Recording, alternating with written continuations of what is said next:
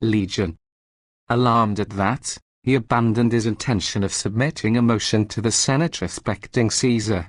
He departed not by the regular roads, but by the by-lanes, in the robe of a general, and on that very self-same day he trumped up a countless number of resolutions of the Senate, all of which he published even before they were drawn up. From thence it was not a journey, but a race and flight into Gaul. He thought that Caesar was pursuing him with the 4th legion, with the martial legion, with the veterans, whose very name he could not endure for fright. Then, as he was making his way into Gaul, Decimus Brutus opposed him, who preferred being himself surrounded by the waves of the whole war, to allowing him either to retreat or advance, and who put Mutina on him as a sort of bridle to his exultation. And when he had blockaded that city with his works and fortifications, and when the dignity of a most flourishing colony, and the majesty of a consul-elect, were both insufficient to deter him from his parricidal treason, then, I call you, and the Roman people, and all the gods who preside over this city, to witness, against my will, and in spite of my resistance and remonstrance, 3 ambassadors of consular rank were sent to that robber, to that leader of gladiators, Marcus Antonius. Whoever was such a barbarian, who was ever so savage, so brutal? He would not listen to them, he gave them no answer, and he not only despised and showed that he considered of no importance those men who were with him, but still more us, by whom these men had been sent. And afterwards what wickedness, or what crime was there which the traitor abstained from? He blockaded your colonists, and the army of the Roman people, and your general, and your consul-elect. He lays waste the lands of nation of most excellent citizens. Like a most inhuman enemy he threatens all virtuous men with crosses and tortures. Now what peace, O Marcus Lepidus, can exist with this man? When it does not seem that there is even any punishment which the Roman people can think adequate to his crimes. But if anyone has hitherto been able to doubt the fact that there can be nothing whatever in common between this order and the Roman people and that most detestable beast, let him at least cease to entertain such a doubt, when he becomes acquainted with this letter which I have just received, it having been sent to me by Hirtius the consul. While I read it, and while I briefly discuss each paragraph, I beg, O conscript fathers, that you will listen to me most attentively, as you have hitherto done. Antonius to Hirtius and Caesar. He does not call himself imperator, nor Hirtius consul, nor Caesar propraetor. This is cunningly done enough. He preferred laying aside a title to which he had no right himself, to giving them their proper style. When I heard of the death of Caius Trebonius, I was not more rejoiced than grieved. Take notice why he says he rejoiced, why he says that he was grieved, and then you will be more easily able to decide the question of peace. It was a matter of proper rejoicing that a wicked man had paid the penalty due to the bones and ashes of a most illustrious man, and that the divine power of the gods had shown itself before the end of the current year, by showing the chastisement of that parricide already inflicted in some cases, and impending in others. O you Spartacus! For what name is more fit for you? You whose abominable wickedness is such as to make even Catiline seem tolerable. Have you dared to write that it is a matter of rejoicing that Trebonius has suffered punishment? That Trebonius was wicked? What was his crime, except that on the Ides of March he withdrew you from the destruction which you had deserved? Come, you rejoice at this, let us see what it is that excites your indignation. That Dolabella should at this time have been pronounced a public enemy because he has slain an assassin, and that the son of a buffoon should appear dearer to the Roman people than Caius Caesar, the father of his country, a circumstance is to be lamented. Why should you be sad because Dolabella has been pronounced a public enemy? Why? Are you not aware that you yourself, by the fact of an enlistment having taken place all over Italy, and of the consuls being sent forth to war, and of Caesar having received great honours, and of the garb of war having been assumed, have also been pronounced an enemy? And what reason is there, O you wicked man, for lamenting that Dolabella has been declared an enemy by the Senate, a body which you indeed think of no consequence at all, but you make it your main object in waging war utterly to destroy the Senate, and to make all the rest of those who are either virtuous or wealthy follow the fate of the highest order of all. But he calls him the son of a buffoon, as if that noble Roman knight the father of Trebonius were unknown to us. And does he venture to look down on anyone because of the meanness of his birth, when he has himself children by Phaedria? But it is the bitterest thing of all that you, O Aulus Hirtius, who have been distinguished by Caesar's kindness, and who have been left by him in a condition which you yourself marvel at. Lacuna. I cannot indeed deny that Aulus Hirtius was distinguished by Caesar, but such distinctions are only of value when conferred on virtue and industry. But you, who cannot deny that you also were distinguished by Caesar, what would you have been if he had not showered so many kindnesses on you? Where would your own good qualities have borne you? Where would your birth have conducted you? You would have spent the whole period of your manhood in brothels, and cookshops, and in gambling and drinking, as you used to do when you were always burying your brains and your beard in the laps of actresses. And you too, O boy. He calls him a boy whom he has not only experienced and shall again experience to be a man, but one of the bravest of men. It is indeed the name appropriate to his age, but he is the last man in the world who ought to use it, when it is his own madness that has opened to this boy the path to glory. You who owe everything to his name. He does indeed owe everything, and nobly is he paying it. For if he was the father of his country, as you call him, I will see hereafter what my opinion of that matter is. Why is not this youth still more truly our father, to whom it certainly is owing that we are now enjoying life, saved out of your most guilty hands? Are taking pains to have dull label illegally condemned. A base action, truly, by which the authority of this most honourable order is defended against the insanity of a most inhuman gladiator, and to effect the release of this poisoner from blockade. Do you dare to call that man a poisoner who has found a remedy against your own poisoning tricks, and whom you are besieging in such a manner, O you new Hannibal, or if there was ever any abler general than he, as to blockade yourself, and to be unable to extricate yourself from your present position, should you be ever so desirous to do so? Suppose you retreat, they will all pursue you from all sides. Suppose you stay where you are, you will be caught. You are very right, certainly, to call him a poisoner, by whom you see that your present disastrous condition has been brought about, in order that Cassius and Brutus may become as powerful as possible. Would you suppose that he is speaking of Censorinus, or of Ventidius, or of the Antonii themselves? But why should they be unwilling that those men should become powerful, who are not only most excellent and nobly born men, but who are also united with them in the defense of the Republic? In fact, you look upon the existing circumstances as you did on the former ones. What can he mean? You used to call the camp of Pompeius the Senate. 12. Should we rather call your camp the Senate, in which you are the only man of consular rank, you whose whole consulship is effaced from every monument and register, and 2 praetors, who are afraid that they will lose something by us, a groundless fear.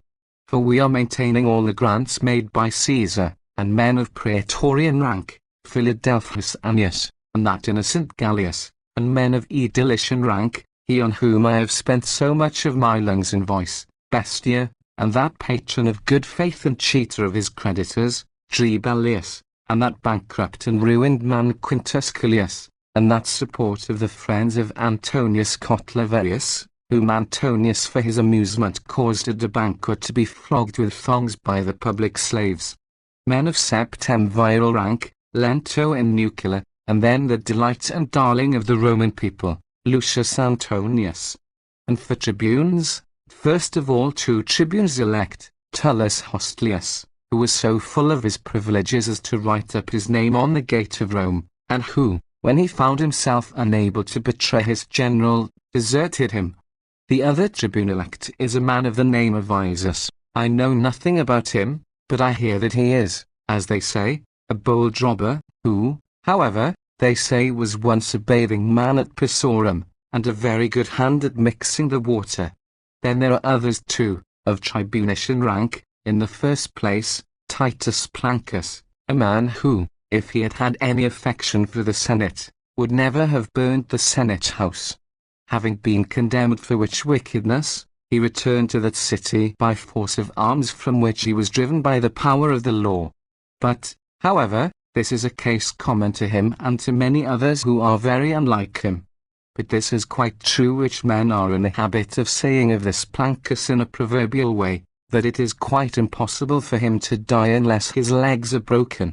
50. They are broken, and still he lives.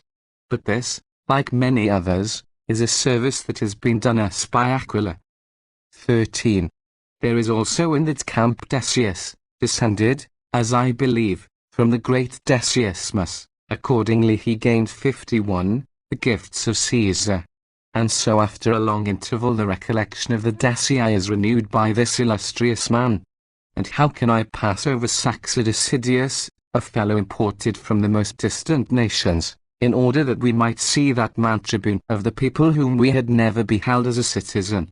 There is also one of the Caecini, but all of them have such a resemblance to one another, that I may make a mistake as to their first names. Nor must I omit Axicius, the brother of Philadelphus the quaestor, lest, if I were to be silent about that most illustrious young man, I should seem to be envying Antonius. There is also a gentleman of the name of Vasinius, a voluntary senator, having been elected by himself. He saw the Senate house open after the death of Caesar, he changed his shoes, and in a moment became a conscript father.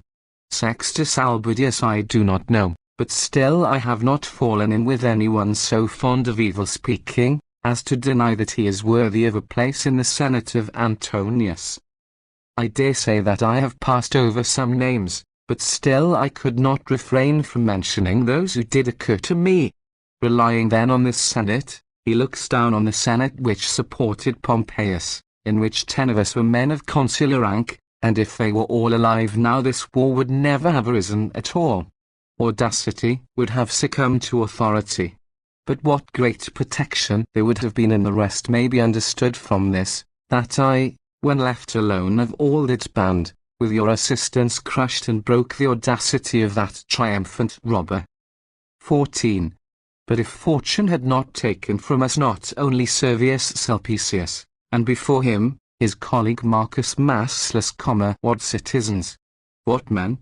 If the Republic had been able to retain the 2 consuls, men most devoted to their country, who were driven together out of Italy, and Lucius Afranius, that consummate general, and Publius Lentulus, a citizen who displayed his extraordinary virtue on other occasions, and especially in the securing my safe return, and Bibulus, whose constant and firm attachment to the Republic has at all times been deservedly praised, and Lucius Domitius, that most excellent citizen, and Appius Claudius, a man equally distinguished for nobleness of birth and for attachment to the state, and Publius Scipio, a most illustrious man, closely resembling his ancestors.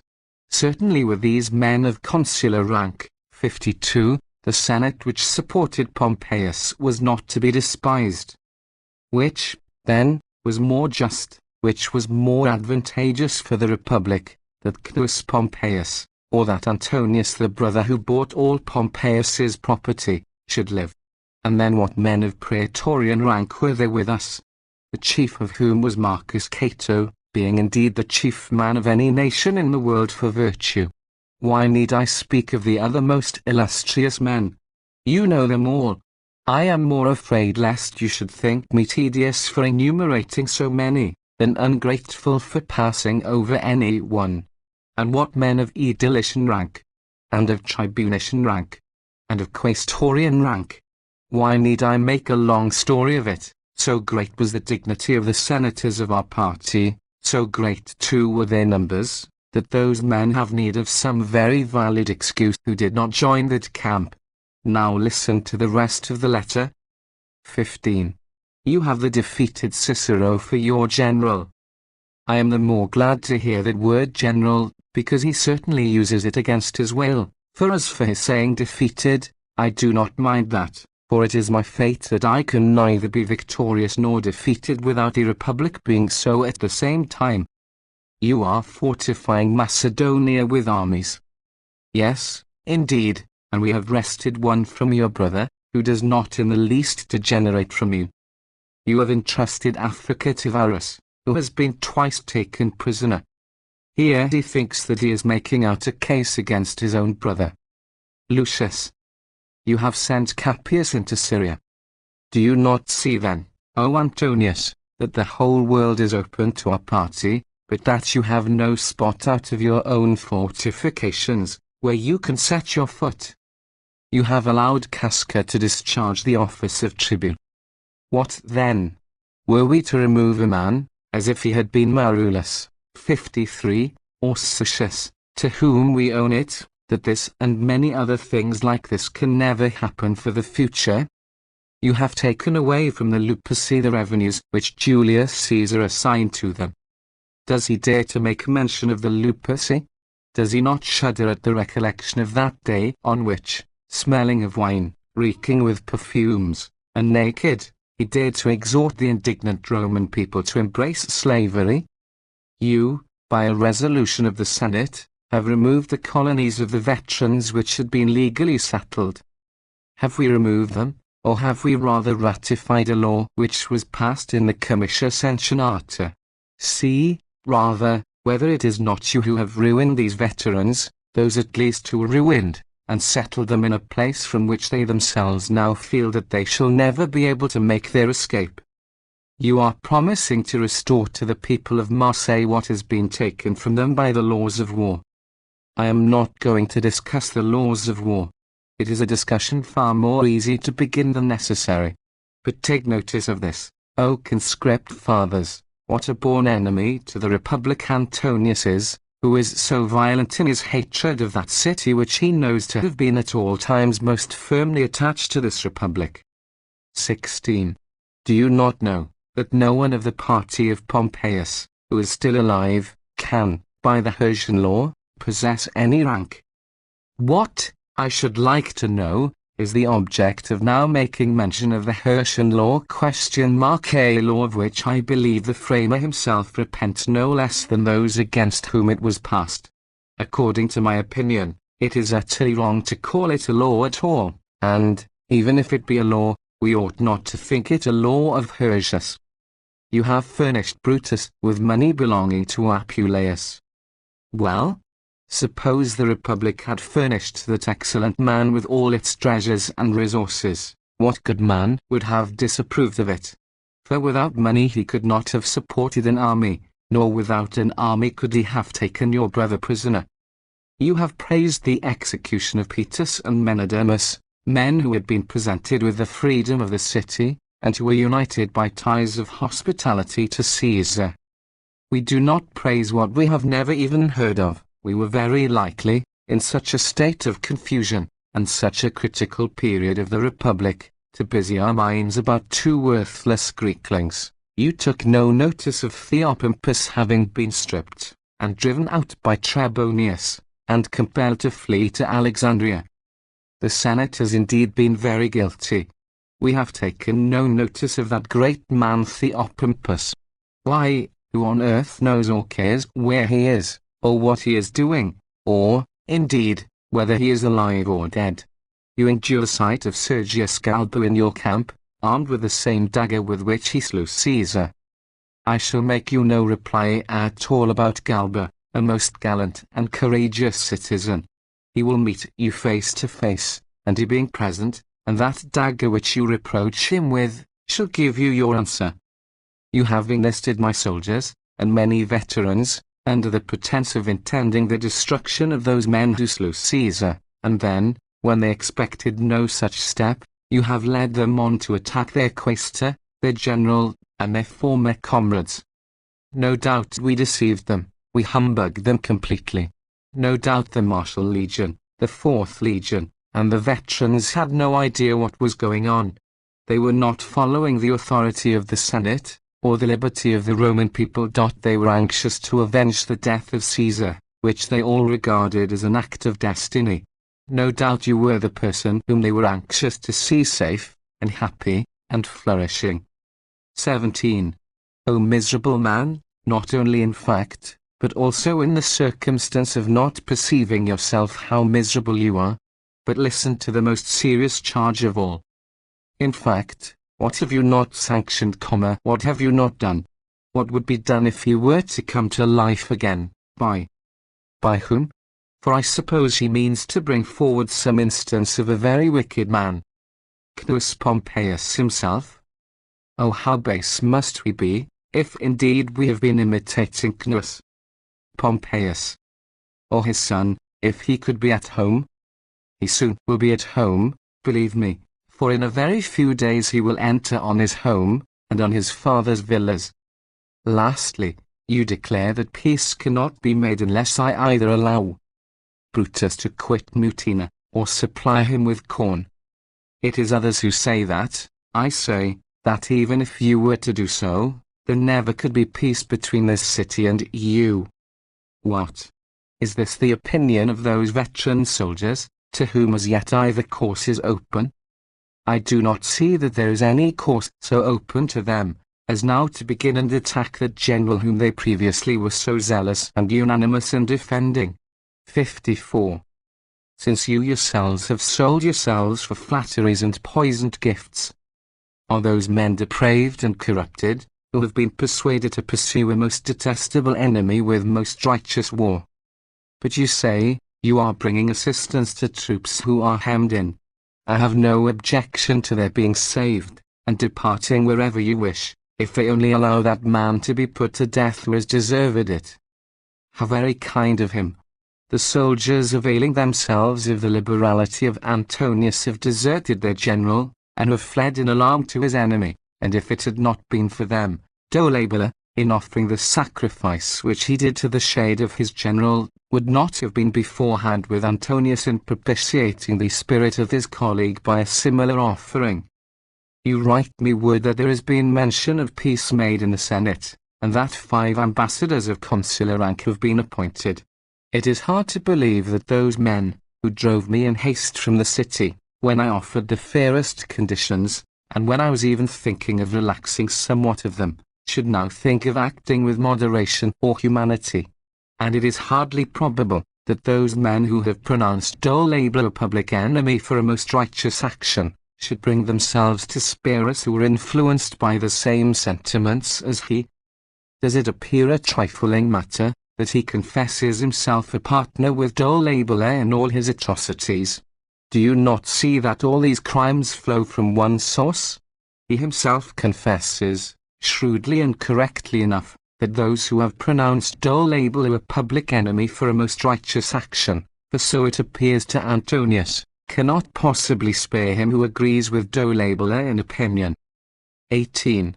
What can you do with a man who puts on paper and records the fact, that his agreement with Dolabella is so complete, that he would kill Trebonius, and, if he could, Brutus and Cassius too, with every circumstance of torture, and inflict the same punishment on us also? Certainly, a man who makes so pious and fair a treaty is a citizen to be taken care of. He, also, complains that the conditions which he offered, those reasonable and modest conditions, were rejected, namely, that he was to have the further Gaul, the province the most suitable of all for renewing and carrying on the war, that the legionaries of the order should be judges in the 3rd decury, that is to say, that there shall be an asylum for all crimes, to the indelible disgrace of the Republic, that his own acts should be ratified, his when not one trace of his consulship has been allowed to remain. He showed his regard also for the interests of Lucius Antonius, who had been a most equitable surveyor of private and public domains, with Nucula and Lento for his colleagues. Consider then, both of you, whether it is more becoming and more advantageous for your party for you to seek to avenge the death of Trebonius, or that of Caesar, and whether it is more reasonable for you and me to meet in battle, in order that the cause of the Pompeians, which has so frequently had its throat cut, may the more easily revive, or to agree together, so as not to be a laughing stock to our enemies. If its throat had been cut, it never could revive. Which, says he, is more becoming. In this war he talks of what is becoming, and more advantageous for your party. Parties, you senseless man, is a suitable expression for the Forum, or the Senate House. You have declared a wicked war against your country, you are attacking Mutina, you are besieging the consul-elect, 2 consuls are carrying on war against you, and with them, Caesar, the propraetor, all Italy is armed against you, and then do you call yours a party, instead of a revolt from the Republic? To seek to avenge the death of Trebonius, or that of Caesar. We have avenged Trebonius sufficiently by pronouncing Dolabella a public enemy. The death of Caesar is best defended by oblivion and silence. But take notice what his object is. When he thinks that the death of Caesar ought to be revenged, he is threatening with death, not those only who perpetrated that action, but those also who were not indignant at it. 19. Men who will count the destruction of either you or me gain to them. A spectacle which as yet fortune herself has taken care to avoid, unwilling to see 2 armies which belong to one body fighting, with Cicero acting as master of the show, a fellow who was so far happy that he has cajoled you both with the same compliments as those with which he boasted that he had deceived Caesar. He proceeds in his abuse of me, as if he had been very fortunate in all his former reproaches of me, but I will brand him with the most thoroughly deserved marks of infamy, and pillory him for the everlasting recollection of posterity. I am master of the show of gladiators. Indeed he is not wholly wrong, for I do wish to see the worst party slain, and the best victorious. He writes that whichever of them are destroyed we shall count as so much gain. Admirable gain, when, if you, O Antonius, are victorious, may the gods avert such a disaster. The death of those men who depart from life untortured will be accounted happy. He says that Hirtius and Caesar have been cajoled by me by the same compliments. I should like to know what compliment has been as yet paid to Hirtius by me, for still more and greater ones than have been paid him already are due to Caesar. But do you, O Antonius, dare to say that Caesar, the father, was deceived by me? It was you, I say, who really slew him at the Lupical games. Why, O most ungrateful of men, have you abandoned your office of priest to him? But remark now the admirable wisdom and consistency of this great and illustrious man. I am quite resolved to brook no insult either to myself or to my friends, nor to desert that party which Pompeius hated, nor to allow the veterans to be removed from their abodes, nor to allow individuals to be dragged out to torture, nor to violate the faith which I pledged to Dolabella. I say nothing of the rest of this sentence. The faith pledged to Dolabella, to that most holy man, this pious gentleman will by no means violate. What faith? Was it a pledge to murder every virtuous citizen, to partition the city and Italy, to distribute the provinces among, and to hand them over to be plundered by their followers? For what else was there which could have been ratified by treaty and mutual pledges between Antonius and Dolabella, those foul and parricidal traitors? Nor to violate my treaty of alliance with Lepidus, the most conscientious of men. You have any alliance with Lepidus or with any, I will not say virtuous citizen, as he is, but with any man in his senses. Your object is to make Lepidus appear either an impious man, or a madman. But you are doing no good, although it is a hard matter to speak positively of another, especially with a man like Lepidus, whom I will never fear, but I shall hope good things of him unless I am prevented from doing so. Lepidus wished to recall you from your frenzy, not to be the assistant of your insanity. But you seek your friends not only among conscientious men, but among most conscientious men. And you actually, so godlike is your piety, invent a new word to express it which has no existence in the Latin language. Nor to betray Plancus, the partner of my counsels.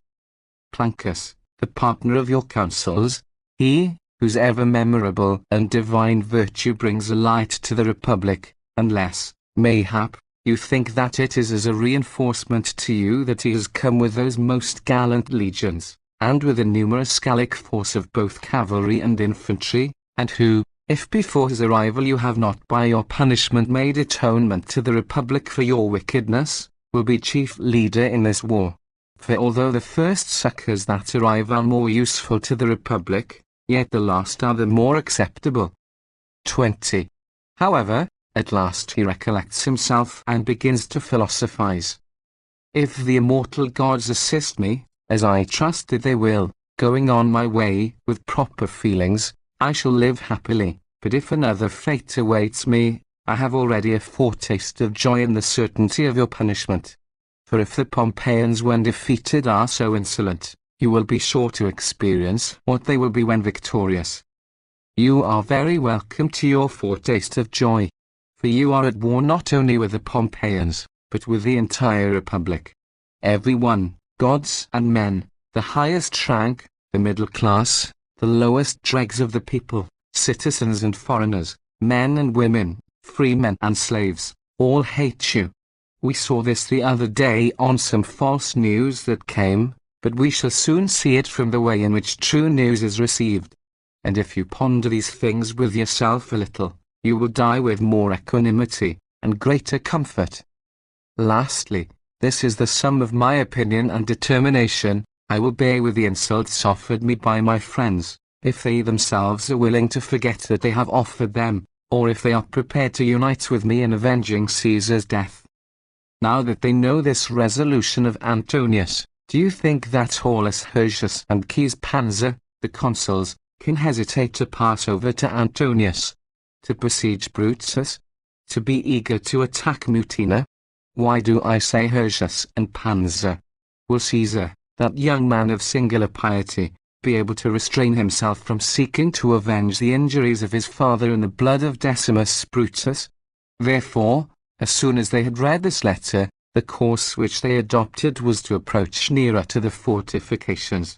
And on this account we ought to consider Caesar a still more admirable young man, and that a still greater kindness of the immortal gods which gave him to the Republic, as he has never been misled by the specious use of his father's name, nor by any false idea of piety and affection. He sees clearly that the greatest piety consists in the salvation of one's country. But if it were a contest between parties, the name of which is utterly extinct, then would Antonius and Ventidius be the proper persons to uphold the party of Caesar, rather than in the first place, Caesar, a young man full of the greatest piety and the most affectionate recollection of his parent, and next to him Pansa and Hirtius, who held, if I may use such an expression, the two horns of Caesar, at the time when that deserved to be called a party.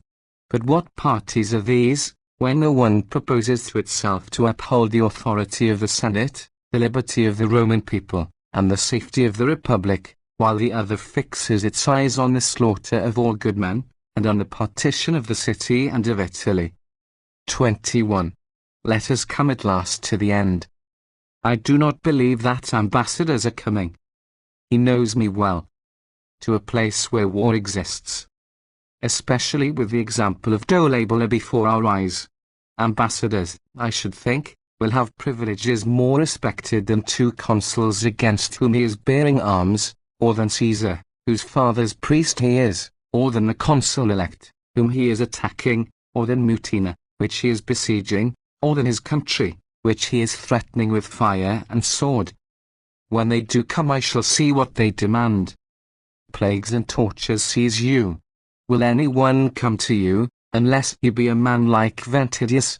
We sent men of the very highest character to extinguish the rising conflagration. You rejected them. Shall we now send men when the fire has become so large and has risen to such a height, and when you have left yourself no possible room, not only for peace, but not even for a surrender? I have read you this letter, O conscript fathers, not because I thought it worth reading, but in order to let you see all his parricidal treasons revealed by his own confessions. Would Marcus Lepidus, that man so richly endowed with all the gifts of virtue and fortune, if he saw this letter, either wish for peace with this man, or even think it possible that peace should be made? Soon as shall fire and water mingle, as some poet or other says, Sooner shall anything in the world happen than either the Republic become reconciled to the Antonii, or the Antonii to the Republic. Those men are monsters, prodigies, portentous beasts of the Republic. It would be better for this city to be uplifted from its foundations and transported, if such a thing were possible, into other regions, where it should never hear of the actions or the name of the Antonii, than for it to see those men, driven out by the valor of Caesar, and hemmed in by the courage of Brutus, inside these walls. The most desirable thing is victory. The next best thing is to think no disaster too great to bear in defense of the dignity and freedom of one's country. The remaining alternative, I will not call it the third, but the lowest of all, is to undergo the greatest disgrace from a desire of life. Since, then, this is the case, as to the letters and messages of Marcus Lepidus, that most illustrious man, I agree with Servilius. And I further give my vote, that Magnus Pompeius, the son of Cnus, has acted as might have been expected from the affection and zeal of his father and forefathers towards the Republic, and from his own previous virtue and industry and loyal principles in promising to the Senate and people of Rome his own assistance, and that of those men whom he had with him, and that conduct of his is grateful and acceptable to the Senate and people of Rome, and that it shall tend to his own honor and dignity. This may either be added to the resolution of the Senate which is before us, or it may be separated from it and drawn up by itself, so as to let Pompeius be seen to be extolled in a distinct resolution of the Senate. The 14th, and last, oration of Mt. Cicero against Marcus Antonius, called also the 14th Philippic.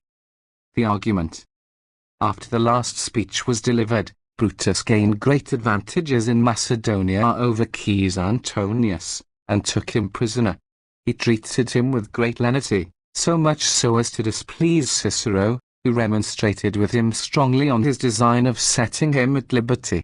He was also under some apprehension as to the steadiness of Plancus's loyalty to the Senate, but on his writing to that body to assure him of his obedience, Cicero procured a vote of some extraordinary honors to him. Cassius also about the same time was very successful in Syria, of which he wrote Cicero a full account. Meantime reports were being spread in the city by the partisans of Antonius, of his success before Mutina, and even of his having gained over the consuls. Cicero, too, was personally much annoyed at a report which they spread of his having formed the design of making himself master of the city and assuming the title of dictator, but when Apuleius, one of his friends, and a tribune of the people, proceeded to make a speech to the people in Cicero's justification, the people all cried out that he had never done anything which was not for the advantage of the Republic. About the same time news arrived of a victory gained over Antonius at Mutina.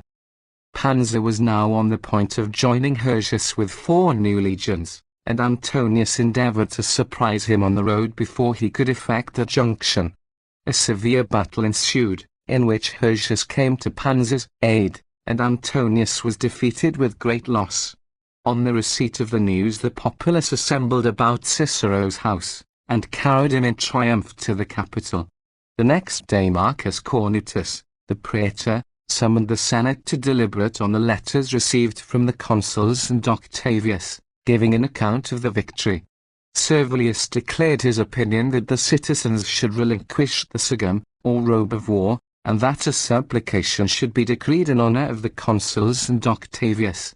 Cicero rose next and delivered the following speech, objecting to the relinquishment of the robe of war, and blaming Servilius for not calling Antonius an enemy. The measures which he himself proposed were carried. If, O conscript fathers, while I learnt from the letters which have been read that the army of our most wicked enemies had been defeated and routed, I had also learnt what we all wish for above all things, and which we do suppose has resulted from that victory which has been achieved, namely, that Decimus Brutus had already quitted Mutina, then I should without any hesitation give my vote for our returning to our usual dress out of joy at the safety of that citizen on account of whose danger it was that we adopted the robe of war. but before any news of that event which the city looks for with the greatest eagerness arrives, we have sufficient reason indeed for joy at this most important and most illustrious battle, but reserve, I beg you, your return to your usual dress for the time of complete victory. But the completion of this war is the safety of Decimus Brutus. But what is the meaning of this proposal that our dress shall be changed just for today, and that tomorrow we should again come forth in the garb of war? Rather, when we have once returned to the dress which we wish and desire to assume, let us strive to retain it forever, for this is not only discreditable, but it is displeasing also to the immortal gods, to leave their altars, which we have approached in the attire of peace, for the purpose of assuming the garb of war. And I notice, O conscript fathers, that there are some who favor this proposal, whose intention and design is, as they see that will be a most glorious day for Decimus Brutus, on which we return to our usual dress out of joy for his safety, to deprive him of this great reward, so that it may not be handed down to the recollection of posterity that the Roman people had recourse to the garb of war on account of the danger of one single citizen, and then return to then gowns of peace on account of his safety. Take away this reason, and you will find no other for so absurd a proposal. But do you, O conscript fathers, preserve your authority, adhere to your own opinions, preserve in your recollection what you have often declared, that the whole result of this entire war depends on the life of one most brave and excellent man. 2. For the purpose of effecting the liberation of Decimus Brutus, the chief men of the state were sent as ambassadors, to give notice to that enemy and parricidal traitor to retire from Mutina, for the sake of preserving that same Decimus Brutus. Aulus Hirtius, the consul, went by lot to conduct the war, a man the weakness of whose bodily health was made up for by the strength of his courage, and encouraged by the hope of victory. Caesar, too, after he, with an army levied by his own resources and on his own authority, had delivered the Republic from the first dangers that assailed it, in order to prevent any subsequent wicked attempts from being originated, departed to assist in the deliverance of the same Brutus, and subdued some family vexation which he may have felt by his attachment to his country. What other object had Caius Pansa in holding the levies which he did, and in collecting money, and in carrying the most severe resolutions of the Senate against Antonius, and in exhorting us, and in inviting the Roman people to embrace the cause of liberty, except to ensure the deliverance of Decimus Brutus? For the Roman people in crowds demanded at his hands the safety of Decimus Brutus with such unanimous outcries, that he was compelled to prefer it not only to any consideration of his own personal advantage, but even to his own necessities.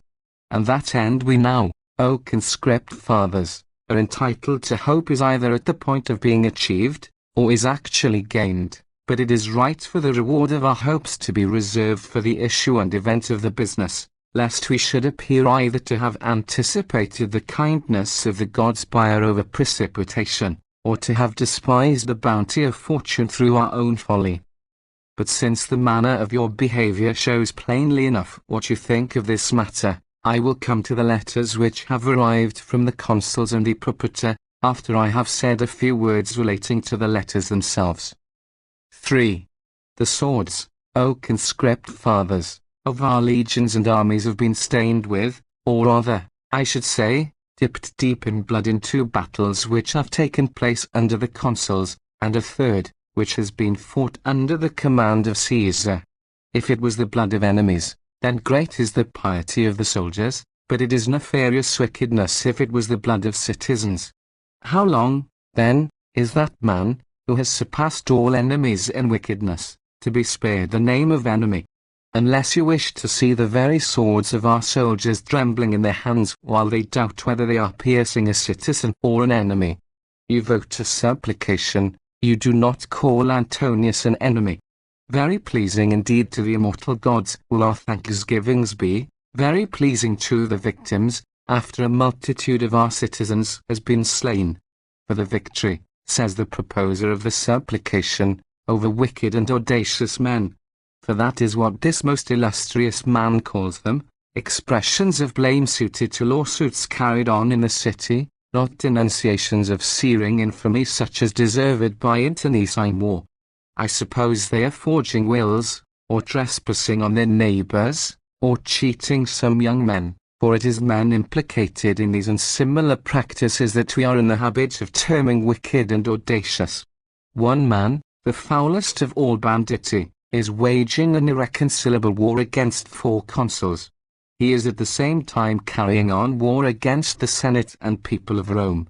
He is, although he is himself hastening to destruction, through the disasters which he has met with, threatening all of us with destruction, and devastation, and torments, and tortures. He declares that inhuman and savage act of dough labellers, which no nation of barbarians would have owned, was done by his advice, and what he himself would do in this city, if this very Jupiter, who now looks down upon us assembled in his temple, had not repelled him from this temple and from these walls, he showed, in the miseries of those inhabitants of Parma, whom, virtuous and honourable men as they were, and most intimately connected with the authority of this order, and with the dignity of the Roman people, that villain and monster, Lucius Antonius, that object of the extraordinary detestation of all men, and, if the gods hate those whom they ought, of all the gods also, murdered with every circumstance of cruelty. My mind shudders at the recollection, O conscript fathers, and shrinks from relating the cruelties which Lucius Antonius perpetrated on the children and wives of the citizens of Parma. For whatever infamy the Antonii have willingly undergone in their own persons to their own infamy, they triumph in the fact of having inflicted on others by violence. But it is a miserable violence which they offer to them, most unholy lust, such as the whole life of the Antonii is polluted with. 4. Is there then any one who is afraid to call those men enemies, whose wickedness he admits to have surpassed even the inhumanity of the Carthaginians? For in what city, when taken by storm, did Hannibal even behave with such ferocity as Antonius did in Parma, which he filched by surprise? Unless, mayhap, Antonius is not to be considered the enemy of this colony, and of the others towards which he is animated with the same feelings. But if he is beyond all question the enemy of the colonies and municipal towns, then what do you consider him with respect to this city which he is so eager for, to satiate the indigence of his band of robbers, which that skilful and experienced surveyor of his, CICERO, has already marked out with his rule? Recollect, I entreat you, in the name of the immortal gods, O conscript fathers, what we have been fearing for the last 2 days, in consequence of infamous rumours carefully disseminated by enemies within the walls. Who has been able to look upon his children or upon his wife without weeping? Who has been able to bear the sight of his home, of his house, and his household gods? Already all of us were expecting a most ignominious death, or meditating a miserable flight. And shall we hesitate to call the men at whose hands we feared all these things enemies? If any one should propose a more severe designation, I will willingly agree to it. I am hardly content with this ordinary one, and will certainly not employ a more moderate one. Therefore, as we are bound to vote, and as Servilius has already proposed a most just supplication for those letters which have been read to you, I will propose altogether to increase the number of the days which it is to last, especially as it is to be decreed in honour of 3 generals conjointly. But first of all I will insist on styling those men imperator by whose valour, and wisdom, and good fortune we have been released from the most imminent danger of slavery and death. Indeed, who is there within the last 20 years who has had a supplication decreed to him without being himself styled imperator, though he may have performed the most insignificant exploits, or even almost none at all? Wherefore, the senator who spoke before me ought either not to have moved for a supplication at all, or he ought to have paid the usual and established compliment to those men to whom even new and extraordinary honours are justly due. Shall the Senate, according to this custom which has now obtained, style a man imperator if he has slain 1,000 or 2 of Spaniards, or Gauls, or Thracians, and now that so many legions have been routed, Now that such a multitude of enemies has been slain, enemies, I say, although our enemies within the city do not fancy this expression, shall we pay to our most illustrious generals the honor of a supplication, and refuse them the name of imperator? For with what great honor, and joy, and exultation ought the deliverers of this city themselves to enter into this temple, when yesterday, on account of the exploits which they have performed, the Roman people carried me in an ovation, almost in a triumph, from my house to the Capitol, and back again from the Capitol to my own house. That is indeed, in my opinion, a just and genuine triumph, when men who have deserved well of the Republic receive public testimony to their merits from the unanimous consent of the Senate. For if, at a time of general rejoicing on the part of the Roman people, they addressed their congratulations to one individual, that is a great proof of their opinion of him. If they gave him thanks, that is a greater still. If they did both, then nothing more honorable to him can be possibly imagined. Are you saying all this of yourself? Someone will ask. It is indeed against my will that I do so, but my indignation at injustice makes me boastful, contrary to my usual habit. Is it not sufficient that thanks should not be given to men who have well earned them, by men who are ignorant of the very nature of virtue? And shall accusations and odium be attempted to be excited against those men who devote all their thoughts to ensuring the safety of the Republic? For you well know that there has been a common report for the last few days, that the day before the wine feast, 55, that is to say, on this very day, I was intending to come forth with the fasces as dictator. One would think that this story was invented against some gladiator, or robber, or Catiline, and not against a man who had prevented any such step from ever being taken in the Republic. Was I, who defeated and overthrew and crushed Catiline, when he was attempting such wickedness, a likely man myself all on a sudden to turn out Catiline? Under what auspices could I, an augur, take those fasces? How long should I have been likely to keep them? To whom was I to deliver them as my successor? The idea of anyone having been so wicked as to invent such a tale, or so mad as to believe it. In what could such a suspicion, or rather such gossip, have originated? Why, when, as you know, during the last 3 or 4 days a report of bad news from Mutina has been creeping abroad, the disloyal part of the citizens, inflated with exultation and insolence, began to collect in one place, at that Senate House which has been more fatal to their party than to the Republic. There, while they were forming a plan to massacre us, and were distributing the different duties among one another, and settling who was to seize on the Capitol, who on the rostra, who on the gates of the city, they thought that all the citizens would flock to me. And in order to bring me into unpopularity, and even into danger of my life, they spread abroad this report about the fasces. They themselves had some idea of bringing the fasces to my house, and then, on pretense of that having been done by my wish, they had prepared a band of hired ruffians to make an attack on me as on a tyrant, and a massacre of all of you was intended to follow. The fact is already notorious, O conscript fathers, but the origin of all this wickedness will be revealed in its fitting time.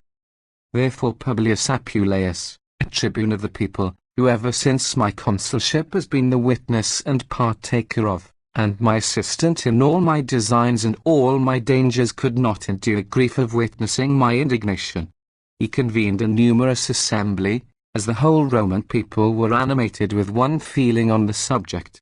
And when in the harangue which he then made, he, as was natural from our great intimacy and friendship, was going to exculpate me from all suspicion in the matter of the fasces, the whole assembly cried out with one voice, that I had never had any intentions with regard to the Republic which were not excellent.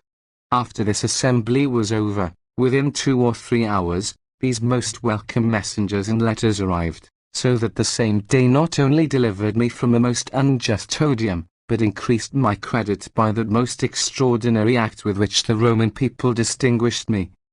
I have made this digression, O conscript fathers, not so much for the sake of speaking of myself, for I should be in a sorry plight if I were not sufficiently acquitted in your eyes without the necessity of making a formal defence, as with the view of warning some men of too grovelling and narrow minds, to adopt the line of conduct which I myself have always pursued, and to think the virtue of excellent citizens worthy of imitation, not of envy. There is a great field in the Republic, as Crassus used very wisely to say, the road to glory is open to many. 7.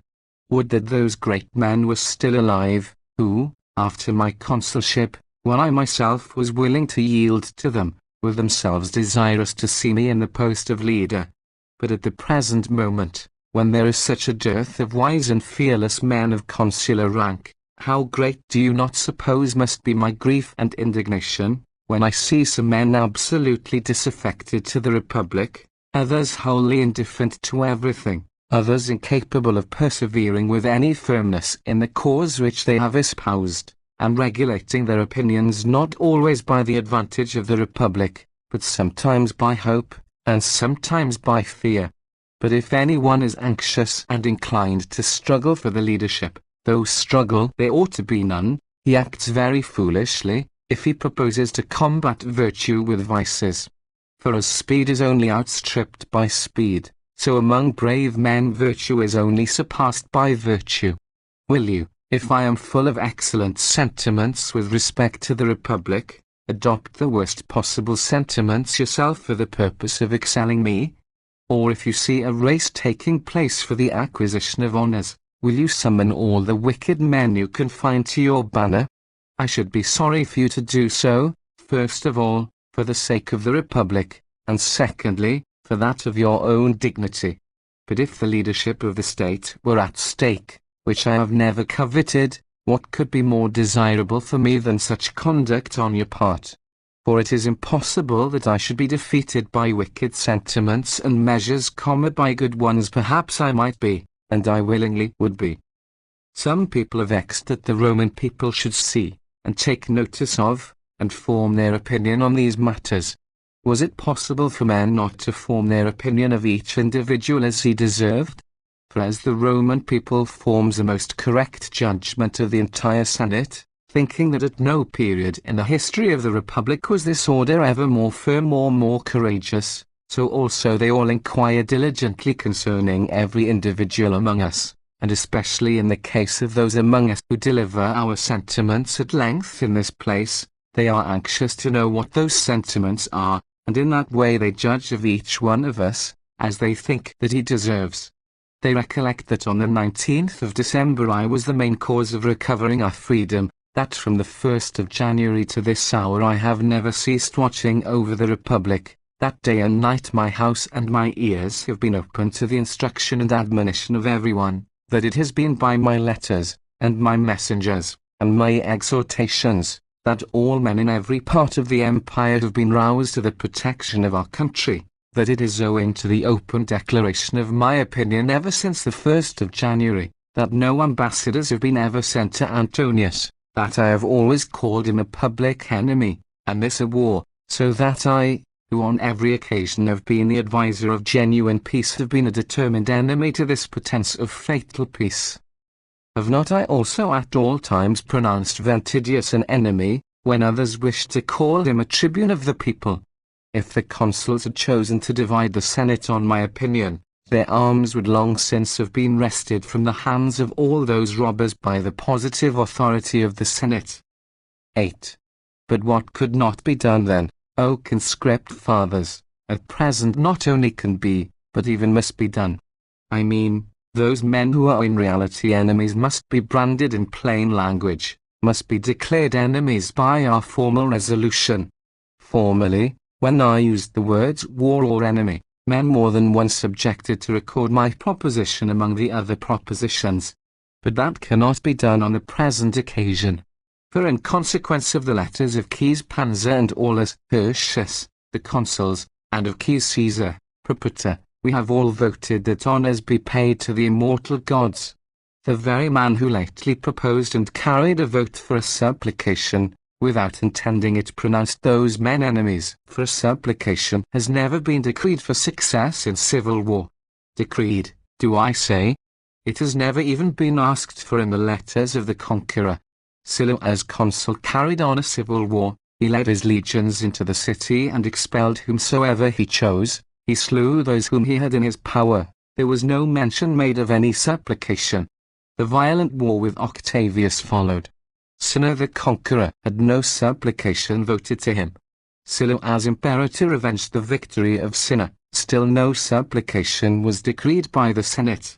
I ask you yourself, O Publius Servilius, did your colleague send you any letters concerning that most lamentable battle of Pharsalia?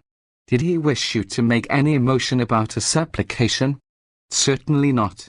But he did afterwards, when he took Alexandria, when he defeated Pharnaces, but for the battle of Pharsalia he did not even celebrate a triumph. For that battle he had destroyed those citizens whose, I will not say lives, but even whose victory might have been quite compatible with the safety and prosperity of the state. And the same thing had happened in the previous civil wars. Though a supplication was decreed in my honor when I was consul, though no arms had been had recourse to at all, still that was voted by a new and wholly unprecedented kind of decree, not for the slaughter of enemies, but for the preservation of the citizens. Wherefore, a supplication on account of the affairs of the Republic having been successfully conducted must, O conscript fathers, be refused by you even though your generals demand it, a stigma which has never been affixed on anyone except Gabinius, or else, by the mere fact of decreeing a supplication, it is quite inevitable that you must pronounce those men, for whose defeat you do decree it, enemies of the state. 9. What then Servilius did in effect, I do in express terms, when I style those men imperators. By using this name, I pronounce those who have been already defeated, and those who still remain, enemies, in calling their conquerors imperators. For what title can I more suitably bestow on Pansa? Though he has, indeed, the title of the highest honor in the Republic. What, too, shall I call Hirtius?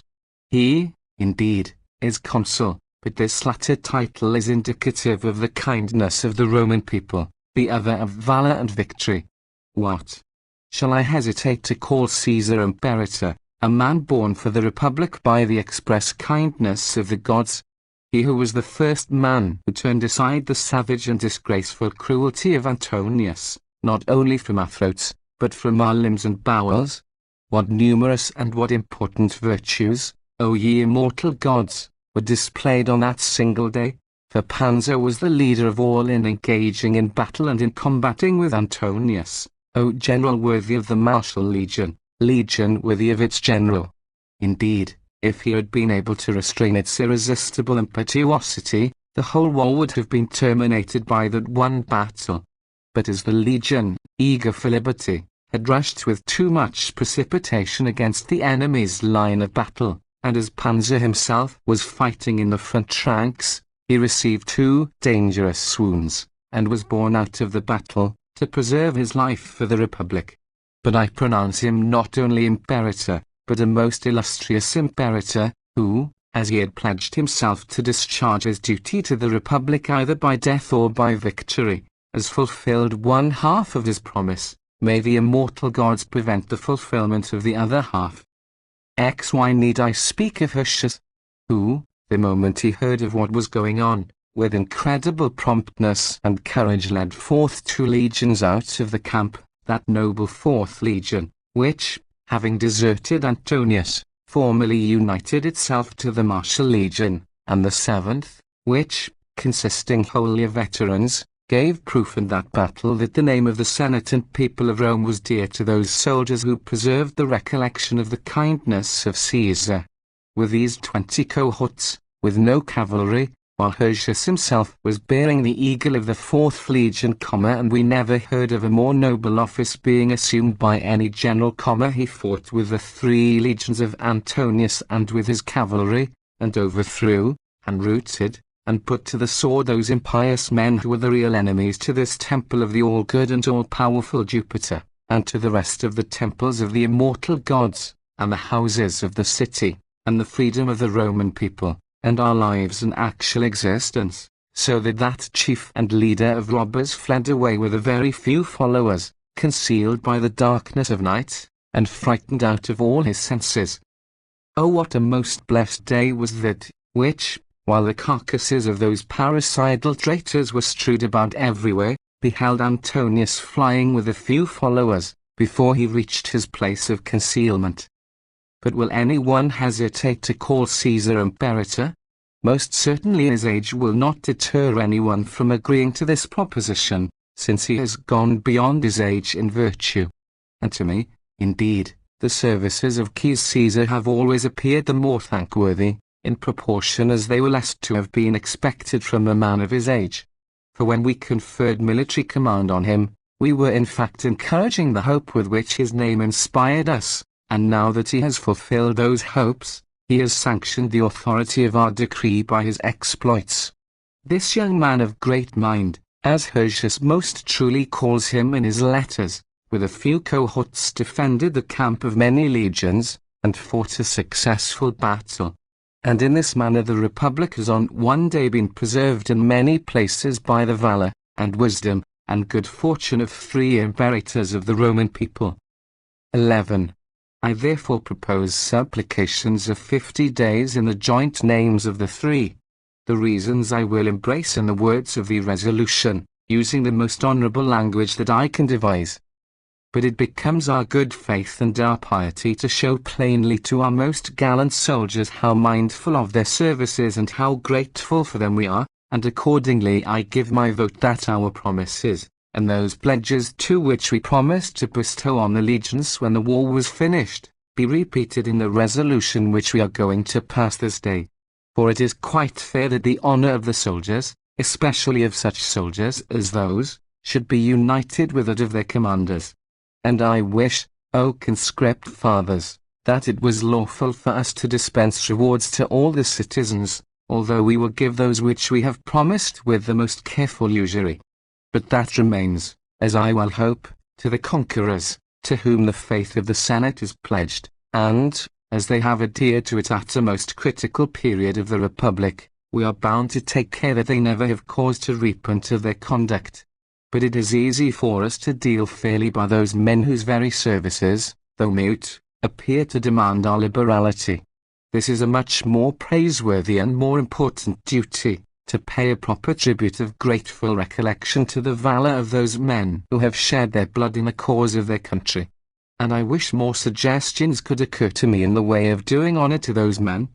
The 2 ideas which principally do occur to me, I will at all events not pass over, the one of which is reference to the everlasting glory of those bravest of men, the other may tend to mitigate the sorrow and mourning of their relations. 12. I therefore give my vote, O conscript fathers, that the most honourable monument possible be erected to the soldiers of the Martial Legion, and to those soldiers also who died fighting by their side. Great and incredible are the services done by this legion to the Republic. This was the first legion to tear itself from the piratical band of Antonius. This was the legion which encamped at Alba. This was the legion that went over to Caesar, and it was in imitation of the conduct of this legion that the 4th legion has earned almost equal glory for its virtue. The 4th is victorious without having lost to man. Some of the Martial Legion fell in the very moment of victory. O happy death, which, due to nature, has been paid in the cause of one's country. But I consider you men born for your country, you whose very name is derived from Mars, so that the same God who begot this city for the advantage of the nations, appears to have begotten you for the advantage of this city. Death in flight is infamous, in victory glorious. In truth, Mars himself seems to select all the bravest men from the battle array. Those impious men whom you slew, shall even in the shades below pay the penalty of their parricidal treason. But you, who have poured forth your latest breath in victory, have earned an abode and place among the pious. A brief life has been allotted to us by nature, but the memory of a well-spent life is imperishable. And if that memory were no longer than this life, who would be so senseless as to strive to attain even the highest praise and glory by the most enormous labours and dangers? You then have fared most admirably, being the bravest of soldiers while you lived, and now the most holy of warriors, because it will be impossible for your virtue to be buried, either through the forgetfulness of the men of the present age, or the silence of posterity, since the Senate and Roman people will have raised to you an imperishable monument, I may almost say with their own hands. Many armies at various times have been great and illustrious in the Punic, and Gallic, and Italian wars, but to none of them have honors been paid of the description which are now conferred on you. And I wish that we could pay you even greater honors, since we have received from you the greatest possible services. You it was who turned aside the furious Antonius from this city, you it was who repelled him when endeavoring to return. There shall therefore be a vast monument erected with the most sumptuous work, and an inscription engraved upon it, as the everlasting witness of your godlike virtue. And never shall a most grateful language of all who either see or hear of your monument cease to be heard. And in this manner you, in exchange for your mortal condition of life, have attained immortality. 13. But since, O conscript fathers, the gift of glory is conferred on these most excellent and gallant citizens by the honor of a monument, let us comfort their relations, to whom this indeed is the best consolation. The greatest comfort for their parents is the reflection that they have produced sons who have been such bulwarks of the Republic, for their children, that they will have such examples of virtue in their family, for their wives, that the husbands whom they have lost are men whom it is a credit to praise, and to have a right to mourn for, and for their brothers, that they may trust that, as they resemble them in their persons, so they do also in their virtues. Would that we were able by the expression of our sentiments and by our votes to wipe away the tears of all these persons, or that any such oration as this could be publicly addressed to them, to cause them to lay aside their grief and mourning, and to rejoice rather, that, while many various kinds of death impend over men, the most honourable kind of all has fallen to the lot of their friends, and that they are not unburied, nor deserted, though even that fate, when incurred for one's country, is not accounted miserable, nor burnt with equable obsequies in scattered graves, but entombed in honourable sepulchres, and honoured with public offerings, and with a building which will be an altar of their valour to ensure the recollection of eternal ages. Wherefore it will be the greatest possible comfort to their relations, that by the same monument they clearly displayed the valour of their kinsmen, and also their piety, and the good faith of the Senate, and the memory of this most inhuman war, in which, if the valour of the soldiers had been less conspicuous, the very name of the Roman people would have perished by the parricidal treason of Marcus Antonius. And I think also, O conscript fathers, that those rewards which we promised to bestow on the soldiers when we had recovered the Republic, we should give with abundant usury to those who are alive and victorious when the time comes, and that in the case of the men to whom those rewards were promised, but who have died in the defense of their country, I think those same rewards should be given to their parents or children, or wives or brothers. 14. But that I may reduce my sentiments into a formal motion, I give my vote that, as Keyes Panzer, Consul, Imperator, set the example of fighting with the enemy in a battle in which the martial legion defended the freedom of the Roman people with admirable and incredible valor, and the legions of the recruits behaved equally well, and as Keyes Panzer, Consul, Imperator, while engaged in the middle of the ranks of the enemy received wounds, and as Aulus Hirtius, Consul, Imperator, the moment that he heard of the battle, and knew what was going on, with a most gallant and loyal soul, led his army out of his camp and attacked Marcus Antonius and his army, and put his troops to the sword, with so little injury to his own army that he did not lose one single man, and as Keyes Caesar, Praetor, Imperator, with great prudence and energy defended the camp successfully, and routed and put to the sword the forces of the enemy which had come near the camp.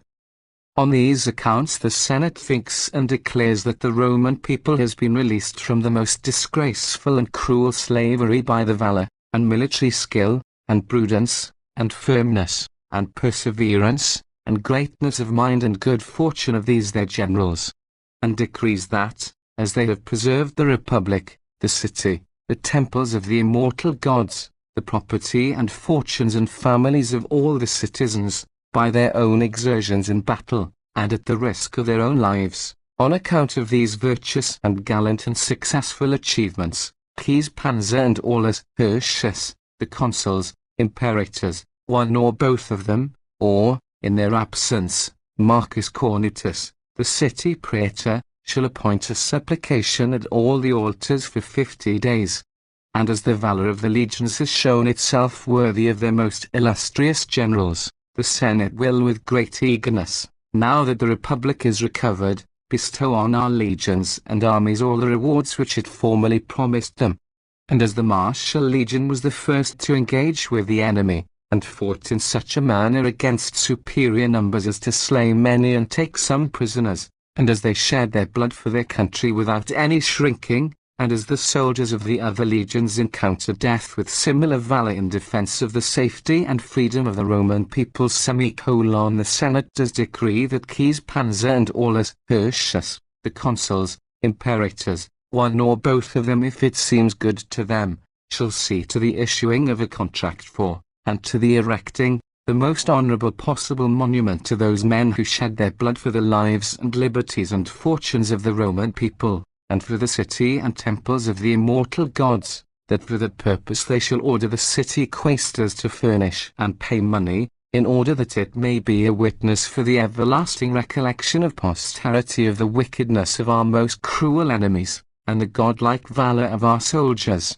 and that the rewards which the Senate previously appointed for the soldiers, be paid to the parents or children, or wives or brothers of those men who in this war have fallen in defense of their country, and that all honors be bestowed on them which should have been bestowed on the soldiers themselves if those men had lived to gain the victory by their death. The two books which remain of the treatise by M.T. Cicero on rhetorical invention. Book I. These essays on rhetoric were composed by Cicero when he was about 21 years of age, and he mentions them afterwards in his more elaborate treatise De Orator, lib. I. c. 2, as unworthy of his more mature age, and more extended experiences. Quintilian also, 3. c. 63, mentions them as works which Cicero condemned by subsequent writings. This treatise originally consisted of 4 books, of which only 2 have come down to us. I have often and deeply resolved this question in my mind, whether fluency of language has been beneficial or injurious to men and to cities, with reference to the cultivation of the highest order of eloquence. For when I consider the disasters of our own republic, and when I call to mind also the ancient calamities of the most important states, I see that it is by no means the most insignificant portion of their distresses which has originated from the conduct of the most eloquent men. But, at the same time, when I set myself to trace back, by the aid of written memorials and documents, affairs which, by reason of their antiquity, are removed back out of the reach of any personal recollection, I perceive also that many cities have been established, many wars extinguished, many most enduring alliances and most holy friendships have been cemented by deliberate wisdom, much assisted and facilitated by eloquence.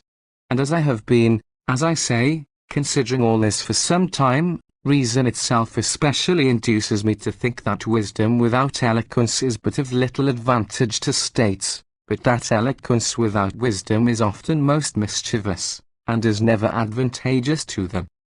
If then anyone, neglecting all the most virtuous and honorable considerations of wisdom and duty, devotes his whole attention to the practice of speaking, that man is training himself to become useless to himself, and a citizen mischievous to his country. But a man who arms himself with eloquence in such a manner as not to oppose the advantage of his country, but to be able to contend in behalf of them, he appears to me to be one who both as a man and a citizen will be of the greatest service to his own and the general interests, and most devoted to his country.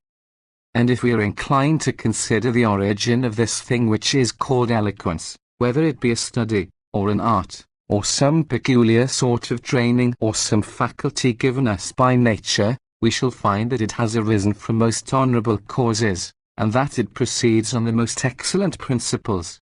2. For there was a time when men wandered at random over the fields, after the fashion of beasts, and supported life on the food of beasts, nor did they do anything by means of the reasoning powers of the mind, but almost everything by bodily strength. No attention was as yet paid to any considerations of the religious reverence due to the gods, or of the duties which are owed to mankind. No one had ever seen any legitimate marriages, no one had beheld any children whose parentage was indubitable, nor had anyone any idea what great advantage there might be in a system of equal law. And so, owing to error and ignorance, cupidity, that blind and rash sovereign of the mind, abused its bodily strength, that most pernicious of servants, for the purpose of gratifying itself. At this time then a man, 56, a great and a wise man truly was he, perceived what materials there were, and what great fitness there was in the minds of men for the most important affairs, if any one could only draw it out, and improve it by education. He, laying down a regular system, collected men, who were previously dispersed over the fields and hidden in habitations in the woods into one place, and united them, and leading them on to every useful and honourable pursuit, though, at first, from not being used to it they raised an outcry against it, he gradually, as they became more eager to listen to him on account of his wisdom and eloquence, made them gentle and civilized from having been savage and brutal. And it certainly seems to me that no wisdom which was silent and destitute of skill in speaking could have had such power as to turn men on a sudden from their previous customs, and to lead them to the adoption of a different system of life. And, moreover, after cities had been established, how could men possibly have been induced to learn to cultivate integrity, and to maintain justice, and to be accustomed willingly to obey others, and to think it right not only to encounter toil for the sake of the general advantage, but even to run the risk of losing their lives, if men had not been able to persuade them by eloquence of the truth of those principles which they had discovered by philosophy? Undoubtedly no one, if it had not been that he was influenced by dignified and sweet eloquence, would ever have chosen to condescend to appeal to law without violence, when he was the most powerful party of the two as far as strength went, so as to allow himself now to be put on a level with those men among whom he might have been preeminent, and of his own free will to abandon a custom most pleasant to him, and one which by reason of its antiquity had almost the force of nature. And this is how eloquence appears to have originated at first, and to have advanced to greater perfection, and also, afterwards, to have become concerned in the most important transactions of peace and war, to the greatest advantage of mankind. But after that a certain sort of complaisance, a false copyist of virtue, without any consideration for real duty, arrived at some fluency of language, then wickedness, relying on ability, began to overturn cities, and to undermine the principles of human life. 3. And, since we have mentioned the origin of the good done by eloquence, let us explain also the beginning of this evil. It appears exceedingly probable to me that was a time when men who were destitute of eloquence and wisdom were not accustomed to meddle with affairs of state, and when also great and eloquent men were not used to concern themselves about private causes, but, while the most important transactions were managed by the most eminent and able men, I think that there were others also, and those not very incompetent, who attended to the trifling disputes of private individuals, and as in these disputes it often happened that men had recourse to lies, and tried by such means to oppose the truth, constant practice in speaking encouraged audacity, so that it became unavoidable that those other more eminent men should, on account of the injuries sustained by the citizens, resist the audacious and came to the assistance of their own individual friends. Therefore, as that man had often appeared equal in speaking, and sometimes even superior, who having neglected the study of wisdom, had labored to acquire nothing except eloquence, it happened that in the judgment of the multitude he appeared a man worthy to conduct even the affairs of the state. And hence it arose, and it is no wonder that it did, when rash and audacious men had seized on the helm of the republic, that great and terrible disasters occurred, owing to which circumstances, eloquence fell under so much odium and unpopularity that the ablest men, like men who seek a harbour to escape from some violent tempest, devoted themselves to any quiet pursuit, as a refuge from a life of sedition and tumult.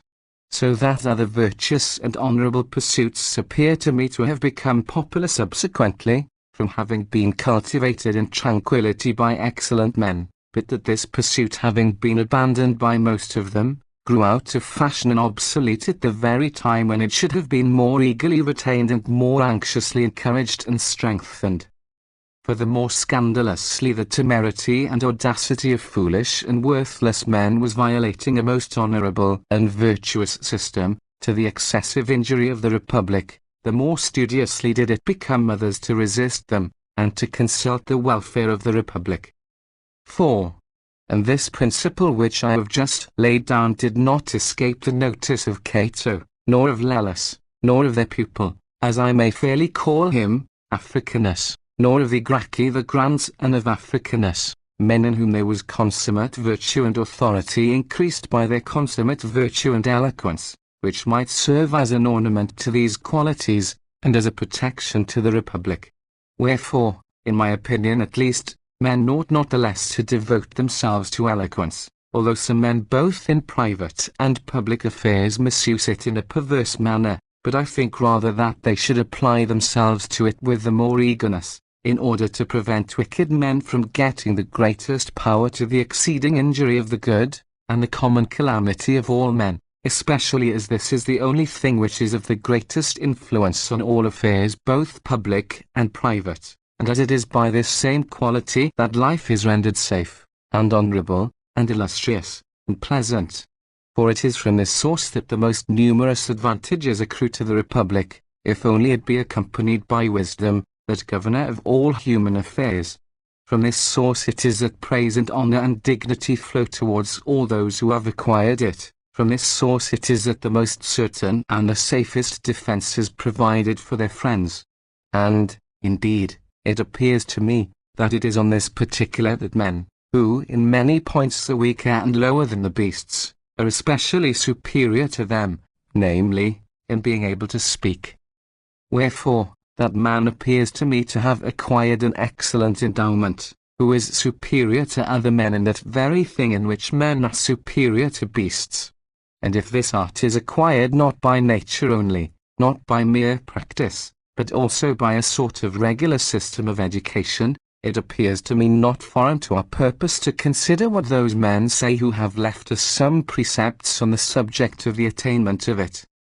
But, before we begin to speak of oratorical precepts, I think we must say something of the nature of the art itself, of its duty, of its end, of its materials, and of its divisions. For when we have ascertained those points, then each man's mind will, with the more ease and readiness, be able to comprehend the system itself, and the path which leads to excellence in it. There is a certain political science which is made up of many and important particulars. A very great and extensive portion of it is artificial eloquence, which men call rhetoric. For we do not agree with those men who think that the knowledge of political science is in no need of and has no connection with eloquence, and we most widely disagree with those, on the other hand, who think that all political ability is comprehended under the skill and power of a rhetorician, on which account we will place his oratorical ability in such a class as to assert that it is a part of political science. But the duty of this faculty appears to be to speak in a manner suitable to persuading men. The end of it is to persuade by language.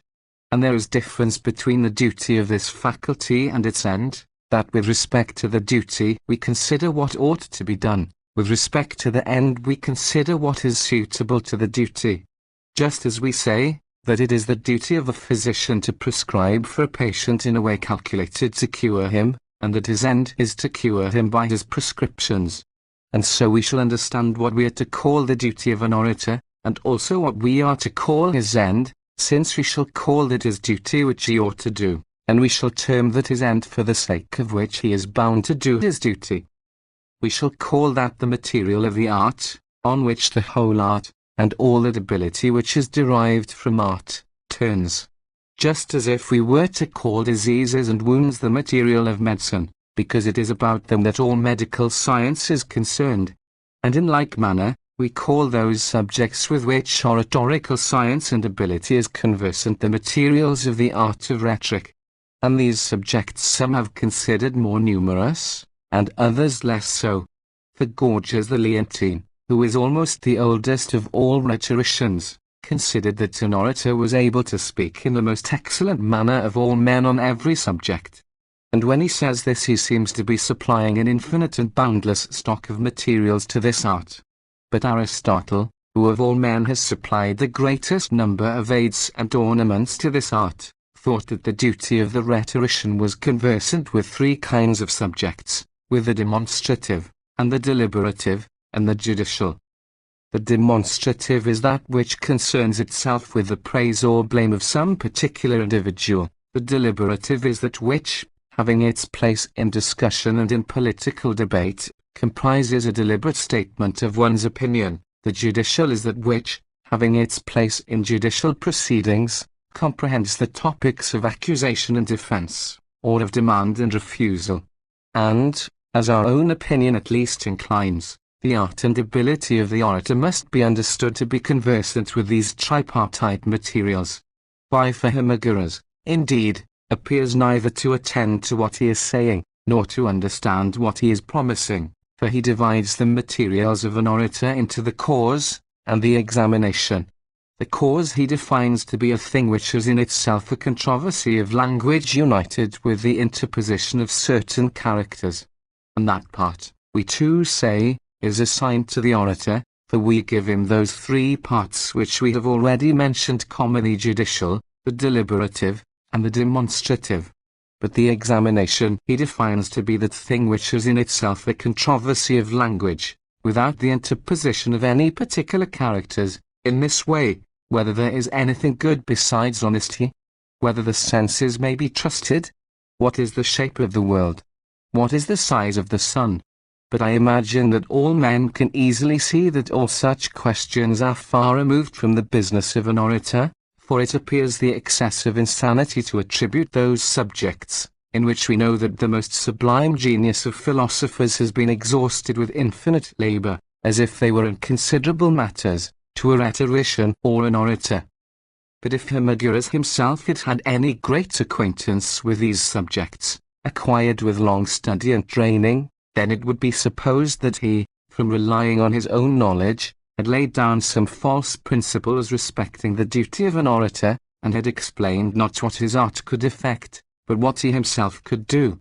But as it is, the character of the man is such, that anyone would be much more inclined to deny him any knowledge of rhetoric, than to grant him any acquaintance with philosophy. Nor do I say this because the book on the art which he published appears to me to have been written with any particular incorrectness, for, indeed, he appears to me to have shown very tolerable ingenuity and diligence in arranging topics which he had collected from ancient writings on the subject, and also to have advanced some new theories himself. But it is the least part of the business of an orator to speak concerning his art, which is what he has done. His business is rather to speak from his art, which is what we all see that this Hermogenes was very little able to do. And so that, indeed, appears to us to be the proper materials of rhetoric, which we have said appear to be such to Aristotle. 7. And these are the divisions of it, as numerous writers have laid them down: invention, arrangement, elocution, memory, delivery. Invention is the conceiving of topics either true or probable, which may make one's cause appear probable. Arrangement is the distribution of the topics which have been thus conceived with regular order. Elocution is the adaptation of suitable words and sentences to the topics so conceived. Memory is the lasting sense in the mind of the matters and words corresponding to the reception of these topics. Delivery is a regulating of the voice and body in a manner suitable to the dignity of the subjects spoken of and of the language employed. Now, that these matters have been briefly defined, we may postpone to another time those considerations by which we may be able to elucidate the character and the duty and the object of this art, for they would require a very long argument, and they have no very intimate connection with the definition of the art and the delivery of precepts relating to it. But we consider that the man who writes a treatise on the art of rhetoric ought to write about two other subjects also, namely, about the materials of the art, and about its divisions. And it seems, indeed, that we ought to treat of the materials and divisions of this art at the same time.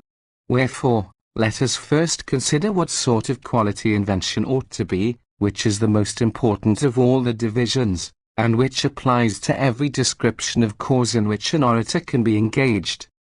8. Every subject which contains in itself any controversy existing either in language or in disputation, contains a question either about a fact, or about a name, or about a class, or about an action. Therefore, that investigation out of which a cause arises we call a stating of a case. A stating of a case is the first conflict of causes arising from a repulse of an accusation, in this way: you did so and so, I did not do so, or, it was lawful for me to do so. When there is a dispute as to the fact, since the cause is confirmed by conjectures, it is called a conjectural statement.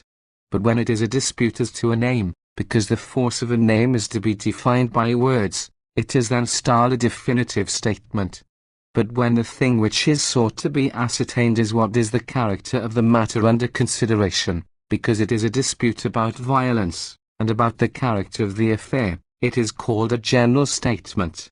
But when the cause depends on this circumstance, either that that man does not seem to plead who ought to plead, or that he does not plead with that man with whom he ought to plead, or that he does not plead before the proper people, at the proper time, in accordance with the proper law, urging the proper charge, and demanding the infliction of the proper penalty, then it is called a statement by way of demurrer, because the arguing of the case appears to stand in need of a demurrer and also of some alteration. And some one or other of these sorts of statement must of necessity be incidental to every cause. For if there be any one to which it is not incidental, in that there can be no dispute at all, on which account it has no right even to be considered a cause at all. And a dispute as to fact may be distributed over every sort of time. For as to what has been done, an inquiry can be instituted in this way, whether Ulysses slew Ajax, and as to what is being done, in this way, whether the people of Trigallia are well affected towards the Roman people, and as to what is going to happen, in this way, if we leave Carthage uninjured, whether any inconvenience will accrue to the Republic. It is a dispute about the name, when parties are agreed as to the fact, and when the question is by what name that which has been done is to be designated. In which class of dispute it is inevitable on that account that there should be a dispute as to the name, not because the parties are not agreed about the fact, not because the fact is not notorious, but because that which has been done appears in a different light to different people, and on that account one calls it by one name and another by another. Wherefore, in disputes of this kind the matter must be defined by words, and described briefly, as, for instance, if anyone has stolen any sacred vessel from a private place, whether he is to be considered a sacrilegious person, or a simple thief. For when that is inquired into, it is necessary to define both points, what is a thief, and what is a sacrilegious person, and to show by one's own description that the matter which is under discussion ought to be called by a different name from that which the opposite party apply to it. 9. The dispute about kind is, when it is agreed both what has been done, and when there is no question as to the name by which it ought to be designated, and nevertheless there is a question of what importance the matter is, and of what sort it is, and altogether of what character it is, in this way, whether it be just or unjust, whether it be useful or useless, and as to all other circumstances with reference to which there is any question what is the character of that which has been done, without there being any dispute as to its name. Humager has assigned 4 divisions to this sort of dispute: the deliberative, the demonstrative, the judicial, and the one relating to facts. And, As it seems to us, this was no ordinary blunder of his, and one which it is incumbent on us to reprove, though we may do so briefly, lest, if we were to pass it over in silence, we might be thought to have had no good reason for abandoning his guidance, or if we were to dwell too long on this point, we might appear to have interposed a delay and an obstacle to the other precepts which we wish to lay down. If deliberation and demonstration are kinds of causes, then the divisions of any one kind cannot rightly be considered causes, for the same matter may appear to be a class to one person, and a division to another, but it cannot appear both a class and a division to the same person. But deliberation and demonstration are kinds of argument, for either there is no kind of argument at all, or there is the judicial kind alone, or there are all three kinds, the judicial and the demonstrative and the deliberative. Now, to say there is no kind of argument at the same time that he says that there are many arguments, and is giving precepts for them, is foolishness. How, too, is it possible that there should be one kind only, namely the judicial, when deliberation and demonstration in the first place do not resemble one another, and are exceedingly different from the judicial kind, and have each their separate object to which they ought to be referred? It follows, then, that there are three kinds of arguments. Deliberation and demonstration cannot properly be considered divisions of any kind of argument. He was wrong, therefore, when he said that they were divisions of a general statement of the case. But if they cannot properly be considered divisions of a kind of argument, much less can they properly be considered divisions of a division of an argument. But all statement of the case is a division of an argument. For the argument is not adapted to the statement of the case, but the statement of the case is adapted to the argument. But demonstration and deliberation cannot be properly considered divisions of a kind of argument, because they are separate kinds of arguments themselves. Much less can they properly be considered divisions of that division, as he calls them. In the next place, if the statement of the case, both itself as a whole, and also any portion of that statement, is a repelling of an accusation, then that which is not a repelling of an accusation is neither a statement of a case, nor a portion of a statement of a case. But if that which is not a repelling of an attack is not a statement of a case, nor a portion of a statement of a case, then deliberation and demonstration are neither a statement of a case, nor a portion of a statement of a case. If, therefore, a statement of a case, whether it be the whole statement or some portion of it, be a repelling of an accusation, then deliberation and demonstration are neither a statement of a case, nor any portion of such statement. But he himself asserts that it is a repelling of an accusation. He must therefore assert also that demonstration and deliberation are neither a statement of a case, nor a portion of such a statement. And he will be pressed by the same argument whether he calls the statement of a case the original assertion of his cause by the accuser, or the first speech in answer to such accusation by the advocate of the defense. For all the same difficulties will attend him in either case. In the next place, a conjectural argument cannot, as to the same portion of it, be at the same time both a conjectural one and a definitive one. Again, a definitive argument cannot, as to the same portion of it, be at the same time both a definitive argument and one in the form and character of a demurrer. And altogether, no statement of a case, and no portion of such a statement, can at one and the same time both have its own proper force and also contain the force of another kind of argument, because each kind of argument is considered simply by its own merits, and according to its own nature, and if any other kind be united with it, then it is the number of statements of a case that is doubled, and not the power of the statement that is increased. But a deliberative's argument, both as to the same portion of it and also at the same time, very frequently has a statement of its case both conjectural, and general, and definitive, and in the nature of a demurrer, and at times it contains only one statement, and at times it contains many such. Therefore it is not itself a statement of the case, nor a division of such statement, and the same thing must be the case with respect to demonstration. These, then, as I have said before, must be considered kinds of argument, and not divisions of any statement of the subject. 11. This statement of the case then, which we call the general one, appears to us to have two divisions, one judicial and one relating to matters of fact.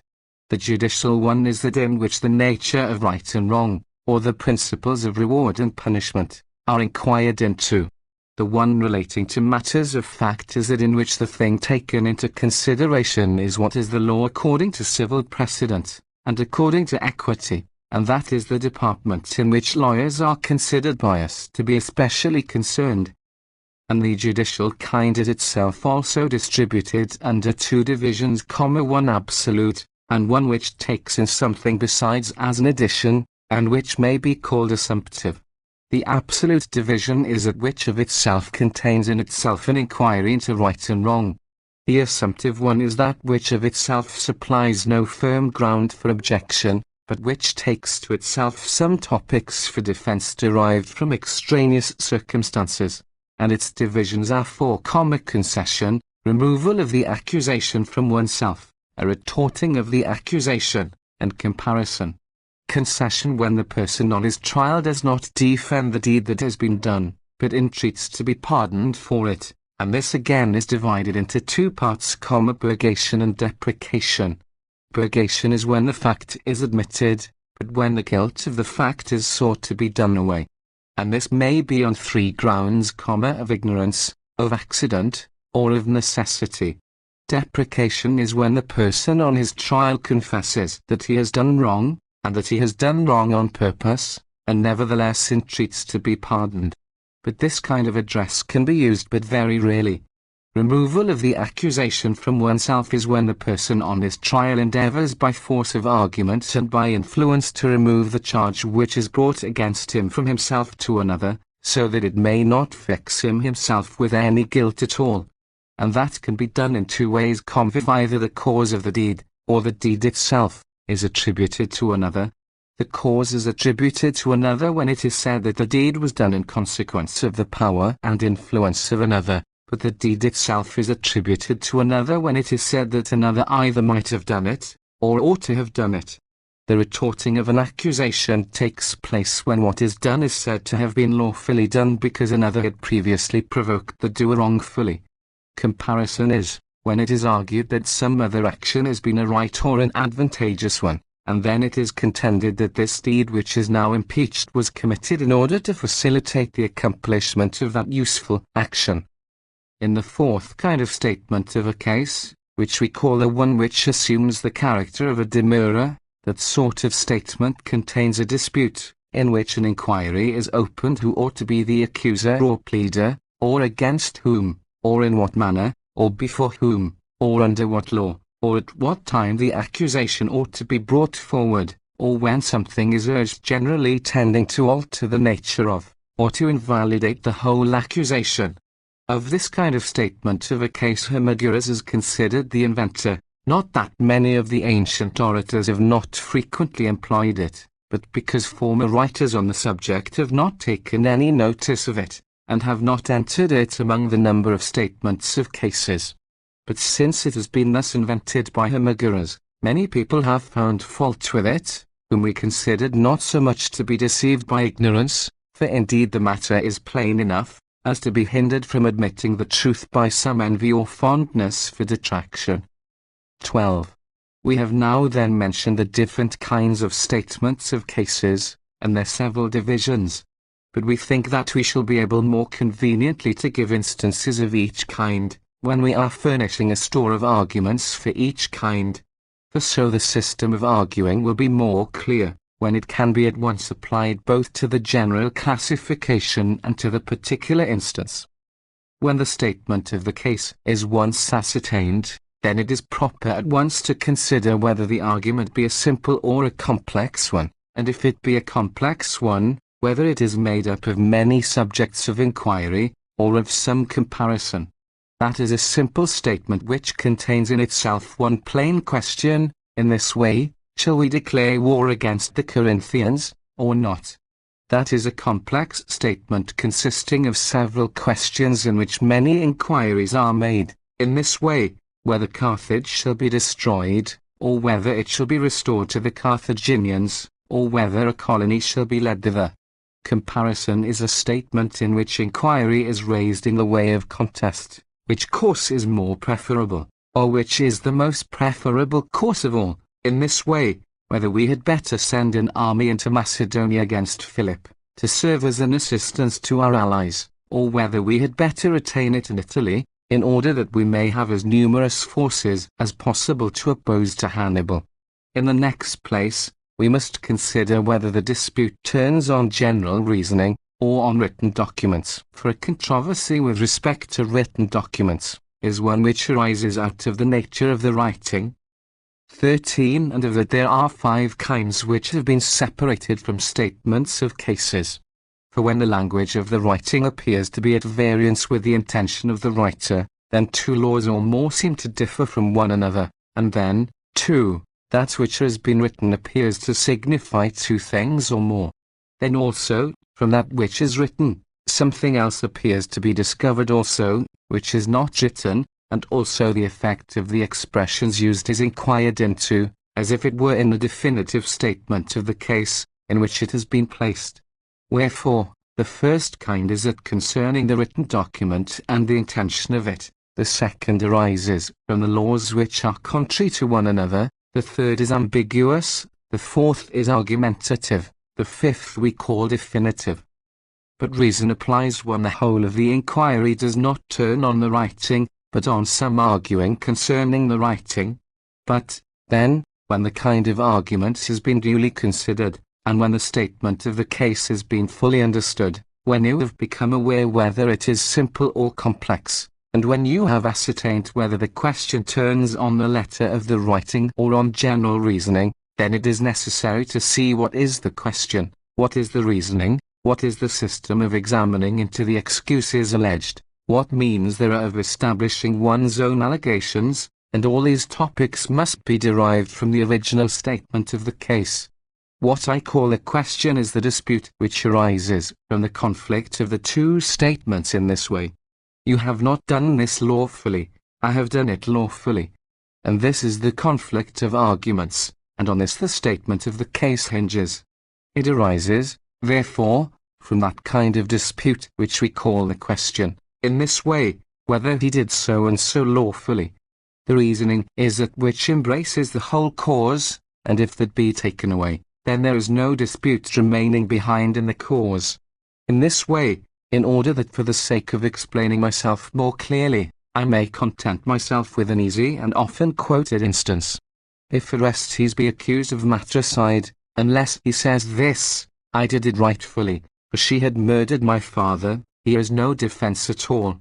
And if his defence be taken away, then all dispute is taken away also.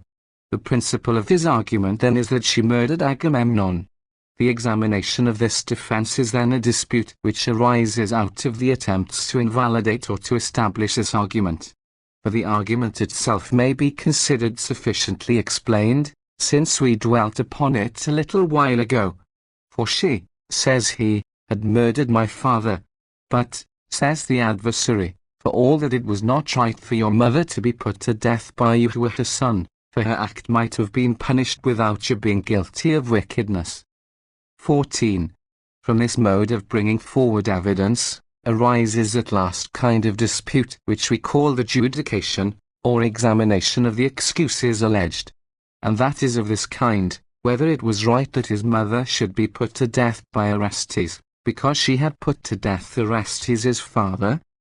A proof by testimony is the firmest sort of reasoning that can be used by an advocate in defense, and it is also the best adapted for the examination of any excuse which may be alleged. For instance, if Orestes were inclined to say that the disposition of his mother had been such towards his father, towards himself and his sisters, towards the kingdom, and towards the reputation of his race and family, that her children were of all people in the world the most bound to inflict punishment upon her. And in all other statements or cases, examinations of excuses alleged are found to be carried on in this manner. But in a conjectural statement of a case, because there is no express evidence, for the fact is not admitted at all, the examination of the defense put forward cannot arise from the bringing forward of evidence. Wherefore, it is inevitable that in this case the question and the judication must be the same thing. As it was done, it was not done. The question is whether it was done. But it must invariably happen that there will be the same number of questions, and arguments, and examinations, and evidences employed in a cause, as there are statements of the case or divisions of such statements. When all these things are found in a cause, then at length each separate division of the whole cause must be considered. For it does not seem that those points are necessarily to be first noticed, which have been the first stated, because you must often deduce those arguments which are stated first, at least if you wish them to be exceedingly coherent with one another and to be consistent with the cause, from those arguments which are to be stated subsequently. Wherefore, when the examination of the excuse is alleged, and all those arguments which require to be found out for the purpose of such examination have been diligently found out by the rules of art, and handled with due care and deliberation, then at length we may proceed to arrange the remaining portions of our speech. And these portions appear to us to be in all six: the exordium, the relation of the fact, the division of the different circumstances and topics, the bringing forward of evidence, the finding fault with the action which has been done, and the peroration. At present, since the exordium ought to be the main thing of all, we too will first of all give some precepts to lead to a system of opening a case properly. 15.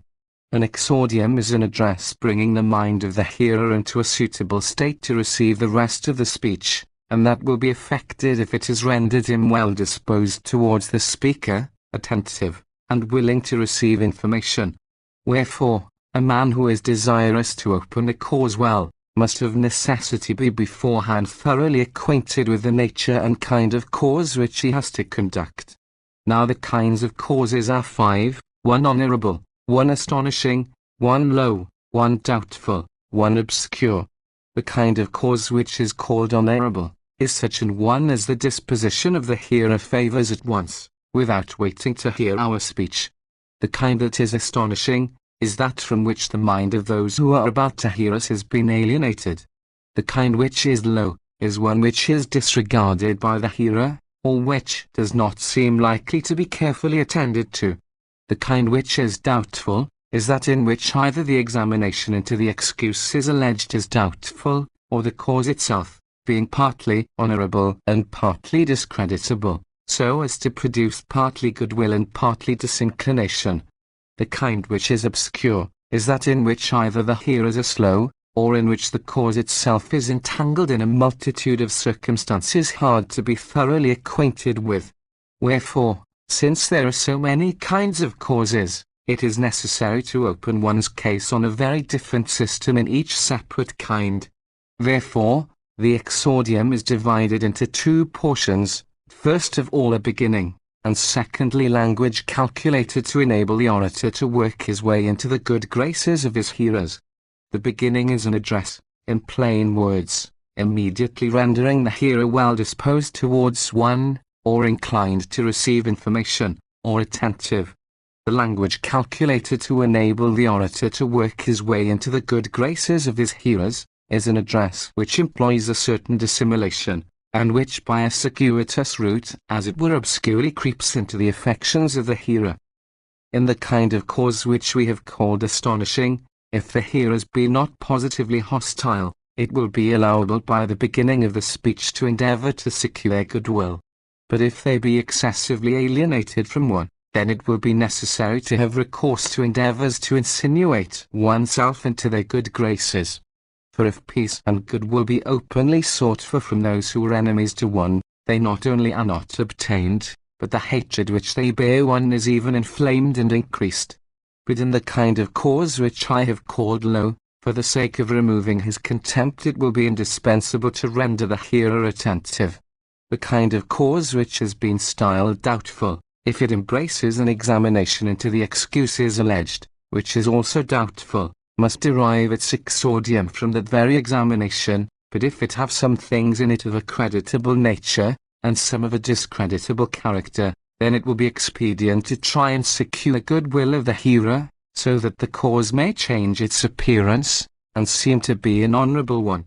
But when the kind of cause is the honourable kind, then the exordium may either be passed over altogether, or if it be convenient, we may begin either with the relation of the business in question, or with a statement of the law, or with any other argument which must be brought forward in the course of our speech, and on which we most greatly rely. Or if we choose to employ an exordium, then we must avail ourselves of the goodwill already existing towards us, in order that that which does exist may be strengthened. 16. In the kind of cause which I have called obscure, it will be advisable to render the hearers inclined to receive instruction by a carefully prepared exordium. Now, since it has been already explained what effect is to be sought to be produced by the exordium, it remains for us to show by what arguments all such effects may be produced. Goodwill is produced by dwelling on 4 topics: on one derived from our own character, from that of our adversaries, from that of the judges, and from the cause itself. From our own character, if we manage so as to speak of our own actions and services without arrogance, if we refute the charges which have been brought against us, and any other suspicions in the least discreditable which it may be endeavoured to attach to us, if we dilate upon the inconveniences which have already befallen us, or the difficulties which are still impending over us, if we have recourse to prayers and to humble and suppliant entreaty, from the character of our adversaries, if we are able to bring them either into hatred, or into unpopularity, or into contempt, they will be brought into hatred, if any action of theirs can be adduced which has been lascivious, or arrogant, or cruel, or malignant. They will be made unpopular, if we can dilate upon their violent behaviour, their power, their riches, their numerous kinsmen, their wealth, and their arrogant and intolerable use of all these sources of influence, so that they may appear rather to trust to these circumstances than to the merits of their cause. They will be brought into contempt, if sloth, or negligence, or idleness, or indolent pursuits, or luxurious tranquillity can be alleged against them. Goodwill will be procured, derived from the character of the hearers themselves, if exploits are mentioned which have been performed by them with bravery, or wisdom, or humanity, so that no excessive flattery shall appear to be addressed to them, and if it is plainly shown how high and honourable their reputation is, and how anxious is the expectation with which men look for their decision and authority. Or from the circumstances themselves, if we extol our own cause with praises, and disparage that of the opposite party by contemptuous allusions. But we shall make our hearers attentive, if we show that the things which we are going to say and to speak of are important, and unusual, and incredible, and that they concern either all men, or those who are our present hearers, or some illustrious men, or the immortal gods, or the general interests of the Republic. And if we promise that we will in a very short time prove our own cause, and if we explain the whole of the examination into the excuses alleged, or the different examinations, if there be more than one, we shall render our hearers willing to receive information, if we explain the sum total of the cause with plainness and brevity, that is to say, the point on which the dispute hinges. For when you wish to make a hearer inclined to receive information, you must also render him attentive. For he is above all men willing to receive information who is prepared to listen with the greatest attention. 17. The next thing which it seems requisite to speak of, is, how topics intended to enable the orator to work his way into the good graces of his hearers ought to be handled. We must then use such a sort of address as that when the kind of cause which we are conducting is that which I have called astonishing, that is to say, as I have stated before, when the disposition of the hearer is adverse to one. And that generally arises from one of 3 causes, either if there be anything discreditable in the cause itself, or if any such belief appears to have been already instilled into the hearer by those who have spoken previously, or if one is appointed to speak at a time when those who have got to listen to one are wearied with hearing others. For sometimes when one is speaking, the mind of the hearer is alienated from one no less by this circumstance than by the 2 former. if the discreditable nature of one's cause excites the ill will of one's hearers, or if it be desirable to substitute for the man on whom they look unfavorably another man to whom they are attached, or, for the matter they regard with dislike, another matter of which they approve, or if it be desirable to substitute a person for a thing, or a thing for a person, in order that the mind of the hearer may be led away from that which he hates to that which he loves, and if your object is to conceal from view the fact that you are about to defend that person or action which you are supposed to be going to defend, and then, when the hearer has been rendered more propitious, to enter gradually on the defense, and to say that those things at which the opposite party is indignant appear scandalous to you also, and then, when you have propitiated him who is to listen to you, to show that none of all those things at all concern you, and to deny that you are going to say anything whatever respecting the opposite party whether it be good or bad, so as not openly to attack those men who are loved by your hearers, and yet doing it secretly as far as you can to alienate from them the favorable disposition of your hearers, and at the same time to mention the judgment of some other judges in a similar case, or to quote the authority of some others as worthy of imitation, and then to show that it is the very same point, or one very like it, or one of greater or less importance, as the case may make it expedient, which is in question at present. If the speech of your adversaries appears to have made an impression on your hearers, which is a thing which will be very easily ascertained by a man who understands what are the topics by which an impression is made, then it is requisite to promise that you will speak first of all on that point which the opposite party consider their especial stronghold, or else to begin with a reference to what has been said by the adversary, and especially to what he said last, or else to appear to doubt, and to feel some perplexity and astonishment as to what you had best say first, or what argument it is desirable to reply to first. For when a hearer sees the man whom the opposite party believe to be thrown into perplexity by their speech prepared with unshaken firmness to reply to it, he is generally apt to think that he has assented to what has been said without sufficient consideration, rather than that the present speaker is confident without due grounds. But if fatigue has alienated the mind of the hearer from your cause, then it is advantageous to promise to speak more briefly than you had been prepared to speak, and that you will not imitate your adversary.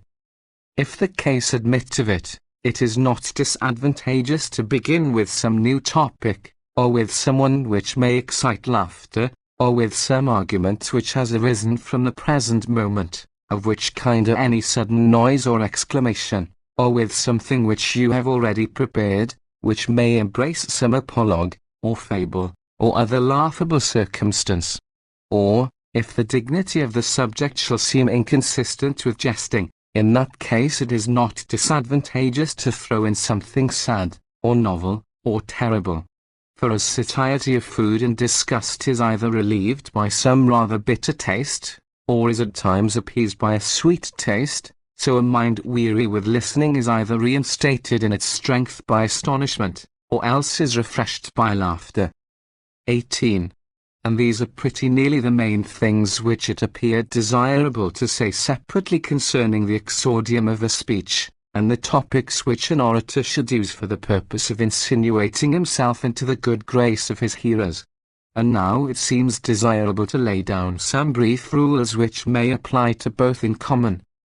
An exordium ought to have a great deal of sententiousness and gravity in it, and altogether to embrace all things which have a reference to dignity, because that is the most desirable effect to be produced which in the greatest degree recommends the speaker to his hearer.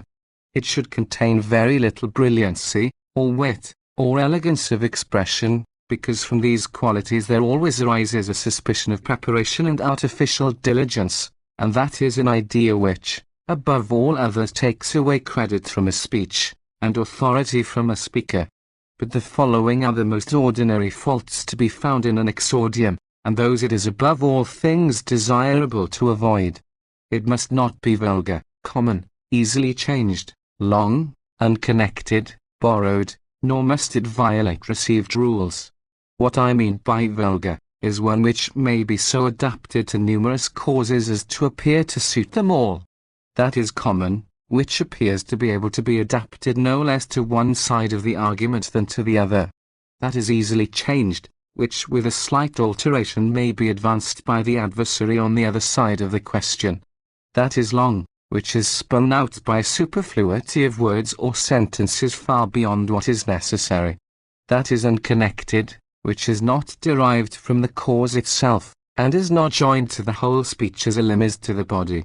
That is borrowed, which effects some other end than that which the kind of cause under discussion requires, as if a man were to occupy himself in rendering his hearer inclined to receive information, when the cause requires him only to be well disposed towards the speaker, or, if a man uses a formal beginning of a speech, when what the subject requires is an address by which the speaker may insinuate himself into the good graces of his hearer.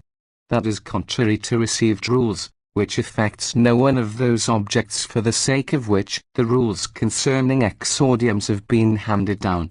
This is the sort of blunder which renders him who hears it neither well disposed to one, nor inclined to receive information, nor attentive, or, and that indeed is the most disastrous effect of all, renders him of a totally contrary disposition.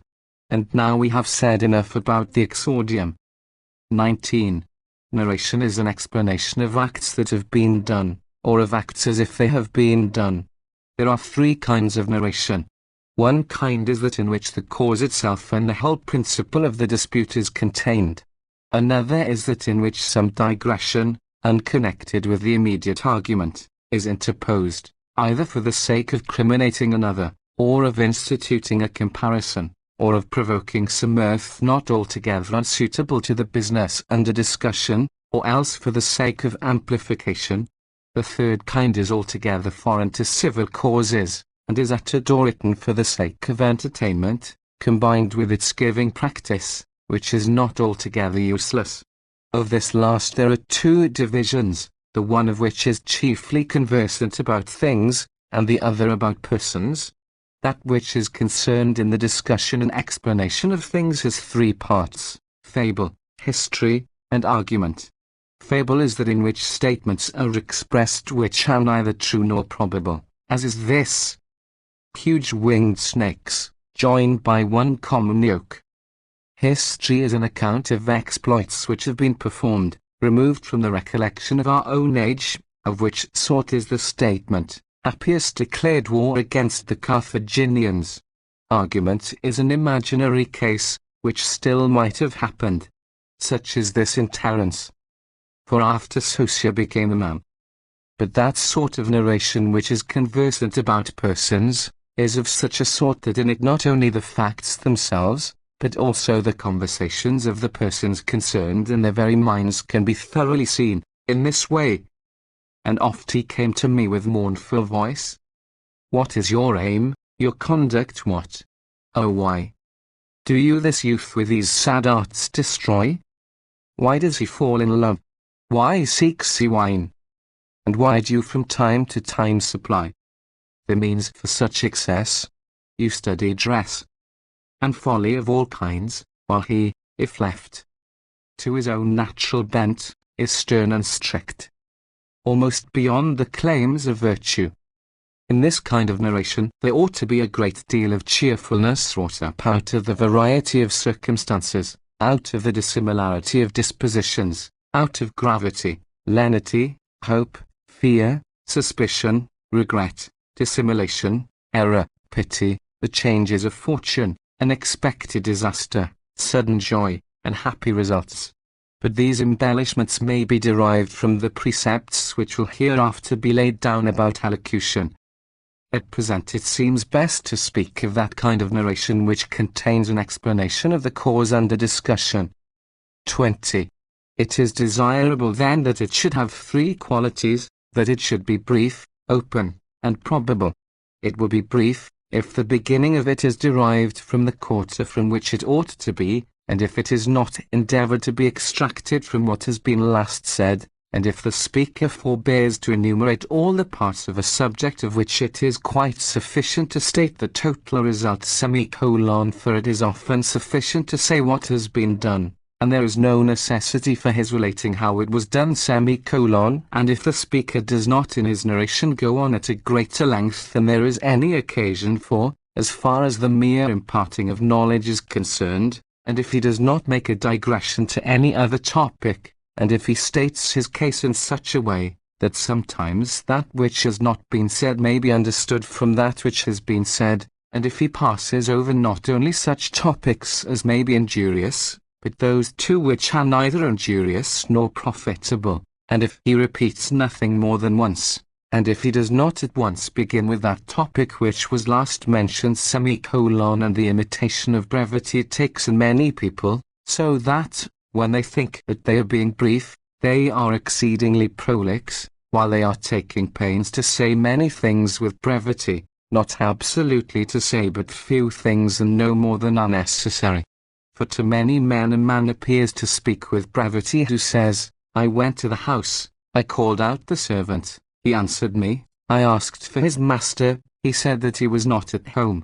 Here, although he could not have enumerated so many particulars more concisely, yet, because it would have been enough to say, he said that he was not at home, he is prolix on account of the multitude of circumstances which he mentions.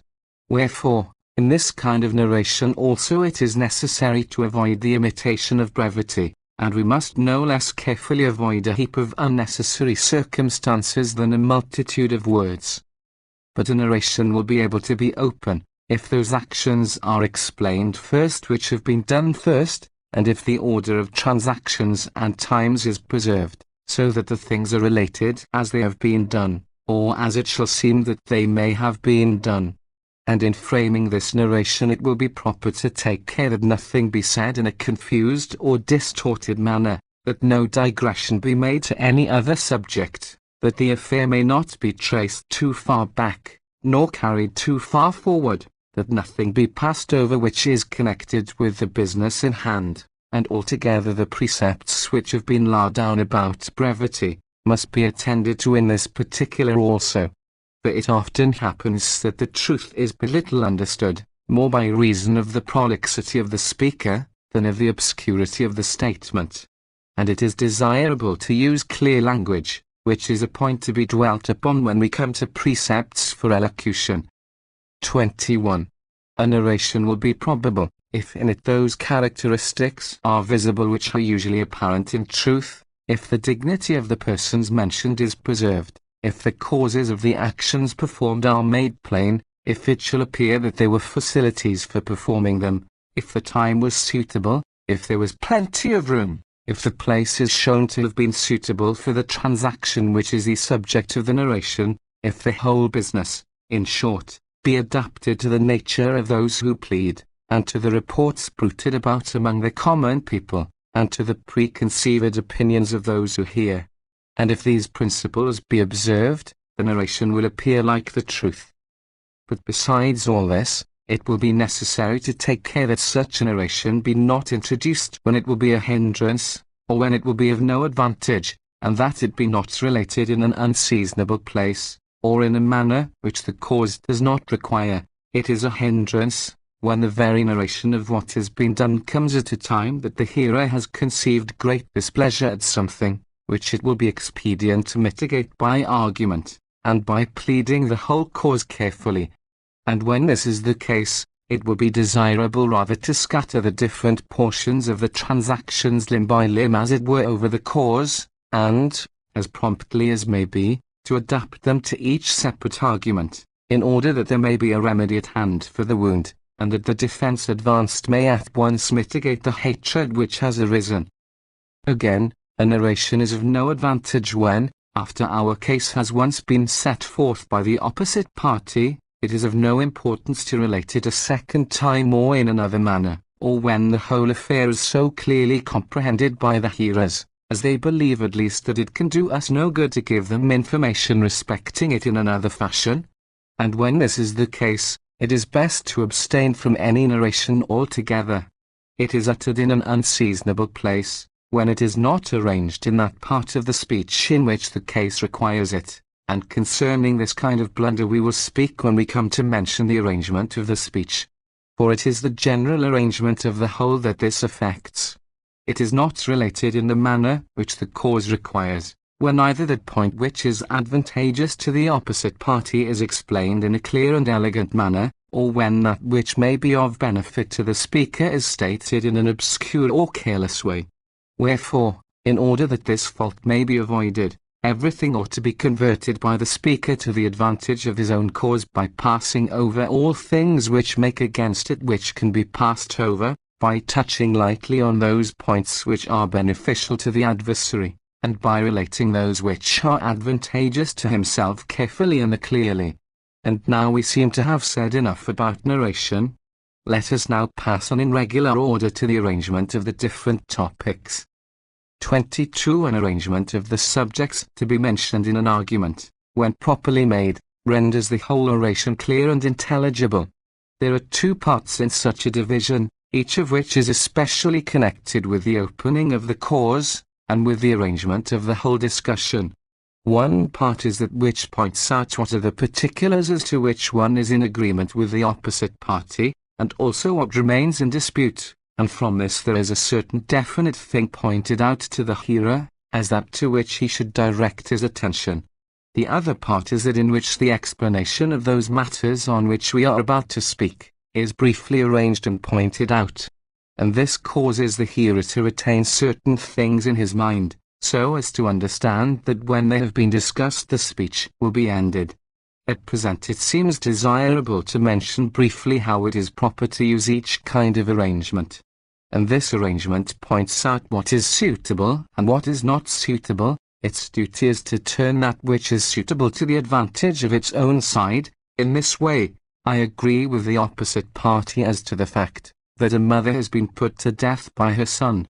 Again, on the other side, we are both agreed that Agamemnon was slain by Clytemnestra. For in saying this each speaker has laid down the proposition which was suitable, and nevertheless has consulted the advantage of his own side. In the next place, what the matter in dispute is must be explained, when we come to mention the examination into the excuses which are alleged, and how that is managed has been already stated. But the arrangement which embraces the properly distributed explanation of the facts ought to have brevity, completeness, conciseness. Brevity is when no word is introduced which is not necessary. This is useful in this sort of speaking, because it is desirable to arrest the attention of the hearer by the facts themselves and the real divisions of the case, and not by words or extraneous embellishments of diction. Completeness is that quality by which we embrace every sort of argument which can have any connection with the case concerning which we have got to speak, and in this division we must take care not to omit any useful topic, not to introduce any such too late, out of its natural place, for that is the most pernicious and discreditable error of all. Conciseness in arrangement is preserved if the general classes of facts are clearly laid down, and are not entangled in a promiscuous manner with the subordinate divisions. For a class is that which embraces many subordinate divisions as an animal. A subordinate division is that which is contained in the class as a horse. But very often the same thing may be a class to one person, and a subordinate division to another. For man is a subordinate division of animal, but a class as to Theban, or Trojan. 23. And I have been more careful in laying down this definition, in order that after it has been clearly comprehended with reference to the general arrangement, a conciseness as to classes or genera may be preserved throughout the arrangement.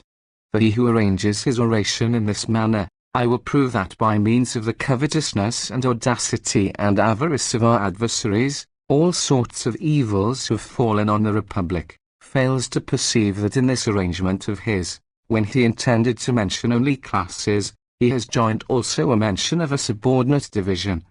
For covetousness is the general class under which all desires are comprehended, and beyond all question avarice is a subordinate division of that class. We must therefore avoid, after having mentioned a universal class, then, in the same arrangement, to mention along with it any one of its subordinate divisions, as if it was something different and dissimilar. And if there are many subordinate divisions to any particular class, after that has been simply explained in the first arrangement of the oration, it will be more easily and conveniently arranged when we come to the subsequent explanation in the general statement of the case after the division. And this, too, concerns the subject of conciseness, that we should not undertake to prove more things than there is any occasion for. In this way, I will prove that the opposite party were able to do what we accuse them of, and had the inclination to do it, and did it. It is quite enough to prove that they did it. Or when there is no natural division at all in a cause, and when it is a simple question that is under discussion, though that is a thing which cannot be of frequent occurrence, still we must use careful arrangement. And these are the precepts also, with respect to the division of subjects which have no such great connection with the practice of orators, precepts which come into use in treatises in philosophy, from which we have transferred hither those which appear to be suitable to our purpose, of which we found nothing in the other arts. And in all these precepts about the division of our subjects, it will throughout our whole speech be found that every portion of them must be discussed in the same order as that in which it has been originally stated, and then, when everything has been properly explained, let the whole be summed up, and summed up so that nothing be introduced subsequently besides the conclusion.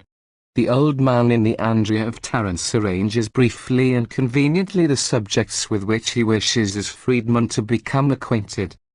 And thus the life and habits of my son, and my designs respecting his career, and what I wish your course towards both to be, will be quite plain to you. And accordingly, as he was proposed in his original arrangement, he proceeds to relate, first the life of his son. For when, O Socia, he became a man, he was allowed more liberty. Then comes his own design. And now I take great care. After that, what he wishes Socia to do, that he put last in his original arrangement he now mentions last. And now the part is yours. As, therefore, in this instance, he came first to the portions which he had mentioned first, and so, when he had discussed them all, made an end of speaking, we too ought to advance to each separate portion of our subject, and when we had finished every part, to sum up. Now it appears desirable to proceed in regular order to lay down some precepts concerning the confirmation of our arguments, as the regular order of the subject requires. 24. Confirmation is that by means of which our speech proceeding in argument adds belief, and authority, and the corroboration to our cause. As to this part there are certain fixed rules which will be divided among each separate class of causes. But it appeals to be not an inconvenient course to disentangle what is not unlike a wood, or a vast promiscuous mass of materials all jumbled together, and after that to point out how it may be suitable to corroborate each separate kind of cause, after we have drawn all our principles of argumentation from this source. All statements are confirmed by some argument or other, either by that which is derived from persons, or by that which is deduced from circumstances. Now we consider that these different things belong to persons, a name, nature, a way of life, fortune, custom, affection, pursuits, intentions, actions, accidents, orations. A name is that which is given to each separate person, so that each is called by his own proper and fixed appellation. To define nature itself is difficult, but to enumerate those parts of it which we require for the laying down of these precepts is more easy. And these refer partly to that portion of things which is divine, and partly to that which is mortal. Now of things which are mortal one part is classed among the race of men, and one among the race of brutes, and the race of men is distinguished by sex, whether they be male or female, and with respect to their nation, and country, and kindred, and age, with respect to their nation, whether a man be a Greek or a barbarian, with respect to their country, whether a man be an Athenian or a Lacedaemonian, with respect to their kindred, from what ancestors a man is descended, and who are his relations, with respect to his age, whether he is a boy, or a youth, or a full-grown man, or an old man. Besides these things, those advantages or disadvantages which come to a man by nature, whether in respect to his mind or his body, are taken into consideration. In this manner, whether he be strong or weak, whether he be tall or short, whether he be handsome or ugly, whether he be quick in his motions or slow, whether he be clever or stupid, whether he have a good memory, or whether he be forgetful, whether he be courteous, fond of doing kindnesses, modest, patient, or the contrary. And altogether all these things which are considered to be qualities conferred by nature on men's minds or bodies, must be taken into consideration when defining nature. For those qualities which are acquired by industry relate to a man's condition, concerning which we must speak hereafter. 25. With reference to a man's way of life, it is proper to consider among what men, and in what manner, and according to whose direction he has been brought up, what teachers of the liberal sciences he has had, what admonitors to encourage him to a proper course of life, with what friends he is intimate, in what business, or employment, or gainful pursuit he is occupied, in what manner he manages his estate, and what are his domestic habits. With reference to his fortune we inquire whether he is a slave or a free man, whether he is wealthy or poor, whether he is a private individual or a man in office, if he be in office, whether he has become so properly or improperly, whether he is prosperous, illustrious, or the contrary, what sort of children he has. And if we are inquiring about one who is no longer alive, then we must consider also by what death he died. But when we speak of a man's habitual condition, we mean his constant and absolute completeness of mind or body, in some particular point, as for instance, his perception of virtue, or of some art, or else some science or other. And we include also some personal advantages not given to him by nature, but procured by study and industry.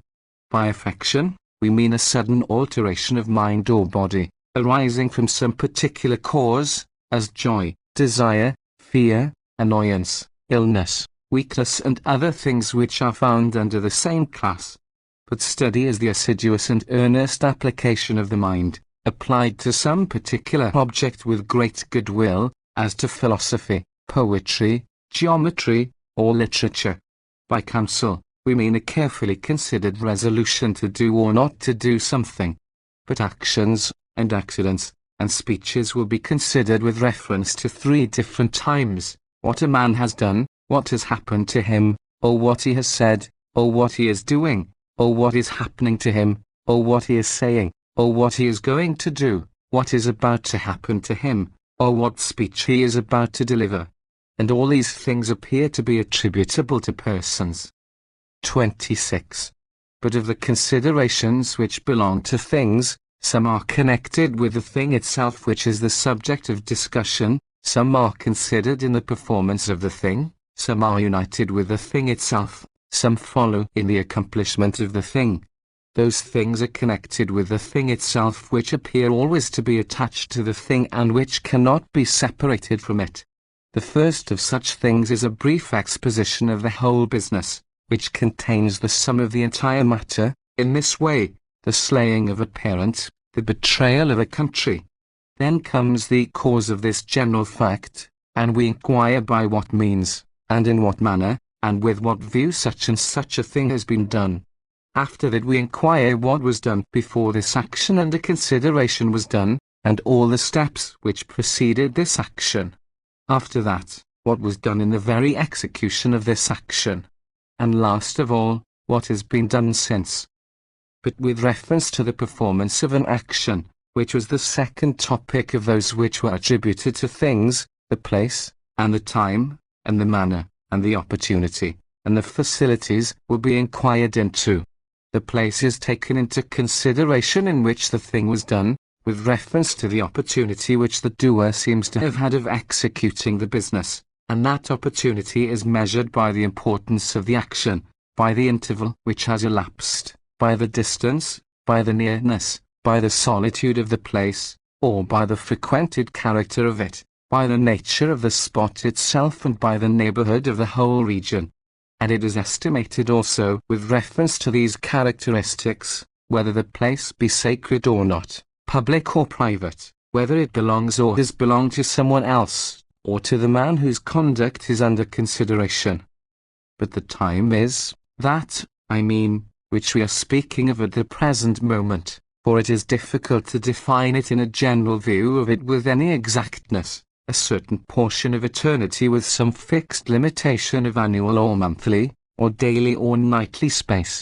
In reference to this we take into consideration the things which are past, and those things which, by reason of the time which has elapsed since, have become so obsolete as to be considered incredible, and to be already classed among the number of fables, and those things also which, having been performed a long time ago and at a time remote from our recollection, still affect us with a belief that they have been handed down truly, because certain memorials of those facts are extant in written documents, and those things which have been done lately, so that most people are able to be acquainted with them, and also those things which exist at the present moment, and which are actually taking place now, and which are the consequences of former actions.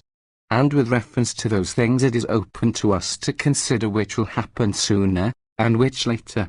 And also generally in considering questions of time, the distance or proximity of the time is to be taken into account, for it is often proper to measure the business done with the time occupied in doing it, and to consider whether a business of such and such magnitude, or whether such and such a multitude of things, can be performed in that time. And we should take into consideration the time of year, and of the month, and of the day, and of the night, and their watches, and the hours, and each separate portion of any one of these times. 27. An occasion is a portion of time having in it a suitable opportunity for doing or avoiding to do some particular thing. Wherefore there is this difference between it and time. For, as to genus, indeed, they are both understood to be identical, but in time some space is expressed in some manner or other, which is regarded with reference to years, or to a year, or to some portion of a year, but in an occasion, besides the space of time implied in the word, there is indicated an especial opportunity of doing something. As therefore the two are identical in genus, it is some portion and species as it were, in which the one differs, as we have said, from the other. Now occasion is distributed into three classes: public, common and singular. That is a public occasion, which the whole city avails itself of for some particular cause, as games, a day of festival, or war. That is a common occasion which happens to all men at nearly the same time, as the harvest, the vintage, summer, or winter. That is a singular occasion, which, on account of some special cause, happens at times to some private individuals, as for instance, a wedding, a sacrifice, a funeral, a feast, sleep. But the manner, also, is inquired into, in what manner, how, and with what design the action was done. Its parts are, the doer knowing what he was about, and not knowing. But the degree of his knowledge is measured by these circumstances, whether the doer did his action secretly, openly, under compulsion or through persuasion. The fact of the absence of knowledge is brought forward as an excuse, and its parts are actual ignorance, accident, necessity. It is also attributed to agitation of mind, that is, to annoyance, to passion, to love, and to other feelings of a similar class. Facilities are those circumstances owing to which a thing is done more easily, or without which a thing cannot be done at all. 28. And it is understood that there is added to the general consideration of the whole matter, the consideration what is greater than and what is less than, and what is like the affair which is under discussion, and what is equally important with it, and what is contrary to it, and what is negatively opposed to it, and the whole classification of the affair, and the divisions of it, and the ultimate result. The cases of greater, and less and equally important, are considered with reference to the power, and number and form of the business, as if we were regarding the stature of a human body.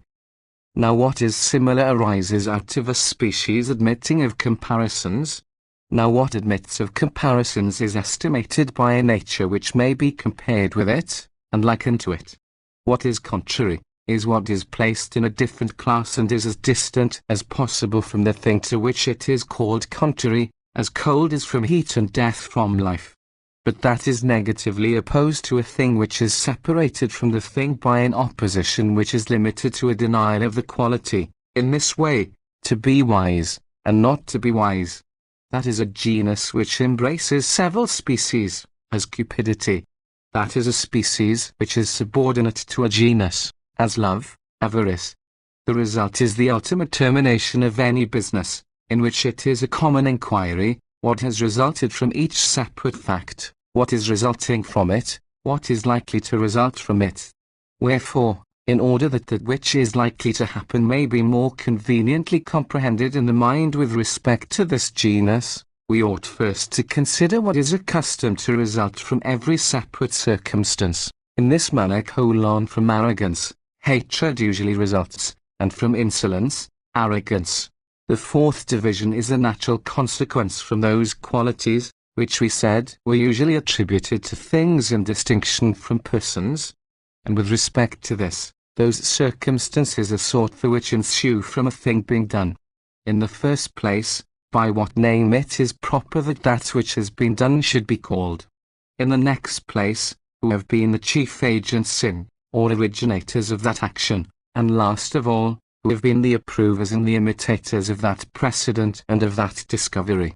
In the next place, whether there is any regular usage established with regard to that case, or whether there is any regular rule bearing on that case, or any regular course of proceeding, any formal decision, any science reduced to rules, any artificial system. In the next place, whether its nature is in the habit of being ordinarily displayed, or whether it is so very rarely, and whether it is quite unaccustomed to be so. After that, whether men are accustomed to approve of such a case with their authority, or to be offended at such actions, and with what eyes they look upon the other circumstances which are in the habit of following any similar conduct, either immediately or after an interval. And in the very last place, we must take notice whether any of those circumstances which are rightly classed under honesty or utility ensue. But as to these matters it will be necessary to speak more clearly when we come to mention the deliberative kind of argument. And the circumstances which we have now mentioned are those which are usually attributed to things as opposed to persons. 29. But all argumentation, which can be derived from those topics which we have mentioned, ought to be either probable or unavoidable. Indeed, to define it in a few words, argumentation appears to be an invention of some sort, which either shows something or other in a probable manner, or demonstrates it in an irrefutable one. Those things are demonstrated irrefutably which can neither be done nor proved in any other manner whatever than that in which they are stated. In this manner, if she has had a child, she has lain with a man. This sort of arguing, which is conversant with irrefutable demonstration, is especially used in speaking in the way of dilemma, or enumeration, or simple inference. Dilemma is a case in which, whichever admission you make, you are found fault with. For example, if he is a worthless fellow, why are you intimate with him? If he is an excellent man, why do you accuse him?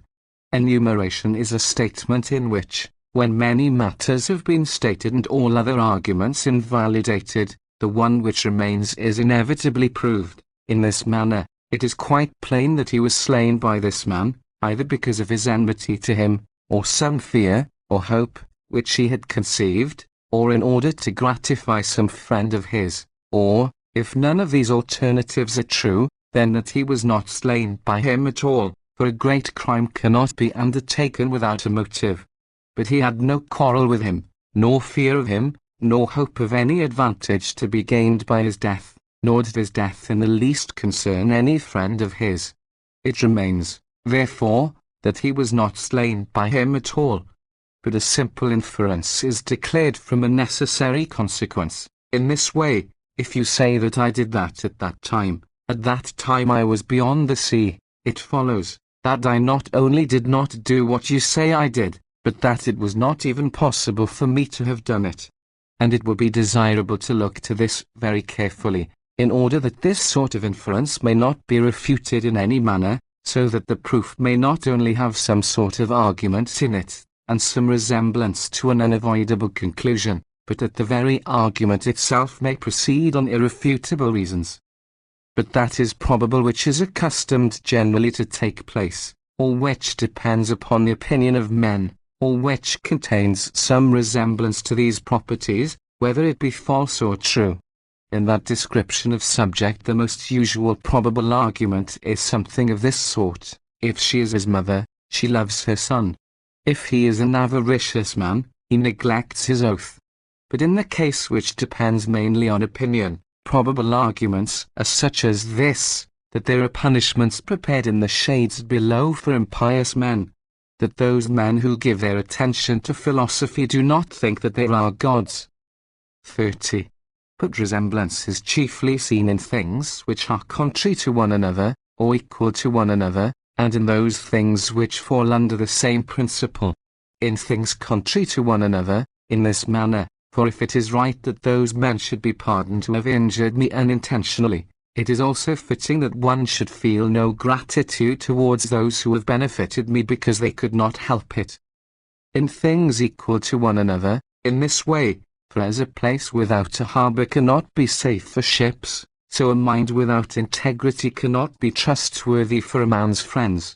In those things which fall under the same principle a probable argument is considered in this way: for if it be not discreditable to the Rhodians to let out their port dues, then it is not discreditable even to Hermacaon to rent them. Then these arguments are true, in this manner: since there is a scar, there has been a wound. Then they are probable, in this way: if there was a great deal of dust on his shoes, he must have come off a journey. But, in order that we may arrange this matter in certain definite divisions, every probable argument which is assumed for the purpose of discussion is either a proof, or something credible, or something already determined, or something which may be compared with something else. That is a proof which falls under some particular sense, and which indicates something which appears to have proceeded from it, which either existed previously, or was in the thing itself, or has ensued since, and, nevertheless, requires the evidence of testimony, and a more authoritative confirmation, as blood, flight, dust, paleness, and other tokens like these. That is a credible statement which, without any witness being heard, is confirmed in the opinion of the hearer. In this way: there is no one who does not wish his children to be free from injury, and happy. A case decided beforehand is a matter approved of by the assent, or authority, or judgment of some person or persons. It is seen in three kinds of decision: the religious one, the common one, the one depending on sanction. That is a religious one, which men on their oaths have decided in accordance with the laws.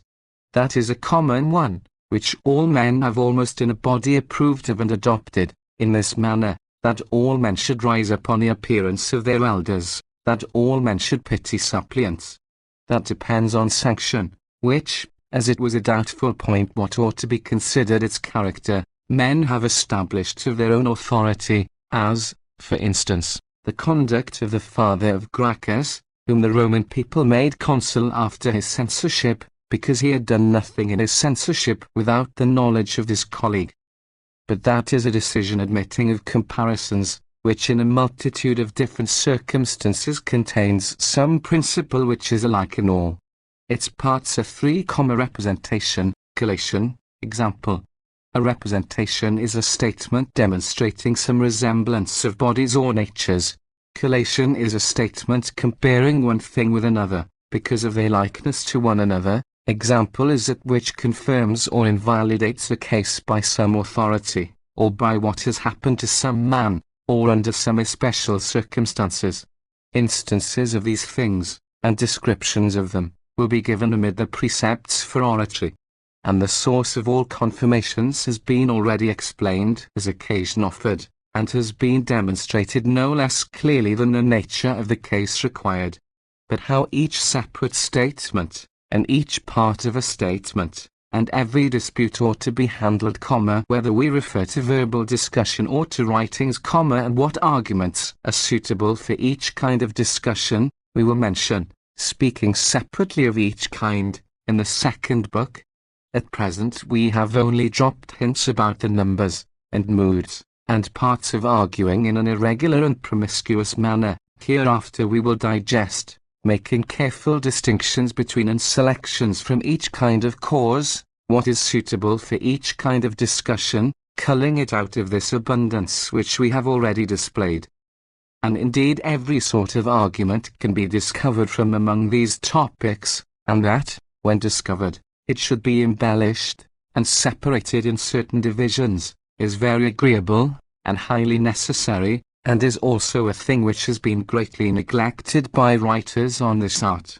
Wherefore at this present time it is desirable for us to speak of that sort of instruction, in order that perfection of arguing may be added to the discovery of proper arguments.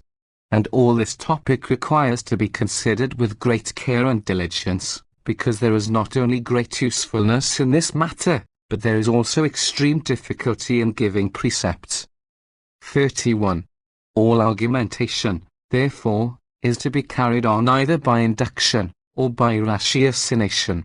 Induction is a manner of speaking which, by means of facts which are not doubtful, forces the assent of the person to whom it is addressed, by which assent it causes him even to approve of some points which are doubtful, on account of their resemblance to those things to which he has assented, as in the Aeschines of Socrates. Socrates shows that Aspasia used to argue with Xenophon's wife, and with Xenophon himself. Tell me, I beg of you, O you wife of Xenophon, if your neighbor has better gold than you have, whether you prefer her gold or your own? Hers, says she. Suppose she has dresses and other ornaments suited to women, of more value than those which you have, should you prefer your own or hers? Hers, to be sure, answered she. Come, then, says Aspasia, suppose she has a better husband than you have, should you then prefer your own husband or hers? On this the woman blushed. But Aspasia began a discourse with Xenophon himself. I ask you, O Xenophon, says she, if your neighbor is a better horse than yours is, whether you would prefer your own horse or his? His, says he. Suppose he has a better farm than you have, which farm, I should like to know, would you prefer to possess? Beyond all doubt, says he, that which is the best. Suppose he has a better wife than you have, would you prefer his wife? And on this Xenophon himself was silent. Then spake Aspasia, since each of you avoids answering me that question alone, which was the only one which I wished to have answered, I will tell you what each of you are thinking of, for both you, O woman, wish to have the best husband, and you, O Xenophon, most exceedingly desire to have the most excellent wife. Wherefore, unless you both so contrive matters that there shall not be on the whole earth a more excellent man or a more admirable woman, then in truth you will at all times desire above all things that which you think to be the best thing in the world, namely, that you, O Xenophon, may be the husband of the best possible wife, and you, O woman, that you may be married to the most excellent husband possible. After they had declared their assent to these far from doubtful propositions, it followed, on account of the resemblance of the cases, that if anyone had separately asked them about some doubtful point, that also would have been admitted as certain, on account of the method employed in putting the question.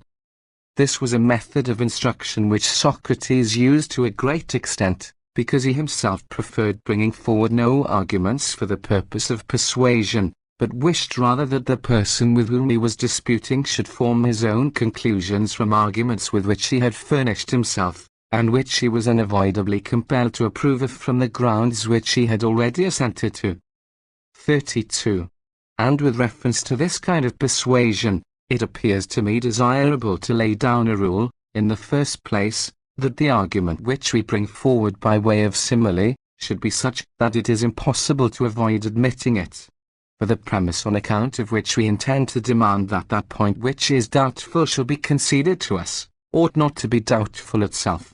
In the next place, we must take care that that point, for the sake of establishing which the induction is made, shall be really like those things which we have adduced before as matters admitting of no question. For it will be of no service to us that something has been already admitted, If that for the sake of which we would desirous to get that statement admitted be unlike it, so that the hearer may not understand what is the use of those original inductions, or to what result they tend. For the man who sees that, if he is correct in giving his assent to the thing about which he is first asked, that thing also to which he does not agree must unavoidably be admitted by him, very often will not allow the examination to proceed any further, either by not answering at all, or by answering wrongly. Wherefore it is necessary that he should, by the method in which the inquiry is conducted, be led on without perceiving it, from the admissions which he has already made, to admit that which he is not inclined to admit, and at last he must either decline to give an answer, or he must admit what is wanted, or he must deny it. If the proposition be denied, then we must either show its resemblance to those things which have been already admitted, or we must employ some other induction. If it be granted, then the argumentation may be brought to a close. If he keeps silence, then an answer must be extracted, or, since silence is very like a confession, it may be as well to bring the discussion to a close, taking the silence to be equivalent to an admission. And so this kind of argumentation is threefold. The first part consists of one simile, or of several, the second, of that which we desire to have admitted, for the sake of which the similes have been employed. The third proceeds from the conclusion which either establishes the admissions which have been made or points out what may be established from it. 33. But because it will not appear to some people to have been explained with sufficient clearness, unless we submit some instance taken from the civil class of causes, it seems desirable to employ some example of this sort, not because the rules to be laid down differ, or because it is expedient to employ such differently in this sort of discussion from what we should in ordinary discourse, but in order to satisfy the desire of those men, who, though they may have seen something in one place, are unable to recognize it in another unless it be proved.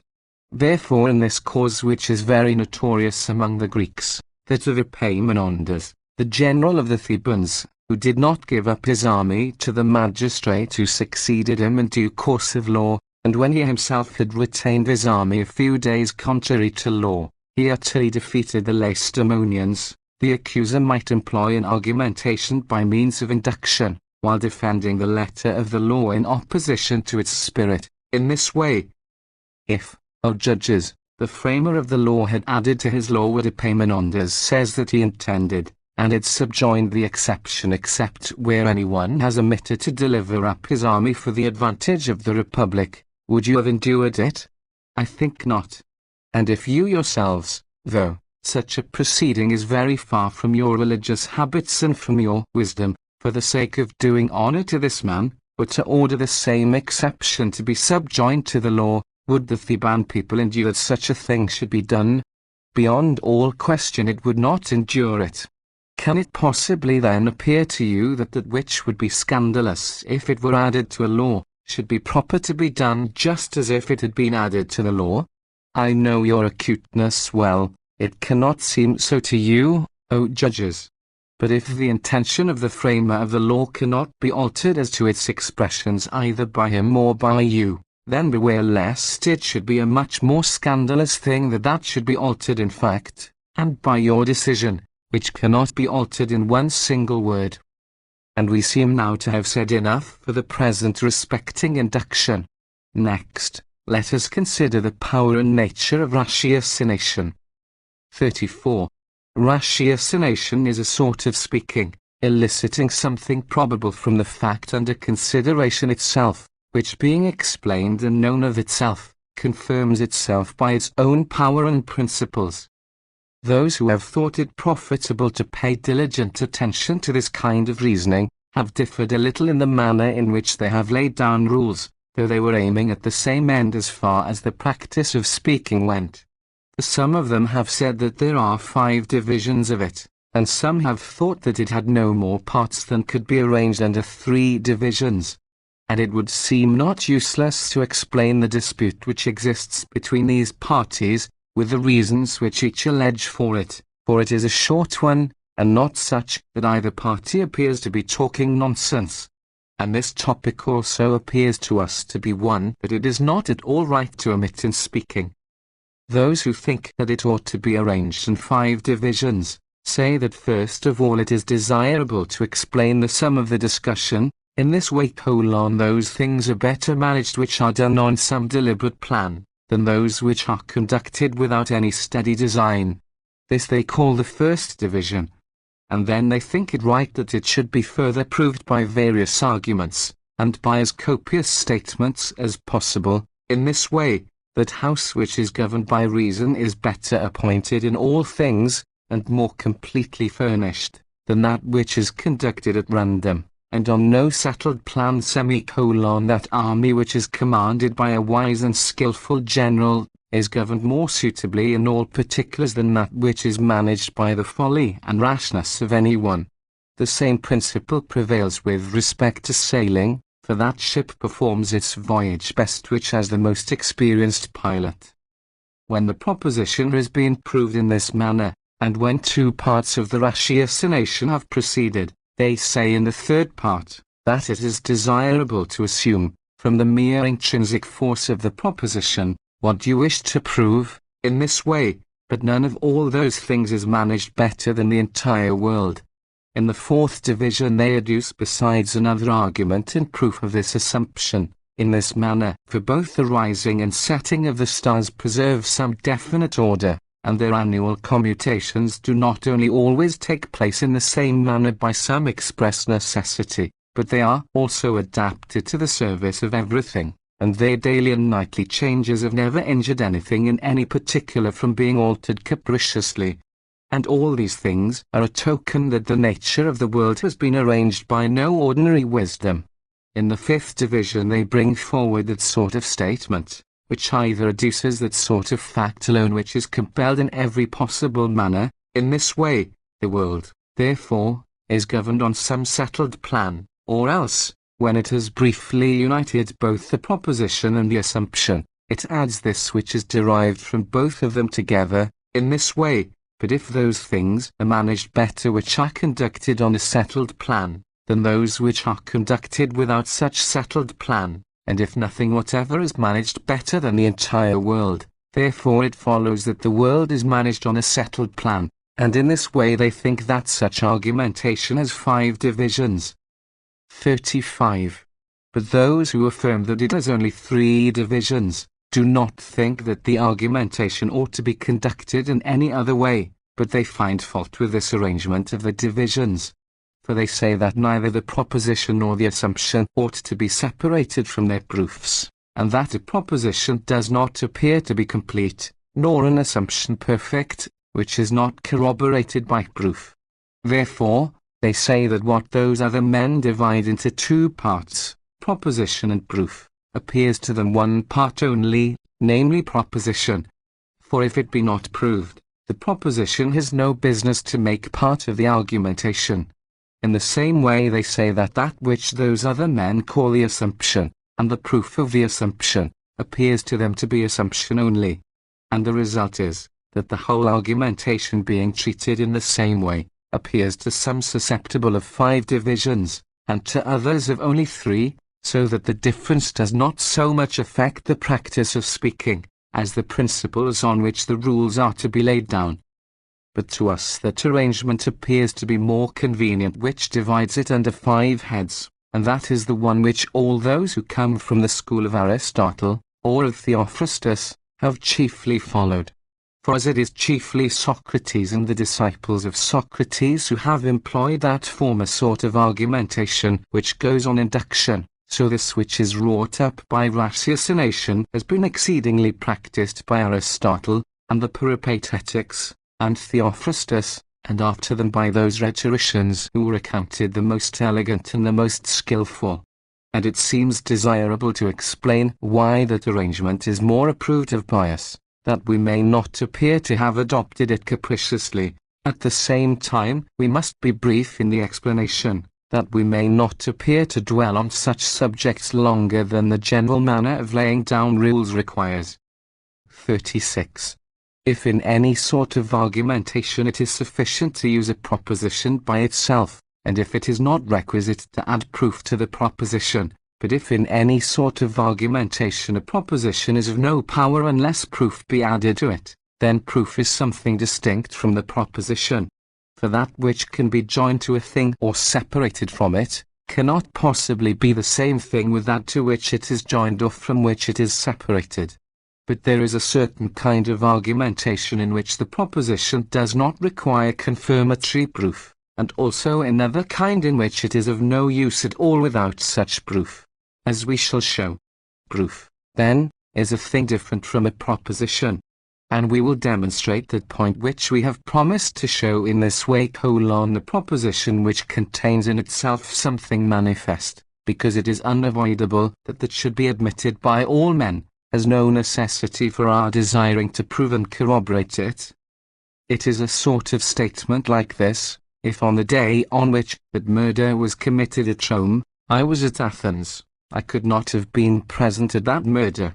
Because this is manifestly true, there is no need to adduce proof of it. Wherefore, it is proper at once to assume the fact, in this way, but I was at Athens on that day. If this is not notorious, it requires proof, and when the proof is furnished the conclusion must follow, therefore I could not have been present at the murder. There is, therefore, a certain kind of proposition which does not require proof. For why need one waste time in proving that there is a kind which does require proof? For that is easily visible to all men. And if this be the case, from this fact, and from that statement which we have established, it follows that proof is something distinct from a proposition. And if it is so, it is evidently false that argumentation is susceptible of only 3 divisions. In the same manner it is plain that there is another sort of proof also which is distinct from assumption. For if in some sort of argumentation it is sufficient to use assumption, and if it is not requisite to add proof to the assumption, and if, again, in some sort of argumentation assumption is invalid unless proof be added to it, then proof is something separate and distinct from assumption. But there is a kind of argumentation in which assumption does not require proof, and a certain other kind in which it is of no use without proof, as we shall show. Proof, then, is a thing distinct from assumption. And we will demonstrate that which we have promised to in this manner. That assumption which contains a truth evident to all men has no need of proof. That is an assumption of this sort: if it be desirable to be wise, it is proper to pay attention to philosophy. This proposition requires proof, for it is not self-evident, nor is it notorious to all men, because many think that philosophy is of no service at all, and some think that it is even a disservice.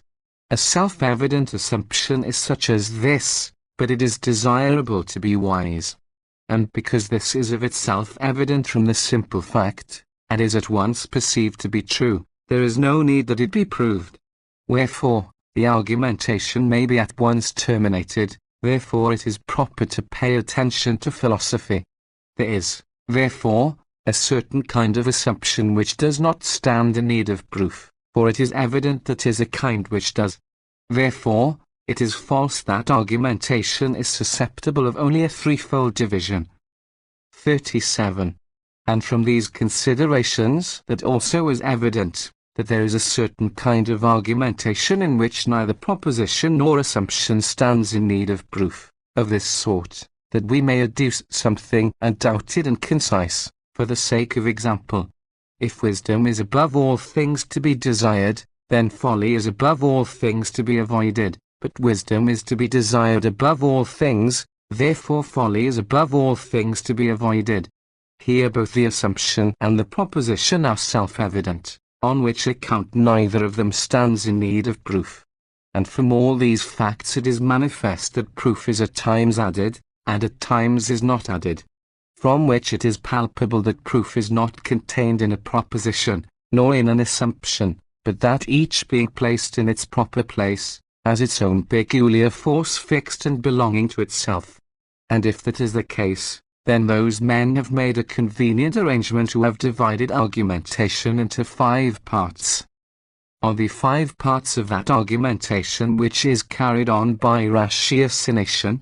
First of all, proposition, by which the topic is briefly explained, from which all the force of the ratiocination ought to proceed. Then the proof of the proposition, by which that which has been briefly set forth, being corroborated by reasons, is made more probable and evident. Then assumption, by which that is assumed which, proceeding from the proposition, has its effect on proving the case. Then the proof of the assumption, by which that which has been assumed is confirmed by reasons. Lastly, the summing up, in which that which results from the entire argumentation is briefly explained. So the argumentation which has the greatest number of divisions consists of these 5 parts. The second sort of argumentation has 4 divisions, the third has 3. Then there is one which has 2, which, however, is a disputed point. And about each separate division it is possible that some people may think that there is room for a discussion. 38. Let us then bring forward some examples of those matters which are agreed upon, and in favor of those which are doubtful, let us bring forward some reasons.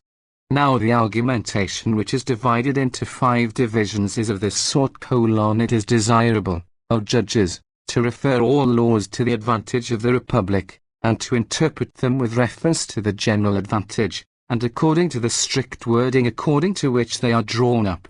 For our ancestors were men of such virtue and such wisdom, that when they were drawing up laws, they proposed to themselves no other object than the safety and advantage of the Republic, for they were neither willing themselves to draw up any law which could be injurious, and if they had drawn up one of such a character, they were sure that it would be rejected when its tendency was perceived. For no one wishes to preserve the laws for the sake of the laws, but for the sake of the Republic, because all men believe that the Republic is best managed by means of laws. It is desirable, therefore, to interpret all written laws with reference to that cause for the sake of which it is desirable that the laws should be preserved. That is to say, since we are servants of the Republic, let us interpret the laws with reference to the advantage and benefit of the Republic. For as it is not right to think that anything results from medicine except what has reference to the advantage of the body, since it is for the sake of the body that the science of medicine has been established, so it is desirable to think that nothing proceeds from the laws except what is for the advantage of the Republic, since it is for the sake of the Republic that laws were instituted. Therefore, while deciding on this point, cease to inquire about the strict letter of the law, and consider the law, as it is reasonable to do, with reference to the advantage of the Republic. For what was more advantageous for the Thebans than for the Lacedaemonians to be put down? What object was Epaminondas, the Theban general, more bound to aim at than the victory of the Thebans? What had he any right to consider more precious or more dear to him, than the great glory then acquired by the Thebans, than such an illustrious and magnificent trophy? Surely, disregarding the letter of the law, it became him to consider the intention of the framer of the law. And this now has been sufficiently insisted on, namely, that no law has ever been drawn up by anyone, that had not for its object the benefit of the Commonwealth. He then thought that it was the very extremity of madness, not to interpret, with reference to the advantage of the Republic, that which had been framed for the sake of the safety of the Republic. And it is right to interpret all laws with reference to the safety of the Republic, and if he was a great instrument of the safety of the Republic, certainly it is quite impossible that he by one and the same action should have consulted the general welfare, and yet should have violated the laws. 39. But argumentation consists of 4 parts, when we either advance a proposition, or claim an assumption without proof. That it is proper to do when either the proposition is understood by its own merits, or when the assumption is self-evident and is in need of no proof. If we pass over the proof of the proposition, the argumentation then consists of 4 parts, and is conducted in this manner: O judges, you who are deciding on your oaths, in accordance with the law, ought to obey the laws, but you cannot obey the laws unless you follow that which is written in the law. For what more certain evidence of his intention could the framer of the law leave behind him, than that which he himself wrote with great care and diligence? But if there were no written documents, then we should be very anxious for them, in order that the intention of the framer of the law might be ascertained, nor should we permit Epaminondas, not even if he were beyond the power of this tribunal, to interpret to us the meaning of the law, much less will we now permit him, when the law is at hand, to interpret the intention of the lawgiver, not from that which is most clearly written, but from that which is convenient for his own cause. But if you, O judges, are bound to obey the laws, and if you are unable to do so unless you follow what is written in the law, what can hinder your deciding that he has acted contrary to the laws? But if we pass over the proof of the assumption, again the argumentation will be arranged under four heads, in this manner: when men have repeatedly deceived us, having pledged their faith to us, we ought not to give credit to anything that they say, for if we receive any injury, in consequence of their perfidy, there will be no one except ourselves whom we shall have any right to accuse. And in the first place, it is inconvenient to be deceived; in the next place, it is foolish; thirdly, it is disgraceful. But the Carthaginians have before this deceived us over and over again. It is therefore the greatest insanity to rest any hopes on their good faith, when you have been so often deceived by their treachery. When the proof both of the proposition and of the assumption is passed over, the argumentation becomes threefold only. In this way, we must either live in fear of the Carthaginians if we leave them with their power undiminished, or we must destroy their city. And certainly it is not desirable to live in fear of them. The only remaining alternative then is to destroy their city. But some people think that it is both possible and advisable at times to pass over the summing up altogether, when it is quite evident what is effected by ratiocination. And then if that be done, they consider that the argumentation is limited to two divisions. In this way, if she has had a child, she is not a virgin, but she has had a child. In this case, they say, it is quite sufficient to state the proposition and assumption, since it is quite plain that the matter which is here stated is such as does not stand in need of summing up. But to us it seems that all ratiocination ought to be terminated in proper form, and that defect which offends them is above all things to be avoided, namely, that of introducing what is self-evident into the summing up. But this will be possible to be effected if we come to a right understanding of the different kinds of summing up.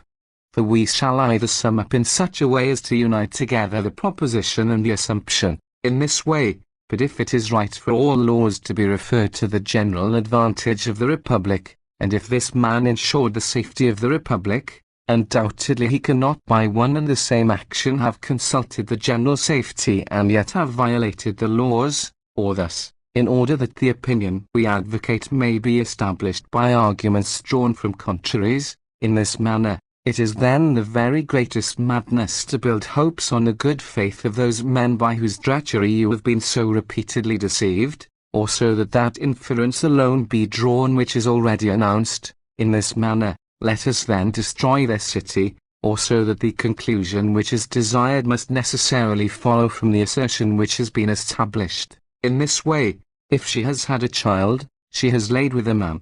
But she has had a child. This then is established. Therefore she has lain with a man. If you are unwilling to draw this inference, and prefer inferring what follows, therefore she has committed incest, you will have terminated your argumentation, but you will have missed an evident and natural summing up. Wherefore in long argumentations it is often desirable to draw influences from combinations of circumstances, or from contraries, and briefly to explain that point alone which is established, and in those in which the result is evident, to employ arguments drawn from consequences. But if there are any people who think that argumentation ever consists of one part alone, they will be able to say that it is often sufficient to carry on an argumentation in this way: since she has had a child, she has lain with a man. For they say that this assertion requires no proof, nor assumption, nor proof of an assumption, nor summing up. But it seems to us that they are misled by the ambiguity of the name. For argumentation signifies two things under one name, because any discussion respecting anything which is either probable or necessary is called argumentation, and so also is the systematic polishing of such a discussion. when then they bring forward any statement of this kind, since she has had a child, she has lain with a man, they bring forward a plain assertion, not a highly worked up argument, but we are speaking of the parts of a highly worked up argument. XLI. That principle then has nothing to do with this matter. And with the help of this distinction we will remove other obstacles which seem to be in the way of this classification. If any people think that it is possible that at times the assumption may be omitted, and at other times the proposition, and if this idea has in it anything probable or necessary, it is quite inevitable that it must affect the hearer in some great degree. And if it were the only object in view, and if it made no difference in what manner that argument which had been projected was handled, it would be a great mistake to suppose that there is such a vast difference between the greatest orators and ordinary ones. But it will be exceedingly desirable to infuse variety into our speech, for in all cases sameness is the mother of satiety. That will be able to be managed if we not always enter upon our argumentation in a similar manner. For in the first place it is desirable to distinguish our orations as to their kinds, that is to say, at one time to employ induction, and at another ratiocination. In the next place, in the argumentation itself, it is best not always to begin with the proposition, nor in every case to employ all the 5 divisions, nor always to work up the different parts in the same manner, but it is permissible sometimes to begin with the assumption, sometimes with one or other of the proofs, sometimes with both, sometimes to employ one kind of summing up, and sometimes another. And in order that this variety may be seen, let us either write, or in any example whatever let us exercise this same principle with respect to those things which we endeavour to prove, that our task may be as easy as possible. And concerning the parts of the argumentation it seems to us that enough has been said. But we wish to have it understood that we hold the doctrine that argumentations are handled in philosophy in many other manners, and those too at times obscure ones, concerning which, however, there is still some definite system laid down. But still those methods appear to us to be inconsistent with the practice of an orator. But as to those things which we think belong to orators, we do not indeed undertake to say that we have attended to them more carefully than others have, but we do assert that we have written on them with more accuracy and diligence. At present let us go on in regular order to the other points, as we originally proposed. XLI.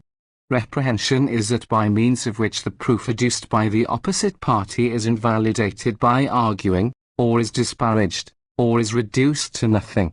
And this sort of argument proceeds from the same source of invention which confirmation employs, because whatever the topics may be by means of which any statement can be confirmed, the very same may be used in order to invalidate it. For nothing is to be considered in all these inventions, except that which has been attributed to persons or to things. Wherefore it will be necessary that the invention and the high polish which ought to be given to argumentation must be transferred to this part of our oration also from those rules which have been already laid down. But in order that we may give some precepts with reference to this part also, we will explain the different methods of reprehension, and those who observe them will more easily be able to do away with or invalidate those statements which are made on the opposite side. All argumentation is reprehended when anything, whether it be one thing only, or more than one of those positions which are assumed, is not granted, or if, though they are granted, it is denied that the conclusion legitimately follows from them, or if it is shown that the very kind of argumentation is faulty, or if in opposition to one form and reliable sort of argumentation another is employed which is equally firm and convincing.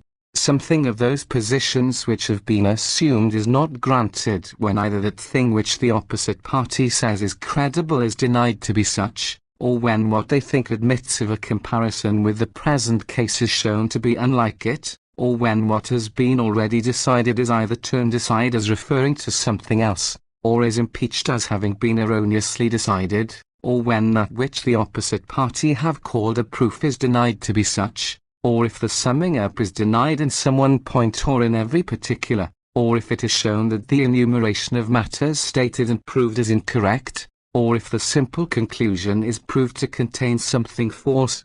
For everything which is assumed for the purpose of arguing on, whether as necessary or as only probable, must inevitably be assumed from these topics, as we have already pointed out. Xli, what is assumed as something credible is invalidated, if it is either manifestly false. In this way, there is the one who would not prefer riches to wisdom. Or on the opposite side, something credible may be brought against it. In this manner, who is there who is not more desirous of doing his duty than of acquiring money? Or it may be utterly and absolutely incredible, as if someone, who it is notorious as a miser, were to say that he had neglected the acquisition of some large sum of money for the sake of performing some inconsiderable duty. Or if that which happens in some circumstances, and to some persons, were asserted to happen habitually in all cases and to everybody, in this way those men who are poor have a greater regard for money than for duty. It is very natural that a murder should have been committed in that which is a desert place. How could a man be murdered in a much frequented place?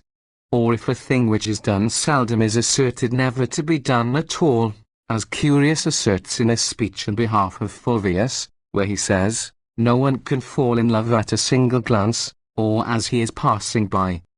But that which is assumed as a proof may be invalidated by a recurrence to the same topics as those by which it is sought to be established. For in a proof the first thing to be shown is that it is true, and in the next place, that it is one especially affecting the matter which is under discussion, as blood is a proof of murder. In the next place, that has been done which ought not to have been, or that has not been done which ought to have been, and last of all, that the person accused was acquainted with the law and usages affecting the matter which is the subject of inquiry. For all these circumstances are matters requiring proof, and we will explain them more carefully, when we come to speak about conjectural statements separately. Therefore, each of these points in a reprehension of the statement of the adversary must be laboured, and it must be shown either that such and such a thing is no proof, or that it is an unimportant proof, or that it is favourable to oneself rather than to the adversary, or that it is altogether erroneously alleged, or that it may be diverted so as to give grounds to an entirely different suspicion. Slif. But when anything is alleged as a proper object of comparison, since that is a class of argument which turns principally on resemblance, in reprehending the adversity it will be advisable to deny that there is any resemblance at all to the case with which it is attempted to institute the comparison.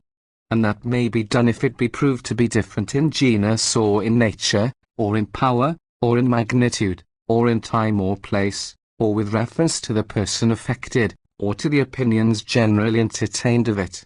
And if it be shown also in what classification that which is brought forward on account of the alleged resemblance, and in what place to the whole genus with reference to which it is brought forward, ought to be placed.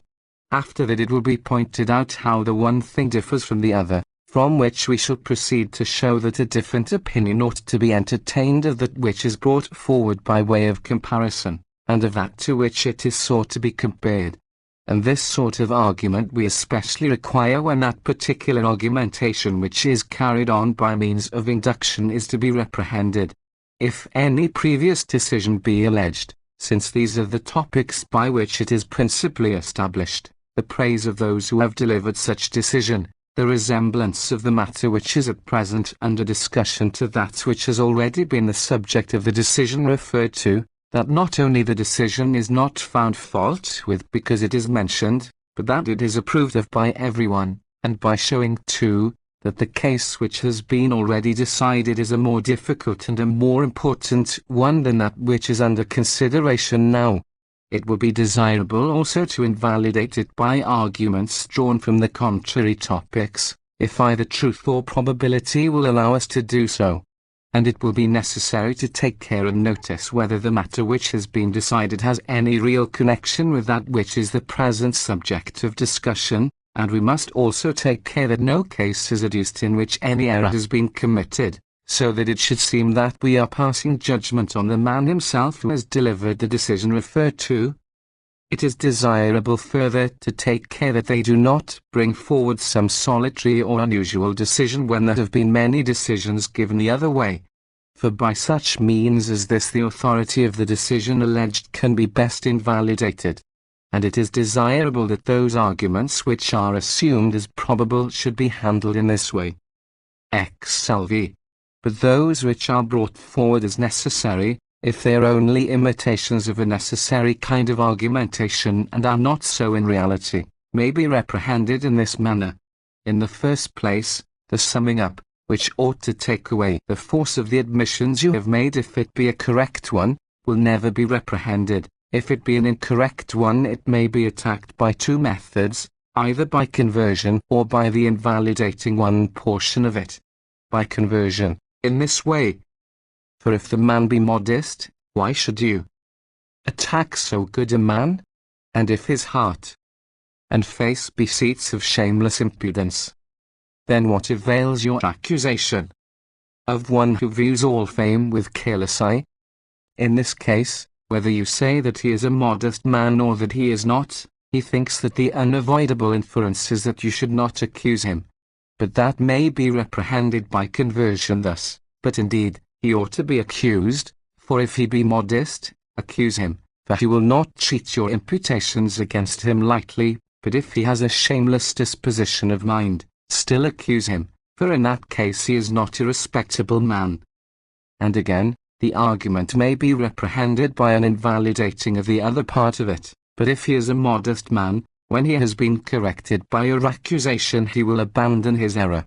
An enumeration of particulars is understood to be faulty if we either say that something has been passed over which we are willing to admit, or if some weak point has been included in it which can be contradicted, or if there is no reason why we may not honestly admit it.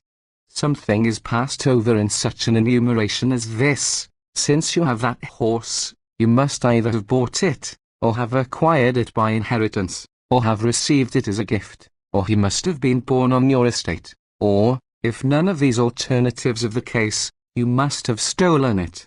But you did not buy it, nor did it come to you by inheritance, nor was it foaled on your estate, nor was it given to you as a present, therefore you must certainly have stolen it. This enumeration is fairly reprehended, if it can be alleged that the horse was taken from the enemy, as that description of booty is not sold. And if that be alleged, the enumeration is disproved, since that matter has been stated which was passed over in such enumeration. XLVI.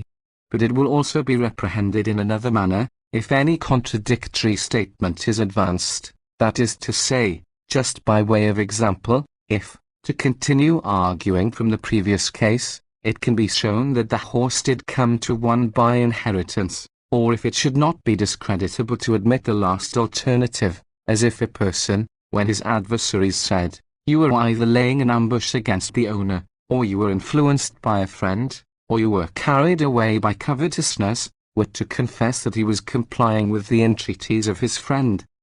But a simple conclusion is reprehended if that which follows does not appear of necessity to cohere with that which has gone before.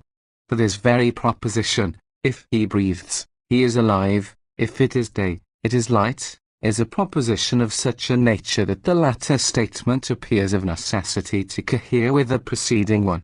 But this inference, if she is his mother, she loves him, if he has ever done wrong, he will never be chastised, ought to be reprehended in such a manner as to show that the latter proposition does not of necessity cohere with the former. Inferences of this kind, and all other unavoidable conclusions, and indeed all argumentation whatever, and its reprehension too, contains some greater power and has a more extensive operation than is here explained. But the knowledge of this system is such that it cannot be added to any portion of this art, not that it does of itself separately stand in need of a long time, and of deep and arduous consideration.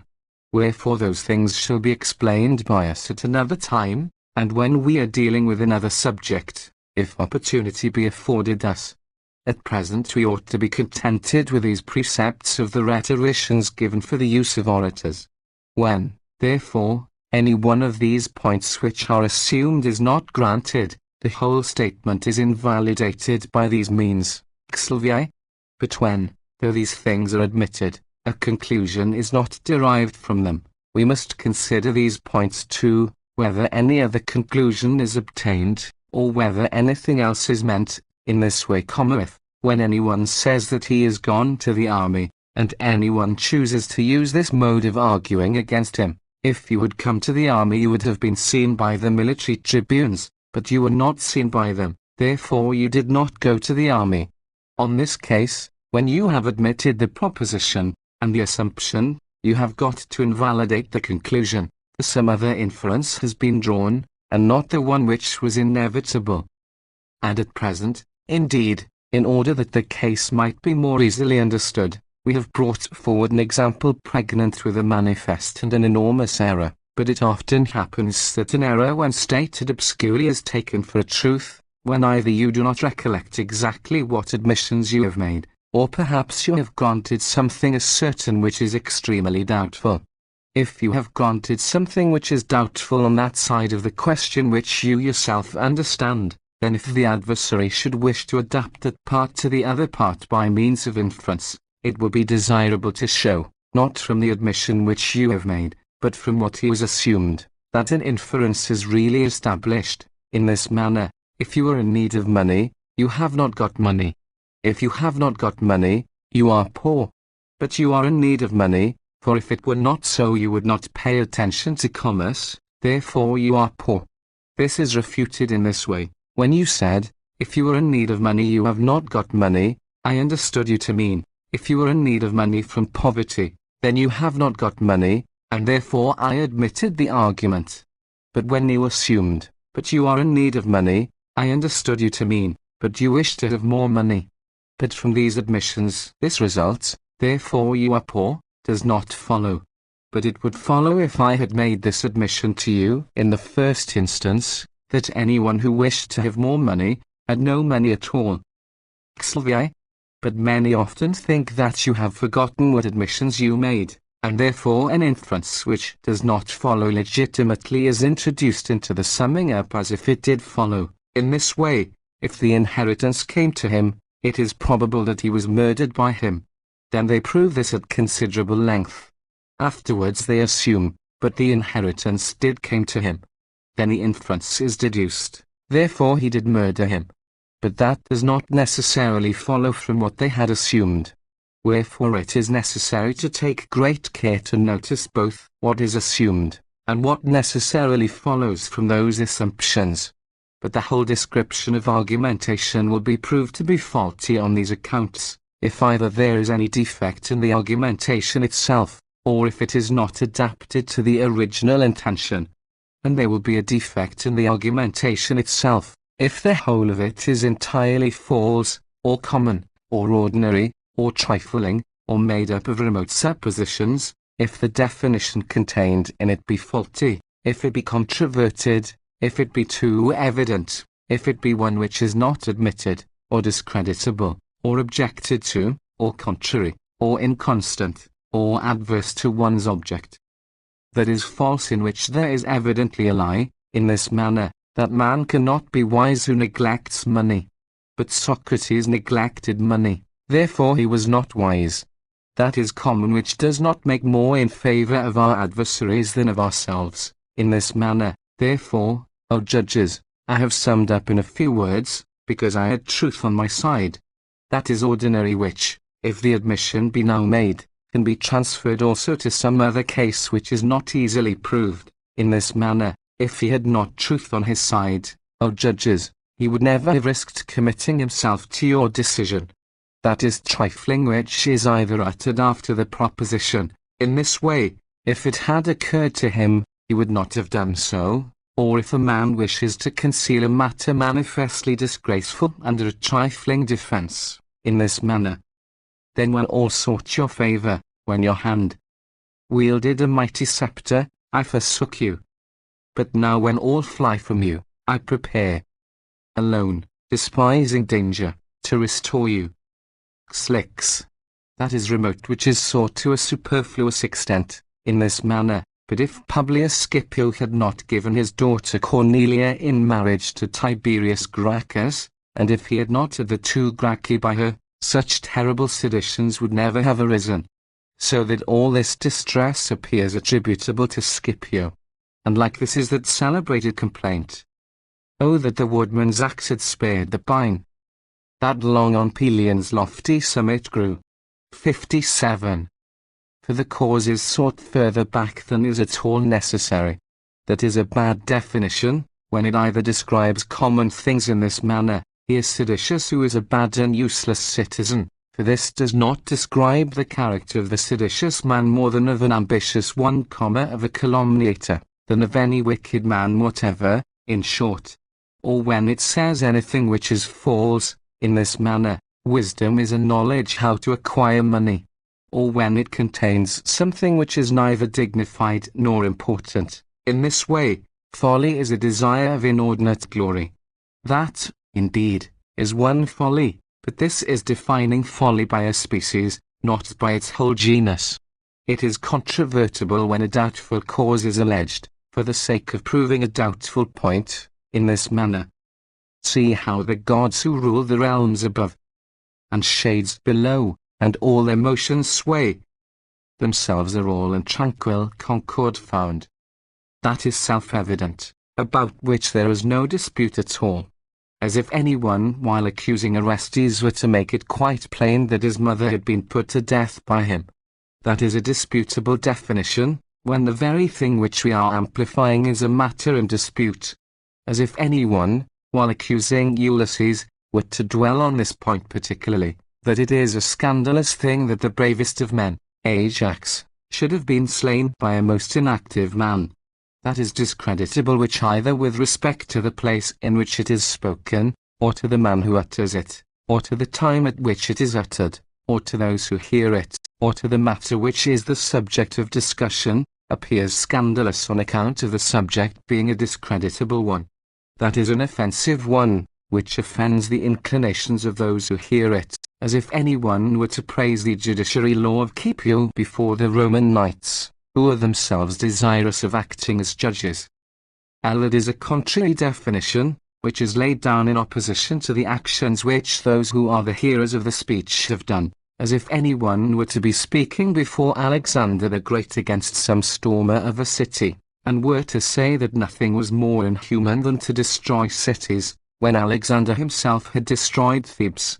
That is an inconsistent one, which is asserted by the same man in different senses concerning the same case, as if anyone, after he has said that the man who has virtue is in need of nothing whatever for the purpose of living well, were afterwards to deny that anyone could live well without good health, or that he would stand by a friend in difficulty out of goodwill towards him, for that then he would hope that some good would accrue to himself by so doing.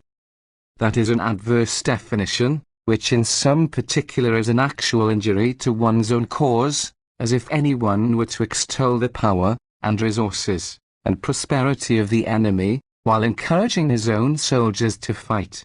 If some part of the argumentation is not adapted to the object which is or ought to be proposed to one, it will be found to be owing to some one of these defects. If a man has promised a great many points and proved only a few, or if, when he is bound to prove the whole, he speaks only of some portion, in this way the race of women is avaricious, for Eriphyle sold the life of her husband for gold. Or if he does not speak in defense of that particular point which is urged in accusation, as if anyone when accused of corruption were to defend himself by the statement that he was brave, as Amphon does in Euripides, and so too in Pacuvius, who, when his musical knowledge is found fault with, praises his knowledge of philosophy. Or if a part of conduct be found fault with on account of the bad character of the man, as if anyone were to blame learning on account of the vices of some learned men. Or if anyone, while wishing to praise somebody, were to speak of his good fortune, and not of his virtue, or if anyone were to compare one thing with another in such a manner as to think that he was not praising the one unless he was blaming the other, or if he were to praise the one in such a manner as to omit all mention of the other. Or if, when an inquiry is being carried on respecting one particular point, The speech is addressed to common topics, as if anyone, while men are deliberating whether war shall be waged or not, were to devote himself wholly to the praises of peace, and not to proving that that particular war is inexpedient. Or if a false reason for anything be alleged, in this way hold on money is good because it is the thing which, above all others, makes life happy. Or if one is alleged which is invalid, as Plautus says, sure to reprove a friend for evident faults, is but a thankless office, still 'tis useful and wholesome for youth of such an age. And so this day I will reprove my friend, whose fault is palpable. Plautus, Phrynimus, Act 1, SC 2, L.1. Or in this manner, if a man were to say, avarice is the greatest evil, for the desire of money causes great distress to numbers of people, or it is unsuitable, in this manner, friendship is the greatest good, for there are many pleasures in friendship. Lee. The fourth manner of reprehension was stated to be that by which, in opposition to a solid argumentation, one equally, or still more solid, has been advanced. And this kind of argumentation is especially employed in deliberations when we admit that something which is said in opposition to us is reasonable, but still prove that that conduct which we are defending is necessary, or when we confess that the line of conduct which they are advocating is useful, and prove that what we ourselves are contending for is honorable. And we have thought it necessary to say thus much about reprehension. Now we will lay down some rules respecting the conclusion. The Maguras places digression next in order, and then the ultimate conclusion. But in this digression he considers it proper to introduce some inferential topics, unconnected with the cause and with the decision itself, which contain some praise of the speaker himself, or some vituperation of the adversary, or else may lead to some other topic from which he may derive some confirmation or reprehension, not by arguing, but by expanding the subject by some amplification or other. If anyone thinks that this is a proper part of an oration, he may follow Hermogenes. The precepts for embellishing, and praising, and blaming, have partly been already given by us, and partly will be given hereafter in their proper place.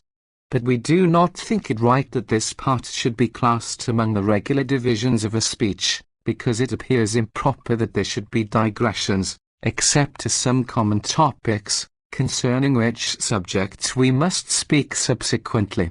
But it does not seem desirable to handle praise and vituperation separately, but it seems better that they should be considered as forming part of the argumentation itself. At present we will treat of the conclusion of an oration. The conclusion is the end and terminating of the whole oration. It has three parts: enumeration, indignation, and complaint. Enumeration is that by which matters which have been related in a scattered and diffused manner are collected together, and, for the sake of recollecting them, are brought under our view. If this is always treated in the same manner, it will be completely evident to every one that it is being handled according to some artificial system, but if it be done in many various ways, the orator will be able to escape this suspicion, and will not cause such weariness. Wherefore it will be desirable to act in the way which most people adopt, on account of its easiness, that is, to touch on each topic separately, and in that manner briefly to run over all sorts of argumentation, and also, which is, however, more difficult, to recount what portions of the subject you previously mentioned in the arrangement of the subject, as those which you promised to explain, and also to bring to the recollection of your hearers the reasonings by which you established each separate point, and then to ask of those who are hearing you what it is which they ought to wish to be proved to them. In this way, we proved this, we made it plain, and by this means the hearer will recover his recollection of it, and will think that there is nothing besides which he ought to require. And in these kinds of conclusions, as has been said before, it will be serviceable both to run over the arguments which you yourself have employed separately, and also, which is a matter requiring still greater art, to unite the opposite arguments with your own, and to show how completely you have done away with the arguments which were brought against you. And so, By a brief comparison, the recollection of the hearer will be refreshed both as to the confirmation which you adduced, and as to the reprehension which you employed. And it will be useful to vary these proceedings by other methods of pleading also. But you may carry on the enumeration in your own person, so as to remind your hearers of what you said, and in what part of your speech you said each thing, and also you may bring on the stage some other character, or some different circumstance, and then make your whole enumeration with reference to that. If it is a person, in this way, for if the framer of the law were to appear, and were to inquire of you why you doubted, what could you say after this, and this has been proved to you? And in this case, as also in our own character, it will be in our power to run over all kinds of argumentation separately, and at one time to refer all separate genera to different classes of the division, and at another to ask of the hearer what he requires, and at another to adopt a similar course by a comparison of one's own arguments and those of the opposite party. But a different class of circumstance will be introduced if an enumerative oration be connected with any subject of this sort: common law, place, city, or monument. In this manner, what if the laws themselves could speak? Would not they also address this complaint to you? What more do you require, O judges, when this, and this has been already made plain to you?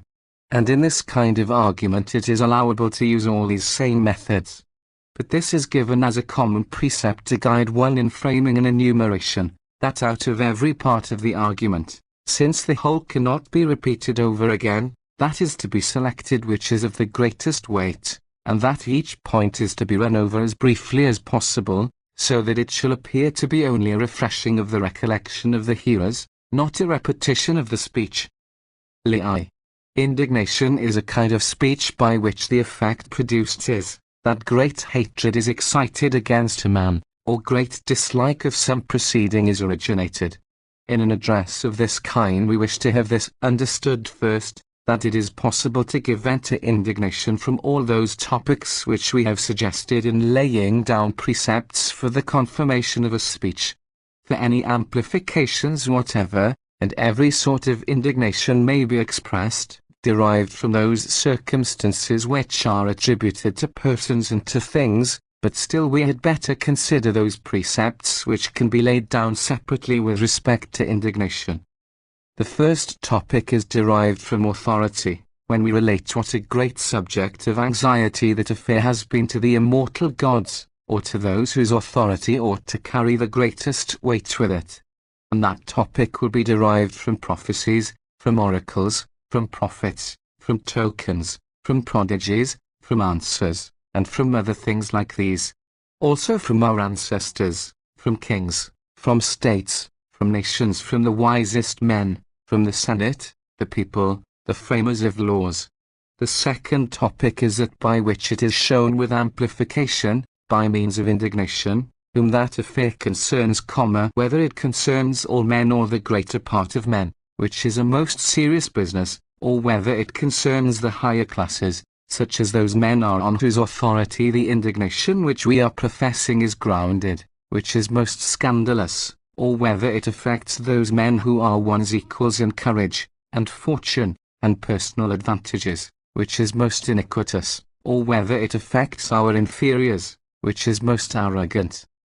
The third topic is that which we employ when we are inquiring what is likely to happen, if every one else acts in the same manner, and at the same time we point out if this man is permitted to act thus, that there will be many imitators of the same audacity, and then from that we shall be able to point out how much evil will follow.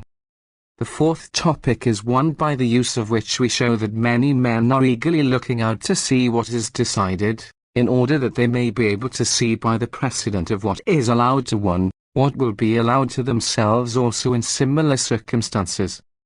The fifth topic is one by the use of which we show that everything else which has been badly managed, as soon as the truth concerning them is ascertained, may be all set right, that this thing, however, is one which, if it be once decided wrongly, cannot be altered by any decision, nor set right by any power. The sixth topic is one by which the action spoken of is proved to have been done designedly and on purpose, and then we add this argument, that pardon ought not to be granted to an intentional crime. The seventh topic is one which we employ when we say that any deed is foul, and cruel, and nefarious, and tyrannical, that it has been effected by violence or by the influence of riches, a thing which is as remote as possible from the laws and from all ideas of equal justice. Lef. An eighth topic is one of which we avail ourselves to demonstrate that the crime which is the present subject of discussion is not a common one, not one such as is often perpetrated, and that is foreign to the nature of even men in a savage state, of the most barbarous nations, or even of brute beasts. Actions of this nature are such as are wrought with cruelty towards one's parents, or wife, or husband, or children, or relations, or suppliants. Next to them, if anything was being done with inhumanity towards a man's elders, towards those connected with one by ties of hospitality, towards one's neighbors or one's friends, to those with whom one has been in the habit of passing one's life, to those by whom one has been brought up, to those by whom one has been taught, to the dead, to those who are miserable and deserving of pity, to men who are illustrious, noble, and who have been invested with honors and offices, to those who have neither had power to injure another nor to defend themselves, such as boys, old men, women, by all which circumstances indignation is violently excited, and will be able to awaken the greatest hatred against a man who has injured any of these persons. The ninth topic is one by which the action which is the subject of the present discussion is compared with others which are admitted on all hands to be offences, and in that way it is shown by comparison how much more atrocious and scandalous is the action which is the present subject of discussion. The 10th topic is one by which we collect all the circumstances which have taken place in the performance of this action, and which have followed since that action, with great indignation at and reproach of each separate item, and by our description we bring the case as far as possible before the eyes of the judge before whom we are speaking, so that that which is scandalous may appear quite as scandalous to him as if he himself had been present to see what was done. The 11th topic is one which we avail ourselves of when we are desirous to show that the action was been done by him whom of all men in the world at least became to do it, and by whom indeed it ought to have been prevented if anyone else had endeavored to do it. The 12th topic is one by means of which we express our indignation that we should be the first people to whom this has happened, and that it has never occurred in any other instance. The 13th topic is when insult is shown to have been added to injury, and by this topic we awaken hatred against pride and arrogance. The 14th topic is one which we avail ourselves of to entreat those who hear us to consider our injuries as if they affected themselves, if they concern our children, to think of their own, if our wives have been injured, to recollect their own wives, if it is our aged relations who have suffered, to remember their own fathers or ancestors. The 15th topic is one by which we say that those things which have happened to us appear scandalous even to foes and enemies, and as a general rule, indignation is derived from one or other of these topics. LV. But complaint will usually take its origin from things of this kind. Complaint is a speech seeking to move the pity of the hearers. In this it is necessary in the first place to render the disposition of the hearer gentle and merciful, in order that it may the more easily be influenced by pity.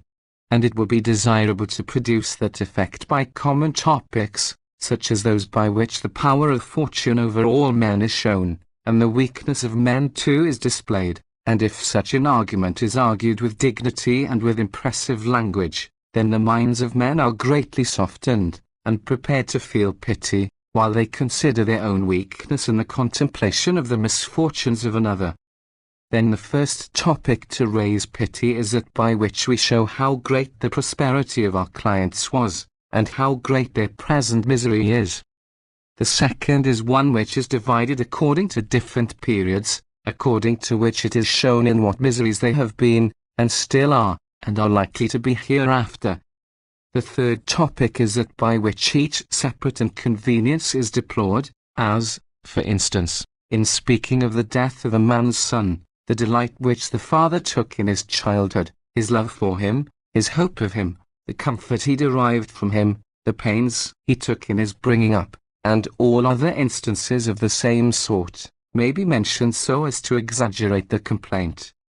The fourth topic is one in which all circumstances which are discreditable or low or mean are brought forward, all circumstances which are unworthy of a man's age, or both, or fortune, or former honours or services, all the disasters which they have suffered or are liable to suffer. The fifth topic is that by using which all disadvantages we brought separately before the eyes of the hearer, so that he who hears of them may seem to see them, and by the very facts themselves, and not only by the description of them, may be moved to pity as if he had been actually present. The sixth topic is one by which the person spoken of is shown to be miserable, when he had no reason to expect any such fate, and that when he was expecting something else, he not only failed to obtain it, but fell into the most terrible misfortunes. The seventh is one by which we suppose the fact of a similar mischance befalling the men who are listening to us, and require of them when they behold us to call to mind their own children, or their parents, or someone for whom they are bound to entertain affections.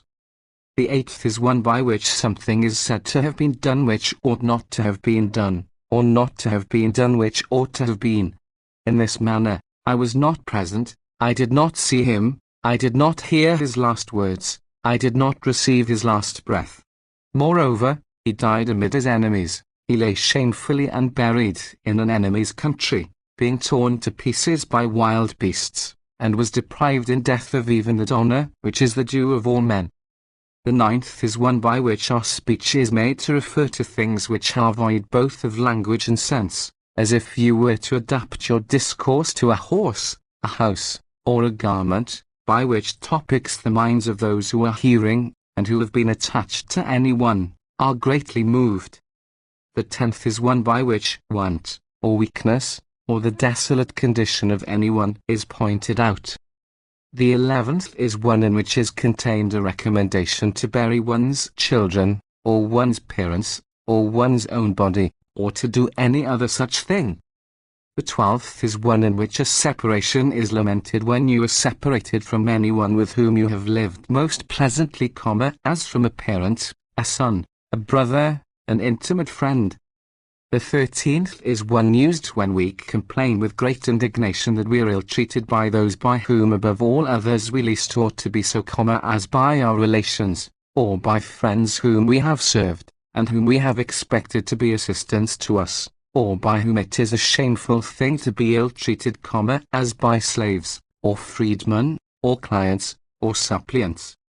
The 14th is one which is taken as an entreaty, in which those who hear us are entreated, in a humble and suppliant oration, to have pity on us. The 15th is one in which we show that we are complaining not only of our own fortunes, but of those who ought to be dear to us. The 16th is one by using which we show that our hearts are full of pity for others, and yet give tokens at the same time that it will be a great and lofty mind, and one able to endure disaster if any such should befall us. For often virtue and splendour, in which there is naturally great influence and authority, have more effect in exciting pity than humility and entreaties. And when men's minds are moved, it will not be right to dwell longer on complaints, for, as Apollonius the rhetorician said, nothing dries quicker than a tear. But since we have already, as it seems, said enough of all the different parts of a speech, and since his volume has swelled to a great size, what follows next shall be stated in the second book. The second book of the Rhetoric, or of the Treatise on Rhetorical Invention, of M.T. Cicero. Some men of Crotona, when they were rich in all kinds of resources, and when they were considered among the most prosperous people in Italy, were desirous to enrich the temple of Juno, which they regarded with the most religious veneration, with splendid pictures. Therefore they hired Zeuxis of Heraclea at a vast price, who was at that time considered to be far superior to all other painters, and employed him in that business. He painted many other pictures, of which some portion, on account of the great respect in which the temple is held, has remained to within our recollection, and in order that one of his mute representations might contain the preeminent beauty of the female form, he said that he wished to paint a likeness of Helen. And the men of Crotona, who had frequently heard that he excelled all other men in painting women, were very glad to hear this, for they thought that if he took the greatest pains in that class of work in which he had the greatest skill, he would leave them a most noble work in that temple. Nor were they deceived in that expectation, for Zeuxis immediately asked of them what beautiful virgins they had, and they immediately led him into the palaestra, and there showed him numbers of boys of the highest birth and of the greatest beauty. For indeed, there was a time when the people of Crotona were far superior to all other cities in the strength and beauty of their persons, and they brought home the most honourable victories from the gymnastic contests, with the greatest credit. While, therefore, he was admiring the figures of the boys and their personal perfection very greatly, the sisters, say they, of these boys are virgins in our city, so that how great their beauty is you may infer from these boys. Give me, then, said he, I beg you, the most beautiful of these virgins, while I paint the picture which I promised you, so that the reality may be transferred from the breathing model to the mute likeness. Then the citizens of Crotona, in accordance with a public vote, collected the virgins into one place, and gave the painter the opportunity of selecting whom he chose. But he selected 5, whose names many poets have handed down to tradition, because they had been approved by the judgment of the man who was bound to have the most accurate judgment respecting beauty. For he did not think that he could find all the component parts of perfect beauty in one person, because nature has made nothing of any class absolutely perfect in every part. Therefore, as if nature would not have enough to give to everybody if it had given everything to one, it balances one advantage bestowed upon a person by another disadvantage. 2. But since the inclination has arisen in my mind to write a treatise on the art of speaking, we have not put forth any single model of which every portion was necessarily to be copied by us, of whatever sort they might be, but, having collected together all the writers on the subject into one place, we have selected what each appears to have recommended which may be most serviceable, and we have thus culled the flower from various geniuses, for of those who are worthy of fame or recollection, there is no one who appears either to have said nothing well, or everything admirably, so that it seemed folly either to forsake the sensible maxims brought forward by any one, merely because we are offended at some other blunder of his, or, on the other hand, to embrace his faults because we have been tempted by some sensible precept which he has also delivered. But if in other pursuits also men would select all that was found most sensible from many sources, instead of devoting themselves to one fixed leader, they would err less on the side of arrogance, they would not persist so much in error, and they would make less enormous mistakes through ignorance. And if we had as deep an acquaintance with this art as he had with it of painting, perhaps this work of ours might appear as admirable in its kind as his picture did. For we have had an opportunity of selecting from a much more copious store of models than he had. He was able to make his selection from one city, and from that number of virgins only which existed at that time and place, but we have had opportunity of making our selection from all the men who have ever lived from the very first beginning of this science, being reduced to a system up to the present day, and taking whatever we thought worth while from all the stores which lay open before us. And Aristotle, indeed, has collected together all the ancient writers on this art, from the first writer on the subject and inventor of it, Tisias, and has compiled with great perspicuity the precepts of each of them, mentioning them by name, after having sought them out with exceeding care, and he has disentangled them with great diligence and explained their difficulties, and he has so greatly excelled the original writers themselves in suavity and brevity of diction, that no one is acquainted with their precepts from their own writings, but all who wish to know what maxims they have laid down, come back to him as to a far more agreeable expounder of their meaning. and he himself has set before us himself and those too who had lived before his time, in order that we might be acquainted with the method of others, and with his own. And those who have followed him, although they have expended a great deal of labor on the most profound and important portions of philosophy, as he himself also, whose example they were following, had done, have still left us many precepts on the subject of speaking. And other masters of this science have also come forward, taking their rise, as it were, in other springs, who have also been of great assistance in eloquence, as far at least as artificial rules can do any good. For they lived at the same time as Aristotle, a great and illustrious rhetorician, named Isocrates, though we have not entirely discovered what his system was. But we have found many lessons respecting their art from his pupils and from those who proceeded immediately afterwards from this school. 3. From these two different families, as it were, the one of which, while it was chiefly occupied with philosophy, still devoted some portion of its attention to the rhetorical science, and the other was wholly absorbed in the study and teaching of eloquence. But both kinds of study were united by their successors, who brought to the aid of their own pursuits those things which appear to have been profitably said by either of them, and those in the others their predecessors are the men whom we and all our countrymen have proposed to ourselves as models, as far as we were able to make them so, and we have also contributed something from our own stores to the common stock. But if the things which are set forth in these books deserved to be selected with such great eagerness and care as they were, then certainly, neither we ourselves nor others will repent of our industry. But if we appear either rashly to have passed over some doctrine of some one worth noticing, or to have adopted it without sufficient elegance, in that case, when we are taught better by someone, we will easily and cheerfully change our opinion. For what is discreditable is, not the knowing little, but the persisting foolishly and long in what one does not understand, because the one thing is attributed to the common infirmity of man, but the other to the especial fault of the individual. Wherefore we, without affirming anything positively, but making inquiry at the same time, will advance each position with some doubt, lest while we gain this trifling point of being supposed to have written this treatise with tolerable neatness, we should lose that which is of the greater importance, the credit, namely, of not adopting any idea rashly and arrogantly. But this we shall endeavour to gain both at present and during the whole course of our life with great care, as far as our abilities will enable us to do so.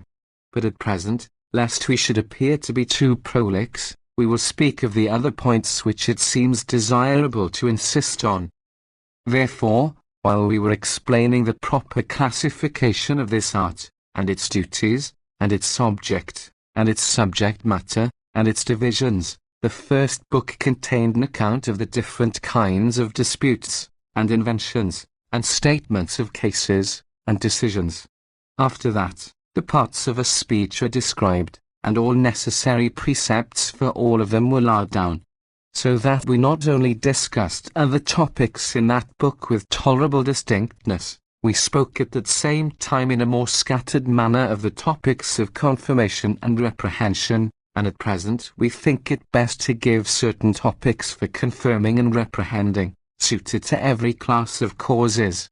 And because it has been explained with some diligence in the former book, in what manner argumentations ought to be handled, in this book it will be sufficient to set forth the arguments which have been discovered for each kind of subject simply, and without any embellishment, so that, in this book, the arguments themselves may be found, and in the former, the proper method of polishing them, so that the reader must refer the precepts which are now laid down, to the topics of confirmation and reprehension.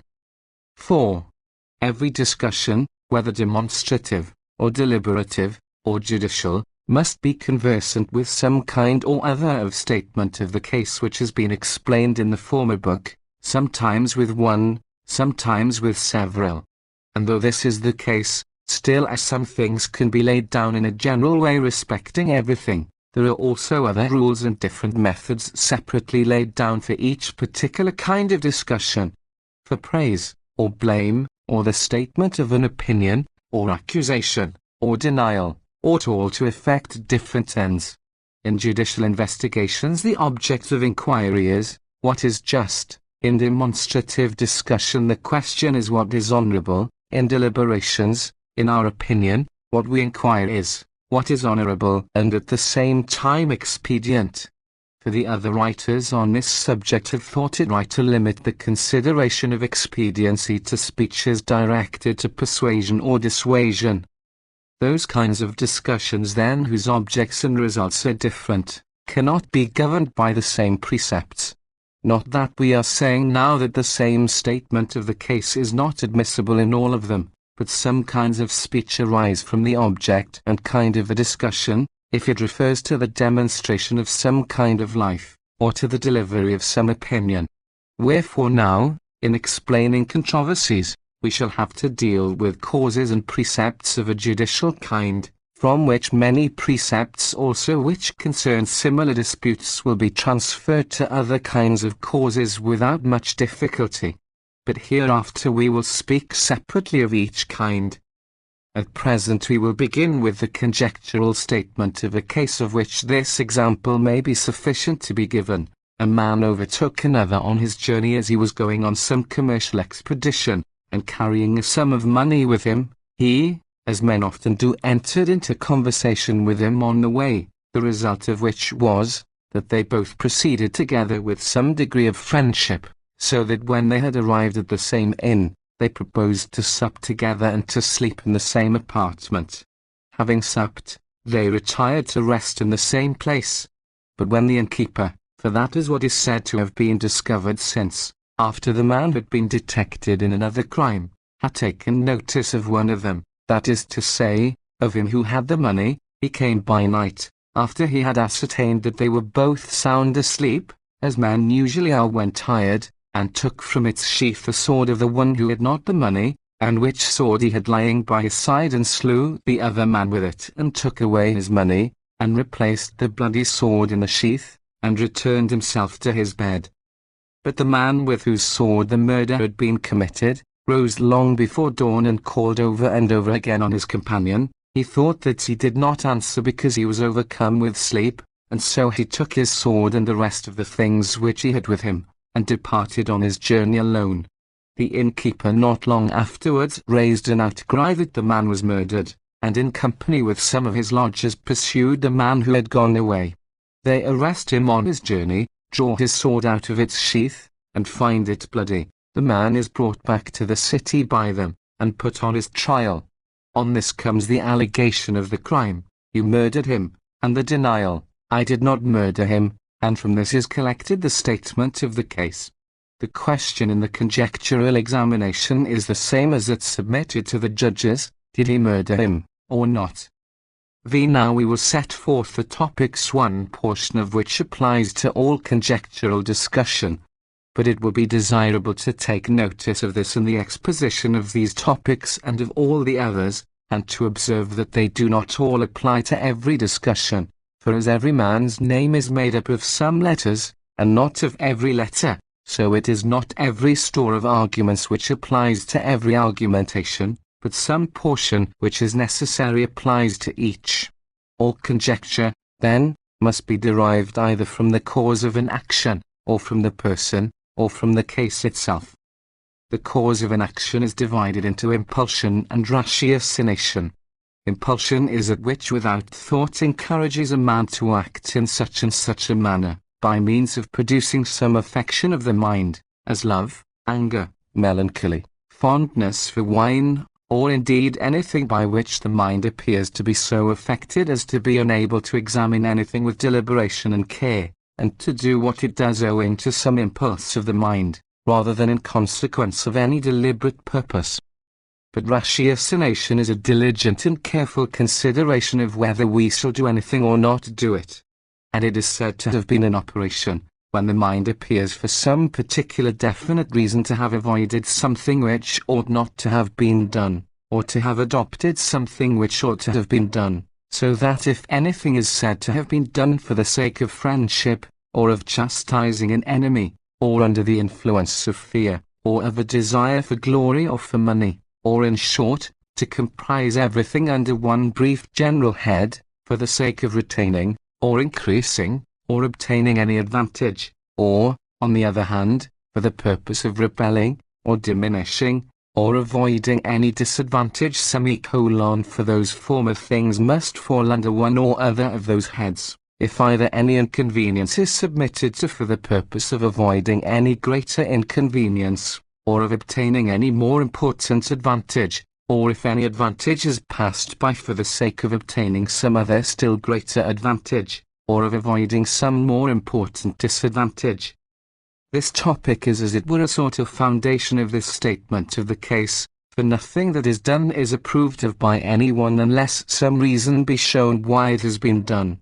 Therefore the accuser, when he says that anything was been done in compliance with some impulse, ought to exaggerate that impulse, and any other agitation or affection of the mind, with all the power of language and variety of sentiments of which he is master, and to show how great the power of love is, how great the agitation of mind which arises from anger, or from any one of those causes which he says was that which impelled anyone to do anything.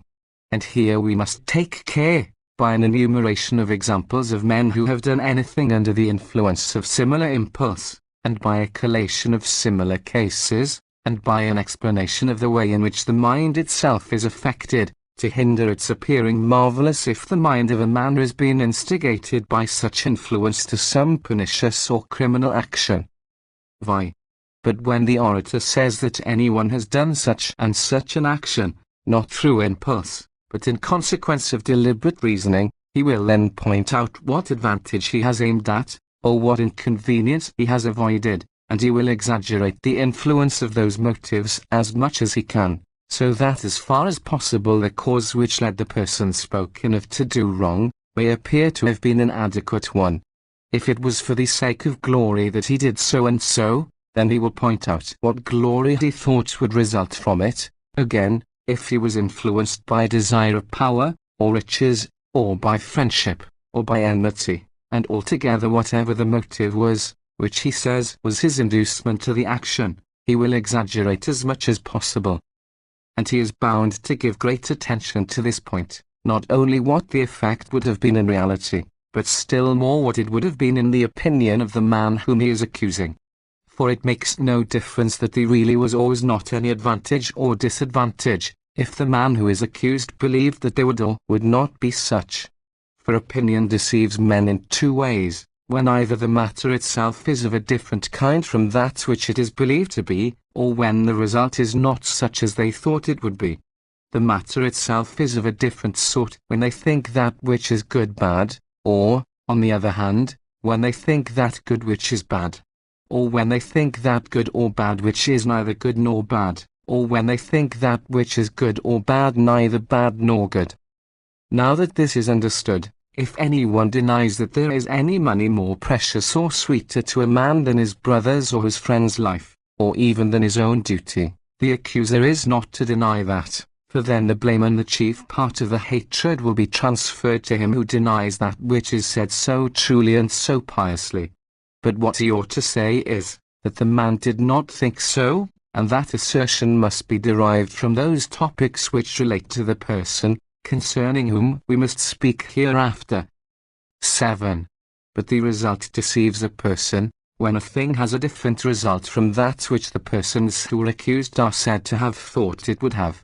As when a man is said to have slain a different person from him whom he intended to slay, either because he was deceived by the likeness or by some suspicion, or by some false indication, or that he slew a man who had not left him his heir in his will, because he believed that he had left him his heir. For it is not right to judge of a man's belief by the result, but rather to consider with what expectation, and intention, and hope he proceeded to such a crime, and to recollect that the matter of real importance is to consider with what intention a man does a thing, and not what the consequence of his action turns out to be. And in this topic this will be the great point for the accuser, if he is able to show that no one else had any reason for doing so at all. And the thing next in importance will be to show that no one else had such great or sufficient reason for doing so. But if others appear also to have had a motive for doing so, then we must show that they had either no power, or no opportunity, or no inclination to do it. They had no power if it can be said that they did not know it, or were not in the place, or were unable to have accomplished it. They had no opportunity, if it can be proved that any plan, any assistance, any instruments, and all other things which relate to such an action, were wanting to them. They had no inclination, if their disposition can be said to be entirely alien to such conduct, and unimpeachable. Lastly, whatever arguments we allow a man on his trial to use in his defense, the very same the prosecutor will employ in delivering others from blame. But that must be done with brevity, and many arguments must be compressed into one, in order that he may not appear to be accusing the man on his trial for the sake of defending someone else, but to be defending someone else with a view to strengthen his accusation against him. 8. And these are for the most part the things which must be done and considered by an accuser. But the advocate for the defense will say, on the other hand, either that there was no motive at all, or, if he admits that there was, he will make light of it, and show that it was a very slight one, or that such conduct does not often proceed from such a motive.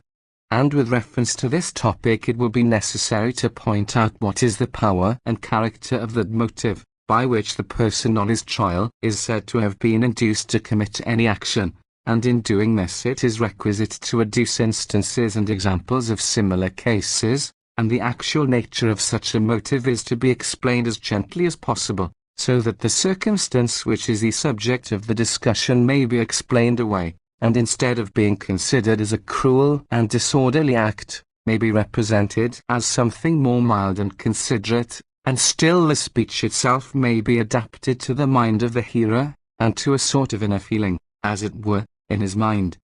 But the orator will weaken the suspicions arising from the ratiocination, if he shall say either that the advantage intimated had no existence, or a very slight one, or that it was a greater one to others, or that it was no greater advantage to himself than to others, or that it was a greater disadvantage than advantage to himself.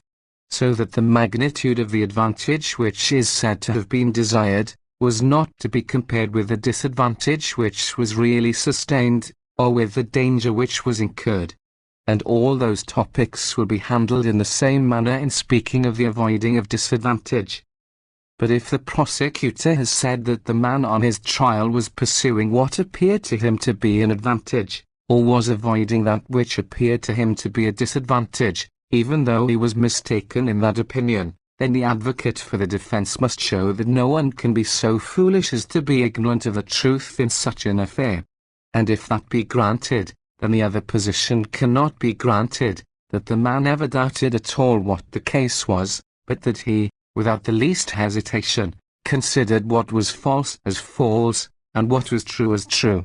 But if he doubted, then it was a proof of absolute insanity for a man under the influence of a doubtful hope to incur a certain danger. But as the accuser, when he is seeking to remove the guilt from others, must use the topics proper to an advocate for the defense, so the man on his trial must use those topics which have been allotted to an accuser, when he wishes to transfer an accusation from his own shoulders to those of others. 9.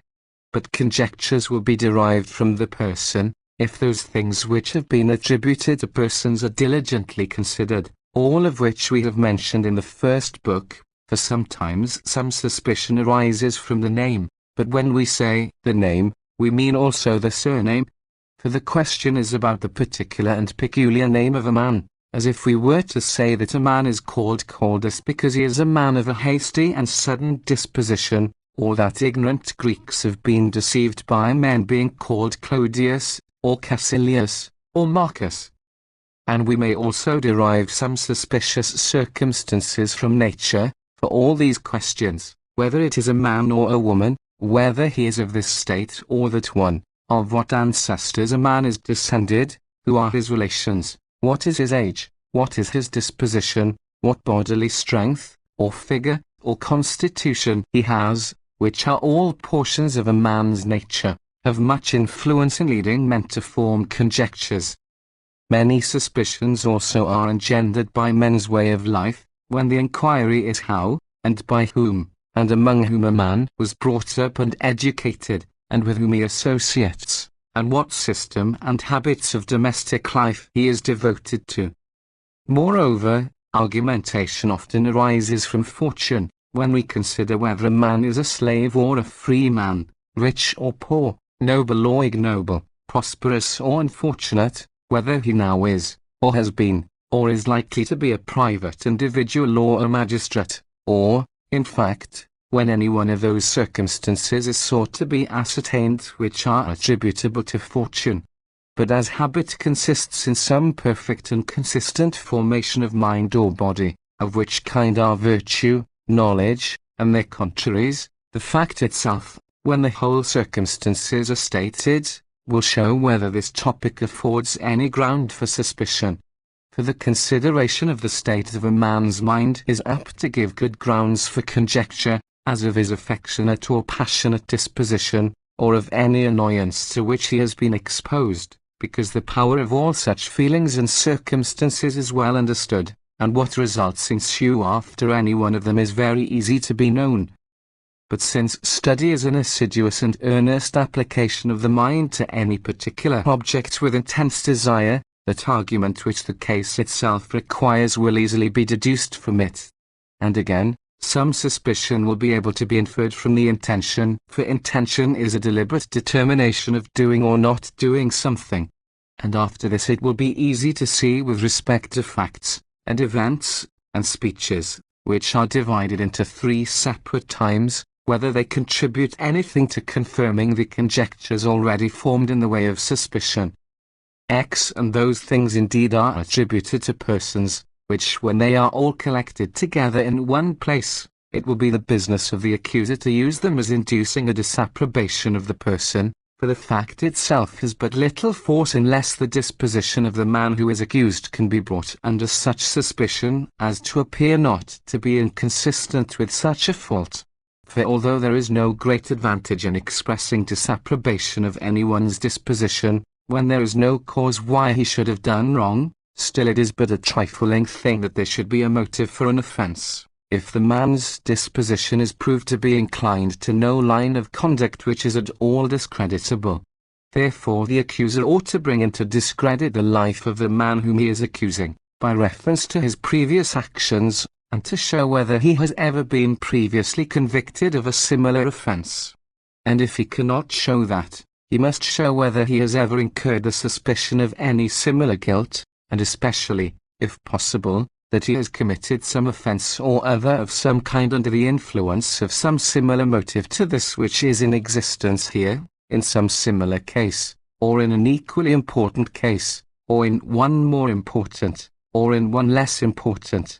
As, if with respect to a man who he says has been induced by money to act in such and such a manner, he were able to show that any other action of his in any case had been prompted by avarice.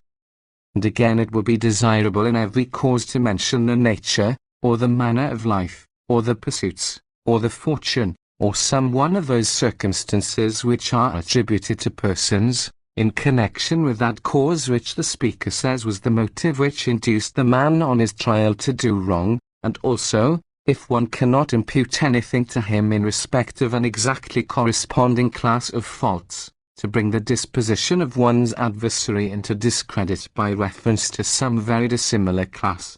As, if you were to accuse him of having done so and so, because he was instigated by avarice, and yet, if you are unable to show that the man whom you accuse is avaricious, you must show that other vices are not wholly foreign to his nature, and that on that account it is no great wonder if a man who in any affair has behaved basely, or covetously, or petulantly, should have erred in this business also. For in proportion as you can detract from the honesty and authority of the man who is accused, in the same proportion has the force of the whole defense been weakened. If it cannot be shown that the person on his trial has been ever before implicated in any previous guilt, then that topic will come into play which we are to use for the purpose of encouraging the judges to think that the former character of the man has no bearing on the present question, for that he has formerly concealed his wickedness, but that he is now manifestly convicted, so that it is not proper that this case should be looked at with reference to his former life, but that his former life should now be reproved by this conduct of his, and that formerly he had either no opportunity of doing wrong, or no motive to do so. Or if this cannot be said, then we must have recourse to this last assertion, that it is no wonder if he now does wrong for the first time, for that it is necessary that a man who wishes to commit sin, must some time or other commit it for the first time. If nothing whatever is known of his previous life, then it is best to pass over this topic, and to state the reason why it is passed over, and then to proceed at once to corroborate the accusation by arguments. 11. But the advocate for the defense sought in the first place to show, if he can, that the life of the person who is accused has always been as honorable as possible.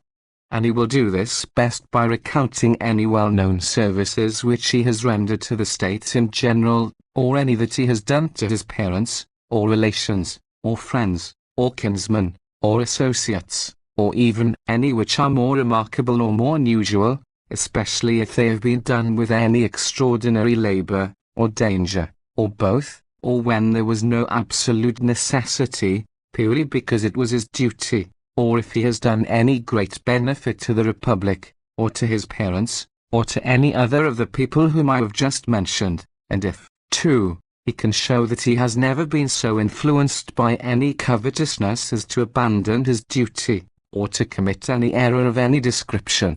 And this statement will be the more confirmed, if when it is said that he had an opportunity of doing something which was not quite creditable with impunity, it can be shown at the same time that he had no inclination to do it.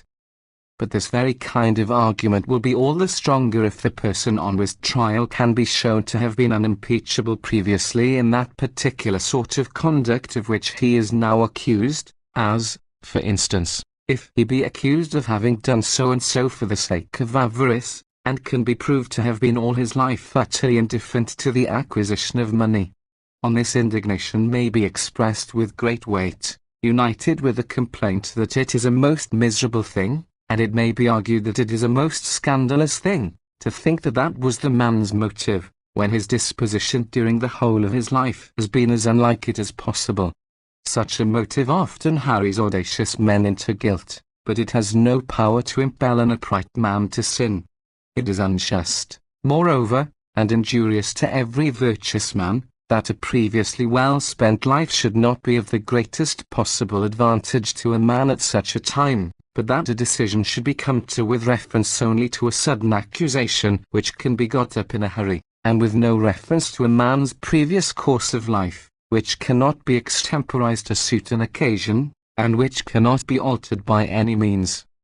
But if there have been any acts of baseness in his previous life, or if they be said to have undeservedly acquired such a reputation, or if his actions are to be attributed by the envy, or love of detraction, or mistaken opinion of some people, either to ignorance, or necessity, or to the persuasion of young men, or to any other affection of mind in which there is no vice, or if he has been tainted with errors of a different kind, so that his disposition appears not entirely faultless, but still far remote from such a fault, and if his disgraceful or infamous course of life cannot possibly be mitigated by any speech, then it will be proper to say that the inquiry does not concern his life and habits, but is about that crime for which he is now prosecuted, so that, omitting all former actions, it is proper that the matter which is in hand should be attended to. 12. But suspicions may be derived from the fact itself, if the administration of the whole matter is examined into in all its parts, and these suspicions will arise partly from the affair itself when viewed separately, and partly from the persons and the affairs taken together. They will be able to be derived from the affair, if we diligently consider those circumstances which have been attributed to such affairs, and from them all the different genera, and most subordinate species, will appear to be collected together in this statement of the case.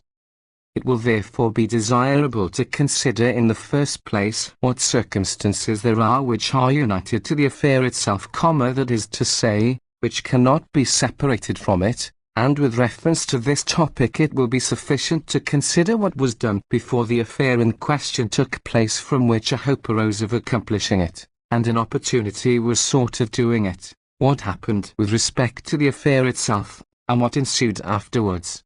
In the next place, the execution of the whole affair must be dealt with, for this class of circumstances which have been attributed to the affair has been discussed in the second topic.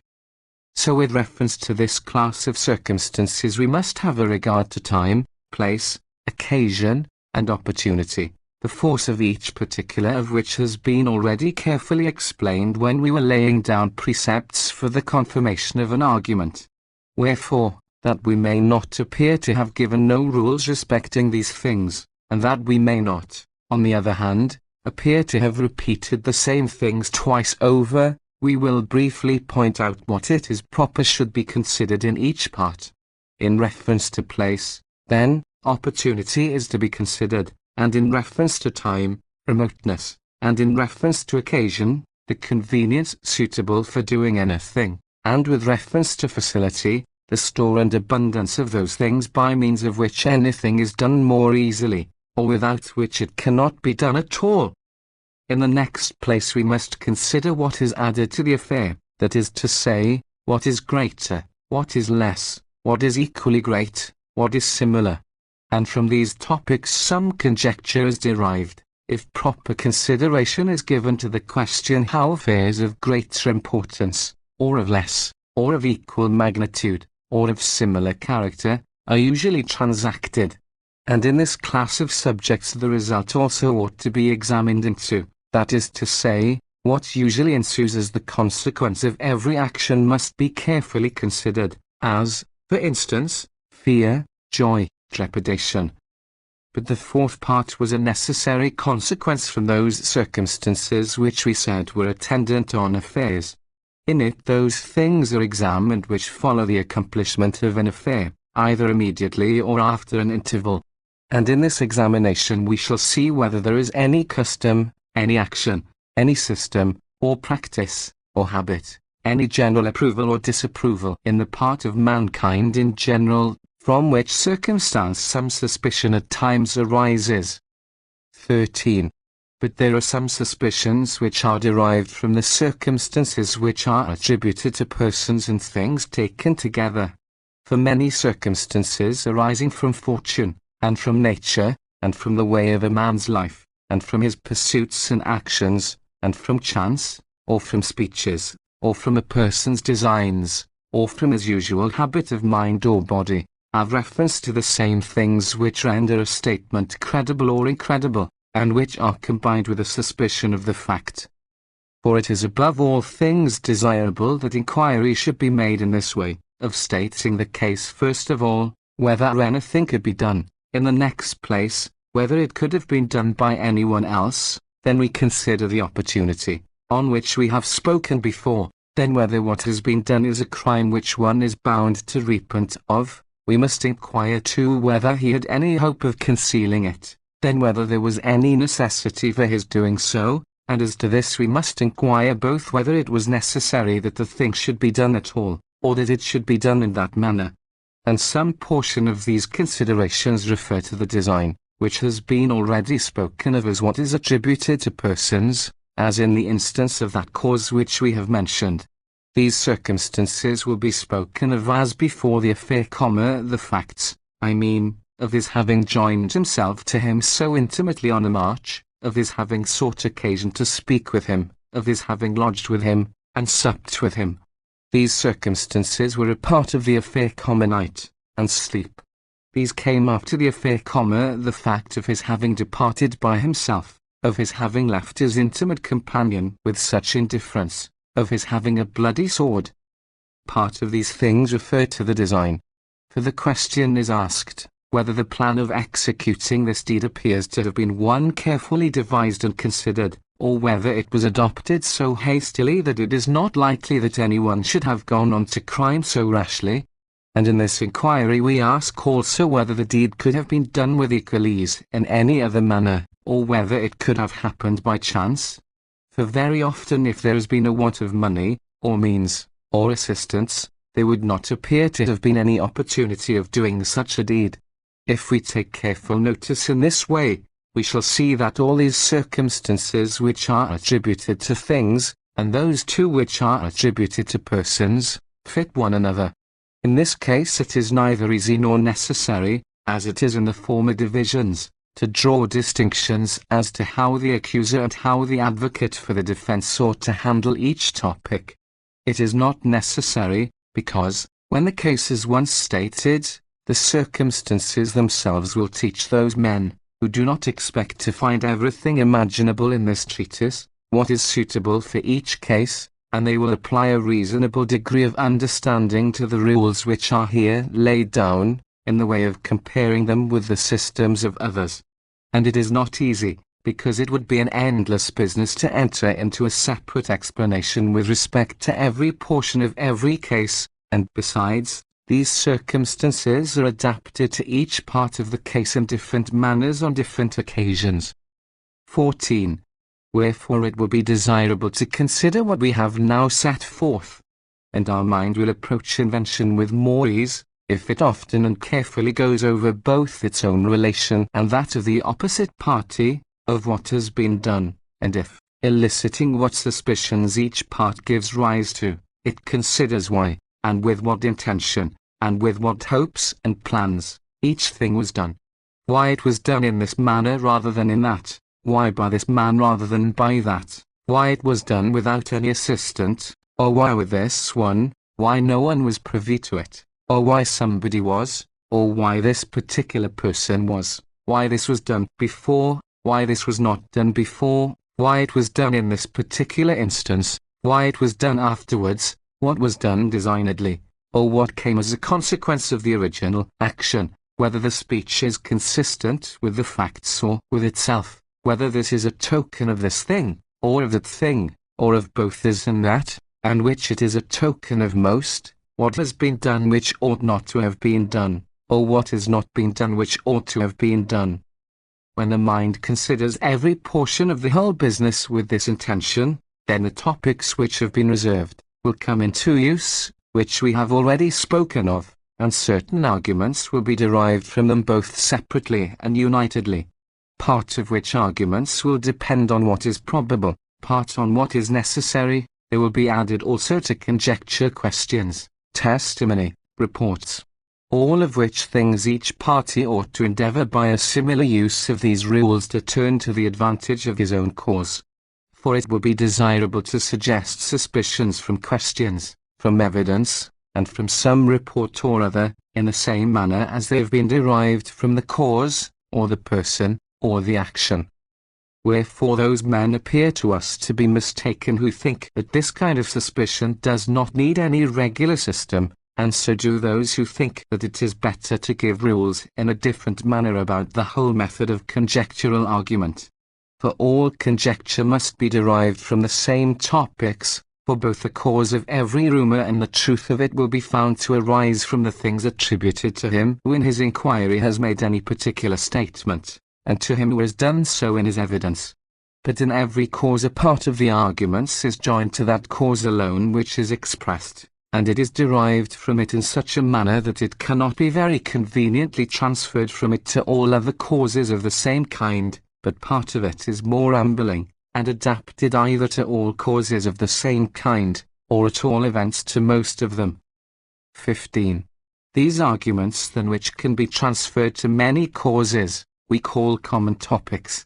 For a common topic either contains some amplification of a well-understood thing, as if anyone were desirous to show that a man who has murdered his father is worthy of the very extremity of punishment, and this topic is not to be used except when the cause has been proved and is being summed up or of a doubtful matter which has some probable arguments which can be produced on the other side of the question also, as a man may say that it is right to put confidence in suspicions, and, on the contrary, that it is not right to put confidence in suspicions.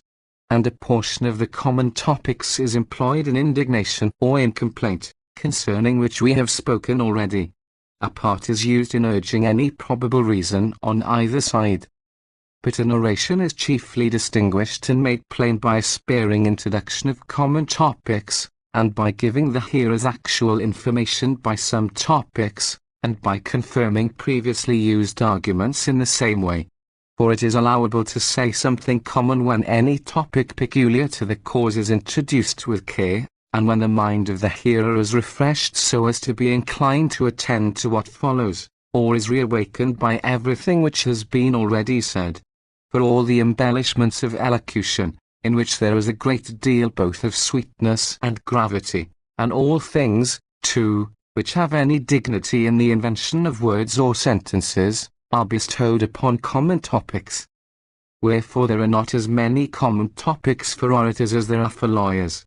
For they cannot be handled with elegance and weight, as their nature requires, except by those who have acquired a great flow of words and ideas by constant practice. And this is enough for us to say in a general way concerning the entire class of common topics. 16. Now we will proceed to explain what common topics are usually available in a conjectural statement of a case. As for instance, that it is proper to place confidence in suspicions, or that it is not proper, that it is proper to believe witnesses, or that it is not proper, that it is proper to believe examinations, or that it is not proper, that it is proper to pay attention to the previous course of a man's life, or that it is not proper, that it is quite natural that a man who has done so and so should have committed this crime also, or that it is not natural, that it is especially necessary to consider the motive, or that it is not necessary. And all these common topics, and any others which arise out of any argument peculiar to the cause in hand, may be turned either way. But there is one certain topic for an accuser by which he exaggerates the atrocity of an action, and there is another by which he says that it is not necessary to pity the miserable. That, too, is a topic for an advocate for the defense by which the false accusations of the accusers are shown up with indignation, and that by which pity is endeavored to be excited by complaints. These and all other common topics are derived from the same rules from which the other systems of arguments proceed, but those are handled in a more delicate, and acute, and subtle manner, and these with more gravity, and more embellishment, and with carefully selected words and ideas. For in them the object is, that that which is stated may appear to be true. In these, although it is desirable to preserve the appearance of truth, still the main object is to give importance to the statement. Now let us pass on to another statement of the case. 17. When there is a dispute as to the name of a thing because the meaning of a name is to be defined by words, it is called a definitive statement. By way of giving an example of this, the following case may be adduced. Caius Flaminius, who was consul, met with great disasters in the Second Punic War, when he was tribune of the people, proposed, in a very seditious manner, an agrarian law to the people, against the consent of the Senate, and altogether against the will of all the nobles. While he was holding an assembly of the people, his own father dragged him from the temple. He is impeached of treason. The charge is, you attacked the majesty of the people in dragging down a tribune of the people from the temple. The denial is, I did not attack the majesty of the people. The question is, whether he attacked the majesty of the people or not. The argument is, I only used the power which I legitimately had over my own son. The denial of this argument is, but a man who, by the power belonging to him as a father, that is to say, as a private individual, attacks the power of a tribune of the people, that is to say, the power of the people itself, attacks the majesty of the people. The question for the judges is, whether a man attacks the majesty of the people who uses his power as a father in opposition to the power of a tribune. And all the arguments must be brought to bear on this question. And, that no one may suppose by any chance that we are not aware that some other statement of the case may perhaps be applicable to this cause, we are taking that portion only for which we are going to give rules. But when all parts have been explained in this book, anyone, if he will only attend diligently, will see every sort of statement in every sort of cause, and all their parts, and all the discussions which are incidental to them. for we shall mention them all. The first topic then for an accuser is a short and plain definition, and one in accordance with the general opinion of men, of that name, the meaning of which is the subject of inquiry. In this manner, to attack the majesty of the people is to detract from the dignity, or the rank, or the power of the people, or of those men to whom the people has given power. This definition being thus briefly set forth in words, must be confirmed by many assertions and reasons and must be shown to be such as you have described it. Afterwards it will be desirable to add to the definition which you have given, the action of the man who is accused, and to add it too with reference to the character which you have proved it to have. Take for instance, to attack the majesty of the people. You must show that the adversary does attack the majesty of the people, and you must confirm this whole topic by a common topic, by which the atrocity or indignity of the fact, and the whole guilt of it, and also our indignation at it, may be increased.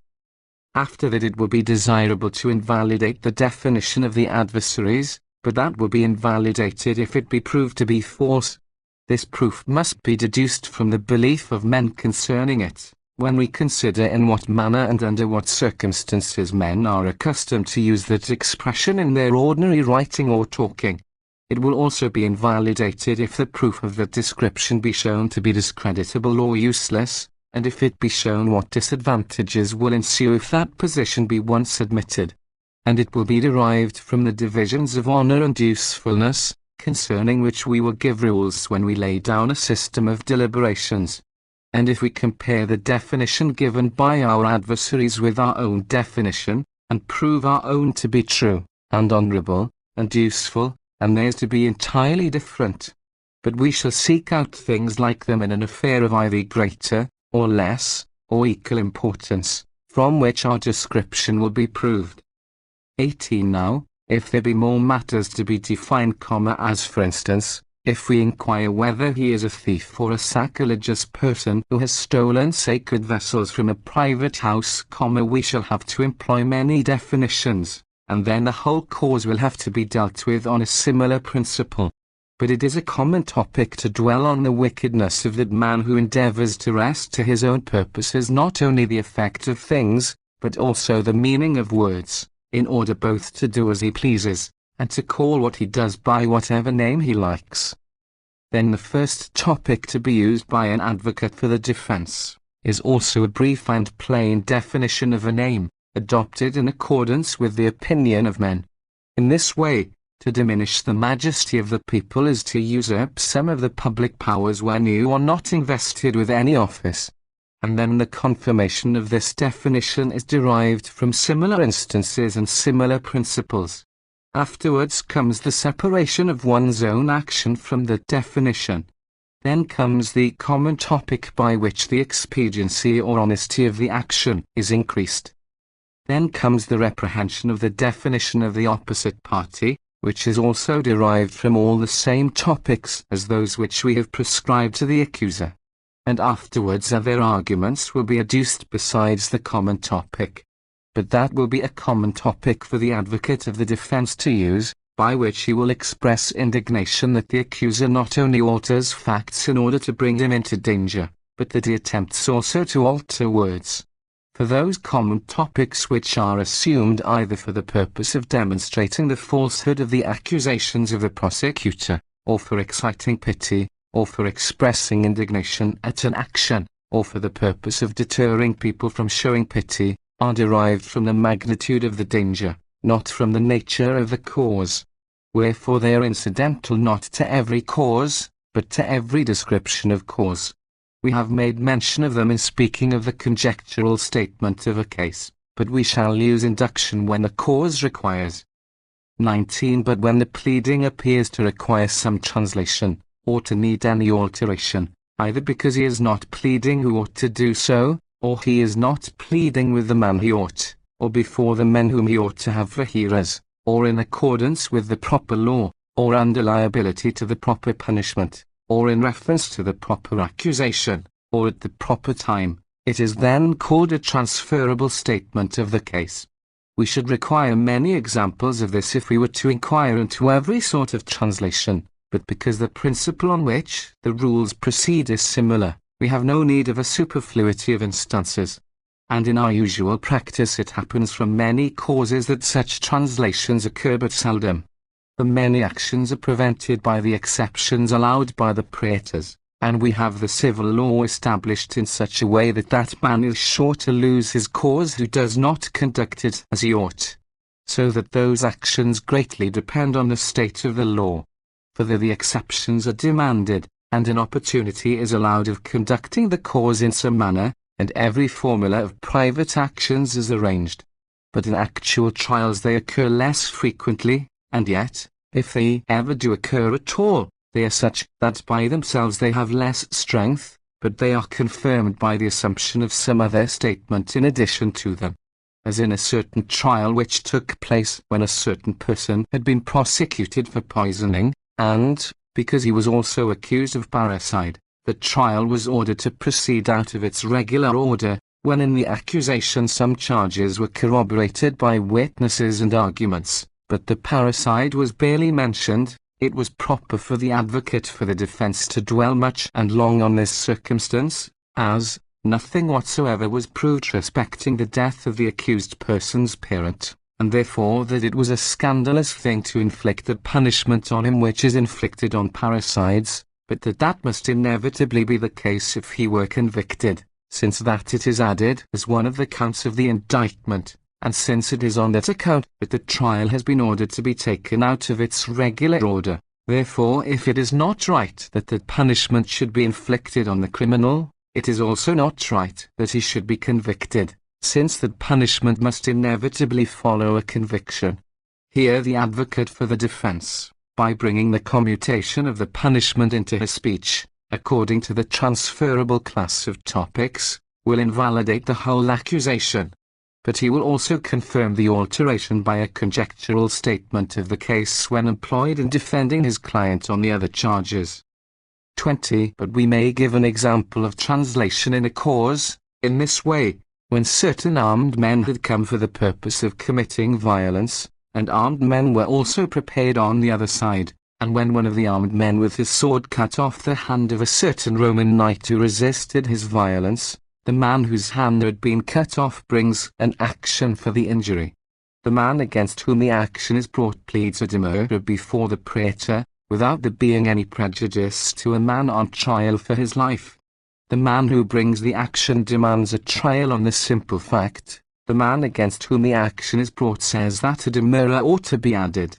The question is, shall a demurrer be allowed or not?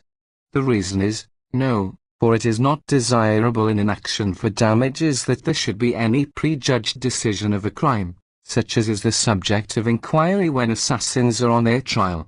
The arguments intended to invalidate this reason are, the injuries are such that it is a shame that a decision should not be come to as early as possible. The thing to be decided is, whether the atrocity of the injuries is a sufficient reason why, while that point is before the tribunal, a previous decision should be given concerning some greater crime, concerning which the tribunal is prepared. And this is the example. But in every cause the question ought to be put to both parties, by whom, and by whose agency, and how, and when it is desirable that the action should be brought, or the decision given, or what ought to be decided concerning that matter. That ought to be assumed from the divisions of the law, concerning which we must speak hereafter, and we then ought to argue as to what is usually done in similar cases, and to consider whether, in this instance, out of wickedness, one course is really adopted and another pretended, or whether the tribunal has been appointed and the action allowed to proceed through folly or necessity, because it could not be done in any other manner, or owing to an opportunity which offered for acting in such a manner, or whether it has been done rightly without any interruption of any sort.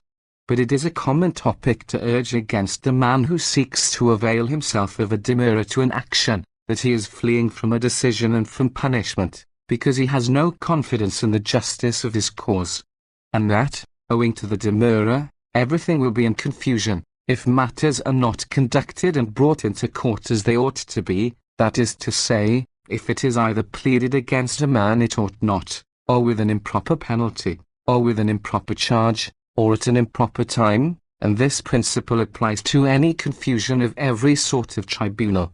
Those three statements of cases, then, which are not susceptible of any decisions, must be treated in this manner. At present let us consider the question and its divisions on general principles. 21. When the fact and the name of the action in question is agreed upon, and when there is no dispute as to the character of the action to be commenced, then the effect, and the nature, and the character of the business is inquired into. We have already said, that there appear to be two divisions of this, one which relates to facts and one which relates to law.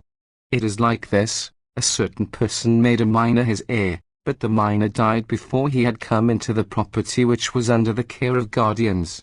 A dispute has arisen concerning the inheritance which came to the minor, between those who are the reversionary heirs of the father of the minor, the possession belongs to the reversionary heirs.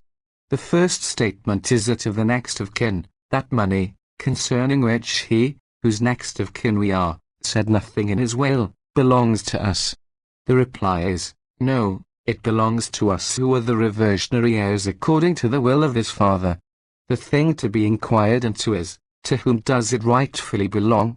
The argument is, for the father made a will for himself and for his son as long as the latter was a minor, wherefore it is quite clear that the things which belong to the son are now ours, according to the will of the father.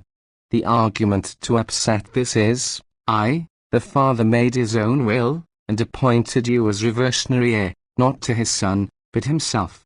Wherefore, nothing except what belonged to him himself can be yours by his will. The point to be determined is, whether anyone can make a will to affect the property of his son who is a minor, or whether the reversionary heirs of the father of the family himself, and not the heirs of his son also as long as he is a minor. And it is not foreign to the subject, in order that I may not, on the one hand, omit to mention it, or, on the other, keep continually repeating it, to mention a thing here which has a bearing on many questions. There are causes which have many reasons, though the grounds of the cause are simple, and that is the case when what has been done, or what is being defended, may appear right or natural on many different accounts, as in this very cause. For this further reason may be suggested by the heirs, for there cannot be more heirs than one of one property, for causes quite dissimilar, nor has it ever happened, that one man was heir by will, and another by law, of the same property. This, again, is what will be replied. In order to invalidate this, it is not one property only, because one part of it was the adventitious property of the minor, whose heir no one had been appointed by will at that time. In the case of anything happening to the minor, and with respect to the other portion of the property, the inclination of the father, even after he was dead, had the greatest weight, and that, now that the minor is dead, gives the property to his own heirs. The question to be decided is, whether it was one property, and then, if they employ this argument by way of invalidating the other, that there can be many heirs of one property for quite dissimilar causes, the question to be decided arises out of that argument, namely whether there can be more heirs than one, of different classes and character, to one property. 22. Therefore, in one statement of the case, it has been understood how there are more reasons than one, more topics than one to invalidate such reasons, and besides that, more questions than one for the decision of the judge. Now let us look to the rules for this class of question. We must consider in what the rights of each party, or of all the parties, if there are many parties to the suit, consist. The beginning, then, appears derived from nature, but some things seem to have become adopted in practice for some consideration of expediency which is either more or less evident to us. But afterwards things which were approved of, or which seemed useful, either through habit, or because of their truth, appeared to have been confirmed by laws, and some things seem to be a law of nature, which it is not any vague opinion, but a sort of innate instinct that implants in us, as religion, piety, revenge for injuries, gratitude, attention to superiors, and truth. They call religion, that which is conversant with the fear of, and ceremonious observance paid to the gods. They call that piety, which warns us to fulfill our duties towards our country, our parents, or others connected with us by ties of blood. Gratitude is that which retains a recollection of honors and benefits conferred on one, and acts of friendship done to one, and which shows itself by a requital of good offices. Revenge for injuries is that by which we repel violence and insult from ourselves and from those who ought to be dear to us, by defending or avenging ourselves, and by means of which we punish offenses. Attention to superiors, they call the feeling under the influence of which we feel reverence for and pay respect to those who excel us in wisdom or honor or in any dignity. Truth, they style that habit by which we take care that nothing has been or shall be done in any other manner than what we state. And the laws of nature themselves are less inquired into in a controversy of this sort, because they have no particular connection with the civil law of which we are speaking, and also because they are somewhat remote from ordinary understandings. Still, it is often desirable to introduce them for the purpose of some comparison, or with a view to add dignity to the discussion. But the laws of habit are considered to be those which, without any written law, antiquity has sanctioned by the common consent of all men. And with reference to this habit there are some laws which are now quite fixed by their antiquity.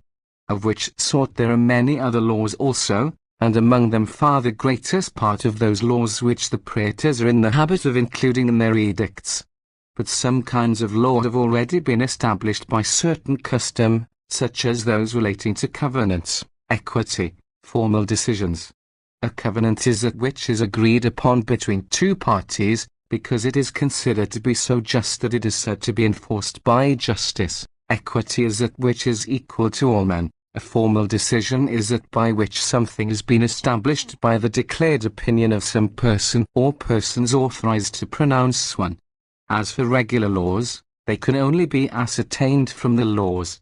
It is desirable, then, by trying over every part of the law, to take notice of and to extract from these portions of the law whatever shall appear to arise out of the case itself, or out of a similar one, or out of one of greater or less importance. But since, as has been already said, there are two kinds of common topics, one of which contains the amplification of a doubtful matter, and the other of a certain one, we must consider what the case itself suggests, and what can be and ought to be amplified by a common topic.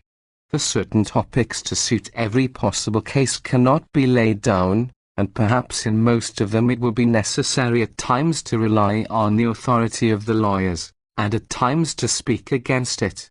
But we must consider, in this case and in all cases, whether the case itself suggests any common topics besides those which we have mentioned.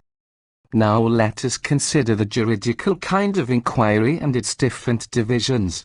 23. The juridical inquiry is that in which the nature of justice and injustice, and the principle of reward or punishment, is examined. Its divisions are two, one of which we call the absolute inquiry, and the other the one which is accessory. That is the absolute inquiry which itself contains in itself the question of right and not right, not as the inquiry about facts does, in an overhand and obscure manner, but openly and intelligibly. It is of this sort. When the Thebans had defeated the Lacedaemonians in war, as it was nearly universal custom among the Greeks, when they were waging war against one another, for those who were victorious to erect some trophy on their borders, for the sake only of declaring their victory at present, not that it might remain forever as a memorial of the war, they erected a brazen trophy. They are accused before the Amphictyons, that is, before the Common Council of Greece. The charge is, they ought not to have done so. The denial is, we ought. The question is, whether they ought. The reason is, for we gained such glory by our valor in that war, that we wish to leave an everlasting memorial of it to posterity. The argument adduced to invalidate this is, but still it is not right for Greeks to erect an eternal memorial of their enmity to Greeks. The question to be decided is, as for the sake of celebrating their own excessive valor Greeks have erected an imperishable monument of their enmity to Greeks, whether they have done well or ill. We, therefore, have now put this reason in the mouth of the Thebans, in order that this class of cause which we are now considering might be thoroughly understood. For if we had furnished them with that argument which is perhaps the one which they actually used, we did so because their enemies warred against us without any considerations of justice and piety, we should then be digressing to the subject of retorting an accusation, of which we will speak hereafter. But it is manifest that both kinds of question are incidental to this controversy, and arguments must be derived for it from the same topics as those which are applicable to the cause, depending on matters of fact, which has been already treated of. But to take many weighty common topics both from the cause itself, if there is any opportunity for employing the language of indignation or complaint, and also from the advantage and general character of the law, will be not only allowable, but proper, if the dignity of the cause appears to require such expedients. 24. At present let us consider the assumptive portion of the juridical inquiry. But it is then called assumptive, when the fact cannot be proved by its own intrinsic evidence, but is defended by some argument brought from extraneous circumstances. Its divisions are four in number: comparison, the retort of the accusation, the refutation of it as far as regards oneself, and concession. Comparison is when any action which intrinsically cannot be approved, is defended by reference to that for the sake of which it was done. It is something of this sort: a certain general, when he was blockaded by the enemy and could not escape by any possible means, made a covenant with them to leave behind his arms and his baggage, on condition of being allowed to lead away his soldiers in safety. And he did so. Having lost his arms and his baggage, he saved his men, beyond the hopes of anyone. He is prosecuted for treason. Then comes the definition of treason. But let us consider the topic which we are at present discussing. The charge is, he had no business to leave behind the arms and baggage. The denial is, yes, he had. The question is, whether he had any right to do so. The reason for doing so is, for else he would have lost all his soldiers. The argument brought to invalidate this is either the conjectural one, they would not have been lost, or the other conjectural one, that was not your reason for doing so. And from this arise the questions for decision, whether they would have been lost, and whether that was the reason why he did so, or else, this comparative reason which we want at this minute, but it was better to lose his soldiers than to surrender the arms and baggage to the enemy. And from this arises the question for the decision of the judges, as all the soldiers must have been lost unless they had come into this covenant, whether it was better to lose the soldiers, or to agree to these conditions. It will be proper to deal with this kind of cause by reference to these topics, and to employ the principles of, and rules for the other statements of cases also, and especially to employ conjectures for the purpose of invalidating that which those who are accused will compare with the act which is alleged against them as a crime. And that will be done if either that result which the advocates for the defense say would have happened unless that action had been performed which is now brought before the court, be denied to have been likely to ensue, or if it can be proved that it was done with a different object and in a different manner from that stated by the man who is on his trial. The confirmation of that statement, and also the argument used by the opposite party to invalidate it, must both be derived from the conjectural statement of the case. But if the accused person is brought before the court, because of his action coming under the name of some particular crime, as is the case in this instance, for the man is prosecuted for treason, it will be desirable to employ a definition and the rules for a definition. 25. And this usually takes place in this kind of examination, so that it is desirable to employ both conjecture and definition. But if any other kind of inquiry arises, it will be allowable on similar principles to transfer to it the rules for that kind of inquiry.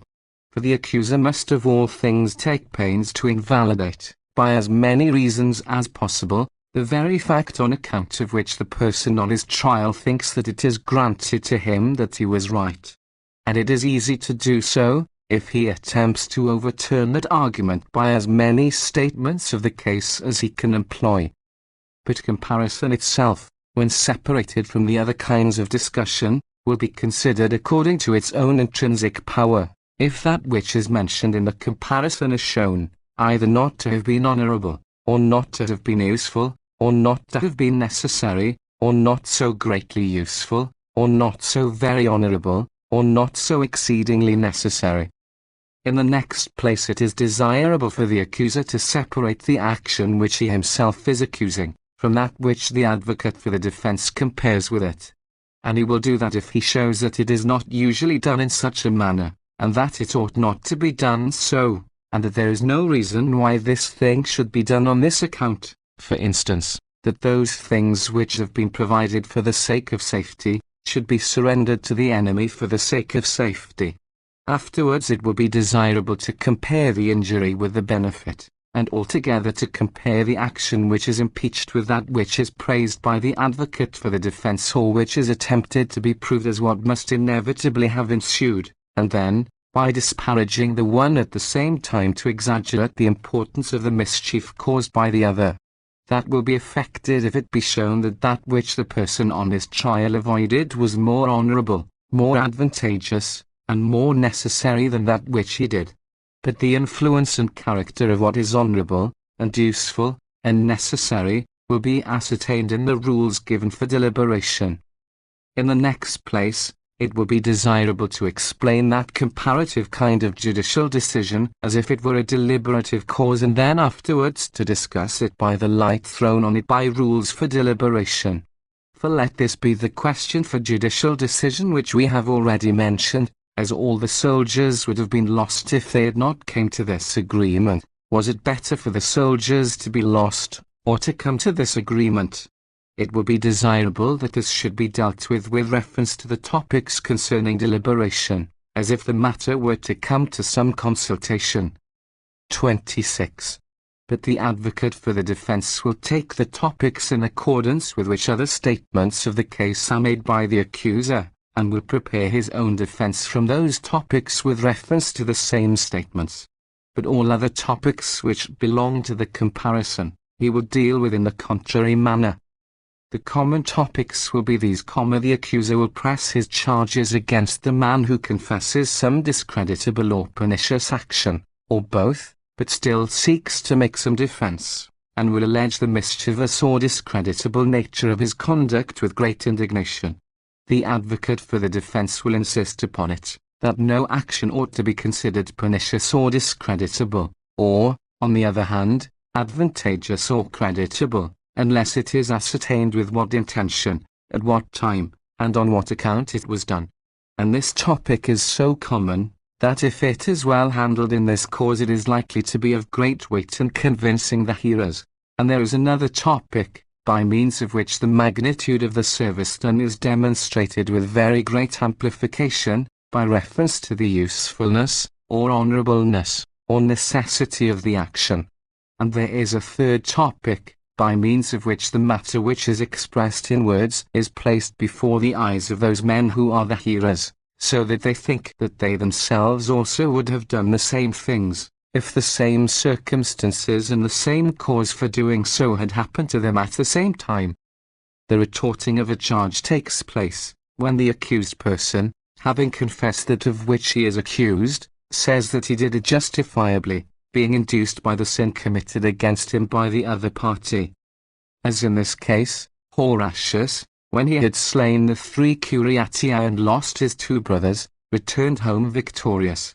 He saw his sister not troubled about the death of her brothers, but at the same time calling on the name of Curiatius, who had been betrothed to her, with groans and lamentation. Being indignant, he slew the maid. He is prosecuted. The charge is, "You slew your sister wrongfully." The refutation is, "I slew her lawfully." The question is, whether he slew her lawfully. The reason is, yes, for she was lamenting the death of enemies, and was indifferent to that of her brothers. She was grieved that I and the Roman people were victorious. The argument to invalidate this reason is, still she ought not to have been put to death by her brother without being convicted.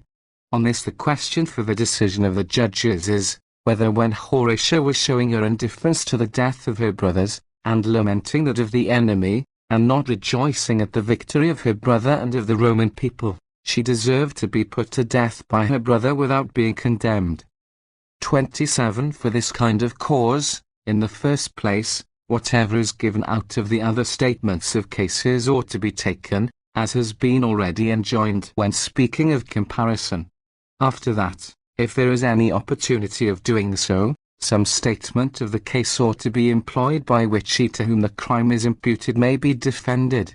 In the next place, we ought to argue that the fault which the accused person is imputing to another is a lighter one than that which he himself committed. In the next place, we ought to employ some portion of a demurrer, and to show by whom, and through whose agency, and how, and when that matter ought to have been tried, or adjudged, or decided. And at the same time, we ought to show that it was not proper that punishment should have been inflicted before any judgment was pronounced. Then we must also point out the laws in the course of judicial proceeding by which the defense which the accused person punished of his own accord might have been chastised according to precedent, and by the regular course of justice. In the next place, it will be right to deny that it is proper to listen to the charge which is brought by the accused person against his victim, when he who brings it did not choose to submit it to the decision of the judges, and it may be urged that one ought to consider that on which no decision has been pronounced, as if it had not been done, and after that to point out the impudence of those men who are now before the judges accusing the man whom they themselves condemned without consulting the judges, and are now bringing him to trial on whom they have already inflicted punishment. After this we may say that it is bringing irregularity into the courts of justice, and that the judges will be advancing further than their power authorizes them, if they pronounce judgment at the same time in the case of the accused person, and of him whom the accused person impeaches.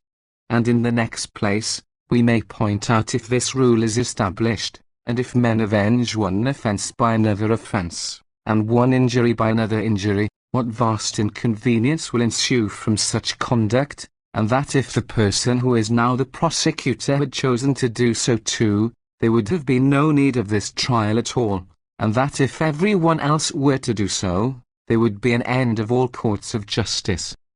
After that it may be pointed out, that even if the maiden who is now accused by him of this crime had been convicted, he would not himself have had any right to inflict punishment on her, so that it is a shameful thing that the man who would have had no right to punish her, even if she had been convicted, should have punished her without her being even brought to trial at all. And then the accused person may be called upon to produce the law which he says justifies his having acted in such a manner. After that, as we have enjoined when speaking of comparison, that which is mentioned in comparison should be disparaged by the accuser as much as possible, so, too, in this kind of argument, it will be advantageous to compare the fault of the party on whom the accusation is retorted with the crime of the accused person who justified his action as having been lawfully done. And after that it is necessary to point out that that is not an action of such a sort, that on account of it this other crime ought to have been committed. The last point, as in the case of comparison, is the assumption of a judicial decision, and the dilating upon it in the way of amplification, in accordance with the rules given respecting deliberation. 28. But the advocate for the defense will invalidate what is urged by means of other statements from those topics which have already been given. But the demurrer itself he will prove first of all, by dwelling on the guilt and audacity of the man to whom he imputes the crime, and by bringing it before the eyes of the judges with as much indignation as possible if the case admits of it, and also with vehement complaint, and afterwards by proving that the accused person chastised the offence more lightly than the offender deserved, by comparing the punishment inflicted with the injury done. In the next place, it will be desirable to invalidate by opposite arguments those topics which are handled by the prosecutor in such a way that they are capable of being refuted and retorted, of which kind are the three last topics which I have mentioned. But that most vehement attack of the prosecutors, by which they attempt to prove that irregularity will be introduced into all the courts of justice if power is given to any man of inflicting punishment on a person who has not been convicted, will have its force much weakened. First of all, if the injury be shown to be such as appears intolerable not only to a good man but absolutely to any freeman, and in the next place to be so manifest that it could not have been denied even by the person who had done it, and moreover, of such a kind that the person who did chastise it was the person who above all others was bound to chastise it, so that it was not so proper nor so honourable for that matter to be brought before a court of justice as for it to be chastised in that manner in which, and by that person by whom it was chastised, and lastly, that the case was so notorious that there was no occasion whatever for a judicial investigation into it. And here it will be proper to show, by arguments and by other similar means, that there are very many things so atrocious and so notorious, that it is not only not necessary, but that it is not even desirable to wait for the slow proceedings of a judicial trial. There is a common topic for an accuser to employ against a person, who, when he cannot deny the fact of which he is accused, still derives some hope from his attempt to show that irregularity will be introduced into all courts of justice by such proceedings. And here there will come in the demonstration of the usefulness of judicial proceedings, and the complaint of the misfortune of that person who has been punished without being condemned, and the indignation to be expressed against the audacity and cruelty of the man who has inflicted the punishment. There is also a topic for the advocate for the defense to employ, in complaining of the audacity of the person whom he chastised, and in urging that the case ought to be judged of, not by the name of the action itself, but with reference to the intention of the person who committed it, and the cause for which, and the time at which it was committed, and in pointing out what great mischief will ensue either from the injurious conduct, or the wickedness of someone, unless such excessive and undisguised audacity were chastised by him whose reputation, or parents, or children, or something else which either necessarily is, or at least ought to be dear to every one, is affected by such conduct. 29. The transference of an accusation takes place when the accusation of that crime which is imputed to one by the opposite party is transferred to some other person or circumstance. And that is done in two ways. For sometimes the motive itself is transferred, and sometimes the act. We may employ this as an instance of the transference of the motive. The Rhodians sent some men as ambassadors to Athens. The quaestors did not give the ambassadors the money for their expenses which they ought to have given them. The ambassadors consequently did not go. They are impeached. The charge brought against them is, they ought to have gone. The denial is, they ought not. The question is, whether they ought. The reason alleged is, because the money for their expenses, which is usually given to ambassadors from the public treasury, was not given to them by the quaestor. The argument brought to invalidate that reason is, still you ought to have discharged the duty which was entrusted to you by the public authority. The question for the decision of the judges is, whether, as the money which ought to have been supplied from the public treasury was not furnished to those men who were appointed ambassadors, they were nevertheless bound to discharge the duties of their embassy. In this class of inquiry, as in all the other kinds, it will be desirable to see if anything can be assumed, either from a conjectural statement of the case, or from any other kind of statement.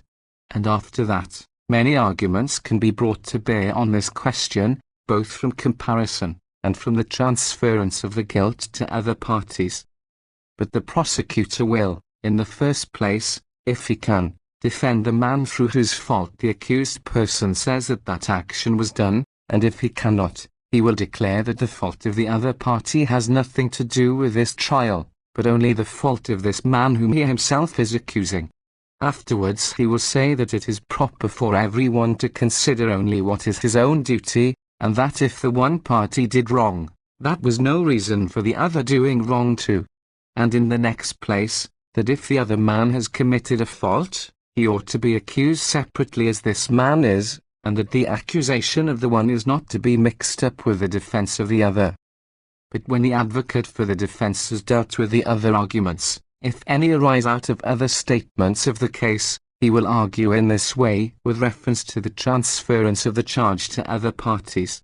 In the first place, he will point out to whose fault it was owing that the thing happened, and in the next place, as it happened in consequence of the fault of someone else, he will point out that he either could not or ought not to have done what the prosecutor says he ought, that he could not, will be considered with reference to the particulars of expediency, in which the force of necessity is involved, that he ought not, with reference to the honourableness of the proceeding. We will consider each part more minutely when talking of the deliberative kind of argument. Then he will say, that everything was done by the accused person which depended on his own power, that less was done than ought to have been, was the consequence of the fault of another person. After that, in pointing out the criminality of that other person, it will be requisite to show how great the goodwill and zeal of the accused person himself was. And that must be established by proofs of this sort, by his diligence in all the rest of the affair, by his previous actions, or by his previous expressions. And it may be well to show that it would have been advantageous to the man himself to have done this, and disadvantageous not to have done it, and that to have done it would have been more in accordance with the rest of his life, than the not having done it, which was owing to the fault of the other party. 30. But if the criminality is not to be transferred to some particular person, but to some circumstance, as in this very case, if the quaestor had been dead, and on that account the money had not been given to the ambassadors, then, as the accusation of the other party, and the denial of the fault is removed, it will be desirable to employ the other topics in a similar manner, and to assume whatever is suitable to one's purpose from the divisions of admitted facts. But common topics are usually nearly the same to both parties, and then, after the previous topics are taken for granted, will suit either to the greatest certainty. The accuser will use the topic of indignation at the fact, the defender, when the guilt belongs to another and does not attach to himself, will urge that he does not deserve to have any punishment inflicted on him. But the removal of the criminality from oneself is effected when the accused person declares that what is attributed to him as a crime did not affect him or his duty, and asserts that if there was any criminality in it, it ought not to be attributed to him. That kind of dispute is of this sort. In the treaty which was formerly made with the Samnites, a certain young man of noble birth held the pig which was to be sacrificed, by the command of the general. But when the treaty was disavowed by the Senate, and the general surrendered to the Samnites, one of the senators asserted that the man who held the pig ought also to be given up. The charge is, he ought to be given up. The denial is, he ought not. The question is, whether he ought or not. The reason is, for it was no particular duty of mine, nor did it depend on my power, being as young as I was, and only a private individual, and while the general was present with the supreme authority and command, to take care that the treaty was solemnized with all the regular formalities. The argument to invalidate this reason is, but since you became an accomplice in a most infamous treaty, sanctioned with the most formal solemnities of religion, you ought to be surrendered. The question for the judges to decide is whether, since a man who had no official authority was present, by the command of the general, aiding and abetting in the adopting of the treaty, and in that important religious ceremony, he ought to be surrendered to the enemy or not. This kind of question is so far different from the previous one, because in that the accused person admits that he ought to have done what the prosecutor says ought to have been done, but he attributes the cause to some particular circumstance or person, which was a hindrance to his own intention, without having recourse to any admission. For that has greater force, which will be understood presently. But in this case a man ought not to accuse the opposite party, nor to attempt to transfer the criminality to another, but he ought to show that that has not and never has had any reference whatever to himself, either in respect of power or duty. And in this kind of cause there is this new circumstance, that the prosecutor often works up a fresh accusation out of the topics employed, to remove the guilt from the accused person. As for instance, if anyone accuses a man who, while he was praetor, summoned the people to take up arms for an expedition, at a time when the consuls were in the city, For as in the previous instance the accused person showed that the matter in question had no connection with his duty or his power, so in this case also, the prosecutor himself, by removing the action done from the duty and power of the person who was put on his trial, confirms the accusation by this very argument. And in this case it will be proper for each party to examine, by means of all the divisions of honor and expediency, by examples, and tokens, and by arguing what is the duty, or right, or power of each individual, and whether he had that right, and duty, and power which is the subject of the present discussion, or not. But it would be desirable for common topics to be assumed from the case itself, if there is any room in it for expressions of indignation or complaint. 21. The admission of the fact takes place when the accused person does not justify the fact itself, but demands to be pardoned for it. And the parts of this division of the case are two, purgation and deprecation. Purgation is that by which, not the action, but the intention of the person who is accused, is defended. That has three subdivisions, ignorance, accident, necessity. Ignorance is when the person who is accused declares that he did not know something or other. As, there was a law in a certain nation that no one should sacrifice a calf to Diana. Some sailors, when in a terrible tempest they were being tossed about in the open sea, made a vow that if they reached the harbour which they were in sight of, they would sacrifice a calf to the god who presided over that place. Being ignorant of the law, when they landed, they sacrificed a calf. They are prosecuted. The accusation is, you sacrificed a calf to a god to whom it was unlawful to sacrifice a calf. The denial consists in the admission which has been already stated. The reason is, I was not aware that it was unlawful. The argument brought to invalidate that reason is, nevertheless, since you have done what was not lawful, you are according to the law deserving of punishment. The question for the decision of the judge is, whether, as he did what he ought not to have done, and was not aware that he ought not to have done so, he is worthy of punishment or not. But accident is introduced into the admission when it is proved that some power of fortune interfered with his intention, as in this case, there was a law among the Lacedaemonians, that if the contractor failed to supply victims for a certain sacrifice, he should be accounted guilty of a capital offence, and accordingly, the man who had contracted to supply them, when the day of the sacrifice was at hand, began to drive in cattle from the country into the city. It happened on a sudden that the river Eurotas, which flows by Lacedaemon, was raised by some violent storms, and became so great and furious that the victims could not by any possibility be conveyed across. The contractor, for the sake of showing his own willingness, placed all the victims on the bank of the river, in order that everyone on the other side of the river might be able to see them. But though everyone was aware that it was the unexpected rise of the river which hindered him from giving effect to his zeal, still some people prosecuted him on the capital charge. The charge was, the victims which you were bound to furnish for the sacrifice were not furnished. The reply was an admission of the fact. The reason alleged was, for the river rose on a sudden, and on that account it was impossible to convey them across. The argument used to invalidate that reason was, nevertheless, since what the law enjoins was not done, you are deserving of punishment. The question for the decision of the judges was, whether, as in that respect the contractor did not comply with the law, being prevented by the unexpected rise of the river which hindered his giving effect to his zeal, he is deserving of punishment. 32. But the plea of necessity is introduced when the accused person is defended as having done what he is accused of having done under the influence of compulsion. In this way, there is a law among the Rhodians, that if any vessel with a beak is caught in their harbour, it shall be confiscated. There was a violent storm at sea. The violence of the winds compelled a vessel, against the will of her crew, to take refuge in the harbour of the Rhodians. On this the quaestor claims the vessel for the people. The captain of the ship declared that it was not just that it should be confiscated. The charge is, a ship with a beak was caught in the harbour. The reply is an admission of the fact. The reason given is, We were driven into the harbour by violence and necessity.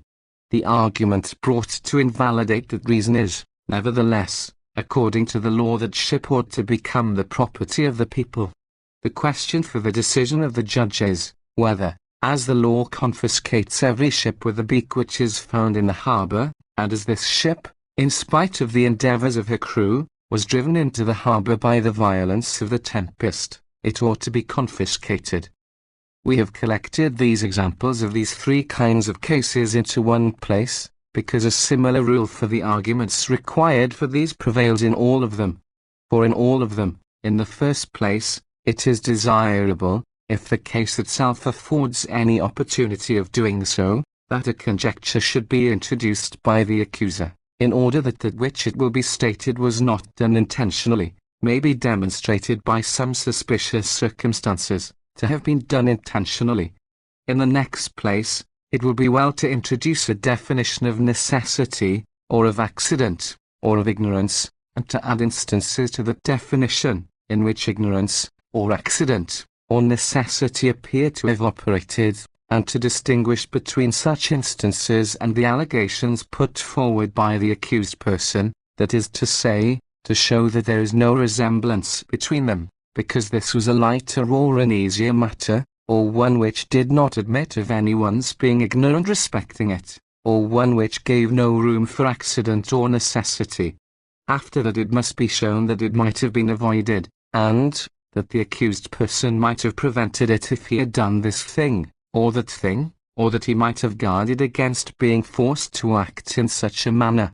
And it is desirable to prove by definitions that this conduct of his ought not to be called imprudence, or accident, or necessity, but indolence, indifference, or fatuity.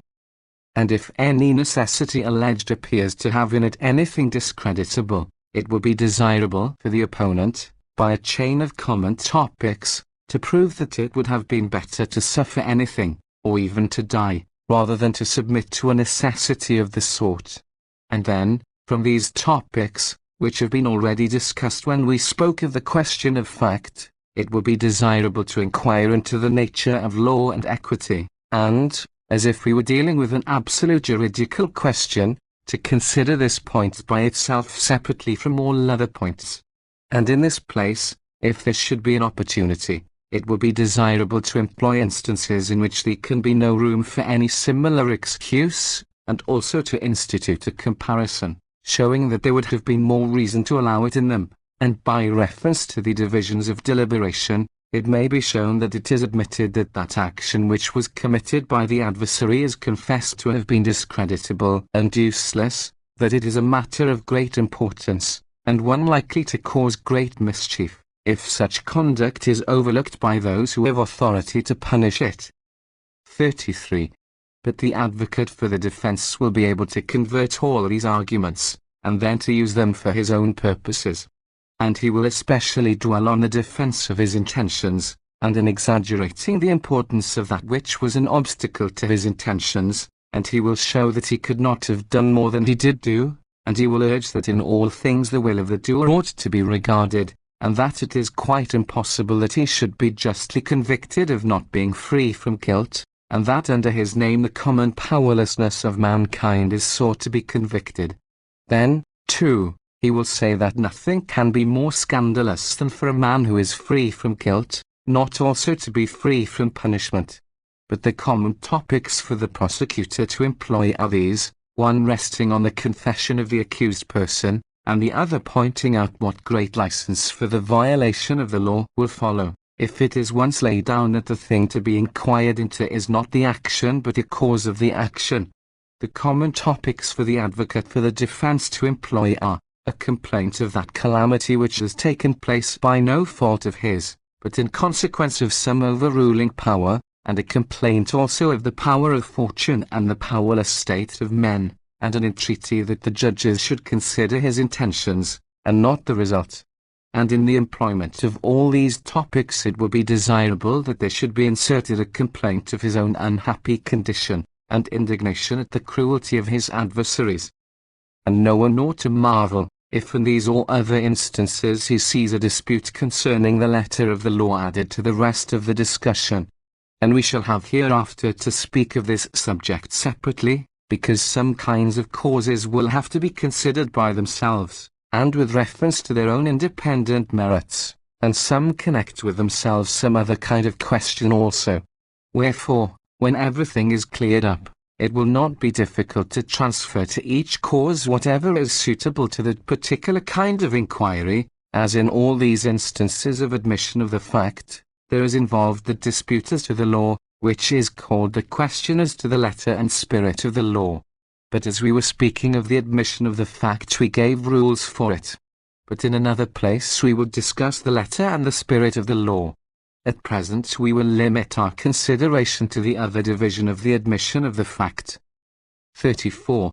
Deprecation is when it is not attempted to defend the action in question, but entreaties to be pardoned are employed.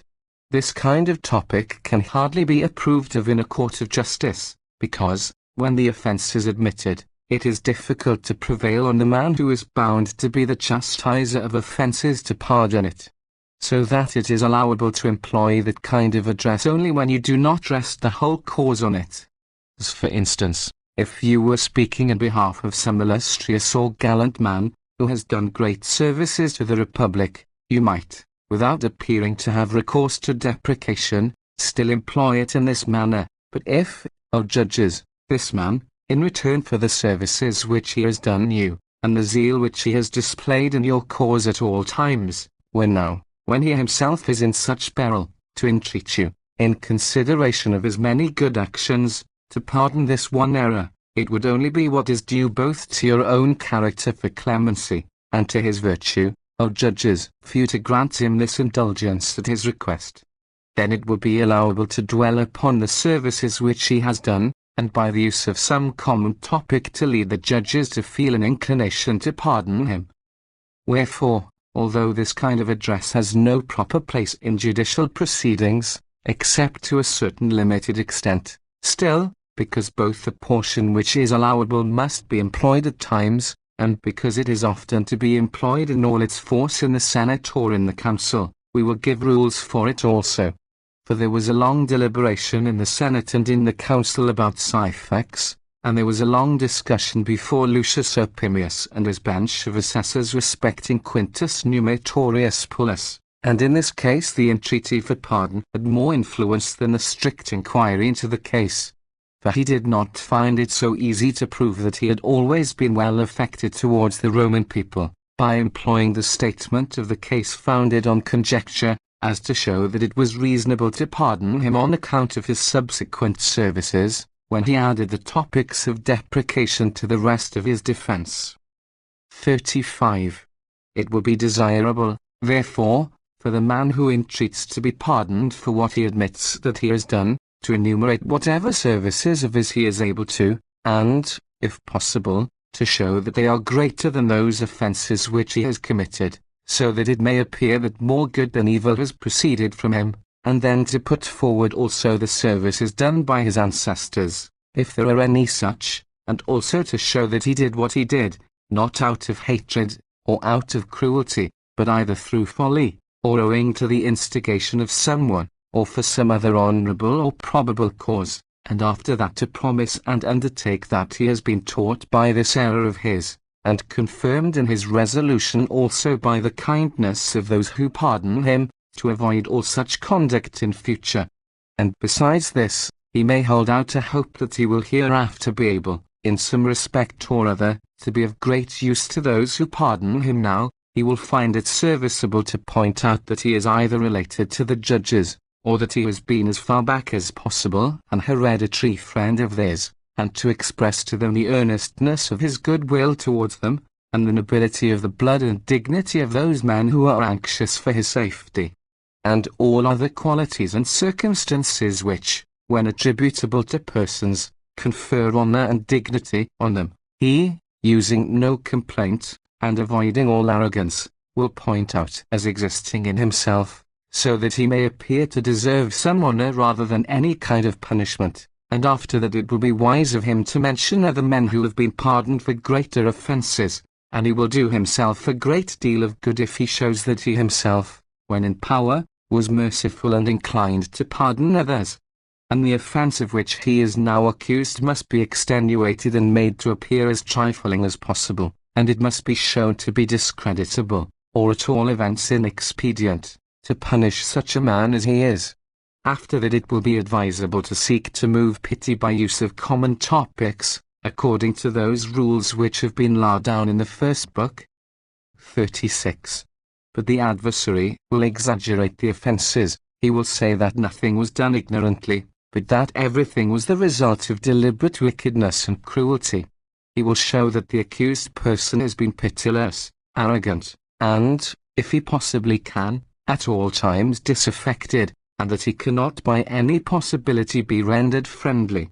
If he mentions any services done by him, he will prove that they were done for some private object, and not out of any goodwill, or else he will prove that he has conceived hatred since, or else that all those services have been effaced by his frequent offences, or else that his services are of less importance than his injuries, or that, as he has already received adequate honours for his services, he ought also to have punishment inflicted on him for the injuries which he has committed. In the next place, he will urge that it is discreditable or pernicious that he should be pardoned. And besides that, it will be the very extremity of folly not to avail oneself of one's power over a man, over whom one has often wished to have power, and that it is proper to consider what feelings, or rather what hatred they ought to entertain towards him. But one common topic to be employed will be indignation at his offence, and another will be the argument that it is right to pity those who are in distress, owing to misfortune, and not those who are in such a plight through their own wickedness. Since, then, we have been dwelling so long on the general statement of the case, on account of the great number of its divisions, in order to prevent any one's mind from being so distracted by the variety and dissimilarity of circumstances, and so led into some errors, it appears right also to remind the reader of what remains to be mentioned of that division of the subject, and why it remains. We have said that that was the juridical sort of examination in which the nature of right and wrong, and the principles of reward and punishment, were investigated. We have explained the causes in which inquiry into right and wrong is proceeded with. It remains now to explain the principles which regulate the distribution of rewards and punishments. 37. For there are many causes which consist of a demand of some reward. For there is often questioned before the judges of the rewards to be conferred on prosecutors, and very often some reward is claimed for them from the Senate, or from the bench of judges.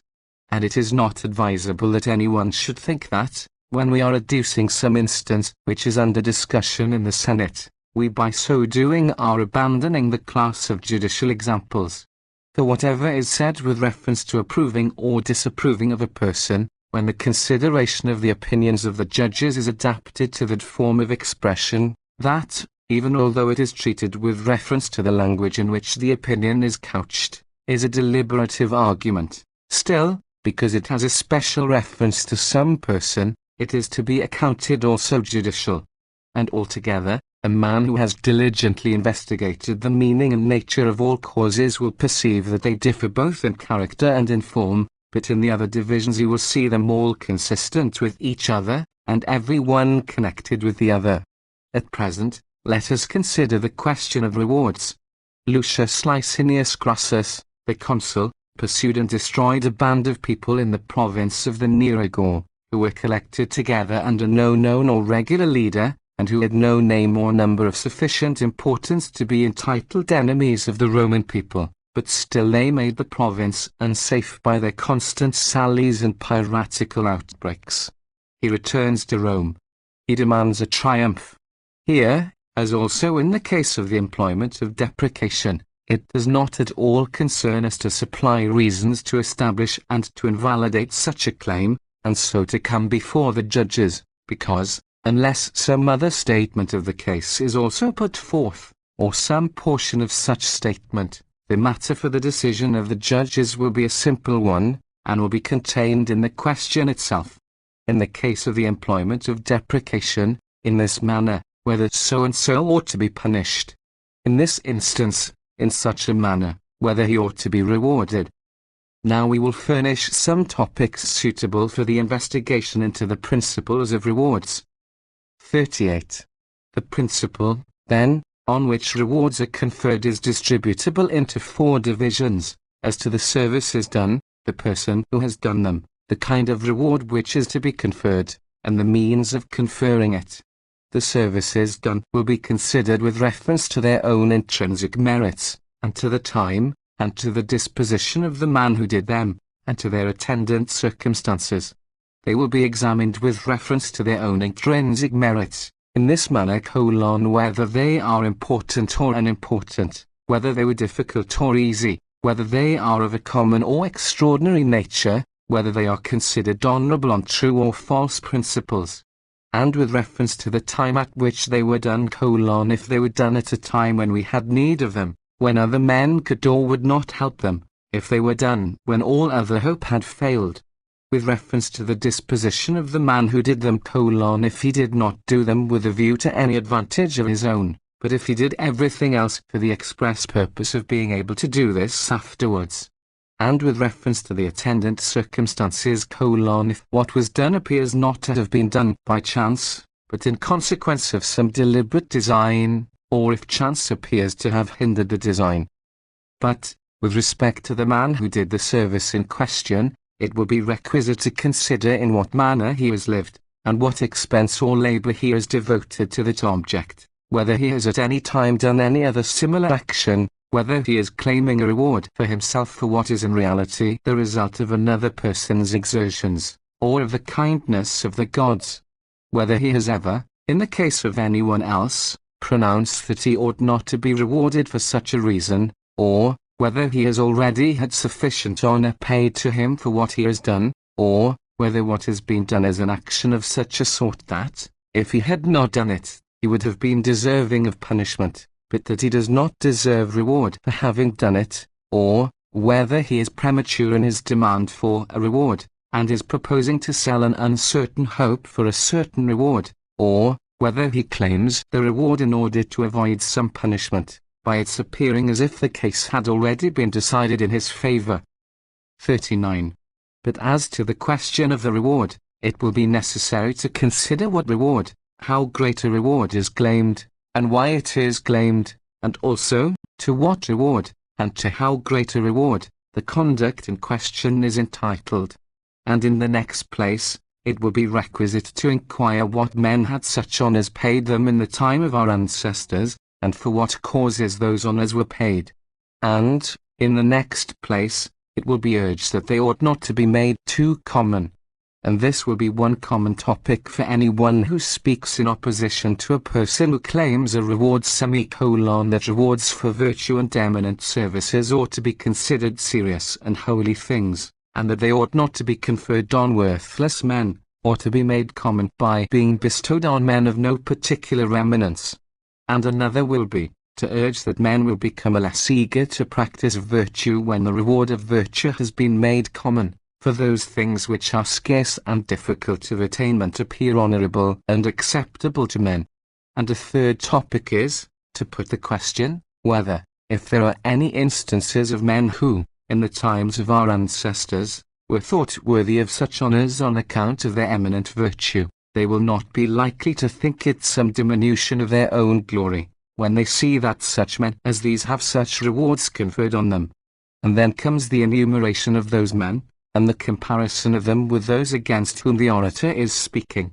But the topics to be used by the man who is claiming the reward are, first of all, the exaggeration of his own action, and next, the comparison of the actions of those men who have had rewards conferred on them with his own, and lastly, he will urge that other men will be repelled from the pursuit of virtue if he himself is denied the reward to which he is entitled. But the means of conferring the rewards are taken into consideration when any pecuniary reward is asked for then it is necessary to consider whether there is an abundance of land, and revenue, and money, or a dearth of them. The common topics are that it is desirable to increase the resources of the state, not to diminish them, and that he is a shameless man who is not content with gratitude in requital of his services, but who demands also solid rewards. But, on the other hand, it may be urged, that it is a sordid thing to argue about money, when the question is about showing gratitude to a benefactor, and that the claimant is not asking wages for a piece of work, but honor such as is due for an important service. And we have now said enough about the statements of cases. Now it seems necessary to speak of those controversies which turn upon the letter of the law. XL. The controversy turns upon the letter of the law when some doubt arises from the consideration of the exact terms in which it is drawn up. That arises from ambiguity, from the letter of the law, from its intention, from contrary laws, from ratiocination, and definition. But a controversy arises from ambiguity, when it is an obscure point what was the intention of the writer, because the written words mean two or even more different things. In this manner, the father of a family, when he was making a son his heir, left 100 weight of silver plate to his wife, in these terms: "Let my heir give my wife 100 weight of silver plate, consisting of such vessels as may be chosen." After he was dead, the mother demands of her son some very magnificent vessels of very valuable carving. He says that he is only bound to give her those vessels which he himself chooses. Here, in the first place, it is necessary to show if possible that the will has not been drawn up in ambiguous terms, because all men in ordinary conversation are accustomed to employ that expression, whether consisting of one word or more, in that meaning in which the speaker hopes to show that this is to be understood. Then it is desirable to prove that from both the preceding and subsequent language of the will, the real meaning which is being sought may be made evident. So that if all the words, or most of them, were considered separately by themselves, they would appear of doubtful meaning. But as for those which can be made intelligible by a consideration of the whole document, these have no business to be thought obscure. In the next place, it will be proper to draw one's conclusion as to the intentions which were entertained by the writer from all his other writings, and actions, and sayings, and his general disposition, and from the usual tenor of his life, and to scrutinize that very document in which this ambiguous phrase is contained, which is the subject of the present inquiry, all over, in all its parts, so as to see whether there is anything opposite to that interpretation which we contend for, or contrary to that which the adversary insists on adopting. For it will be easy to consider what it is probable that the man who drew up the document intended, from its whole tenor, and from the character of the writer, and from those other circumstances which are characteristic of the persons concerned. In the next place, it will be desirable to show, if the facts of the case itself afford any opportunity for doing so, that that meaning which the opposite party contends for, is a much more inconvenient one to adopt than that which we have assumed to be the proper one, because there is no possible means of carrying out or complying with that other meaning, but what we contend for can be accomplished with great ease and convenience. As in this law, for there is no objection to citing an imaginary one for the sake of giving an instance, in order to the more easy comprehension of the matter, let not a prostitute have a golden crown. If such a case exists, it must be confiscated. Now, in opposition to a man who contended that that was to become public property in accordance with this law, it might be argued that there could be no way of making a prostitute public property, and there is no intelligible meaning for the law if that is what is to be adopted as its proper construction. But as to the confiscation of anything made of gold, the management and the result is easy, and there is no difficulty in it. XLI. And it will be desirable also to pay diligent attention to this point, whether if that sense is sanctioned which the opposite party contends for, any more advantageous, or honourable, or necessary object appears to have been omitted by the framer of the document in question. That will be done if we can prove that the object which we are attempting to prove is either honourable, or expedient, or necessary, and if we can also assert that the interpretation which our adversaries insist upon, is not at all entitled to such a character. In the next place, if there is in the law itself any controversy arising from any ambiguity, it will be requisite to take great care to show that the meaning which our adversaries adopt is provided for in some other law. but it will be very serviceable indeed to point out how the testator would have expressed himself, if he had wished the interpretation which the adversary puts upon his words to be carried into execution or understood.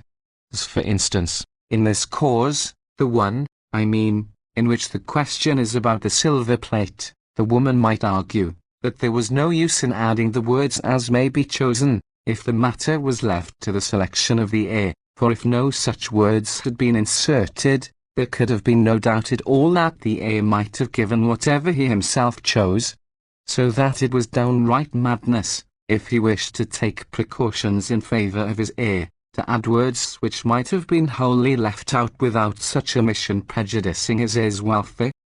Wherefore, it will be exceedingly advisable to employ this species of argument in such causes. If he had written with this intention, he would not have employed that word, he would not have placed that word in that place, for it is from such particulars as these that it is easiest to collect the intention of the writer. In the next place, it is necessary to inquire when the document was drawn up, in order that it may be understood what it was likely that he should have wished at such a time. Afterwards it will be advisable to point out, by reference to the topics furnished by the deliberative argument, what is more useful and what more honourable to the testator to write, and to the adversary to prove, and it will be well for both parties to employ common topics, if there is any room for extending either argument. Xli, a controversy arises with respect to the letter of the document and to its meaning, when one party employs the very words which are set down in the paper, and the other applies all his arguments to that which he affirms that the framer of the document intended. But the intention of the framer of the document must be proved by the man who defends himself, by reference to that intention, to have always the same object in view and the same meaning, and it must also, either by reference to the action or to some result, be adapted to the time which the inquiry concerns. It must be proved always to have the same object in view. In this way, the head of a house, at a time when he had no children, but had a wife, inserted this clause in his will: if I have a son or sons born to me, he or they is or are to be my heir or is. Then follow the ordinary provisions. After that comes the following clause: if my son dies before he comes into the property, which is held in trust for him, then, says the clause, you shall be my reversionary heir. He never has a son. His next of kin raise a dispute with the man who is named as the heir, in the case of the testator's son dying before he comes into the property which his guardians are holding for him. In this case it cannot be said that the meaning of the testator ought to be made to suit the time or some particular result, because that intention alone is proved on which the man who is arguing against the language of the will relies, in order to defend his own right to the inheritance. There is another class of topics which introduce the question as to the meaning of expressions, in which the mere simple intention of the framer is not endeavoured to be proved, for it has the same weight with reference to every period and every action, but it is argued that it ought to be interpreted with reference to some particular action, or to some event happening at that particular time, and that is especially supported by the divisions of the juridical assumptive mode of investigation. For then the comparison is instituted, as in the case of a man who, though the law forbade the gates to be opened by night, did open them in a certain war, and admitted some reinforcements into the town, in order to prevent their being overwhelmed by the enemy if they remained outside the gates, because the enemy were encamped close to the walls. Then comes the retorting of the charge, as in the case of that soldier who, when the common law of all men forbade anyone to kill a man, slew his own military tribune who was attempting to offer violence to him. Then comes the exculpation, as in the case of that man who, when the law had appointed some particular days within which he was to proceed on his embassy, did not set out because the quaestor did not furnish him with money for his expenses. Then comes the admission of the fact by way of purgation, and also by the excuse of ignorance, as in the case of the sacrificing a calf, and with reference to compulsion, as in the case of the beaked ship, and with reference to accident, as in the case of the sudden rise of the river Eurotas. Wherefore, it is best that the meaning should be introduced in such a way, as that the framer of the law should be proved to have intended some one definite thing, else in such a way that he should be proved to have meant this particular thing, under these circumstances, and at this time. He, therefore, who is defending the exact language of the law, will generally be able to use all these topics, and will always be able to use the greater part of them. First of all, he will employ a panegyric of the framer of it, and the common topic that those who are the judges have no business to consider anything except what is expressly stated in the law, and so much the more if any legal document be brought forward, that is to say, either the law itself, or some portion of the law. Afterwards, and this is a point of the greatest importance, he will employ a comparison of the action or of the charge brought by the opposite party with the actual words of the law. He will show what is contained in the law, what has been done, what the judge has sworn. And it will be well to vary this topic in many ways, sometimes professing to wonder in his own mind what can be said against this argument, sometimes recurring to the duty of the judge, and asking of him what more he can think it requisite to hear, or what further he expects, sometimes by bringing forward the adversary himself, as if in the position of a person making an accusation, that is to say, by asking him whether he denies that the law is drawn up in that manner, or whether he denies that he himself has contravened it, or disputed it. If he denies either of these points, then one must avow that one will say no more. If he denies neither of them, and yet continues to urge his arguments in opposition to one, then one must say that it is impossible for anyone ever to expect to see a more impudent man. And it will be well to dwell on this point as if nothing besides were to be said, as if nothing could be said in contradiction, by reciting several times over what is written, by often contrasting the conduct of the adversary with what is written, and sometimes by recurring vehemently to the topic of the judge himself, in which one will remind the judge of what oath he has taken, of what his conduct is bound to be, and urge that there are two causes on account of which a judge is bound to hesitate, one if the law be obscurely worded, the other if the adversary denies anything. But as in this instance the wording of the law is plain, and the adversary admits every fact that is alleged, the judge has now nothing to do but to fulfill the law, and not to interpret it.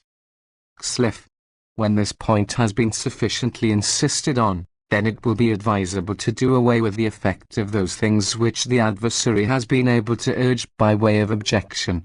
But such objections will be made if the framer of the law can be absolutely proved to have meant one thing, and written another, as in that dispute concerning the will which we mentioned just now, or some adventitious cause may be alleged why it was not possible or not desirable to obey the written law minutely. If it is stated that the framer of the law meant one thing, and wrote another, then he who appeals to the letter of the law will say that it is our business not to discuss the intention of a man who has left us a plain proof of that intention, to prevent our having any doubt about it, and that many inconveniences must ensue if the principle is laid down that we may depart from the letter of the law. For that then those who frame laws will not think that the laws which they are making will remain firm, and those who are judges will have no certain principle to follow if once they get into the habit of departing from the letter of the law. But if the intention of the framer of the law is what is to be looked at, then it is he, and not his adversaries, who relies on the meaning of the lawgiver. For that person comes much nearer to the intention of the framer of the law who interprets it from his own writings, than he who does not look at the meaning of the framer of the law by that writing of his own which he has left to be as it were an image of his meaning, but who investigates it under the guidance of some private suspicions of his own. If the party who stands on the meaning of the lawgiver brings forward any reasons, then, in the first place, it will be necessary to reply to those reasons, to urge how absurd it is for a man not to deny that he has acted contrary to the law, but at the same time to give some reason for having acted so. Then one will say too that all things are turned upside down, that formerly prosecutors were in the habit of trying to persuade the judges that the person who was being prosecuted before them was implicated in some fault, and of alleging some reasons which had instigated him to commit this fault, but that now the accused person himself is giving the reasons why he is offended against the laws. Then it will be proper to introduce this division, each portion of which will have many lines of argument suitable to it. In the first place, that there is no law with reference to which it is allowable to allege any reasons contrary to the law. In the next place, that if such a course is admissible in any law, this is such a law that it is not admissible with respect to it. And lastly, that, even if such reasons ever might be alleged, at all events is not such a reason. XLV. The first part of the argument is confirmed by pretty nearly the same topics as these, that the framer of the law was not deficient in either ability, or pains, or any faculty requisite to enable him to express plainly what his intention was, that it would not have been either displeasing or difficult to him to insert such an exception as that which the opposite party contends for in his law, if he thought any exception requisite, and in fact, that those people who frame laws often do insert clauses of exceptions.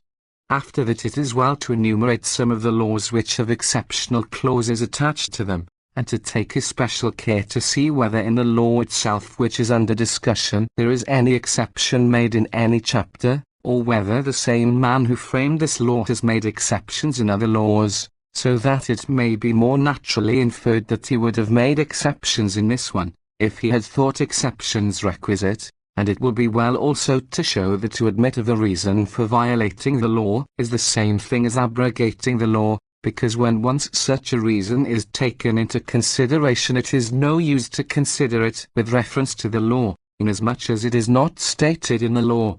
And if such a principle is once laid down, then a reason for violating the law, and a license to do so, is given to everyone, as soon as they perceive that you as judges decide the matter in a way which depends on the ability of the man who has violated the law, and not with reference to the law which you have sworn to administer. Then, too, one must point out that all principles on which judges are to judge, and citizens are to live, will be thrown into confusion if the laws are once departed from, for the judges will not have any rules to follow, if they depart from what is set down in the law, and no principles on which they can reprove others for having acted in defiance of the law.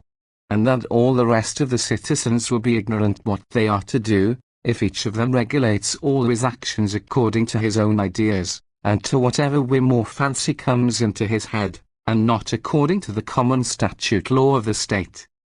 After that, it will be suitable to ask the judges why they occupy themselves at all with the business of other people, why they allow themselves to be harassed in discharging the offices of the Republic, when they might often spend the time in promoting their own ends and private interests, why they take an oath in a certain form, why they assemble at a regular time and go away at a regular time, why no one of them ever alleges any reason for being less frequent in his discharge of his duty to the Republic, except such as is set down in some formal law as an exception.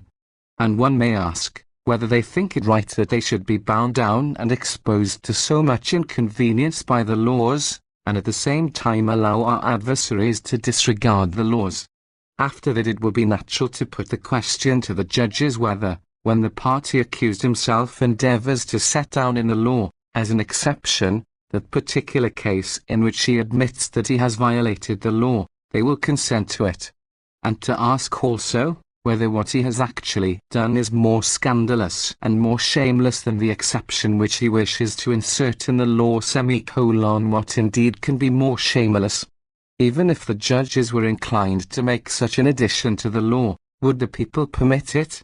One might also press upon them that this is even a more scandalous measure, when they are unable to make an alteration in the language and letter of the law, to alter it in the actual facts, and to give a decision contrary to it, and besides, that it is a scandalous thing that anything should be taken from the law, or that the law should be abrogated or changed in any part whatever, without the people having any opportunity of knowing, or approving, or disapproving of what is done, that such conduct is calculated to bring the judges themselves into great odium, that it is not the proper time nor opportunity for amending the laws, that this ought only to be brought forward in an assembly of the people, and only to be done by the people, that if they now do so, the speaker would like to know who is the maker of the new law, and who are to obey it, that he sees actions impending, and wishes to prevent them, that as all such proceedings as these are exceedingly useless and abundantly discreditable, the law, whatever it is like, ought, while it exists, to be maintained by the judges, and hereafter, if it is disapproved of, to be amended by the people.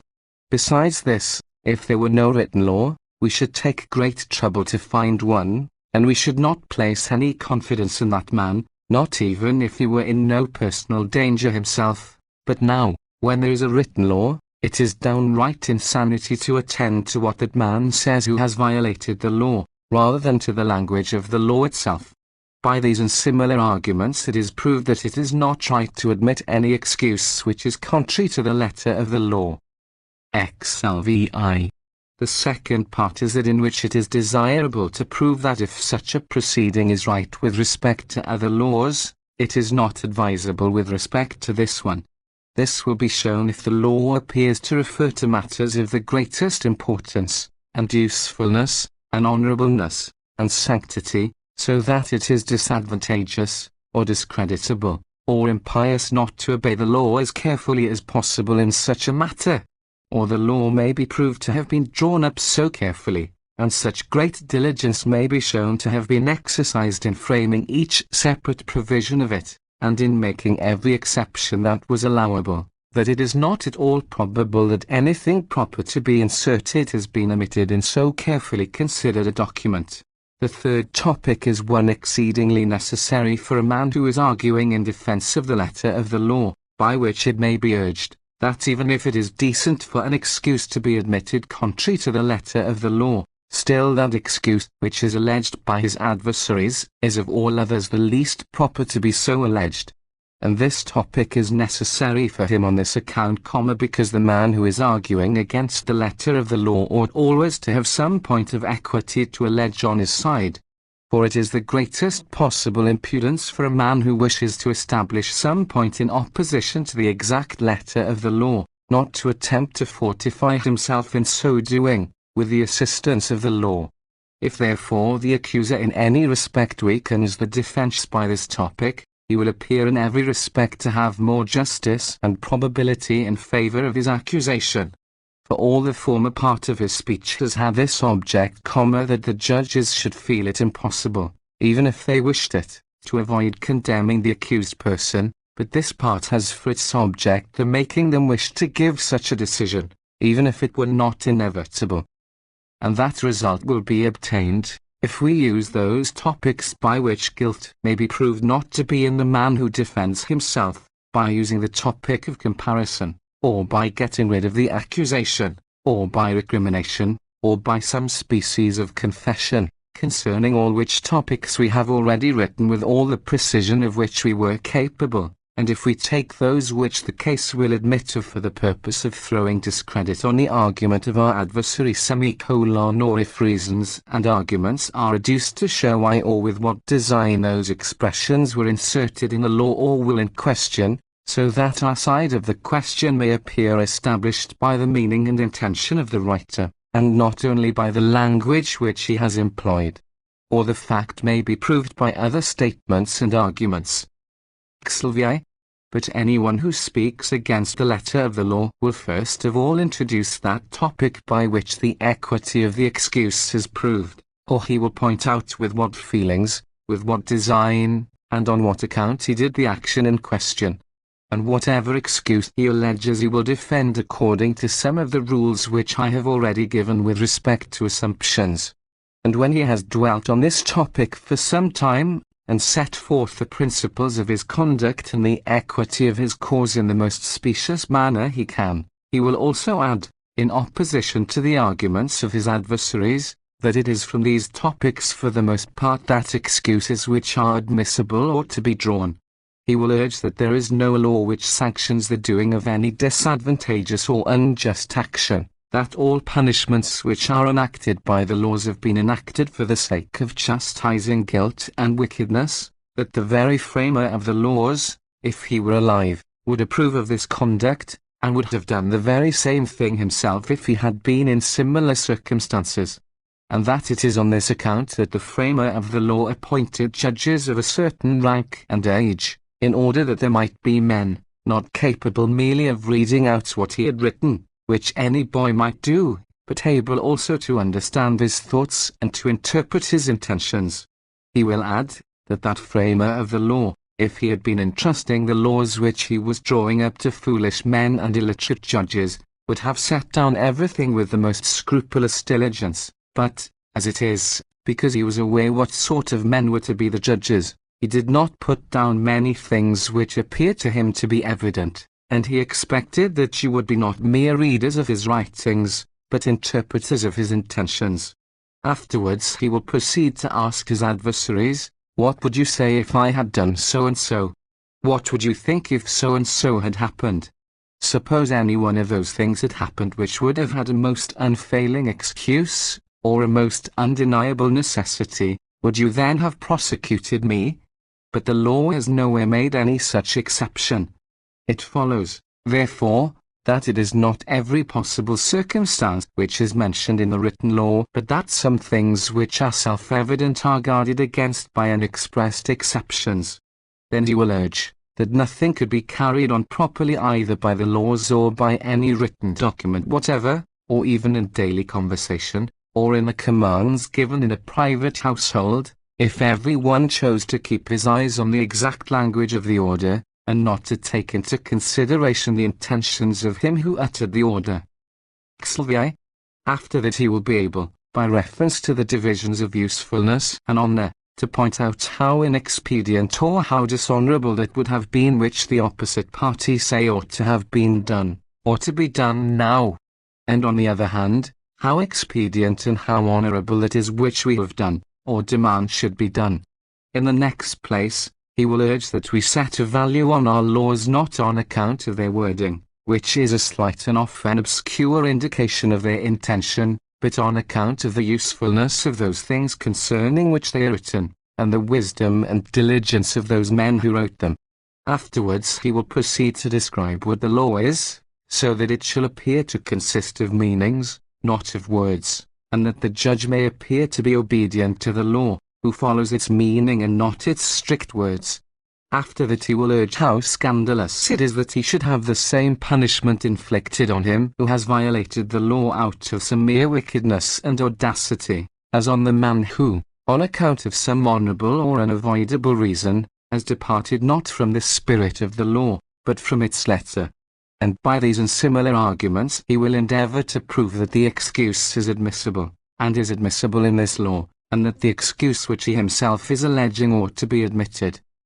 And, as we said, that this would be exceedingly useful to the man who was relying on the letter of the law, to detract in some degree from that equity which appeared to be on the side of the adversary, so also it will be of the greatest advantage to the man who is speaking in opposition to the letter of the law, to convert something of the exact letter of the law to his own side of the argument, or else to show that something has been expressed ambiguously, and afterwards, to take that portion of the doubtful expression which may serve his own purpose, and defend it, or else to introduce some definition of a word, and to bring over the meaning of that word which seems unfavorable to him to the advantage of his own cause, or else, from what is set down in the law to introduce something which is not set down by means of ratiocination, which we will speak of presently. But in whatever matter, however little probable it may be, he defends himself by an appeal to the exact letter of the law, even when his case is full of equity. He will unavoidably gain a great advantage, because if he can withdraw from the cause of the opposite party that point on which it principally relies, he will mitigate and take off the effect of all its violence and energy.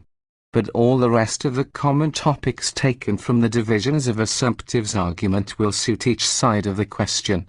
It will also be suitable for him whose argument takes its stand on the letter of the law, to urge that laws ought to be looked at, not with reference to the advantage of that man who has violated them, but according to their own intrinsic value, and that nothing ought to be considered more precious than the laws. On the other side, the speaker will urge that laws depend upon the intention of the framer of them, and upon the general advantage, not upon words, and also, how scandalous it is for equity to be overwhelmed by a heap of letters, and defended in vain by the intention of the man who drew up the law. 6. But from contrary laws a controversy arises, when two or more laws appear to be at variance with one another in this manner. There is a law, that he who has slain a tyrant shall receive the regard of men who conquer at Olympia, and shall also ask whatever he pleases of the magistrate, and the magistrate shall grant it to him. There is also another law, when a tyrant is slain, the magistrate shall also put to death his 5 nearest relations. Alexander, who was the tyrant of Thurs, a city in Thessaly, was slain by his own wife, whose name was Thebe. At night, when he was in bed with her, she, as a reward, demands the liberty of her son whom she had by the tyrant. Some say that according to this law that son ought to be put to death. The matter is referred to a court of justice. Now in the case of this kind the same topics and the same rulers will suit each side of the question, because each party is bound to establish his own law, and to invalidate the one contrary to it. First of all, therefore, it is requisite to show the nature of the laws, by considering which law has reference to more important, that is to say, to more honorable and more necessary matters. From which it results, that if 2 or more, or ever so many laws cannot all be maintained, because they are at variance with one another, that one ought to be considered the most desirable to be maintained, which appears to have reference to the most important matters. Then comes the question also, which law was passed last, for the newest law is the most important. And also, which law enjoins anything, and which merely allows it, for that which is enjoined is necessary, that which is allowed is optional. Also one must consider by which law a penalty is appointed for the violation of it, or which has the heaviest penalty attached to it. For that law must be the most carefully maintained which is sanctioned by the most severe penalties. Again, one must inquire which law enjoins, and which forbids anything, for it often happens that the law which forbids something appears by some exception as it were to amend the law which commands something. Then, too, it is right to consider which law comprehends the entire class of subjects to which it refers, and which embraces only a part of the question, which may be applied generally to many classes of questions, and which appears to have been framed to apply to some special subject. For that which has been drawn up with reference to some particular division of a subject, or for some special purpose, appears to come nearer to the subject under discussion, and to have more immediate connection with the present action. Then arises the question, which is the thing which according to the law must be done immediately, which will admit of some delay or slackness in the execution. For it is right that that should be done first which must be done immediately. In the next place, it is well to take pains that the law one is advocating shall appear to depend on its own precise language, and that the law with a contrary sense should appear to be introduced with a doubtful interpretation, or by some ratiocination or definition, in order that that law which is expressed in plain language may appear to be the more solemn and efficient. After that it will be well to add the meaning of the law which is on one's own side according to the strict letter of it, and also to explain the opposite law so as to make it appear to have another meaning, in order that, if possible, they may not seem to be inconsistent with one another. And, last of all, it will be a good thing, if the cause shall afford any opportunity for so doing, to take care that on our principles both the laws may seem to be upheld, but that on the principle contended for by our adversaries one of them must be put aside. It will be well also to consider all the common topics and those which the cause itself furnishes, and to take them from the most highly esteemed divisions of the subjects of expediency and honour, showing by means of amplification which law it is most desirable to adhere to. From ratiocination there arises a controversy when, from what is written somewhere or other, one arrives at what is not written anywhere. In this way, if a man is mad, let those of his family and his next of kin have the regulation of himself and of his property. And there is another law, in whatever manner a head of a family has made his will respecting his family and his property, so let it be. And another law, if the head of a family dies intestate, his family and property shall belong to his relations and to his next of kin. A certain man was convicted of having murdered his father. Immediately, because he was not able to escape, wooden shoes were put upon his feet, and his mouth was covered with a leathern bag, and bound fast. Then he was led away to prison, that he might remain the while a bag was got ready for him to be put into and thrown into a river. In the meantime some of his friends bring tablets to the prison, and introduce witnesses also. They put down those men as his heirs whom he himself desires. The will is sealed. The man is afterwards executed. There is a dispute between those who are set down as his heirs in the will, and his next of kin, about his inheritance. In this instance there is no positive law alleged which takes away the power of making a will from people who are in such a situation.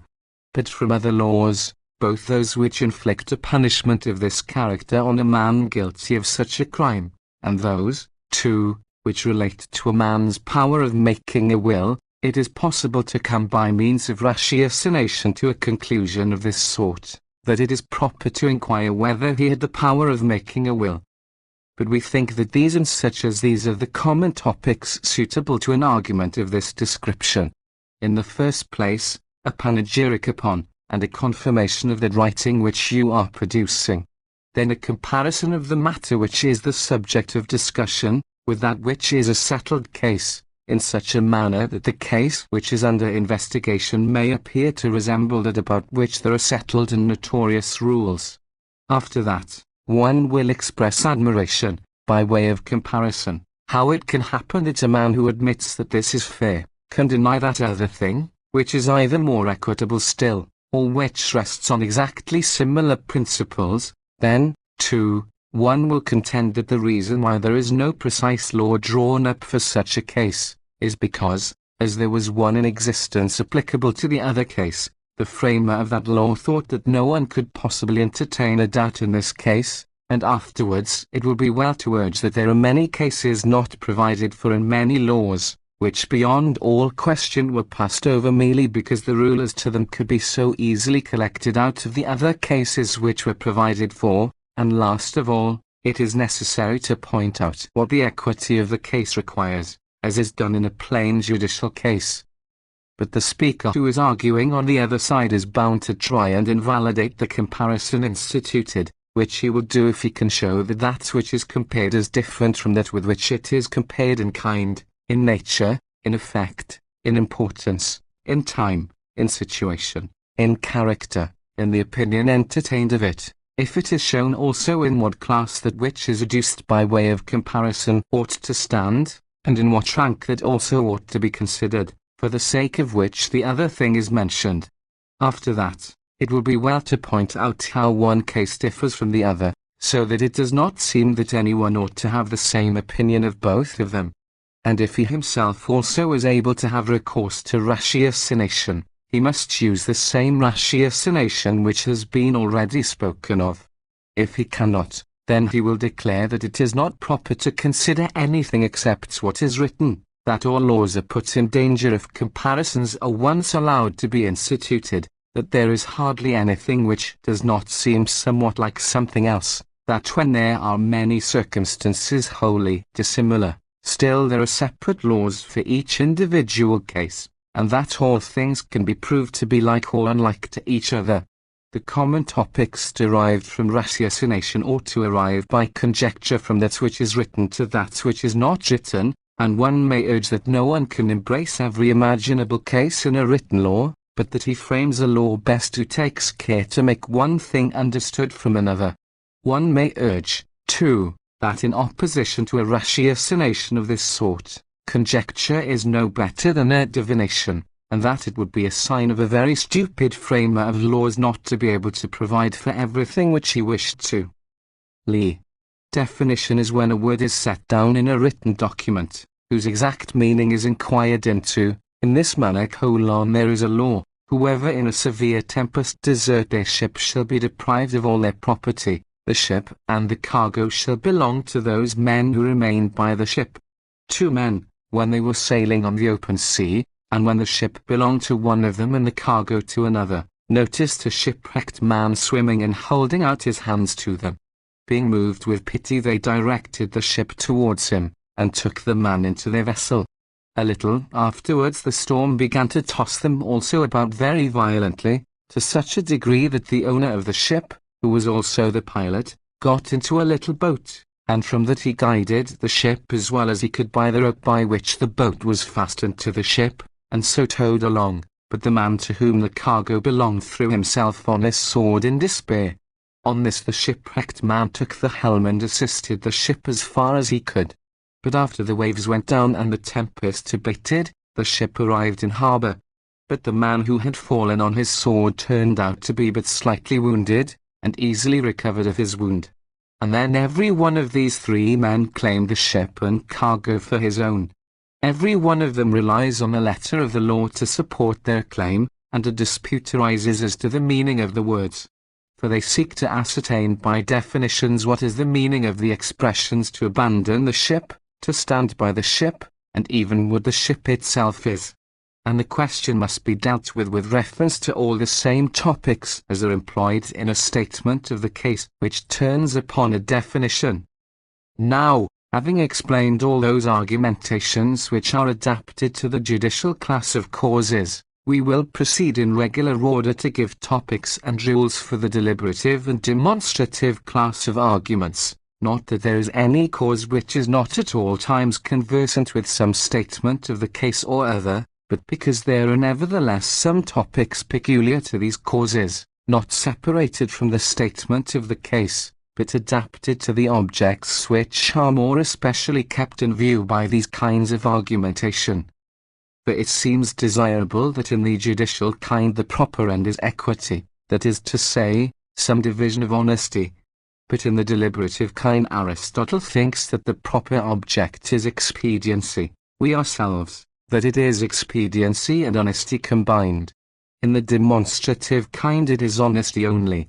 Wherefore, in this kind of cause also, some kinds of argumentation will be handled in a common manner, and in similar ways to one another. Some will be discussed more separately with reference to their object, which is what we must always keep in view in every kind of speech. And we should have no objection to give an example of each kind of statement of the case, if we did not see that, as obscure things are made more plain by speaking of them, so also things which are plain are sometimes made more obscure by speech. At present let us go on to precepts of deliberation. Of matters to be aimed at there are three classes, and on the other hand there is a corresponding number of things to be avoided. For there is something which of its own intrinsic force draws us to itself, not catching us by any idea of emolument, but alluring us by its own dignity. Of this class are virtue, science, truth. And there is something else which seems desirable, not on account of its own excellence or nature, but on account of its advantage and of the utility to be derived from it, such as money. There are also some things formed of parts of these others in combination, which allure us and draw us after them by their own intrinsic character and dignity, and which also hold out some prospect of advantage to us, to induce us to seek it more eagerly, as friendship, and a fair reputation, and from these their opposites will easily be perceived, without our saying anything about them. But in order that the principle may be explained in a more simple way, the rules which we have laid down shall be enumerated briefly.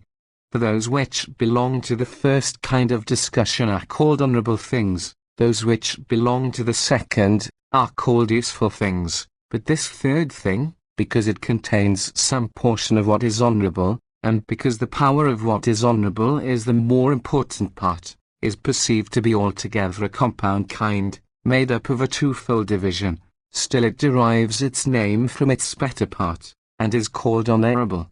From this it follows, that there are these parts and things which are desirable, what is honourable, and what is useful, and these parts and things which are to be avoided, what is dishonourable, and what is useless.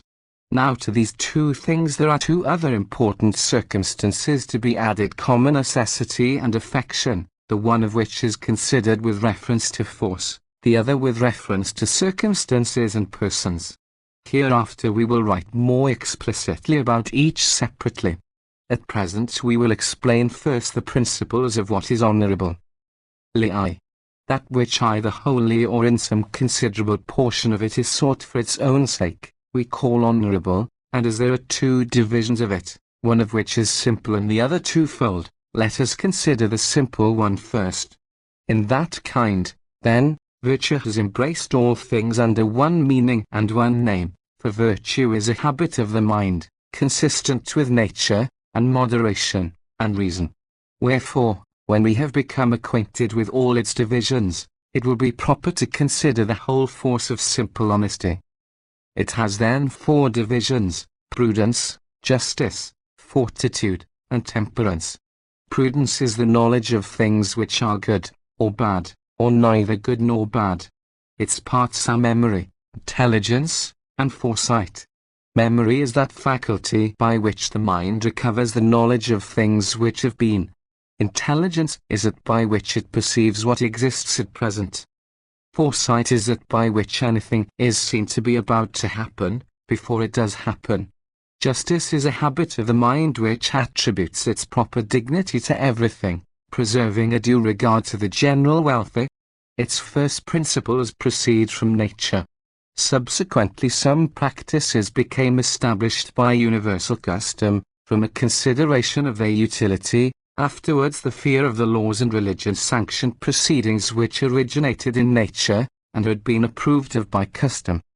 Natural law is that which has not had its origin in the opinions of men, but has been implanted by some innate instinct, like religion, affection, gratitude, revenge, attention to one's superiors, truth. Religion is that which causes men to pay attention to, and to respect with fixed ceremonies, a certain superior nature which men call divine nature. Affection is that feeling under the influence of which kindness and careful attention is paid to those who are united to us by ties of blood, or who are devoted to the service of their country. Gratitude is that feeling in which the recollection of friendship, and of the services which we have received from another, and the inclination to requite those services, is contained. Revenge is that disposition by which violence and injury, and altogether everything which can be any injury to us, is repelled by defending oneself from it, or by avenging it. Attention is that feeling by which men obey when they think those who are eminent for worth or dignity, worthy of some special respect and honor. Truth is that by which those things which are, or which have been previously, or which are about to happen, are spoken of without any alteration. Lef. Conventional law is a principle which has either derived its origin in a slight degree from nature, and then has been strengthened by habit, like religion, or, if we see any one of those things which we have already mentioned as proceeding from nature strengthened by habit, or, if there is anything to which antiquity has given the force of custom with the approbation of everybody, such as covenants, equity, cases already decided.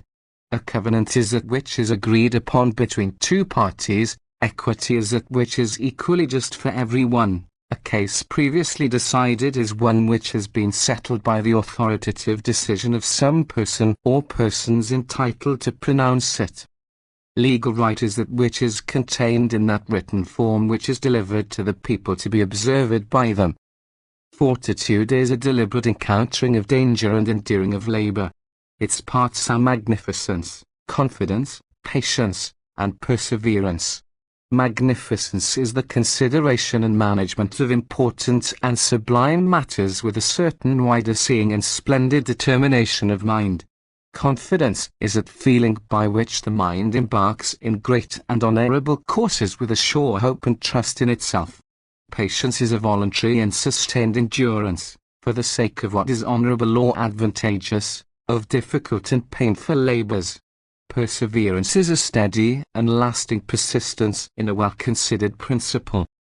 Temperance is the form and well-regulated dominion of reason over lust and other improper affections of the mind. Its parts are continence, clemency, and modesty. Continence is that by which cupidity is kept down under the superior influence of wisdom. Clemency is that by which the violence of the mind, when causelessly excited to entertain hatred against someone else, is restrained by courtesy. Modesty is that feeling by which honorable shame acquires a valuable and lasting authority. And all these things are to be sought for themselves, even if no advantage is to be acquired by them. And it neither concerns our present purpose to prove this, nor is it agreeable to our object of being concise in laying down our rules. But the things which are to be avoided for their own sake, and not those only which are the opposites to these, as indolence is to courage, and injustice to justice, but those also which appear to be near to and related to them, but which, in reality, are very far removed from them. As, for instance, diffidence is the opposite to confidence, and is therefore a vice. Audacity is not the opposite of confidence, but is near it and akin to it, and, nevertheless, is also a vice. And in this manner there will be found a vice akin to every virtue, and either already known by some particular name, as audacity, which is akin to confidence, pertinacity, which is bordering on perseverance, superstition, which is very near religion, or in some cases it has no fixed name. And all these things, as being the opposites of what is good, we class among things to be avoided. And enough has now been said respecting that class of honorable things which is sought in every part of it for itself alone. LV. At present it appears desirable to speak of that in which advantage is combined with honor, and which still we style simply honorable. There are many things, then, which allure us both by their dignity and also by the advantage which may be derived from them, such as glory, dignity, influence, friendship. Glory is the fact of a person's being repeatedly spoken of to his praise. Dignity is the honorable authority of a person, combined with attention and honor and worthy respect paid to him. Influence is a great abundance of power or majesty, or of any sort of resource. Friendship is a desire to do service to anyone for the sake of the person himself to whom one is attached, combined with a corresponding inclination on his part towards oneself. At present, because we are speaking of civil causes, we add the consideration of advantage to friendship, so that it appears a thing to be sought for the sake of the advantage also, wishing to prevent those men from blaming us who think that we are including every kind of friendship in our definition.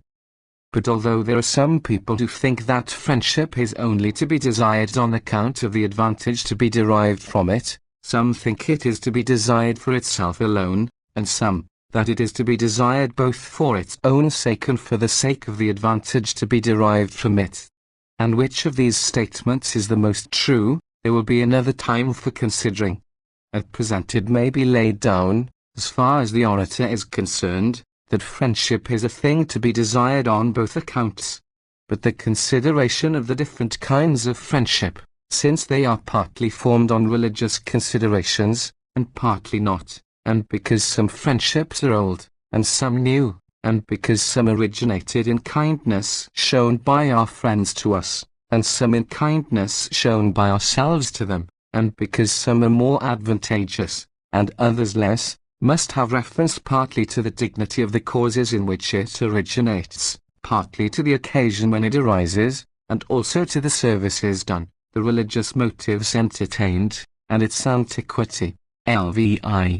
But the advantages consist either in the thing itself, or in extraneous circumstances, of which, however, by far the greater portion is referable to personal advantage, as there are some things in the Republic which, so to say, refer to the person of the state, as lands, harbours, money, fleets, sailors, soldiery, allies, by all which things states preserve their safety and their liberty. There are other things also which make a thing more noble looking, and which still are less necessary, as the splendid decorating and enlarging of a city, or an extraordinary amount of wealth, or a great number of friendships and alliances. And the effect of all these things is not merely to make states safe and free from injury, but also noble and powerful. So that there appears to be two divisions of usefulness, safety and power. Safety is the secure and unimpaired preservation of a sound state. Power is a possession of things suitable to preserving what is one's own, and to acquiring what belongs to another. And in all those things which have been already mentioned, it is proper to consider what is difficult to be done, and what can be done with ease.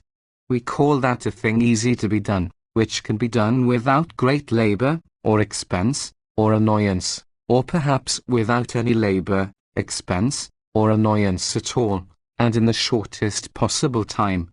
But that we call difficult to be done which, although it requires labor, expense, trouble and time, and has every possible characteristic of difficulty about it, or, at all events, the most numerous and most important ones, still, when these difficulties are encountered, can be completed and brought to an end. Since, then, we have now discussed what is honorable and what is useful, it remains for us to say a little of those things which we have said are attached to these other things, namely, affection and necessity. I think, then, that necessity means that which cannot be resisted by any power, that which cannot be softened nor altered. And that this may be made more plain, let us examine into the meaning of it by the light of examples, so as to see what its character and how great its power is. It is necessary that anything made of wood must be capable of being burnt with fire. It is necessary that a mortal body should at some time or other die. And it is so necessary that that power of necessity which we were just now describing requires it, which cannot by any force whatever be either resisted, or weakened, or altered. Necessities of this kind, when they occur in oratory, are properly called necessities, but if any difficult circumstances arise, then we shall consider in the previous examination whether it, the thing in question, be possible to be done. And it seems to me that I perceive that there are some kinds of necessity which admit of additions, and some which are simple and perfect in themselves. For we say in very different senses, it is necessary for the people of Caslinum to surrender themselves to Hannibal, and it is necessary that Caslinum should come into the power of Hannibal. In the one case, that is, in the first case, there is this addition to the proposition, unless they prefer perishing by hunger. For if they prefer that, then it is not necessary for them to surrender. But in the latter proposition such an addition has no place, because whether the people of Caslinum choose to surrender, or prefer enduring hunger and perishing in that manner, still it is necessary that Caslinum must come into the power of Hannibal. What then can be effected by this division of necessity? I might almost say, a great deal, when the topic of necessity appears such as may be easily introduced. For when a necessity is a simple one, there will be no reason for our making long speeches, as we shall not be able by any means to weaken it. But when a thing is only necessary provided we wish to avoid or to obtain something, then it will be necessary to state what advantage or what honor is contained in that addition. For if you will take notice, while inquiring what this contributes to the advantage of the state, you will find that there is nothing which it is necessary to do, except for the sake of some cause which we call the adjunct. And, in like manner, you will find that there are many circumstances of necessity to which a similar addition cannot be made. Of such sort are these: it is necessary that mortal men should die. Without any addition, it is not necessary for men to take food, with this exception, unless they have an objection to dying of hunger. Therefore, as I said before, it will be always proper to take into consideration the character of that exception which is added to the original proposition. For it will at all times have this influence, that either the necessity must be explained with reference to what is honorable, in this manner, it is necessary, if we wish to live with honor, or with reference to safety, in this manner, it is necessary, if we wish to be safe, or with reference to convenience, in this manner, it is necessary, if we are desirous to live without annoyance. And the greatest necessity of all appears to be that which arises from what is honorable. The next to it is that which arises from considerations of safety. The third and least important is that which has ideas of convenience involved in it. But this last can never be put in comparison with the two former. But it is often indispensable to compare these together, so that although honor is more precious than safety, there is still room to deliberate which one is to consult in the greatest degree. And as to this point, it appears possible to give a settled rule which may be of lasting application. For in whatever circumstances it can happen by any possibility that while we are consulting our safety, that slight diminution of honesty which is caused by our conduct may be hereafter repaired by virtue and industry, then it seems proper to have a regard for our safety. But when that does not appear possible, then we must think of nothing but what is honorable. And so in a case of that sort, when we appear to be consulting our safety, we shall be able to say with truth that we are also keeping our eyes fixed on what is honorable, since without safety we can never attain to that end. And in these circumstances it will be desirable to yield to another, or to put oneself in another's place, or to keep quiet at present and wait for another opportunity.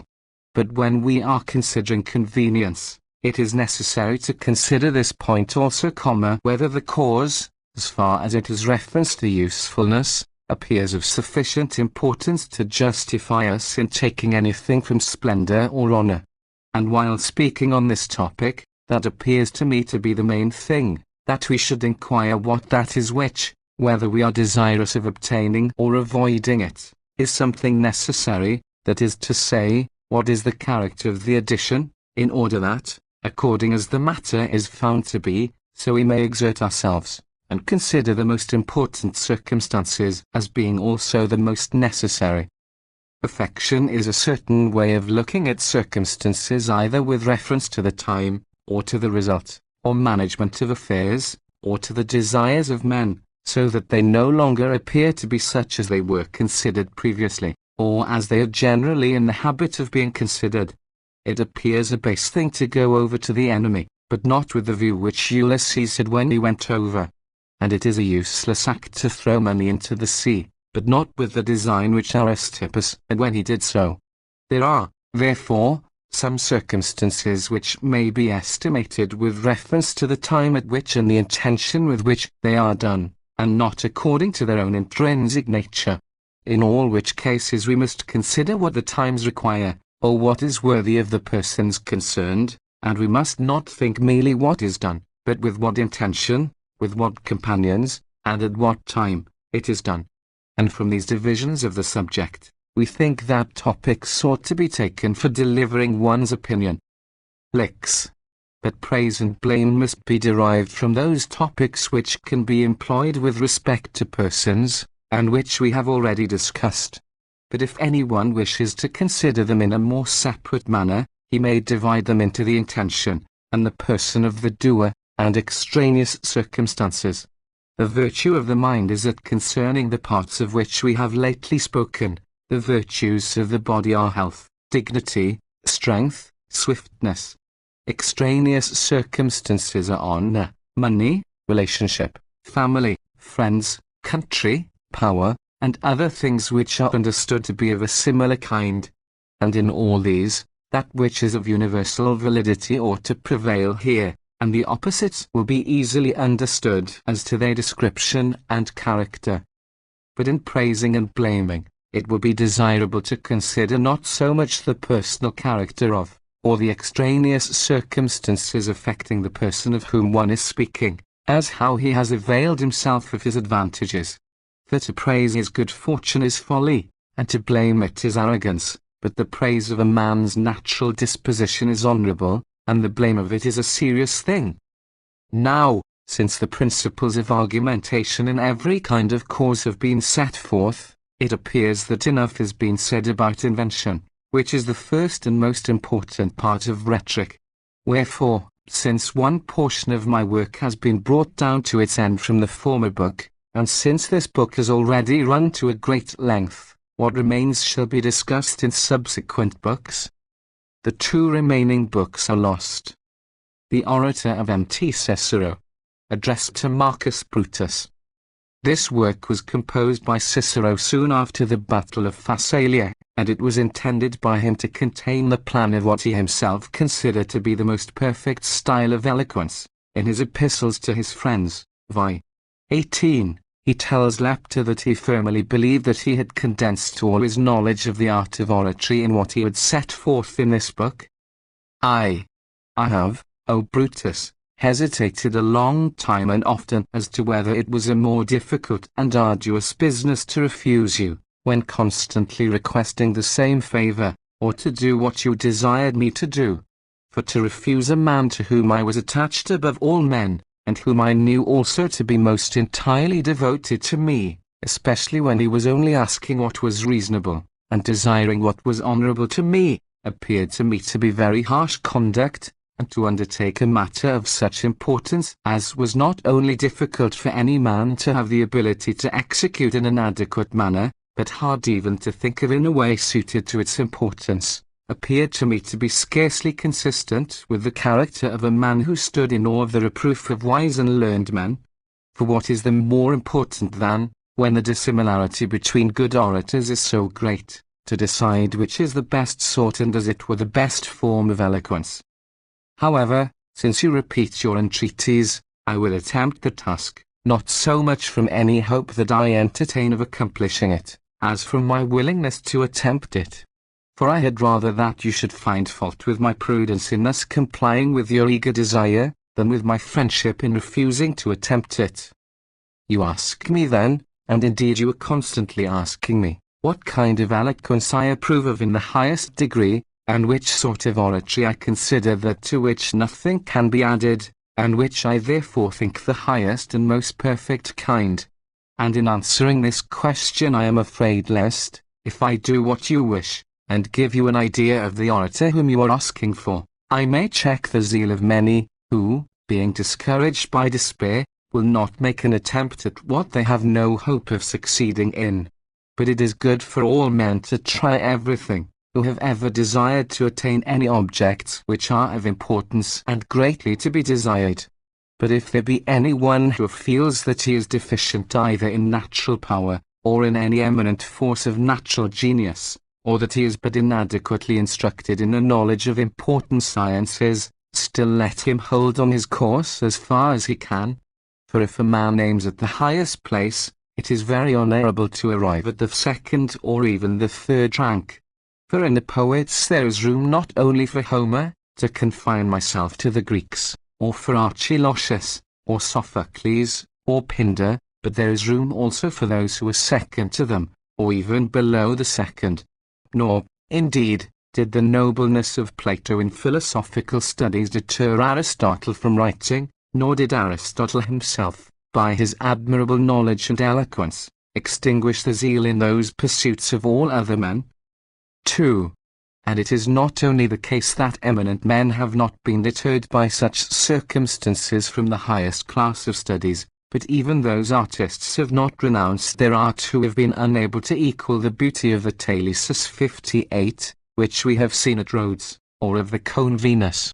Nor have subsequent sculptors been so far alarmed at the statue of the Olympian Jove, or of the shield-bearer, as to give up trying what they could accomplish, or how far they could advance, and, indeed, there has been so vast a multitude of those men, and each of them has obtained so much credit in his own particular walk, that, while we admire the most perfect models, we have also approbation to spare for those who come short of them. But in the case of orators, I mean Greek orators, it is a marvelous thing how far one is superior to all the rest. And yet when Demosthenes flourished there were many illustrious orators, and so they were before his time, and the supply has not failed since. So that there is no reason why the hopes of those men, who have devoted themselves to the study of eloquence, should be broken, or why their industry should languish. For even the very highest pitch of excellency ought not to be despaired of, and in perfect things those things are very good which are next to the most perfect. And I, in depicting a consummate orator, will draw a picture of such an one as perhaps never existed. For I am not asking who he was, but what that is than which nothing can be more excellent. And perhaps the perfection which I am looking for does not often shine forth, indeed I do not know whether it ever has been seen, but still in some degree it may at times be discoverable, among some nations more frequently, and among others more sparingly. But I lays down this position, that there is nothing of any kind so beautiful which is not something more beautiful still, from which it is copied, as a portrait is from a person's face, though it can neither be perceived by the eyes or ears, or by any other of the senses, it is in the mind only, and by our thoughts, that we embrace it. Therefore, though we have never seen anything of any kind more beautiful than the statues of Phidias and in those pictures which I have named, still we can imagine something more beautiful. Nor did that great artist, when he was making the statue of Jupiter or of Minerva, keep in his mind any particular person of whom he was making a likeness, but there dwelt in his mind a certain perfect idea of beauty, which he looked upon, and fixed his eyes upon, and guided his art and his hand with reference to the likeness of that model. 3. As therefore there is in forms and figures something perfect and super excellent, the appearance of which is stamped in our minds so that we imitate it, and refer to it everything which falls under our eyes, so we keep in our mind an idea of perfect eloquence, and seek for its resemblance with our ears. Now Plato, that greatest of all authors and teachers, not only of understanding, but also of speaking, calls those forms of things ideas, and he affirms that they are not created, but that they exist from everlasting, and are kept in their places by reason and intelligence, that all other things have their rising and setting, their ebb and flow, and cannot continue long in the same condition. Whatever there is, therefore, which can become a subject of discussion as to its principle and method, is to be reduced to the ultimate form and species of its class. And I see that this first beginning of mine is derived not from the discussions of orators, but from the very heart of philosophy, and that it is old-fashioned and somewhat obscure, and likely to incur some blame, or at all events to provoke some surprise.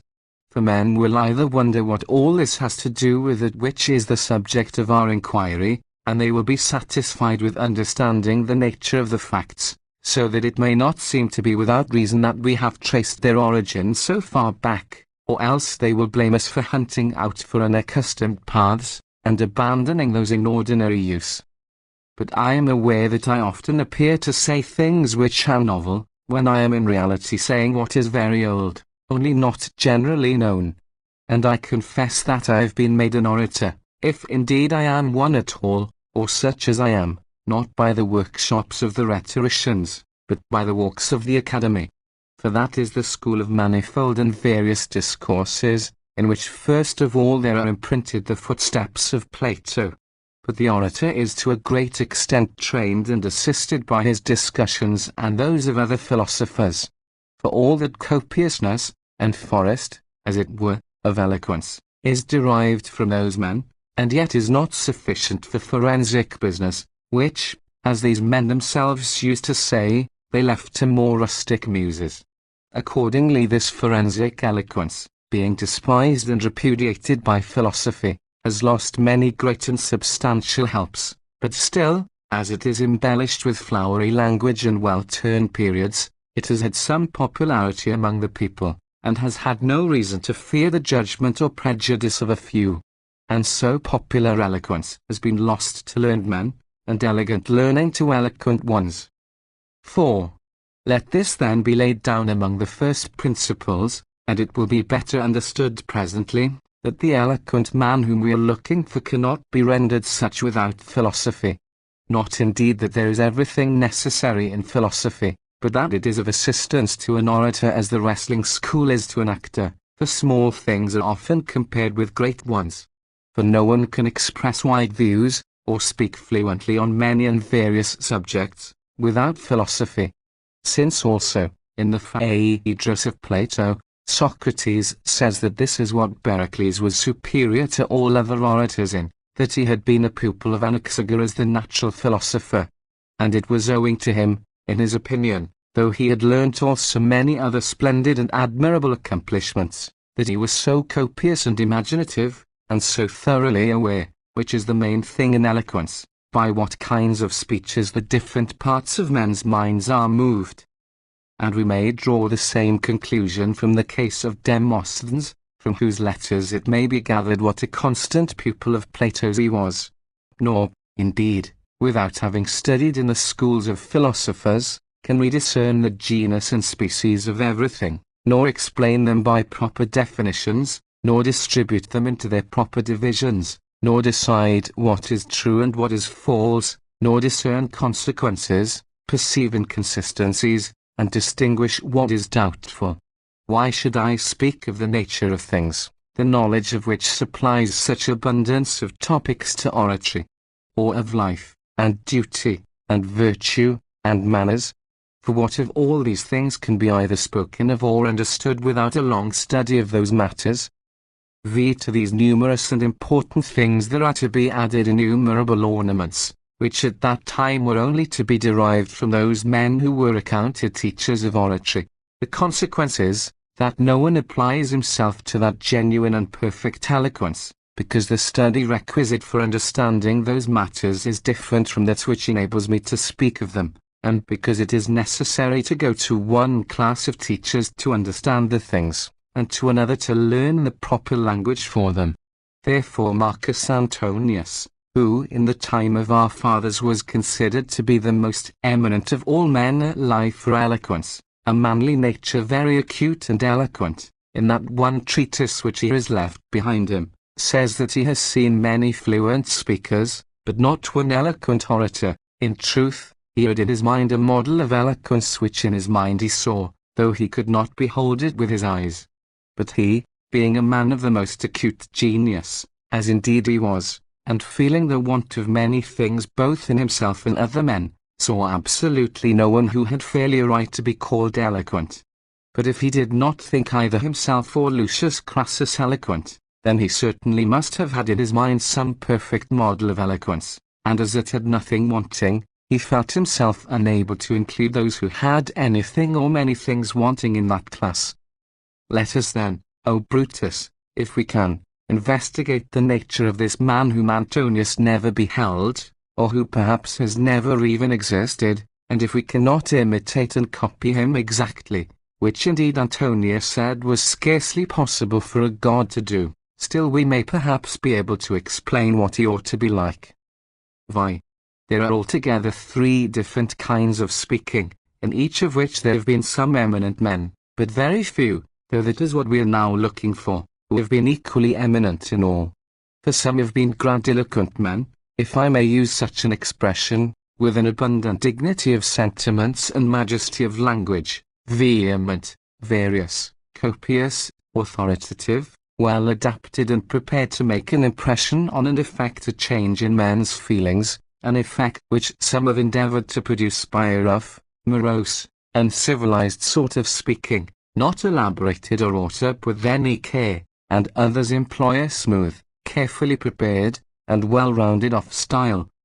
On the other hand, there are men neat, acute, explaining everything, and making matters clearer, not nobler, polished up with a certain subtle and compressed style of oratory, and in the same class there are others, shrewd, but unpolished, and designedly resembling rough and unskilful speakers, and some who, with the same barrenness and simplicity, are still more elegant, that is to say, are facetious, flowery, and even slightly embellished.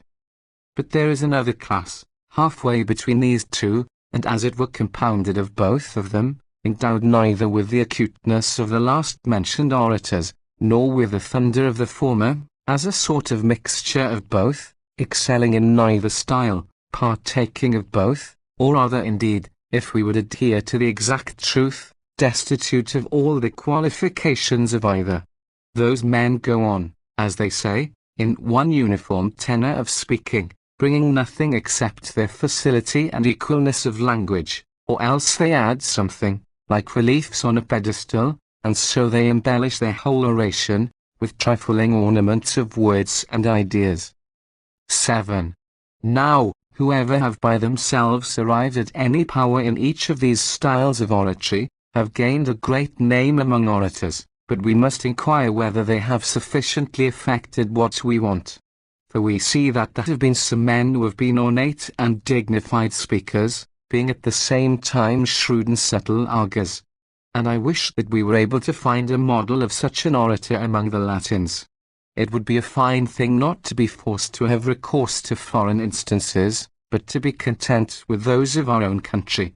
But though in that discourse of mine which I have published in the Brutus, I have attributed much credit to the Latins, partly to encourage others, and partly out of affection for my own countrymen, I still recollect that I by far preferred Demosthenes to all other men, inasmuch as he adapted his energy to that eloquence which I myself feel to be such, and not to that which I have ever had any experience of in any actual instance. He was an orator than whom there has never existed one more dignified, nor more wise, nor more temperate. And therefore it is well that we should warn those men whose ignorant conversation is getting to have some notoriety and weight, who are shy that to be called Attic speakers, or who really wish to speak in the Attic style, to fix their admiration on this man above all others, than whom I do not think Athens itself more Attic. For by so doing they may learn what Attic means, and may measure eloquence by his power and not by their own weakness. For at present every one praises just that which he thinks that he himself is able to imitate. But still I think it not foreign to my present subject to remind those who are endowed with but a weak judgment, what is the peculiar merit of the Attic writers. 8. The prudence of the hearers has always been the regulator of the eloquence of the orators. For all men who wish to be approved of, regard the inclination of those men who are their hearers, and form and adapt themselves entirely. Which of the Greek rhetoricians ever drew any of his rules from Thucydides? Oh, but he is praised universally. I admit that, but it is on the ground that he is a wise, conscientious, dignified relator of facts, not that he was pleading causes before tribunals, but that he was relating wars in a history. Therefore, he was never accounted an orator, nor, indeed, should we have ever heard of his name if he had not written a history, though he was a man of eminently high character and of noble birth. But no one ever imitates the dignity of his language or of his sentiments, but when they have used some disjointed and unconnected expressions, which they might have done without any teacher at all, then they think that they are akin to Thucydides. I have met men too who are anxious to resemble Xenophon, whose style is, indeed, sweeter than honey, but as unlike as possible to the noisy style of the Forum. Let us then return to the subject of laying a foundation for the orator whom we desire to see, and of furnishing him with that eloquence which Antonius had never found in any one. We are, O Brutus, undertaking a great and arduous task, but I think nothing difficult to a man who is in love. But I am and always have been in love with your genius, and your pursuits, and your habits. Moreover, I am every day more and more inflamed not only with regret, though I am worn away with it while I am wishing to enjoy again our meetings and our daily association, and your learned discourse, but also with the admirable reputation of your incredible virtues, which, though different in their kind, are united by your prudence. For what is so different or remote from severity as courtesy? And yet who has ever been considered either more conscientious or more agreeable than you? And what is so difficult as, while deciding disputes between many people, to be beloved by all of them? Yet you attain this end, of dismissing in a contented and pacified frame of mind the very parties against whom you decide. Therefore, while doing nothing from motives of interest, you still contrive that all that you do should be acceptable.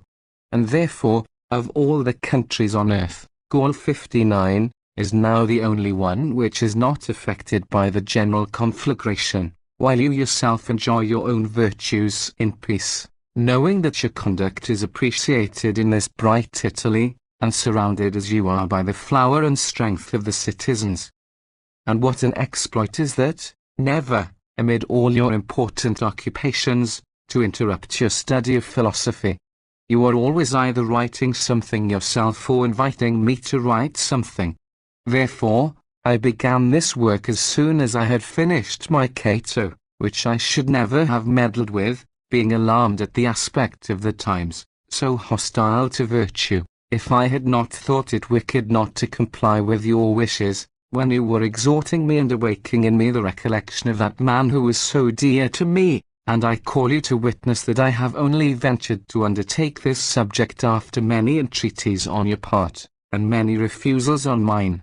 For I wish that you should appear implicated in this fault, so that if I myself should appear unable to support the weight of such a subject, you may bear the blame of having imposed such a burden on me, and I only that of having undertaken it. And then the credit of having had such a commission given me by you, will make amends for the blame which the deficiency of my judgment will bring upon me. 11. But in everything it is very difficult to explain the form, that which is called in Greek, character, of perfection, because different things appear perfection to different people. I am delighted with Ennius, says one person, because he never departs from the ordinary use of words. I love Pacuvius, says another, all his verses are so ornamented and elaborate while Ennius is often so careless. Another is Orphoratus. For there are many different opinions, as among the Greeks, nor is it easy to explain which form is the most excellent.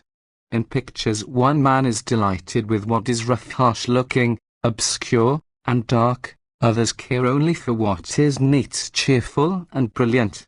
Why should you, then, give any precise command or formula, when each is best in its own kind, and when there are many kinds? However, these difficulties have not repelled me from this attempt, and I have thought that in everything there is some point of absolute perfection even though it is not easily seen, and that it can be decided on by a man who understands the matter. But since there are many kinds of speeches, and those different, and as they do not all fall under one form, the form of panegyric, and of declamation, and of narration, and of such discourses as Isocrates has left us in his panegyric, and many other writers also who are called sophists, and the form also of other kinds which have no connection with forensic discussion, and of the whole of that class which is called in Greek, epideictikon, and which is made up as it were for the purpose of being looked at, for the sake of amusement, I shall omit at the present time, not that they deserve to be entirely neglected, for they are as it were the nursery of the orator whom we wish to draw, and concerning whom we are endeavouring to say something worth hearing. 12. From this form is derived fluency of words. From it also the combination and rhythm of sentences derives a freer license. For great indulgence is shown to neatly turned sentences, and rhythmical, steady, compact periods are always admissible. And pains are taken purposely, not disguisedly, but openly and avowedly, to make one word answer to another, as if they had been measured together and were equal to each other. So that words opposed to one another may be frequently contrasted, and contrary words compared together, and that sentences may be terminated in the same manner, and may give the same sound at their conclusion, which, when we are dealing with actual causes, we do much more seldom, and certainly with more disguise. But, in his Panathenaic oration, Isocrates avows that he diligently kept that object in view, for he composed it not for a contest in a court of justice, but to delight the ears of his hearers. They say that Thrasymachus of Chalcedon, and Gorgias of Leontini, were the first men who taught this science, after him Theodorus of Byzantium, and many others whom Socrates in the Phaedrus calls, Greek, logodaidoloi, who have said many things very tolerably clever, but which seem as if they had arisen at the moment, trifling, and like animals which change their colour, and too minutely painted. And this is what makes Herodotus and Thucydides the more admirable, for though they lived at the same time with those men whom I have named, still they kept aloof as far as possible from such amusements, or I should rather say from such follies. For one of them flows on like a tranquil river, without any attempts at facetiousness, the other is borne on in a more impetuous course, and relates warlike deeds in a warlike spirit, and they are the first men by whom, as Theophrastus says, history was stirred up to dare to speak in a more fluent and adorned style than their predecessors had ventured on.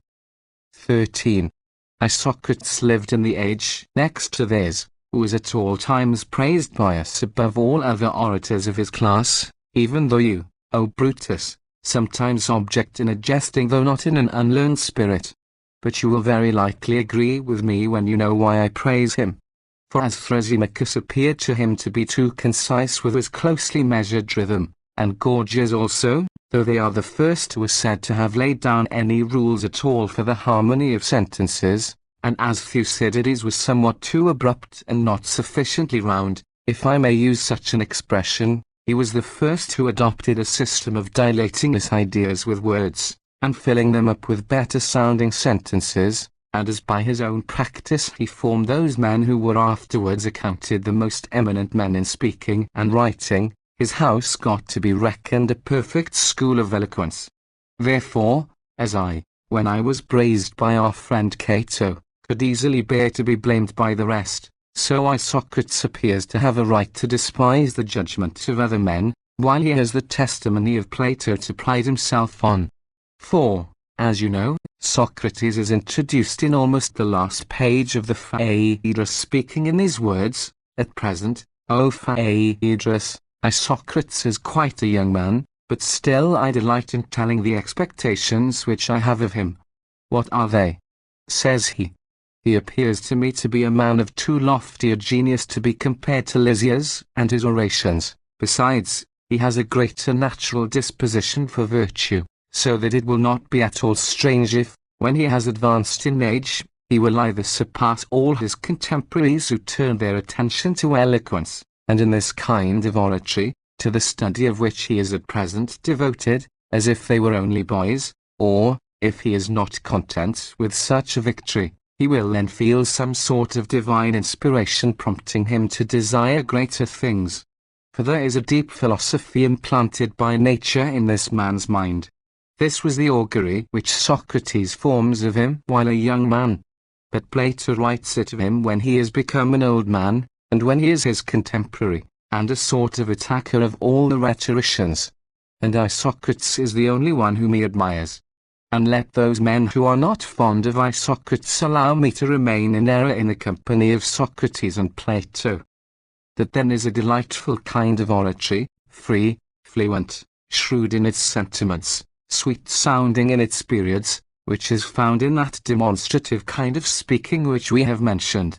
It is the peculiar style of sophists, more suitable for display than for actual contest, appropriate to schools and exhibitions, but despised in and driven from the forum. But because eloquence is first of all trained by this sort of food, and afterwards gives itself a proper colour and strength, it appeared not foreign to our subject to speak of what is as it were the cradle of an orator. However, all this belongs to the schools, and to display, let us now descend into the battlefield and to the actual struggle. 14. As there are three things which the orator has to consider: what he is saying, and in what place, and in what manner he is saying each separate thing, it seems on all accounts desirable to explain what is best as to each separate subject, though in rather a different manner from that in which it is usually explained in laying down the principles of the science.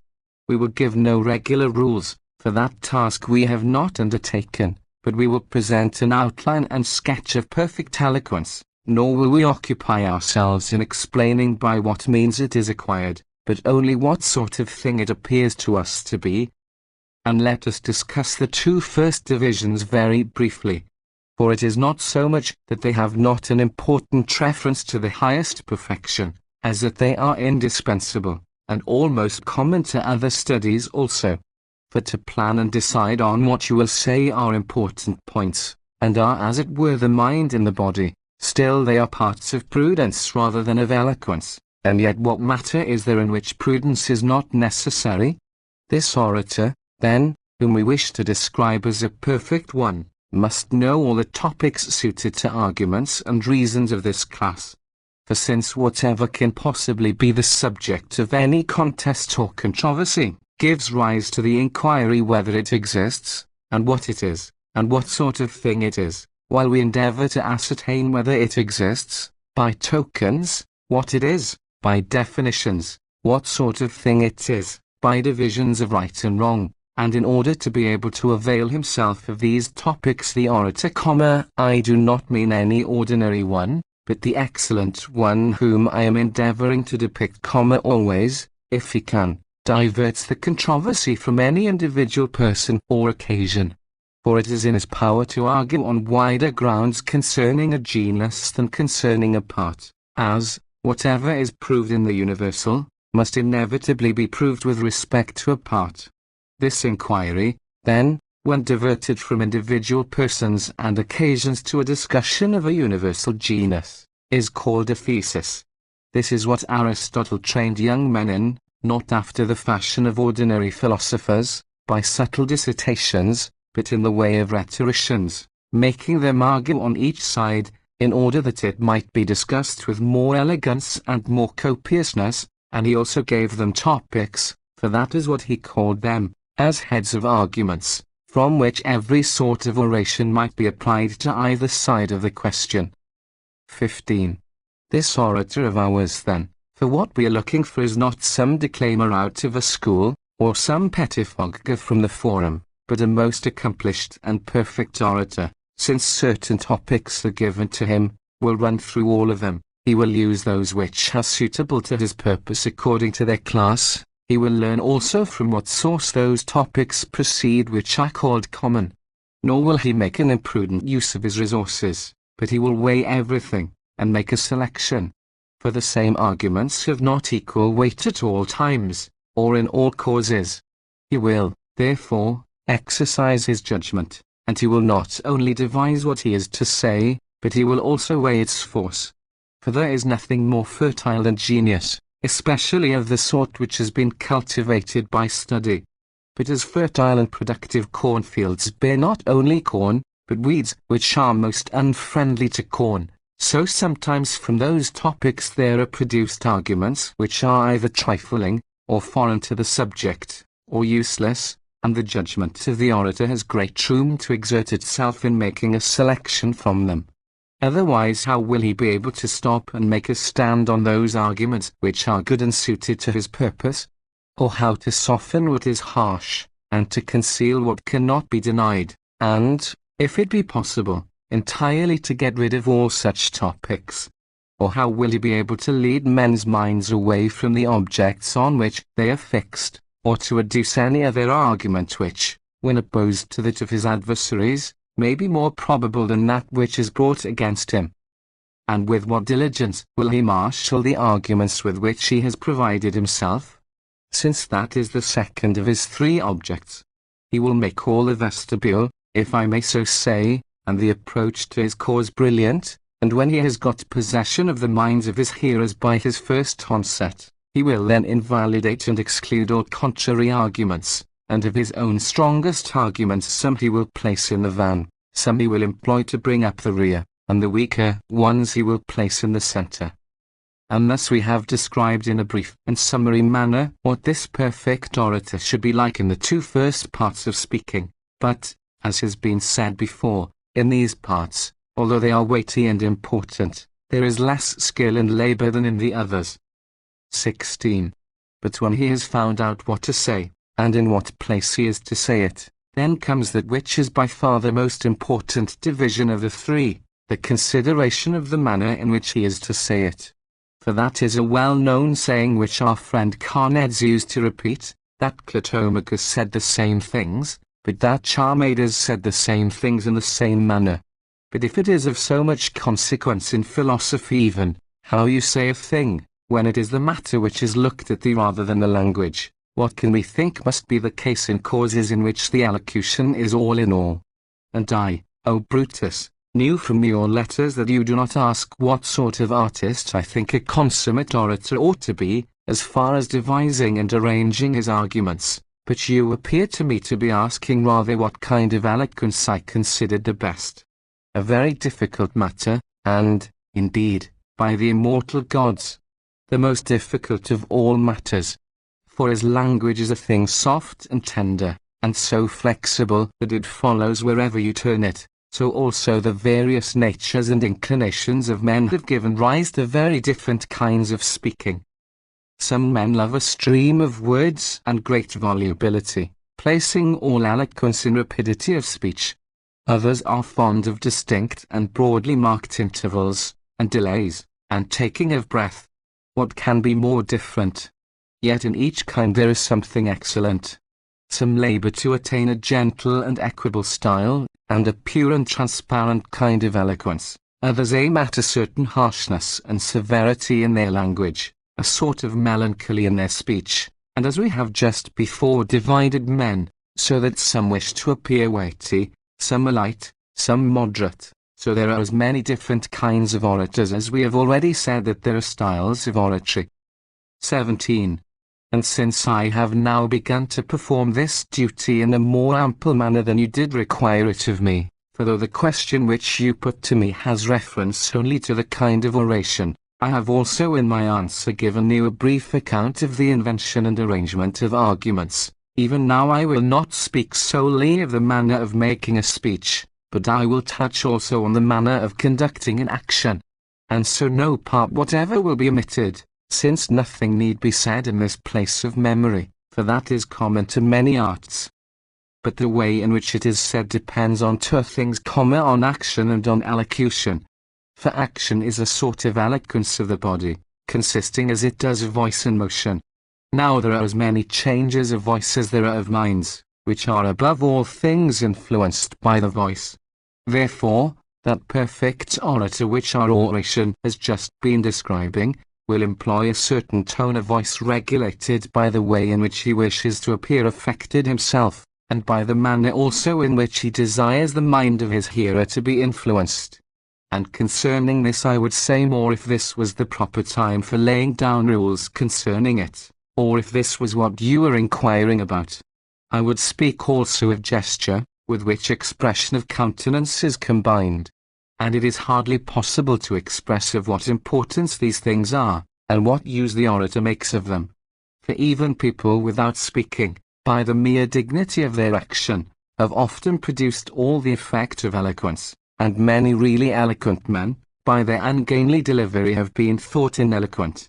So that it was not without reason that Demosthenes attributed the first, and second, and third rank to action. For if eloquence without action is nothing, but action without eloquence is of such great power, then certainly it is the most important part of speaking. 18. He, then, who aims at the highest rank in eloquence, will endeavor with his voice on a stretch to speak energetically, with a low voice, gently, with a sustained voice, gravely, and with a modulated voice, in a manner calculated to excite compassion. For the nature of the voice is something marvelous, for all its great power is derived from three sounds only, the grave sound, the sharp sound, and the moderate sound, and from these comes all that sweet variety which is brought to perfection in songs. But there is also in speaking a sort of concealed singing, not like the peroration of rhetoricians from Phrygia or Caria, which is nearly a chant, but that sort which Demosthenes and Aeschines mean when the one reproaches the other with the affected modulation of his voice. Demosthenes says even more, and often declares that Aeschines had a very sweet and clear voice. And in this that point appears to me worth noting, with reference to the study of aiming at sweetness in the voice. The nature of herself, as if she were modulating the voices of men, has placed in every one acute tone, and not more than one, and that not more than 2 syllables back from the last, so that industry may be guided by nature when pursuing the object of delighting the ears. A good voice also is a thing to be desired, for it is not naturally implanted in us, but practice and use give it to us. Therefore, the consummate orator will vary and change his voice, and sometimes straining it, sometimes lowering it. He will go through every degree of tone, and he will use action in such a way that there shall be nothing superfluous in his gestures.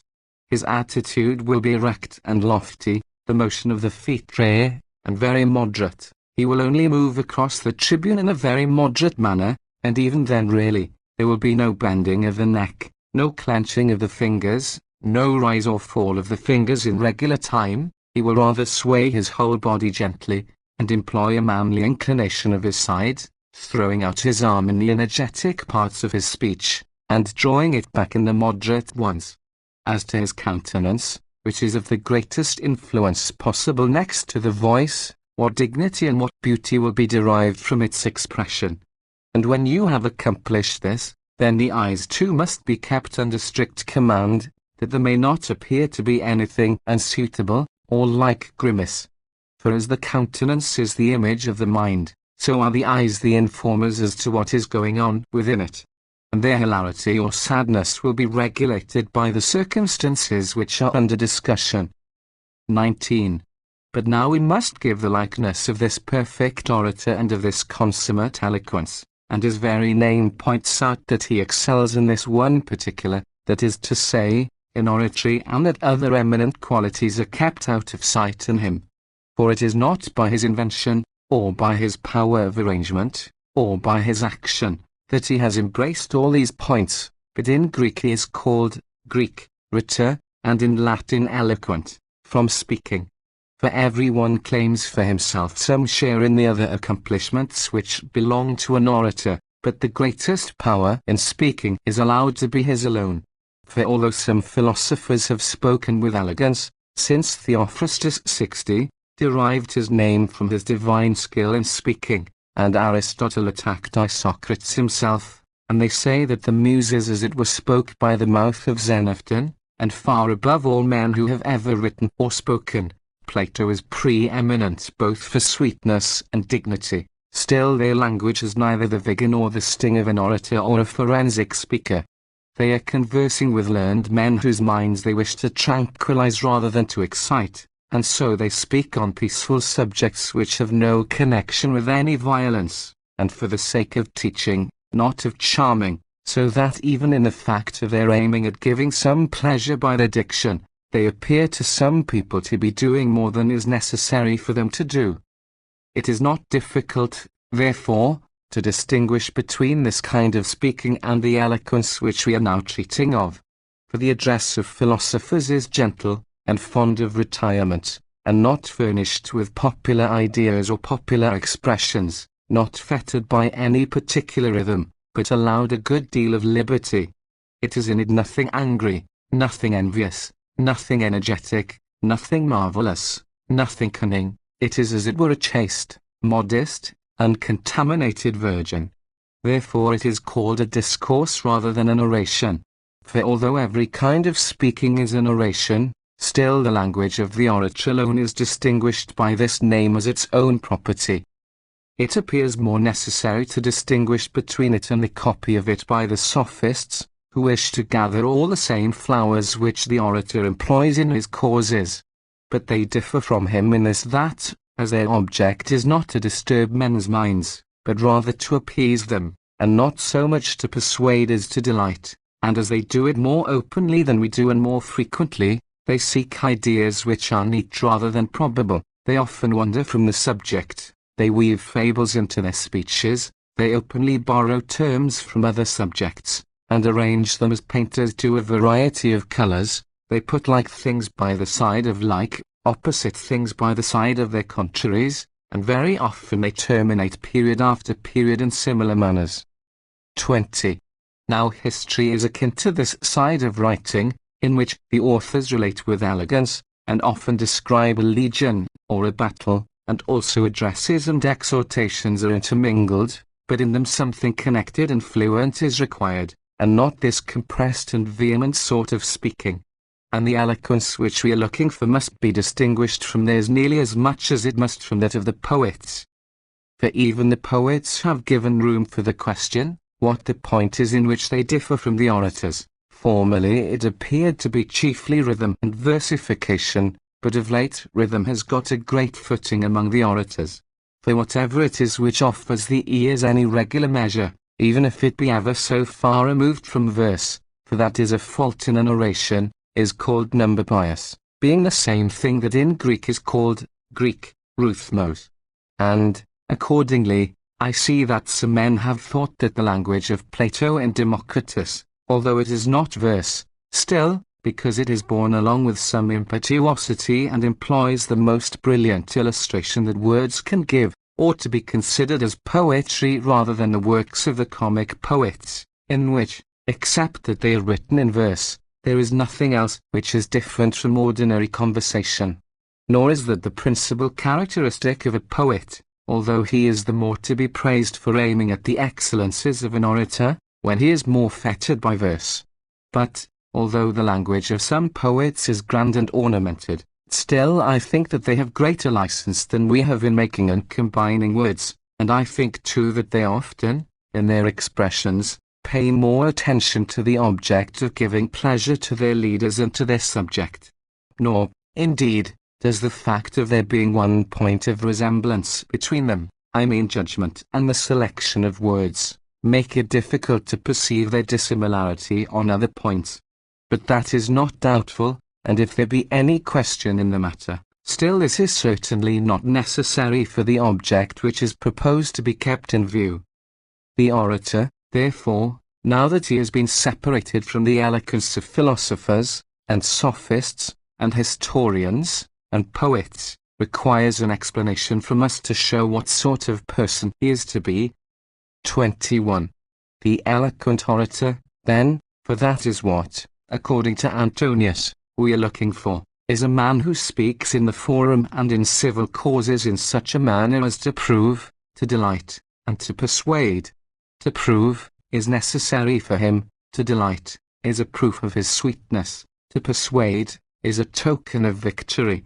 For that alone of all results is of the greatest weight towards gaining causes. But there are as many kinds of speaking as there are separate duties of an orator. The orator, therefore, ought to be a man of great judgment and of great ability, and he ought to be a regulator, as it were, of this threefold variety of duty. For he will judge what is necessary for everyone, and he will be able to speak in whatever manner the cause requires. But the foundation of eloquence, as of all other things, is wisdom. For as in life, so in a speech, nothing is more difficult than to see what is becoming. The Greeks call this, Greek, propon, we call it decorum. But concerning this point many admirable rules are laid down, and the matter is well worth being understood. And it is owing to ignorance respecting it that men make blunders not only in life, but very often in poems, and in speeches. But the orator must consider what is becoming not only in his sentences, but also in his words. For it is not every fortune, nor every honor, nor every authority, nor every age, or place, or time, nor every hearer who is to be dealt with by the same character of expressions or sentiments. And at all times, in every part of a speech or of life, we must consider what is becoming, and that depends partly on the facts which are the subject under discussion, and also on the characters of those who are the speakers and of those who are the hearers. Therefore this topic, which is of very wide extent and application, is often employed by philosophers in discussions on duty, not when they are discussing abstract rights, for that is but one thing, and the grammarians also too often employ it when criticizing the poets, to show their eloquence in every division and description of cause. For how unseemly is it, when you are pleading before a single judge about a gutta, to use high-sounding expressions and general topics, but to speak with a low voice and with subtle arguments in a cause affecting the majesty of the Roman people. 22. This applies to the whole genus. But some persons err as to the character either of themselves, or of the judges, or of their adversaries, and not only in actual fact, but often in word. Although there is no force in a word without a fact, still the same fact is often either approved of, or rejected, according as this or that expression is employed respecting it. And in every case it is necessary to take care how far it may be right to go, for although everything is its proper limit, still excess offends more than falling short. And that is the point in which Apelles said that those painters made a blunder, who did not know what was enough. There is here, O Brutus, an important topic, which does not escape your notice, and which requires another large volume. But for the present question this is enough, when we say that this is becoming, an expression which we always employ in all words and actions, both great and small. When, we say that this is becoming and that that is not becoming, and when it appears to what extent each assertion is meant to be applicable, and when it depends on something else, and is quite another matter whether you say that a thing is becoming or proper, for to say a thing is proper, declares the perfection of duty, which we and all men are at all times to regard. To say a thing is becoming, as to say that it is fit as it were, and suitable to the time and person, which is often very important both in actions and words, and in a person's countenance and gestures and gait, and, on the other hand, when we say that a thing is unbecoming, and if a poet avoids this as the greatest of faults, and he also as if he puts an honest sentiment in the mouth of a wicked man, or a wise one in the mouth of a fool, or if that painter saw that, when Calchas was sad at the sacrifice of Iphigenia, and Ulysses still more so, and Menelaus in mourning, that Agamemnon's head required to be veiled altogether, since it was quite impossible to represent such grief as is with a paintbrush. If even the actor inquires what is becoming, what must we think that the orator ought to do? But as this is a matter of so much importance, the orator must take care what he does in his causes, and in the different parts of them. That is plain, that not only the different parts of an oration, but that even whole causes are to be dealt with in different styles of oratory. 23. It follows that the characteristics and forms of each class must be sought for. It is a great and difficult task, as we have often said before, but it was necessary for us to consider at the beginning what we would discuss, and now we must set our sails in whatever course we are borne on. But first of all we must give a sketch of the man whom some consider the only orator of the Attic style. He is a gentle, moderate man, imitating the usual customs, differing from those who are not eloquent in fact rather than in any of his opinions. Therefore those who are his hearers, even though they themselves have no skill in speaking, still feel confident that they could speak in that manner. For the subtlety of his address appears easy of imitation to a person who ventures on an opinion, but nothing is less easy when he comes to try it, for although it is not a style of any extraordinary vigor, still it has some juice, so that even though it is not endowed with the most extreme power, it is still, if I may use such an expression, in perfect health. First of all, then, let us release it from the fetters of rhythm. For there is, as you know, a certain rhythm to be observed by an orator, and of that we will speak presently, proceeding on a regular system, but though it must be attended to in another kind of oratory, it must be entirely abandoned in this. This must be a sort of easy style, and yet not utterly without rules, so that it may seem to range at freedom, not to wander about licentiously. He should also guard against appearing to cement his words together, for the hiatus formed by a concourse of open vowels has something soft about it, and indicates a not unpleasing negligence, as if the speaker were anxious more about the matter than the manner of his speech.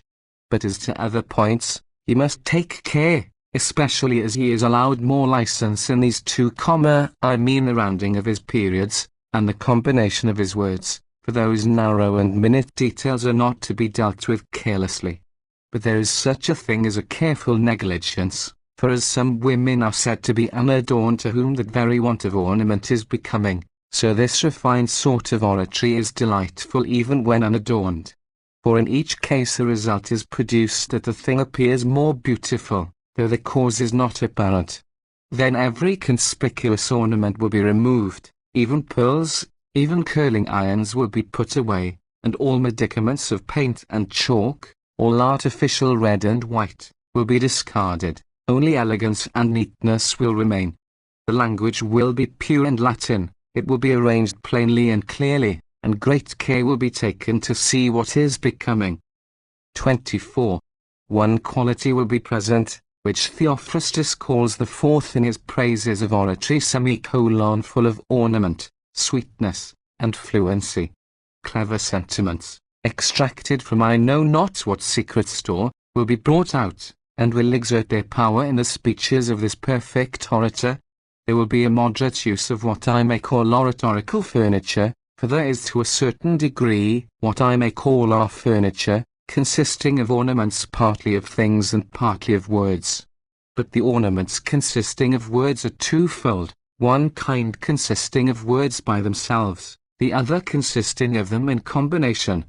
The simple embellishment is approved of in the case of proper and commonly employed words, which either sound very well, or else are very explanatory of the subject. In words which do not naturally belong to the subject, it is either metaphorical, or borrowed from some other quarter, or else it is derived from the subject, whether it is a new term, or an old one grown obsolete. But even old and almost obsolete terms may be proper ones, only that we seldom employ them. But words when well arranged have great ornament if they give any neatness, which does not remain if the words are altered while the sense remains. For the embellishments of sentiments which remain, even if you alter the language in which they are expressed, are many, but still there are but few of them which are worth remarking.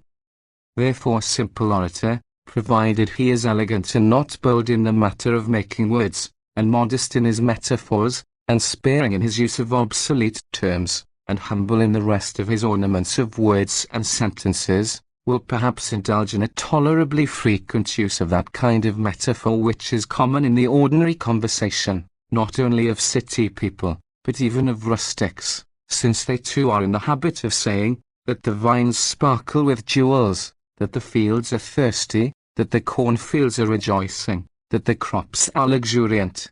Now there is not one of these expressions which is not somewhat bold, but the thing is either like that which you use metaphorically, or else, if it has no name of its own, the expression which you use appears to have been borrowed for the sake of teaching, not of jesting.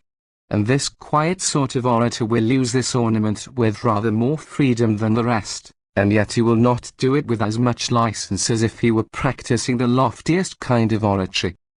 25. Therefore that unbecomingness, and what that is may be understood from the definition we have given of what is becoming, is visible here also, when some sublime expression is used metaphorically, and is used in a lowly style of oration, though it might have been becoming in a different one. But the neatness which I have spoken of, which illuminates the arrangement of language by these lights which the Greeks, as if they were some gestures of the speech, call Greek schemat, and the same word is applied by them also to the embellishments of sentences, is employed by the refined orator, whom some men call the Attic orator, and rightly too, if they did not mean that he was the only one, but sparingly. For, as in the preparation of a feast, a man while on his guard against magnificence, is desirous to be thought not only economical but also elegant, he will choose what is best for him to use. For there are many kinds of economy suited to this very orator of whom I am speaking, for the ornaments which I have previously been mentioning are to be avoided by this acute orator, I mean the comparing like with like, and the similarly sounding and equally measured ends of sentences, and grace is hunted out as it were by the alteration of a letter, so that it may not be visible that neatness has been especially aimed at, and so that the orator may not be detected in having been hunting for means of pleasing the ears of his audience. Again, if repetitions of the same expressions require a sort of vehemence and loudness of voice, they will then be unsuited to the simple style of oratory. The orator may use other embellishments promiscuously, only let him relax and separate the connection of the words, and use as ordinary expressions as possible, and as gentle metaphors. Let him even avail himself of those lights of sentiments, as long as they are not too brilliant. He will not make the Republic speak, nor will he raise the dead from the shades below, nor will he collect together a number of particulars in one heap, and so fold them in one embrace. Such deeds belong to more vigorous beings, nor are they to be expected or required from this man of whom we are giving a sketch, for he will be too moderate not only in his voice, but also in his style. But there are many embellishments which will suit his simple style, although he will use even them in a strict manner, for that is his character. He will have besides this, action, not tragic, nor suited to the stage, but he will move his body in a moderate degree, trusting a great deal to his countenance, not in such a way as people call making faces, but in a manner sufficient to show in a gentlemanlike manner in what sense he means what he is saying to be understood. 26. Now in this kind of speech sallies of wit are admissible, and they carry perhaps only too much weight in an oration. Of them there are two kinds, facetiousness and raillery, and the orator will employ both, but he will use the one in relating anything neatly, and the other in darting ridicule on his adversaries. And of this latter kind there are more descriptions than one. However, it is a different thing that we are discussing now. Nevertheless, we may give this warning, that the orator ought to use ridicule in such a way as neither to indulge in it too often, that it may not seem like buffoonery, nor in a covertly obscure manner, that it may not seem like the wit of a comedian, nor in a petulant manner, lest it should seem spiteful, nor should he ridicule calamity, lest that should seem inhuman, nor crime, lest laughter should usurp the place which hatred ought to occupy, nor should he employ this weapon when unsuitable to his own character, or to that of the judges, or to the time, for all such conduct would come under the head of unbecoming. The orator must also avoid using jests ready prepared, such as do not arise out of the occasion, but are brought from home, for they are usually frigid. And he must spare friendships and dignities. He will avoid such insults as are not to be healed. He will only aim at his adversaries, and not even always at them, nor at all of them, nor in every manner. And with these exceptions, he will employ his sallies of wit and his facetiousness in such a manner as I have never found any one of those men do who consider themselves Attic speakers, though there is nothing more Attic than that practice. This is the sketch which I conceive to be that of a plain orator, but still of a great one, and one of a genius very kindred to the Attic, since whatever is witty or pleasant in a speech is peculiar to the Attics. Not, however, that all of them are facetious. Lysias is said to be tolerably so, and Hyperides, Demades is so above all others. Demosthenes is considered less so, though nothing appears to me to be more well-bred than he is, but he was not so much given to raillery as to facetiousness. And the former is the quality of a more impetuous disposition, the latter betokens a more refined art. 27. There is another style more fertile, and somewhat more forcible than this simple style of which we have been speaking, but nevertheless tamer than the highest class of oratory, of which I shall speak immediately. In this kind there is but little vigour, but there is the greatest possible quantity of sweetness, for it is fuller than the plain style, but more plain than that other which is highly ornamented and copious. Every kind of ornament in speaking is suitable to this style, and in this kind of oratory there is a great deal of sweetness. It is a style in which many men among the Greeks have been eminent, but Demetrius Phalereus, in my opinion, has surpassed all the rest, and while his oratory proceeds in calm and tranquil flow, it receives brilliancy from numerous metaphors and borrowed expressions, like stars. I call them metaphors, as I often do, which, on account of their similarity to some other idea, are introduced into a speech for the sake of sweetness, or to supply a deficiency in a language. By borrowed expressions I mean those in which, for the proper word, another is substituted which has the same sense, and which is derived from some subsequent fact. And though this too is a metaphorical usage, still Ennius employed it in one manner when he said, "You are oftening the citadel and the city," and he would have used it in a different manner if he had used the word citadel, meaning country. Again, when he says that horrid Africa trembles with a terrible tumult, he uses Africa for Africans. The rhetoricians call this hyplage, because one word as it were is substituted for another. The grammarians call it metonymia, because names are transferred. But Aristotle classes them all under metaphor, and so he does the misuse of terms which they call, Greek, katachrysis.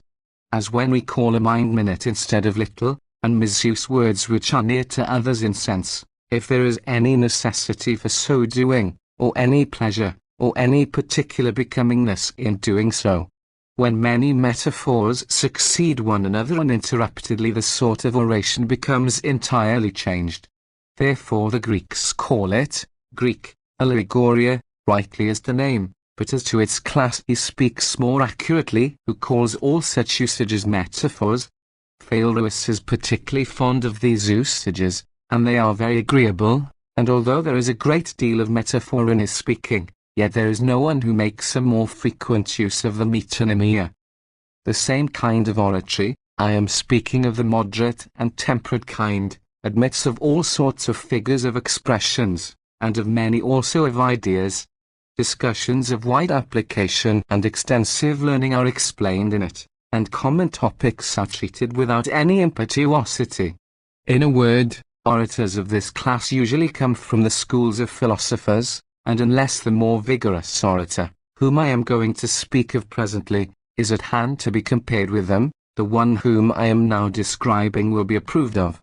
For there is a remarkable and flowery and highly coloured and polished style of oratory, in which every possible elegance of expression and idea is connected together. And it is from the fountain of the sophist that all this has flowed into the forum, but still, being despised by the subtle arguers, and rejected by dignified speakers, it has taken its place in the moderate kind of oratory of which I am speaking. 28. The third kind of orator is the sublime, copious, dignified, ornate speaker, in whom there is the greatest amount of grace. For he it is, out of admiration for whose ornamented style and copiousness of language nations have allowed eloquence to obtain so much influence in states, but it was only this eloquence, which is borne along in an impetuous course, and with a mighty noise, which all men looked up to, and admired, and had no idea that they themselves could possibly attain to. It belongs to this eloquence to deal with men's minds, and to influence them in every imaginable way. This is the style which sometimes forces its way into and sometimes steals into the senses, which implants new opinions in men, and eradicates others which have been long established. But there is a vast difference between this kind of orator and the preceding ones. A man who has laboured at the subtle and acute style, in order to be able to speak cunningly and cleverly, and who has had no higher aim, if he has entirely attained his object, is a great orator. If not a very great one, he is far from standing on slippery ground, and if he once gets a firm footing, is in no danger of falling. But the middle kind of orator, whom I have called moderate and temperate, if he has only arranged all his own forces to his satisfaction, will have no fear of any doubtful or uncertain chances of oratory, and even if at any time he should not be completely successful, which may often be the case, still he will be in no great danger, for he cannot fall far. But this orator of ours, whom we consider the first of orators, dignified, vehement, and earnest, if this is the only thing for which he appears born, or if this is the only kind of oratory to which he applies himself, and if he does not combine his copiousness of diction with those other two kinds of oratory, is very much to be despised. For the one who speaks simply, inasmuch as he speaks with shrewdness and sense, is a wise man. The one who employs the middle style is agreeable, but this most copious speaker, if he is nothing else, appears scarcely in his senses. For a man who can say nothing with calmness, nothing with gentleness, who seems ignorant of all arrangement and definition and distinctness, and regardless of wit, especially when some of his causes require to be treated in that matter entirely, and others in a great degree, if he does not prepare the ears of his hearers before he begins to work up the case in an inflammatory style, he seems like a madman among people in their senses, or like a drunken man among sober men. 29. We have then now, O Brutus, the orator whom we are looking for, but only in our mind's eye. For if I had hit hold of him in my hand, even he himself, with all his eloquence, should never have persuaded me to let him go. But, in truth, that eloquent man whom Antonius never saw is now discovered. Who then is he? I will define him in a few words, and then describe him at length. For he is an eloquent man who can speak of low things acutely, and of great things with dignity, and of moderate things with temper. Such a man you will say there never was. Perhaps there never was, for I am only discussing what I wish to see, and not what I have seen. And I come back to that sketch and idea of Plato's which I mentioned before, and although we do not see it, yet we can comprehend it in our mind. For I am not looking for an eloquent man, or for any other mortal or transitory thing, but for that particular quality which whoever is master of is an eloquent man, and that is nothing but abstract eloquence, which we are not able to discern with any eyes except those of the mind. He then will be an eloquent man, to repeat my former definition, who can speak of small things in a lowly manner, of moderate things in a temperate manner, and of great things with dignity. The whole of the cause in which I spoke for Cassina related to the language or an interdict. We explained some very involved matters by definitions. We praised the civil law. We distinguished between words of doubtful meaning. In a discussion on the Manilian law it was requisite to praise Pompey, and accordingly, in a temperate speech, we arrived at a copiousness of ornament. The whole question of the rights of the people was contained in the cause of Rabinius, and accordingly we indulged in every conceivable amplification. But these styles require at times to be regulated and restrained. What kind of argument is there which is not found in my 5 books of impeachment of Vers, or in my speech for Avitus, or in that for Cornelius, or in the other numerous speeches in defense of different men? I would give instances, if I did not believe them to be well known, and that those who wanted them could select them for themselves, for there is no effort of an orator of any kind, of which there is not in our speeches, if not a perfect example, at least some attempt at and sketch of. If we cannot arrive at perfection, at all events we see what is becoming.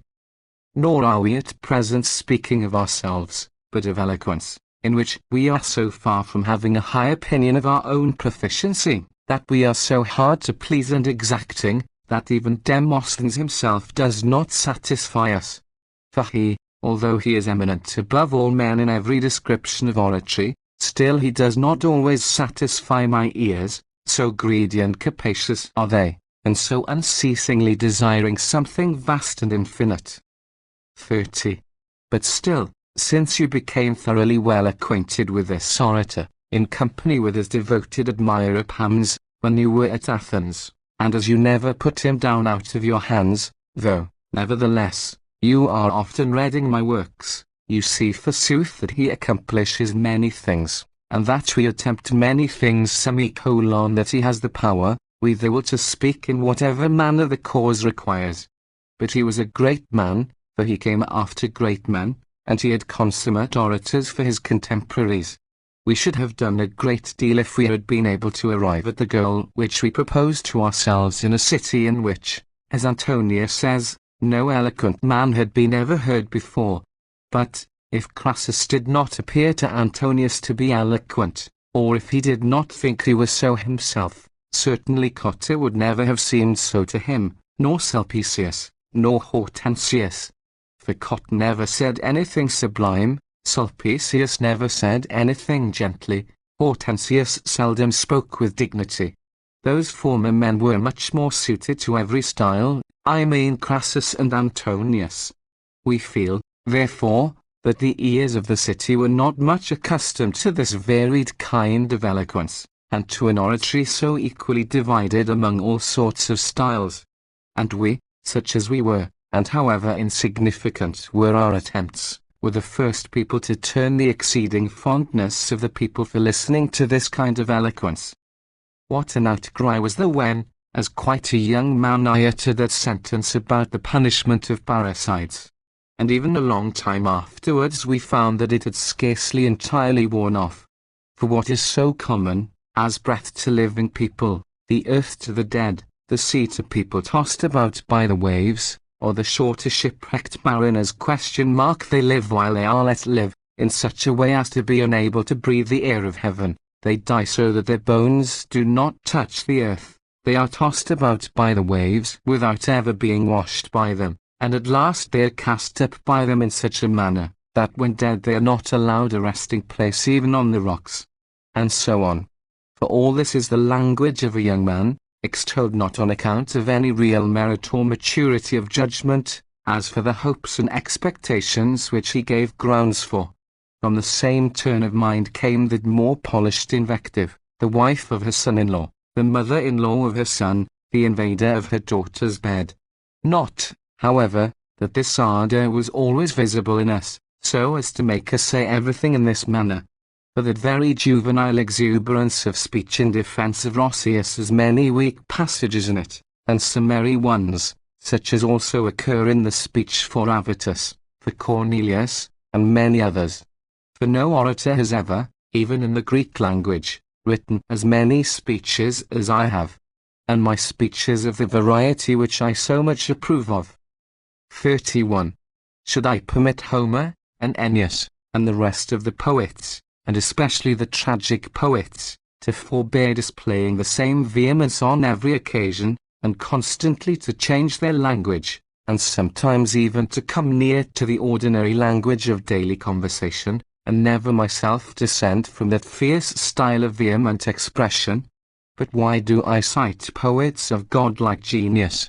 We have seen actors, than whom nothing could be more admirable of their kind, who have not only given great satisfaction in the representation of the most different characters, and also in their own, but we have seen even a comedian gain great applause in tragedies, and a tragedian in comedies and shall not I attempt the same thing?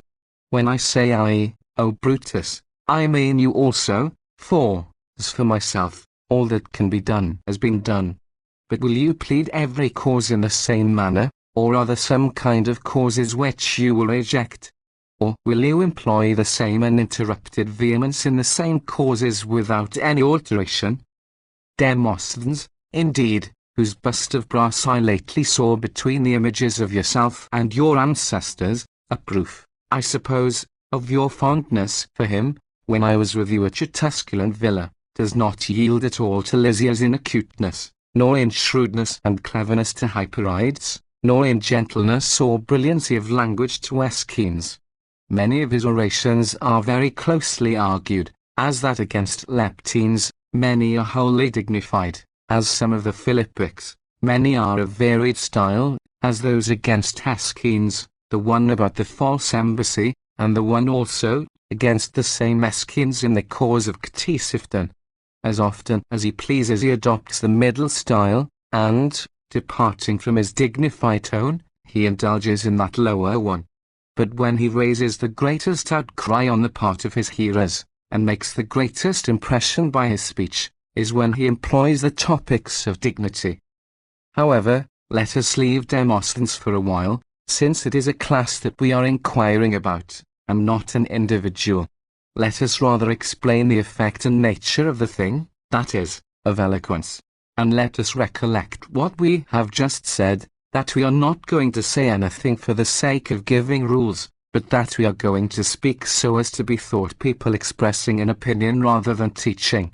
Though we often do advance further, because we see that you are not the only person who will read this, you who, in fact, know all this much better than we ourselves who appear to be teaching you, but it is quite certain that this book will be extensively known, if not from the recommendation which its being my work will give it, at all events, because of its appearing under the sanction of your name, by being dedicated to you.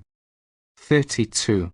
I think, then, that it belongs to a perfectly eloquent man, not only to have the ability, which is his peculiar province, of speaking copiously and with the assertion of large principles, but also to possess its neighbouring and contiguous science of dialectics, although an oration appears one thing and a discussion another, nor is talking the same thing as speaking, though each belongs to discussing.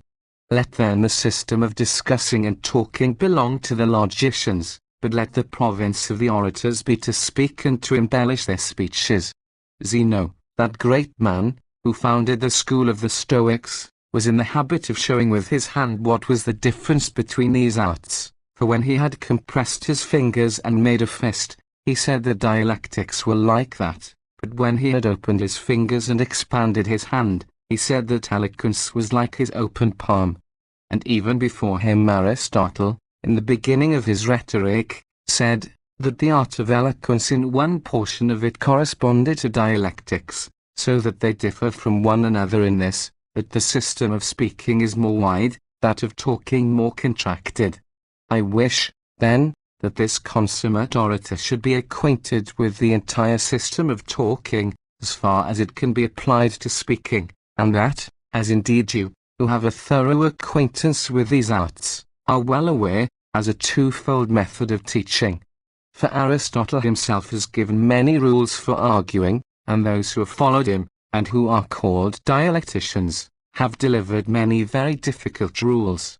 Therefore I think, that the man who is tempted by the glory of eloquence, is not utterly ignorant of those things, but that he has been brought up either in that old school, or in the school of Chrysippus.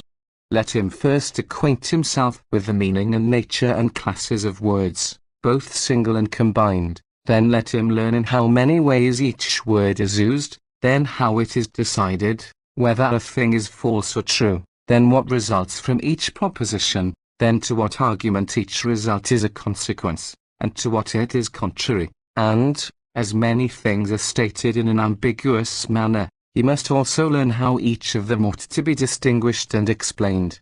This is what must be acquired by an orator, for those things are constantly occurring, but, because they're in their own nature less attractive, it is desirable to employ some brilliancy of eloquence in explaining them. 33.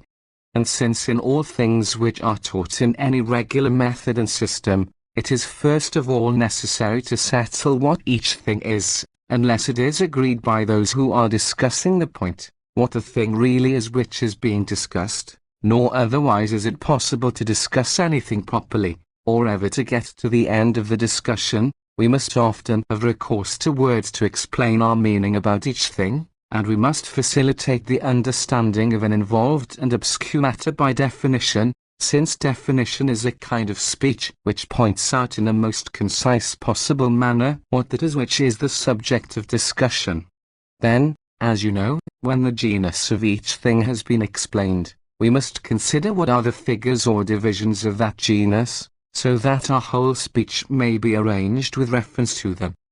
This faculty, then, will exist in the eloquent man whom we are endeavoring to describe, so that he shall be able to define a thing, and shall do it in the same close and narrow terms which are commonly employed in those very learned discussions, but he shall be more explanatory and more copious, and he shall adopt his definition more to the ordinary judgment and usual intelligence of mankind. And again, when circumstances require it, he shall divide and arrange the whole genus into certain species, so that none shall be omitted and none be superfluous. But when he shall do this, or how, is nothing to the present question, since, as I have said before, I am here only expressing an opinion, not giving a lesson. Nor, indeed, must he be learned only in dialectics, but he must have all the topics of philosophy familiar to him and at his fingers' ends. For nothing respecting religion, or death, or affection, or love for one's country, or good fortune, or bad fortune, or virtues, or vices, or duty, or pain, or pleasure, or the different motions of the mind, or mistakes, all which topics frequently occur in causes, but are treated usually in a very meagre manner, can be discussed and explained in a dignified and lofty and copious manner without that knowledge which I have mentioned. 34. I am speaking at present concerning the subject matter of a speech, not about the kind of speaking requisite. For I would rather that an orator should first have a subject to speak of worthy of learned ears, before he considers in what words or in what manner he is to speak of everything, and, in order to make him grander, and in some sense loftier, as I have said above about Pericles, I should wish him not to be utterly ignorant of physical science, and then, when he descends again from heavenly matters to human affairs, he will have all his words and sentiments of a more sublime and magnificent character, and while he is acquainted with those divine laws, I do not wish him to be ignorant of those of men. He must be a master of civil law, which forensic debates are in daily need of. For what is more shameful than for a man to undertake the conduct of legal and civil disputes, while ignorant of the statutes and of civil law? He must be acquainted also with the history of past ages and the chronology of old time, especially, indeed, as far as our own state is concerned, but also he must know the history of despotic governments and of illustrious monarchs, and that toil is made easier for us by the labours of our friend Atticus, who has preserved and made known the history of former times in such a way as to pass over nothing worth knowing, and yet to comprise the annals of 700 years in one book. For not to know what happened before one was born, is to be a boy all one's life. For what is the life of a man unless by a recollection of bygone transactions it is united to the times of his predecessors? But the mention of antiquity and the citation of examples give authority and credit to a speech, combined with the greatest pleasure to the hearers. 35. Let him, therefore, come to his causes prepared in this kind of way, and he will in the first place be acquainted with the different kinds of causes. For he will be thoroughly aware that nothing can be doubted except when either the fact or the language gives rise to controversy. But the fact is doubted as to its truth, or its propriety, or its name. Words give rise to dispute if they are ambiguous or inconsistent. For it ever appears to be the case, that one thing is meant and another expressed, then that is one kind of ambiguity which arises from the words which are employed. And in this we see that two things are meant, which is a property of all ambiguous sentences. As there are not many different kinds of causes, so also the rules for arguments to be used in them are few. Two kinds of topics are given from which they may be derived, one from the circumstances themselves, the others assumed. The handling, then, of the matters themselves makes the speech better, for the matters themselves are usually easy to be acquainted with. For what remains afterwards, which at least belongs to art, except to begin the speech in such a manner that the hearer may be conciliated, or have his attention roused, or may be made eager to learn. Then after that to explain with brevity, and probability, and clearness, so that it may be understood what is the question under discussion, to establish his own arguments, to overturn those of the opposite party, and to do all that, not in an irregular and confused manner, but with separate arguments, concluded in such a manner, that everything may be established which is a natural consequence of those principles which are assumed for the confirmation of each point, and after everything else is done, then to wind up with a peroration which shall inflame or cool the hearers, as the case may require. Now, how the consummate orator handles each separate division of his subject, it is hard to explain in this place, nor, indeed, are they handled at all times in the same manner. But since I am not seeking a pupil to teach, but a model to approve of, I will begin by praising the man who sees what is becoming. For this is above all others the wisdom which the eloquent man wants, namely, to be the regulator of times and persons. For I do not think that a man ought to speak in the same manner at all times, or before all people, or against everyone, or in defense of everyone, or to everyone. 36. He, then, will be an eloquent man who can adapt his speech to whatever is becoming. And when he has settled that point, then he will say everything as it ought to be said, nor will he speak of rich subjects in a meagre manner, nor of great subjects in a petty manner, and vice versa, but his oration will be equal to, and corresponding to, his subject. His exordium will be moderate, not inflamed with exaggerated expressions, but acute in its sentiments, either in the way of exciting his hearers against his adversary, or in recommending himself to them. His relations of facts will be credible, explained clearly, not in historical language, but nearly in the tone of everyday conversation. Then if his cause is but a slight one, so also will the thread of his argument be slight, both in asserting and in refuting. And it will be maintained in such a way, that there will be just as much force added to the speech as is added to the subject. But when a cause offers in which all the force of eloquence can be displayed, then the orator will give himself a wider scope, then he will influence and sway men's minds, and will move them just as he pleases, that is to say, just as the nature of the cause and the occasion requires. But all that admirable embellishment of his will be of a twofold character, on account of which it is that eloquence gains such great honour.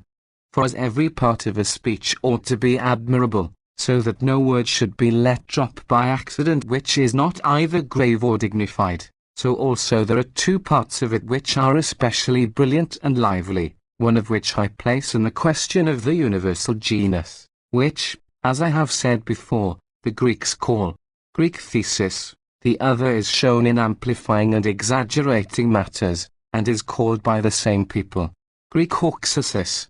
and although it ought to be spread equally over the whole body of the oration, still it is most efficacious in dealing with common topics, which are called common, because they appear to belong to many causes, but still ought to be considered as peculiar to some individual ones. But that division of a speech which refers to the universal genus often contains whole causes, for whatever that is on which there is, as it were, a contest and dispute, which in Greek is called Greek krinomenon, that ought to be expressed in such a manner that it may be transferred to the general inquiry and be spoken of the whole genus, except when a doubt is raised about the truth, which is often endeavoured to be ascertained by conjecture.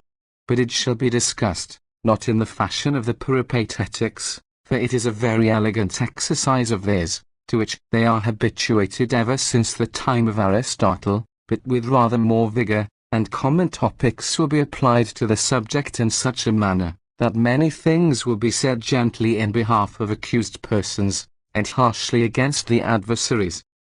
But in amplifying matters, and, on the other hand, in discarding them, there is nothing which oratory cannot effect, and that must be done amid the arguments, as often as any opportunity is afforded one, of either amplifying or diminishing, and may be done to an almost infinite extent in summing up.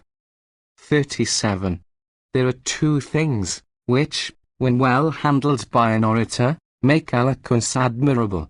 One of which is, that which the Greeks call, Greek, hethekon, adapted to men's natures, and manners, and to all their habits of life. The other is, that which they call, Greek, pathetikon, by which men's minds are agitated and excited, which is the especial province of oratory. The former one is courteous, agreeable, suited to conciliate goodwill. The latter is violent, energetic, impetuous, by which causes are snatched out of the fire, and when it is hurried on rapidly it cannot by any means be withstood. And by the use of this kind of oratory we, who are but moderate orators, or even less than that, but who have at all times displayed great energy, have often driven our adversaries from every part of their case. That most consummate orator, Hortensius, was unable to reply to me, on behalf of one of his intimate friends. That most audacious of men, Catiline, was dumb when impeached in the Senate by me. When Curio, the father, attempted in a private cause of grave importance to reply to me, he suddenly sat down, and said, that he was deprived of his memory by poison. Why need I speak of the topics used to excite pity, which I have employed to the greater extent, because, even if there were many of us employed in one cause, still all men at all times yielded me the task of summing up, and it was owing not so much to my ability as to my sensibility, that I appeared to excel so much in that part. And those qualities of mine, of whatever sort they are, and I am ashamed that they are not of a higher class, appear in my speeches, although my books are without that energy, on account of which those same speeches appear more excellent when they are delivered than when they are read. 38. Nor is it by pity alone that it is desirable to move the minds of the judges, though we have been in the habit of using that topic ourselves in so piteous a manner that we have even held an infant child by the hand while summing up, and in another cause, when a man of noble birth was on his trial, we lifted up his little son, and filled the forum with wailing and lamentations, but we must also endeavour to cause the judge to be angry, to appease him, to make him feel ill will, and favour, to move him to contempt or admiration, to hatred or love, to inspire him with desire or disgust, with hope or fear, with joy or pain, in all which variety the speeches of prosecutors will supply instances of the sterner kinds, and my speeches in defence will furnish examples of the softer ones. For there is no means by which the mind of the hearer can be either excited or softened, which has not been tried by me, I would say, brought to perfection, if I thought it was the case, nor should I fear the imputation of arrogance while speaking the truth. But, as I have said before, it is not any particular force of genius, but an exceeding energy of disposition which inflames me to such a degree that I cannot restrain myself, nor would anyone who listens to a speech ever be inflamed, if the speech which reached his ears was not itself a fiery one. I would use examples from my own works if you had not read them. I would use them from the works of others, if I could find any, or Greek examples, if it were becoming to do so. But there are very few speeches of Grassus extant, and those are not forensic speeches. There is nothing extant of Antonius's, nothing of Cotta's, nothing of Sulpicius's. Hortensius spoke better than he wrote. But we must form our own opinions as to the value of this energy which we are looking for, since we have no instance to produce, or if we are still on the lookout for examples, we must take them from Demosthenes, and we must cite them from that passage in the speech on the trial of Ctesiphon, where he ventures to speak of his own actions and counsels and services to the Republic. That oration, in truth, corresponds so much to that idea which is implanted in our minds that no higher eloquence need be looked for. 39. But now there remains to be considered the form and character of the eloquence which we are searching for, and what it ought to be like may be understood from what has been said above. For we have touched upon the lights of words, both single and combined, in which the orator will abound so much that no expression which is not either dignified or elegant will ever fall from his mouth. And there will be frequent metaphors of every sort, because they, on account of their resemblance to something else, move the minds of the hearers, and turn them this way and that way, and the very agitation of thought when operating in quick succession is a pleasure of itself. And those are the lights, if I may so call them, which are derived from the arrangement of words, a great ornament to a speech. For they are like those things which are called decorations in the splendid ornamenting of a theatre or a forum, not because they are the only ornaments, but because they are the most excellent ones. The principle is the same in the case of these things which are the lights, and as one may say, the decorations of oratory, when words are repeated and reiterated, or are put down with slight alterations, or when the sentences are often commenced with the same word, or end with the same word, or both begin and end alike, or when the same word occurs in the same place in consecutive sentences, or when one word is repeated in different senses, or when sentences end with similar sounds, or when contrary circumstances are related in many contrary manners, or when the speech proceeds by gradations, or when the conjunctions are taken away and each member of the sentence is uttered unconnectedly, or when we pass over some points and explain why we do so, or when we of our own accord correct ourselves, as if we blamed ourselves, or if we use any exclamation of admiration, or complaint, or when the same noun is often repeated in different cases. But the ornaments of sentiments are more important, and because Demosthenes employs them very frequently, some people think that that is the principal thing which makes his eloquence so admirable. And indeed there is hardly any topic treated by him without a careful arrangement of his sentences, nor indeed a speaking anything else except illuminating all, or at least nearly all, one's sentences with a kind of brilliancy. And as you are thoroughly aware of all this, O Brutus, why need I quote names or instances? I only let the place where they occur be noted. XL.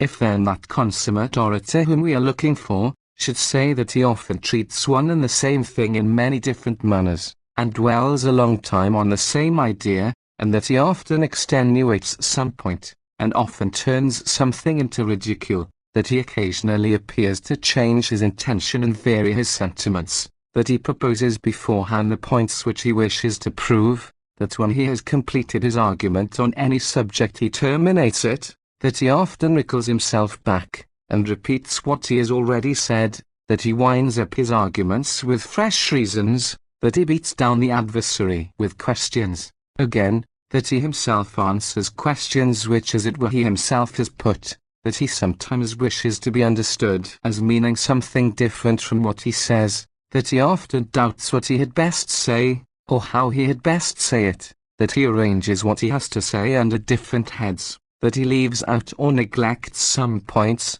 while there are some which he fortifies beforehand, that he often throws the blame on his adversary for the very thing for which he himself is found fault with, that he often appears to enter into deliberation with his hearers, and sometimes even with his adversary, that he describes the conversation and actions of men, that he introduces some dumb things, as speaking, that he diverts men's minds from the subject under discussion, that he often turns the discussion into mirth and laughter, that he sometimes preoccupies ground which he sees is attached, that he adduces comparisons, that he cites precedents, that he attributes one thing to one person and another to another, that he checks anyone who interrupts him, that he says that he is keeping back something, that he adds threatening warnings of what his hearers must beware of, that he often takes a bolder license, that he is sometimes even angry, that he sometimes utters reproaches, deprecates calamity,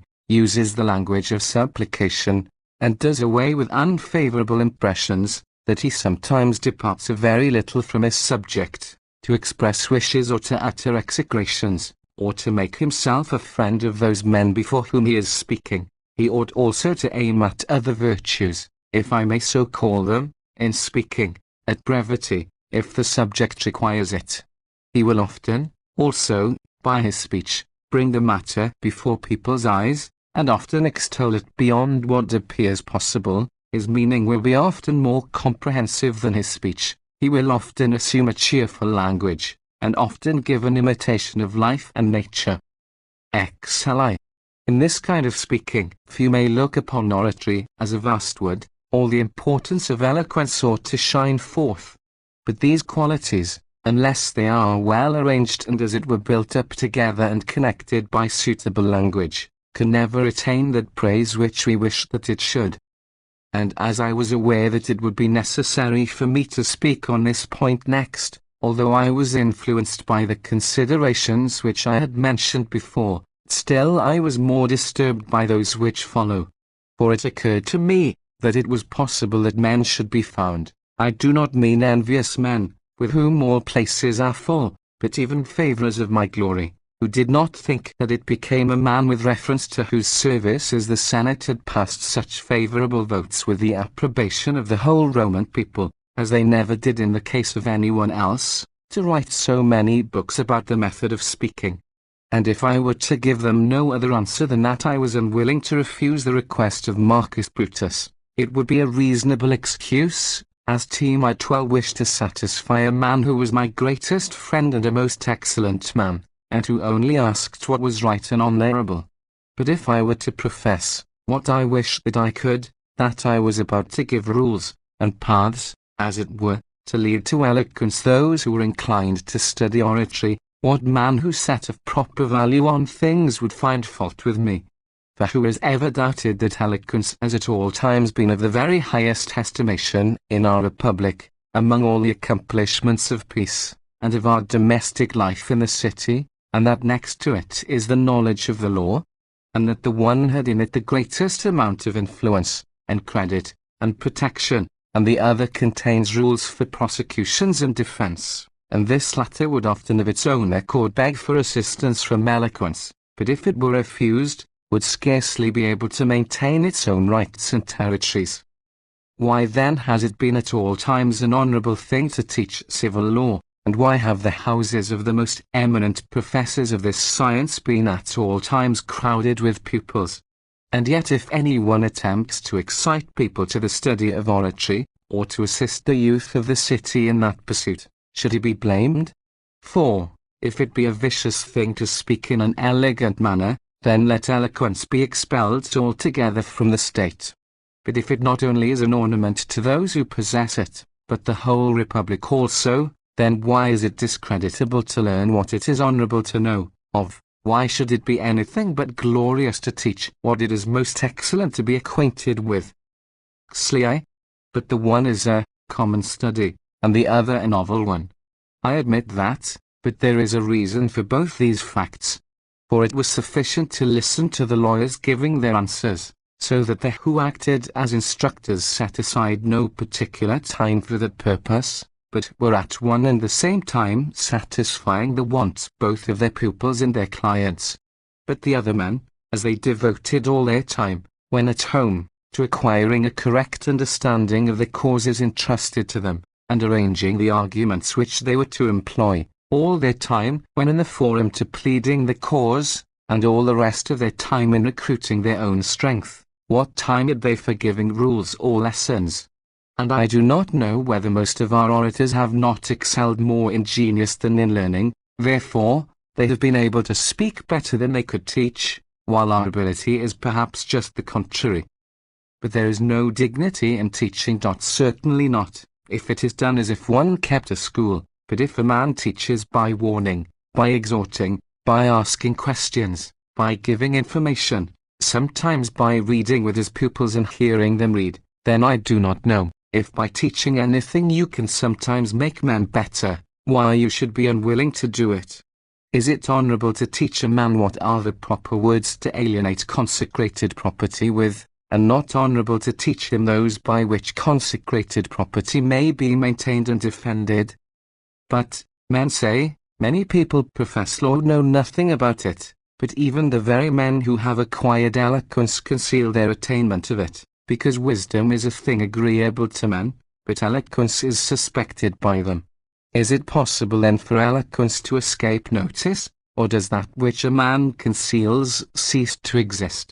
Or is there any danger of anyone thinking with respect to an important and glorious art that it is a discreditable thing to teach others that which it was very honorable to himself to learn? But perhaps others may be better hands at concealment. I have always openly avowed that I have learnt the art. For what could I have done, having left my home when very young, and crossed the sea for the sake of those studies, and having had my house full of the most learned men, and when there were perhaps some indications of learning in my conversation, and when my writings were a good deal read, could I then have concealed the fact of my having learnt it? How could I justify myself except by showing that I had made some progress in those studies? Xli. And as this is the case still, the things which have been already mentioned, have had more dignity in the discussion of them than those which have got to be discussed. For we are now to speak about the arrangement of words, and almost about the counting and measuring of syllables. And, although these things are, as it appears to me, necessary, yet there is more show in the execution than in the teaching of them. Now that is true of everything, but it has a peculiar force with respect to this pursuit. For in the case of all great arts, as in that of trees, it is the height which delights us, but we take no pleasure in the roots or trunks, though the one cannot exist without the other. But as for me, whether it is that well-known verse which forbids a man to fear to own the art he practices, does not allow me to conceal that I take delight in it, or whether it is your eagerness which has extorted this volume from me, still it was worth while to make a reply to those whom I suspected of being likely to find fault with me.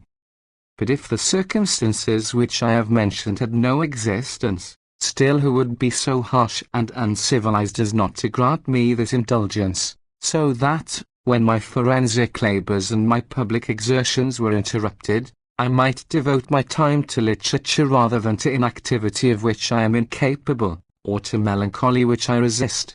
For it was a love of letters which formerly led me into the courts of justice and the Senate House, and which now delights me when I am at home.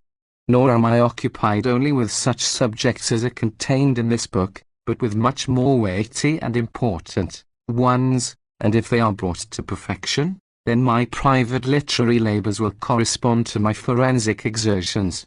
However, at present let us return to the discussion we had commenced. Xlif. Our words then must be arranged either so that the last may as correctly as possible be consistent with the first, and also so that our first expressions may be as agreeable as possible, or so that the very form of our sentences and their neatness may be well rounded off, or so that the whole period may end in a musical and suitable manner. And, in the first place, let us consider what kind of thing that is which above all things requires our diligence, so that a regular structure as it were may be raised, and yet that this may be effected without any labor. For the labor would be not only infinite, but childish. As in Lucilius, Scaevola is represented as attacking Albusius very sensibly. How neatly all your phrases are arranged! Like tessellated pavement, or a box, inlaid with deftly wrought mosaic. The care taken in the construction must not be too visible. But still a practiced pen will easily perfect this manner of arranging its phrases. For as the eye does in reading, so in speaking, the eye will see beforehand what follows, so that the combination of the last words of a sentence with the first may not leave the whole sentence either gaping or harsh.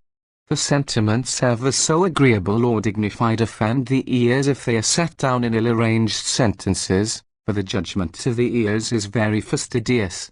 And the Latin language is so particular on this point, that no one can be so ignorant as to leave quantities of open vowels.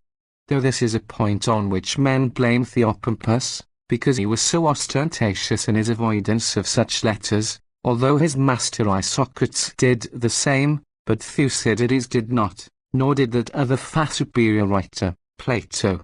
And he did this not only in those conversations which are called dialogues, when it ought to have been done designedly, but even in the Oration 61, addressed to the people, in which it is customary at Athens for those men to be extolled who have been slain in fighting for their country. And that oration was so greatly approved of that it was, as you know, appointed to be recited every year, and in that there is a constant succession of open vowels, which Demosthenes avoided in a great degree as vicious. XLV. However, the Greeks must judge of that matter for themselves. We are not allowed to use our words in that manner, not even if we wish to, and this is shown even by those unpolished speeches of Cato. It is shown by all the poets except those who sometimes had recourse to a hiatus in order to finish their verse, as Nevius. Vo, Ciacolitus astrum fluvium, atqui algidum, and again. Quam nunquam vobis grei atqui barbari. But Ennius does so only once. Scipio invicт. And we too have written. Hinc motu radiantis et si invadapanti. For our countrymen would not have endured the frequent use of such a liberty, though the Greeks even praise it. But why should I talk about vowels? Even without counting vowels, they often used contractions for the sake of brevity, so as to say multimodis for umtis modis, vas argentis for vassis argentis, parmi et crinibus for parmis et crinibus, tecti fractus for tectis fractus. And what would be a greater liberty than to contract even men's names, so as to make them more suitable to verse? For as they contracted duellum into bellum, and duis into bis, so they called Duilius, the man I mean who defeated the Carthaginians in a naval action, Bilius, though his ancestors were always called Duilii. Moreover, they often contract words, not in obedience to any particular usage, but only to please the ear. For how was it that Axilla was made Alabama, except by the flight of the larger letter? And so the elegant usage of Latin conversation takes this letter X out of maxilla, and taxilla, and vexillum, and paxillum. They also join words by uniting them at their pleasure, so as to say, sods for seords, cis for vis. And in this word capsis there are no less than 362 words. So ain for ain, nequire for nonquire, mal for magisvel, nol for sunvel. And again, we often say dian for diand, and exin for exind. Well, need I give any more instances? Cannot we see easily from whence it arises that we say camillus, but we do not say cum nobis, but nobiscum? Because if it was said in the other way, the letters would clash in a discordant manner, as they would have clashed a minute ago if I had not put autumn between them. This is the origin of our saying mecum and tecum, not cummi, and cumt, so that they too might be like nobiscum and vobiscum. XLVI. And some men find fault with all this, men who are rather late in mending antiquity, for they wish us, instead of saying dum atqui hominem fidem, to say diorum. Very likely it may be right, but were our ancestors ignorant of all this, or was it usage that gave them this liberty? Therefore the same poet who had used these uncommon contractions, patris mecum factum pudet, for me aurum factorum, and texiture, exitium examen rapit, for exitiorum, does not say librum as many of us do say in such an expression as Cupido's librum, or in librum loco, but, as these men approve, nec tamen quam in gremia mixtiles liberarum ext genus. And again he says, nam casculapi liberum. And another of these poets says in his crises, not only cives, anticiam icae majorum, which was common enough, but he says, with a much more unmusical sound, concilium, augurium, atque extum interpretes. And again he goes on, postquam prodigium horifram, putant fum pivos, which are not at all usual contractions in a string of words which are all neuter. Nor should I much like to say armum judicium, though the expression occurs in that same poet. Nihil nad de judicio armum accidit, instead of armorum. But I do venture, following the language of the censor's returns, to say jabrum and prickum, instead of fabrum and prickorum. And I actually never by any chance say juorum virarum judicium, or triumvirarum capitalium, or decemvirarum litibus judicandis. And Attis said, video sepulchridu adjuorum corporum. And at another time he has said, muliuna dam virum. I know which is proper, but sometimes I speak according to the license of the present fashion, so far as to say produm, or prodiorum, and at other times I speak as I am forced to, when I say triumvirum, not virum, and sestertium numum, not numorum, because with respect to these words there is no variety of usage. Xlviae? What am I to say is the reason why they forbid us to say nos, judicus, and enjoin us to use novis and judicavis, as if we did not know that in words of this kind it is quite correct to use the word at full length, and quite in accordance with usage to use it in its contracted form. And so Terence does use both forms, and says, eo, te cognatum tam non eras, and afterwards he has, still finum, inquam, naveras. Sit is the word at full length, sit is the contracted form. One may use either, and so we find in the same passage, quam cara sent, quae post ca indo intelligent, quem catenendi magni dominatis sent. Nor should I find fault with scripsia LRM. I am aware that scripsurant is the more correct form, but I willingly comply with a fashion which is agreeable to the ears. Idem campus habet, says Junius, and in another place he has given us, in templus isdem. But isdem would be more regular, but yet it would not have been so musical, and isdem would have sounded ill.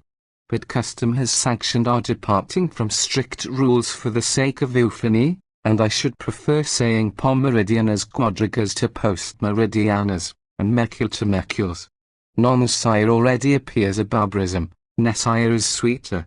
The word meridium itself, why is it not medidium? I suppose because it sounded worse.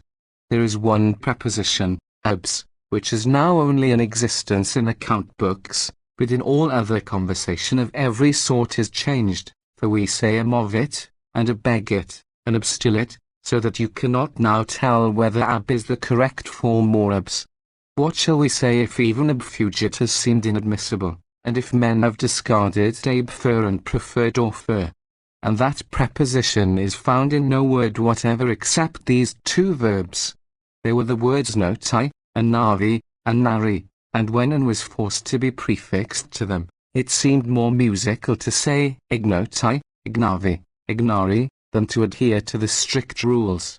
Men say ex usu and republica, because in the one phrase a vowel followed the preposition, and in the other there would have been great harshness if you had not removed the consonant, as in exigit, edixit, efficit, extilit, edidit.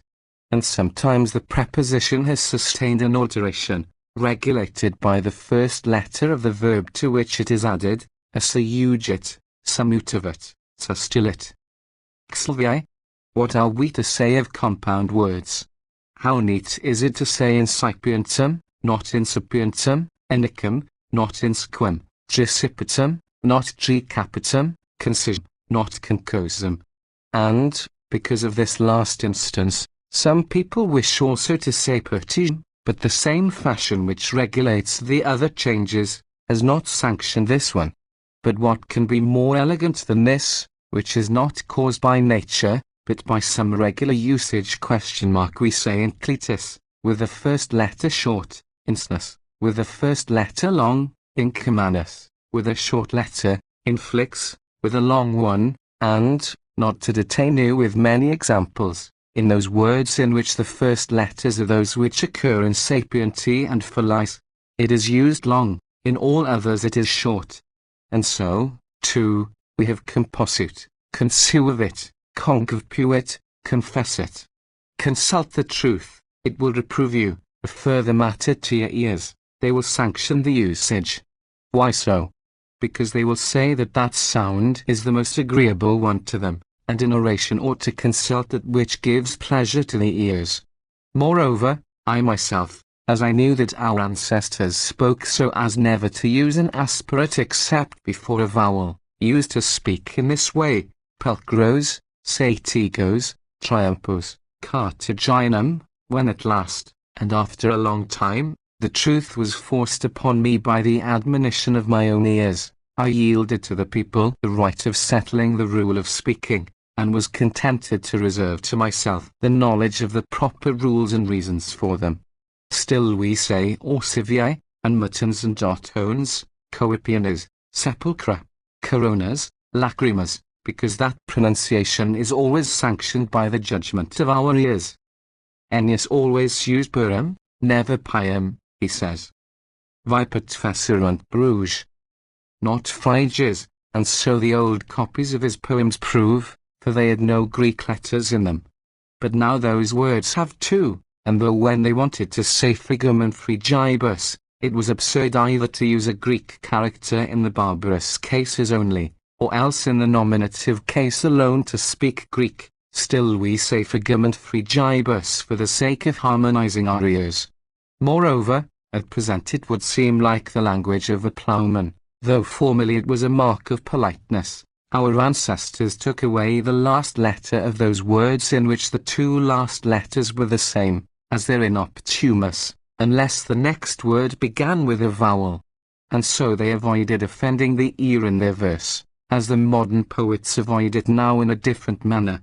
For we used to say, Quis omnibus princeps, not omnibus princeps, and vitula, dinulo coc, not dignus. But if unlettered custom is such an artist of euphony, what must we think is required by scientific art and systematic learning?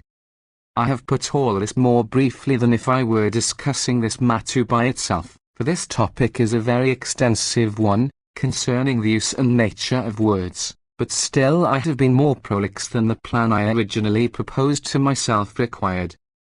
Slicks. But because the choice of subjects and words is in the department of prudence, but of sounds and rhythm it is the ears that are the judges, because the one is referable to one's understanding, the other only to one's pleasure, therefore in the one case it is reason and in the other sensation that has been the inventor of the system. For it was necessary for us either to disregard the pleasure of those men by whom we wish to be approved of, or else it was necessary to discover a system by which to gain their goodwill. There are then two things which soothe the ears, sound and rhythm. Concerning rhythm we will speak presently. At this moment we are inquiring into sound.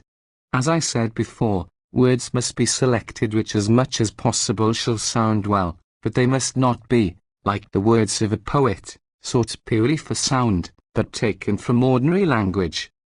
Que ponto has is an extravagant expression, but Oratua aries col horum is a verse illuminated with splendid names, but the next verse is polluted by ending with a most inharmonious letter. Frugifera et furta ava ac tenit. Let us therefore use the propriety of words of our own language, rather than the brilliancy of the Greeks, unless perchance we are ashamed of speaking in such a way as this. Quae tempestate barris helnam. And the rest of that sentence. Let us, I say, pursue that plan and avoid harshness of sound. habeo est amigo pertere crepum. Vers utilicus malicious. Nor is it enough to have one's words arranged in a regular system, but the terminations of the sentences must be carefully studied, since we have said that that is a second sort of judgment of the ears. But the harmonious end of a sentence depends on the arrangement itself, which is so of its own accord, if I may so express myself, or on some particular class of words in which there is a certain neatness, and whether such words have cases the terminations of which are similar, or whether one word is matched with another which resembles it, or whether contrary words are opposed to one another. They are harmonious of their own nature, even if nothing has been done on purpose.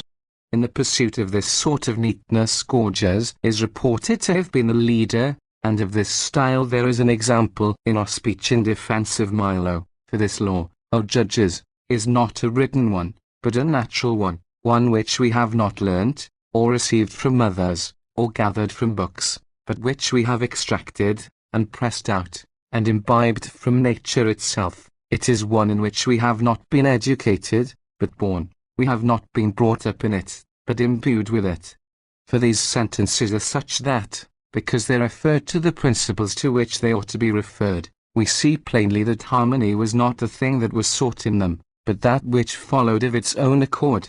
And this is also the case when contraries are opposed to one another, as those phrases are by which not only a harmonious sentence, but even a verse is made. Quam nihil accusas, damnas. A man would say condemnas if he wished to avoid making a verse. Bene quam meritam esse ortumas, decis male mirari. Id, quod cis, prodest nihil, id, quod nescis, o best. The very relation of the contrary effects makes a verse that would be harmonious in an oration. Quod cis, nihil prodest, quod nescis, multum o best. These things, which the Greeks call, Greek, antitheta, as in them contraries are opposed to contraries, of sheer necessity produce oratorical rhythm, and that too without any intention on the part of the orator that they should do so. This was a kind of speaking in which the ancients used to take delight, even before the time of Isocrates, and especially Gorgias, in whose orations his very neatness generally produces an harmonious rhythm. We too frequently employ this style, as in the 4th book of our impeachment of Verres. Compare this peace with that war, the arrival of this praetor with the victory of that general, the debauched retinue of this man, with the unconquerable army of the other, the lust of this man, with the continence of that one, and you will say that Syracuse was founded by the man who in reality took it, and was stormed by this one, who in reality received it in an admirable and settled condition. This sort of rhythm then must be well understood. We must now explain that third kind of an harmonious and well-arranged speech, and say of what character it is, and what sort of ears those people have who do not understand its character, or indeed what there is in them that is like men at all, I do not know. My ears delight in a well-turned and properly finished period of words, and they like conciseness, and disapprove of redundancy. Why do I say my ears? I have often seen a whole assembly raise a shout of approval at hearing a musical sentence. For men's ears expect that sentences shall be strung together of well-arranged words. This was not the case in the time of the ancients. And indeed it was nearly the only thing in which they were deficient, for they selected their words carefully, and they gave utterance to dignified and sweet-sounding ideas, but they paid little attention to arranging them or filling them up. This is what delights me, one of them would say. What are we to say if an old primitive picture of few colors delights some men more than this highly finished one? Why, I suppose, the style which succeeds must be studied again, and this latter style repudiated. People boast of the names of the ancients, but antiquity carries authority with it in precedence, as old age does in the lives of individuals, and it has indeed very great weight with me myself. Nor am I more inclined to demand from antiquity that which it has not, than to praise that which it has, especially as I consider what it has is of more importance than what it has not. For there is more good in well-chosen words and ideas in which they excel, than in the rounding off of phrases in which they fail. It is after their time that the working up of the termination of a sentence has been introduced, which I think that those ancients would have employed, if it had been known and employed in their day, as since it has been introduced we see that all great orators have employed it. Lee. But it looks like envy when what we call number, and the Greek, ruthmos, is said to be employed in judicial and forensic oratory. For it appears like laying too many plots for the charming of people's ears if rhythm is also aimed at by the orator in his speeches. And relying on this argument those critics themselves utter broken and abrupt sentences, and blame those men who deliver well-rounded and neatly turned discourses. If they blame them because their words are ill-adapted and their sentiments are trifling, they are right, but if their arguments are sound, their language well-chosen, then why should they prefer a lame and halting oration to one which keeps pace with the sentiments contained in it? For this rhythm which they attack so has no other effect except to cause the speaker to clothe his ideas in appropriate language, and that was done by the ancients also, not unusually by accident, and often by nature, and those speeches of theirs which are exceedingly praised, are so generally because they are concisely expressed. And it is now near 400 years since this doctrine has been established among the Greeks. We have only lately recognized it. Therefore was it allowable for Ennius, despising the ancient examples, to say, in verses such as once the fauns and ancient poets sang, and shall it not be allowed me to speak of the ancients in the same manner, especially as I am not going to say, before this man, as he did, nor to proceed as he did, we have ventured to open.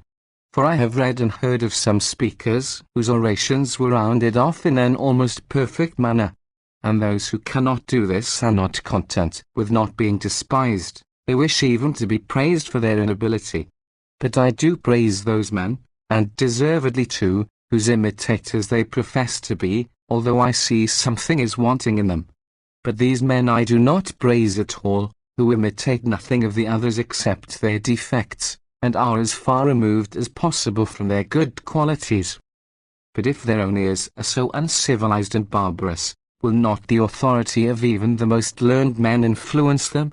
I say nothing of Isocrates, and his pupils Ephorus and Naucrates, although those men who are themselves consummate orators ought also to be the highest authorities on making and ornamenting a speech.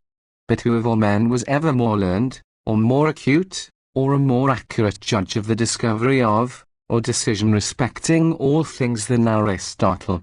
Moreover, whoever took more pains to oppose Isocrates? Aristotle then, while he warns us against letting verses occur in our speeches, enjoins us to attend to rhythm. His pupil Theodectes, one of the most polished of writers, as Aristotle often intimates, and a great artist, both felt and enjoined the same thing. And Theophrastus is more distinct still in laying down the same rule. Who then can endure those men who do not agree with such authorities as these? Unless indeed they are ignorant that they ever gave any such rules. And if that is the case, and I really believe it is, what then? Have they no senses of their own to be guided by? Have they no natural idea of what is useless? None of what is harsh, cramped, lame, or superfluous? When verses are being repeated, the whole theatre raises an outcry if there is one syllable too few or too many. Not that the mob knows anything about feet or metre, nor do they understand what it is that offends them, or know why or in what it offends them. But nevertheless nature herself has placed on our ears a power of judging of all superfluous length and all undue shortness in sounds, as much as of grave and acute syllables. Do you wish then, O Brutus, that we should give a more accurate explanation of this whole topic, than those men themselves have done who have delivered these and other rules to us? Or may we be content with those which have been delivered by them? But why do I ask whether you wish this, when I know from your letters, written in a most scholar-like spirit, that you wish for it above all things? First of all, then, the origin of a well-adapted and rhythmical oration shall be explained, then the cause of it, then its nature, and last of all its use. For they who admire Isocrates above all things, place this among his very highest panegyrics, that he was the first person who added rhythm to prose writing. For they say that, as he perceived that orators were listened to with seriousness, but poets with pleasure, he then aimed at rhythm so as to use it in his orations both for the sake of giving pleasure, and also that variety of sound might prevent weariness. And this is said by them in some degree correctly, but not wholly so. For we must confess that no one was ever more thoroughly skilled in that sort of learning than Isocrates, but still the original inventor of rhythm was Thrasymachus, all whose writings are even too carefully rhythmical. For, as I said a little while ago, the principle of things like one another being placed side by side, sentence after sentence being ended in a similar manner, and contraries being compared with contraries, so that, even if one took no pains about it, most sentences would end musically, was first discovered by Gorgias, but he used it without any moderation. And that is, as I have said before, one of the three divisions of arrangement. Both of these men were predecessors of Isocrates, so that it was in his moderation, not in his invention, that he is superior to them. For he is more moderate in the way in which he inverts or alters the sense of words, and also in his attention to rhythm. But Gorgias is a more insatiable follower of this system, and, even according to his own admission, abuses these elegances in an unprecedented way. But Isocrates, who while a young man had heard Gorgias when he was an old man in Thessaly, put all these things under more restraint. Moreover, he himself, as he advanced in age, and he lived nearly 100 years, relaxed in his ideas of the exceeding necessity for rhythm, as he declares in that book which he wrote to Philip of Macedon, when he was a very old man, in which he says that he is less attentive to rhythm than he had formerly been. And so he had corrected not only his predecessors, but himself also. Li. Since, then, we have those men whom we have mentioned as the authors and originators of a well-adapted oration, and since its origin has been thus explained, we must now seek for the cause.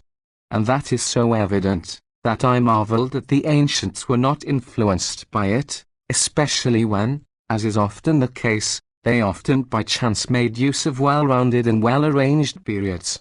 And when they had produced their impression on the minds and ears of men, so as to make it very plain that what chance had effected had been received with pleasure, certainly they ought to have taken note of what had been done, and have imitated themselves, for the ears, or the mind by the report of the ears, contains in itself a natural measurement of all sounds.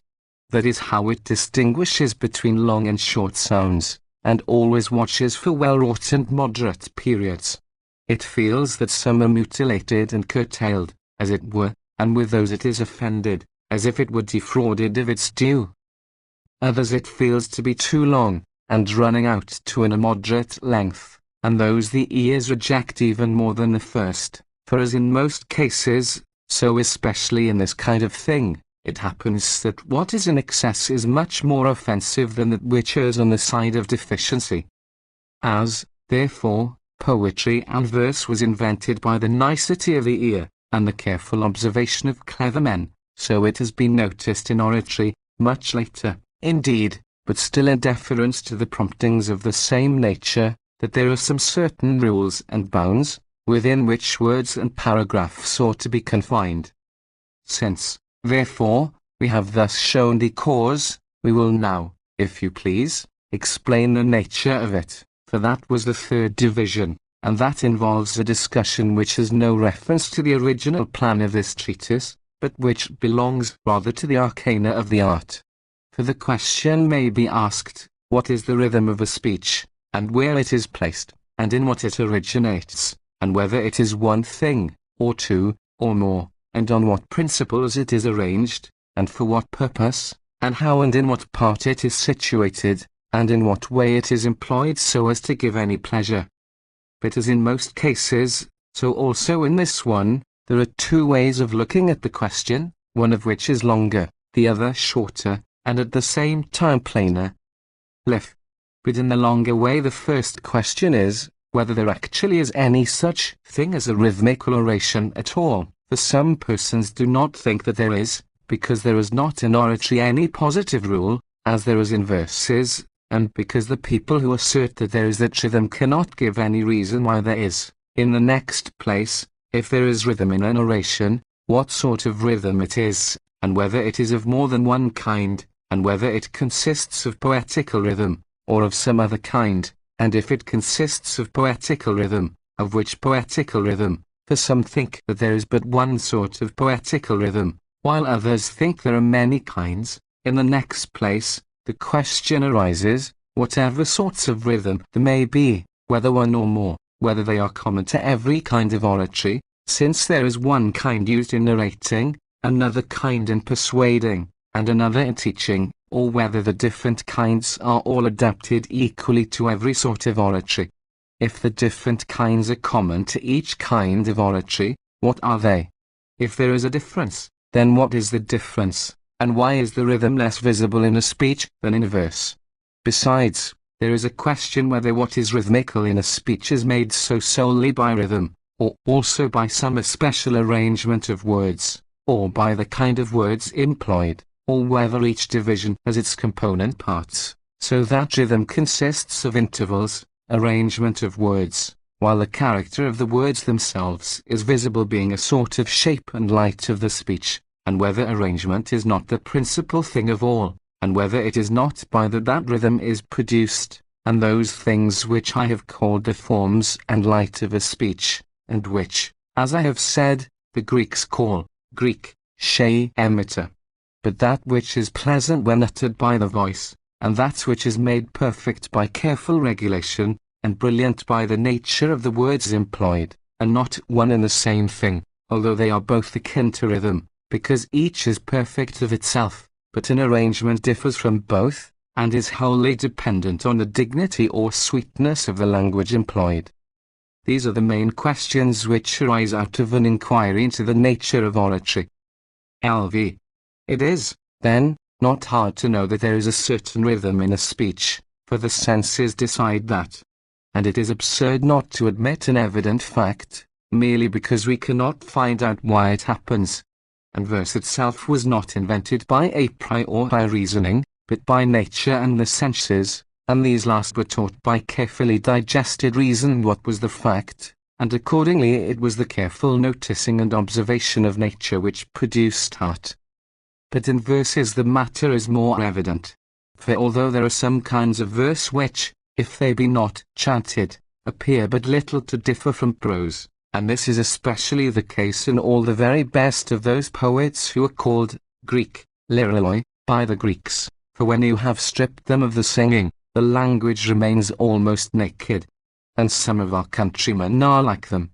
Like that line in Theists. Quem non tesi dicam, qui tarda insenectute. And so on, for except when the flute player is at hand to accompany them, those verses are very like prose. But the iambics of the common poets are, on account of their likeness to ordinary conversation, very often in such a very low style, that sometimes it is hardly possible to discover any meter, or even rhythm in them. And it may easily be understood that there is more difficulty in discovering the rhythm in an oration than in verses. Altogether there are two things which seize an oratory, the sweetness of the language, and the sweetness of the rhythm. In the language is the material, and in the rhythm the polish. But, as in other things, the older inventions of the children of necessity rather than of pleasure, so also has it happened in this, that oratory was for many ages naked and unpolished, aiming only at expressing the meaning conceived in the mind of the speaker, before any system of rhythm for the sake of tickling the ears was invented. LVI. Therefore Herodotus also, and his age, and the age preceding him, had no idea of rhythm, except at times by chance, as it seems. And the very ancient writers have left us no rules at all about rhythm, though they have given us many precepts about oratory. For that which is the more easy and the more necessary will always be the first thing known. Therefore, words used in a metaphorical sense, or inverted, or combined, were easily invented because they were derived from ordinary use, and from daily conversation. But rhythm was not drawn from a man's own house, nor had it any connection of relationship to oratory.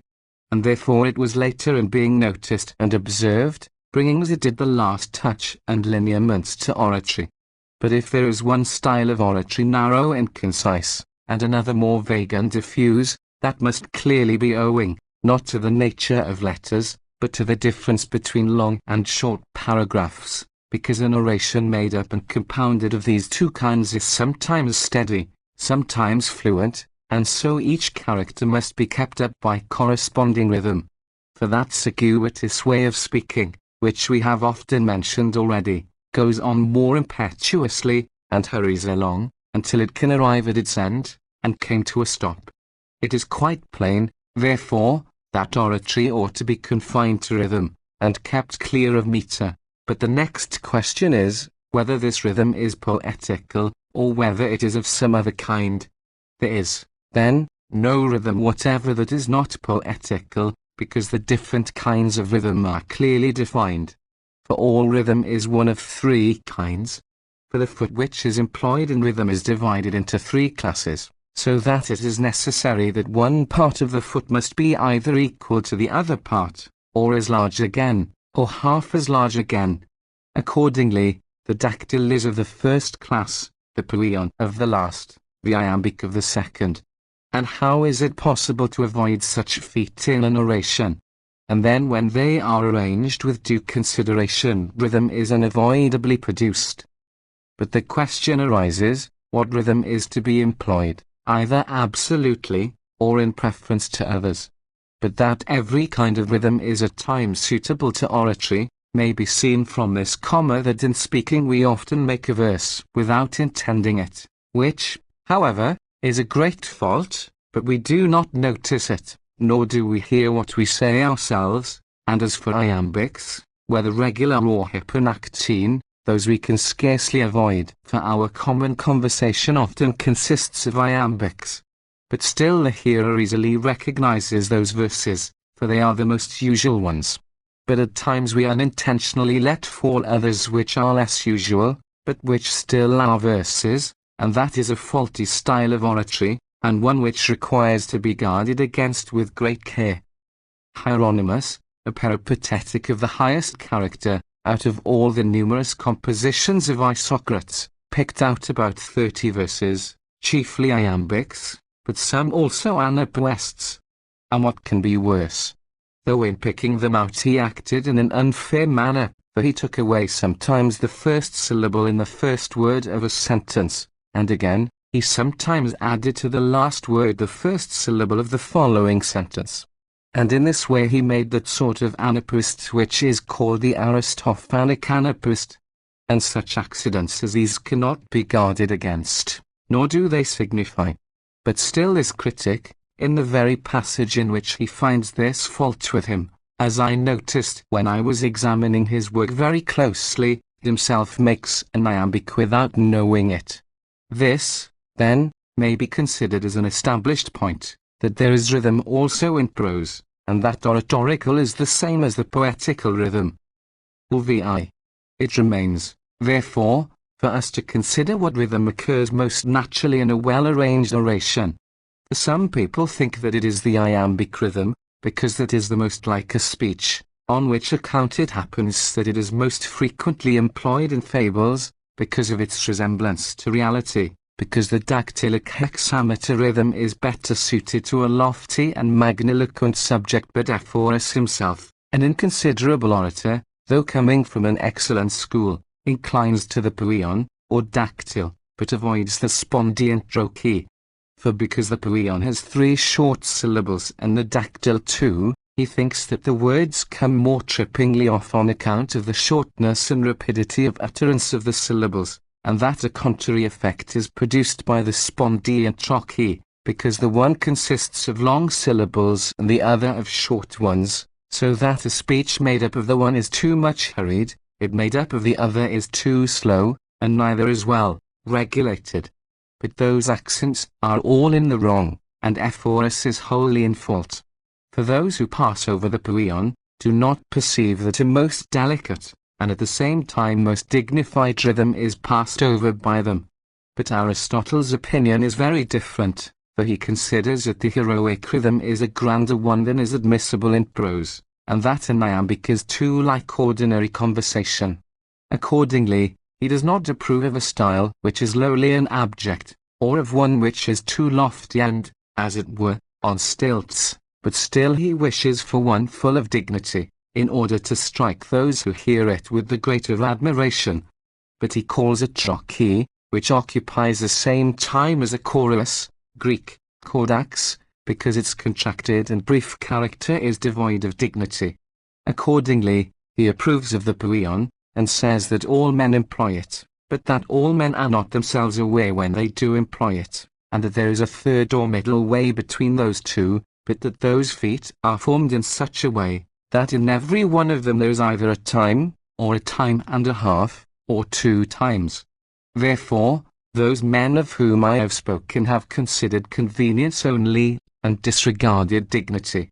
For the iambic and the dactyl are those which are most usually employed in verse, and, therefore, as we avoid verses in making speeches, so also a recurrence of these feet must be avoided. For oratory is a different thing from poetry, nor are there any 2 things more contrary to one another than that is to verses. But the poion is that foot which, of all others, is least adapted to verse, on which account oratory admits it the more willingly.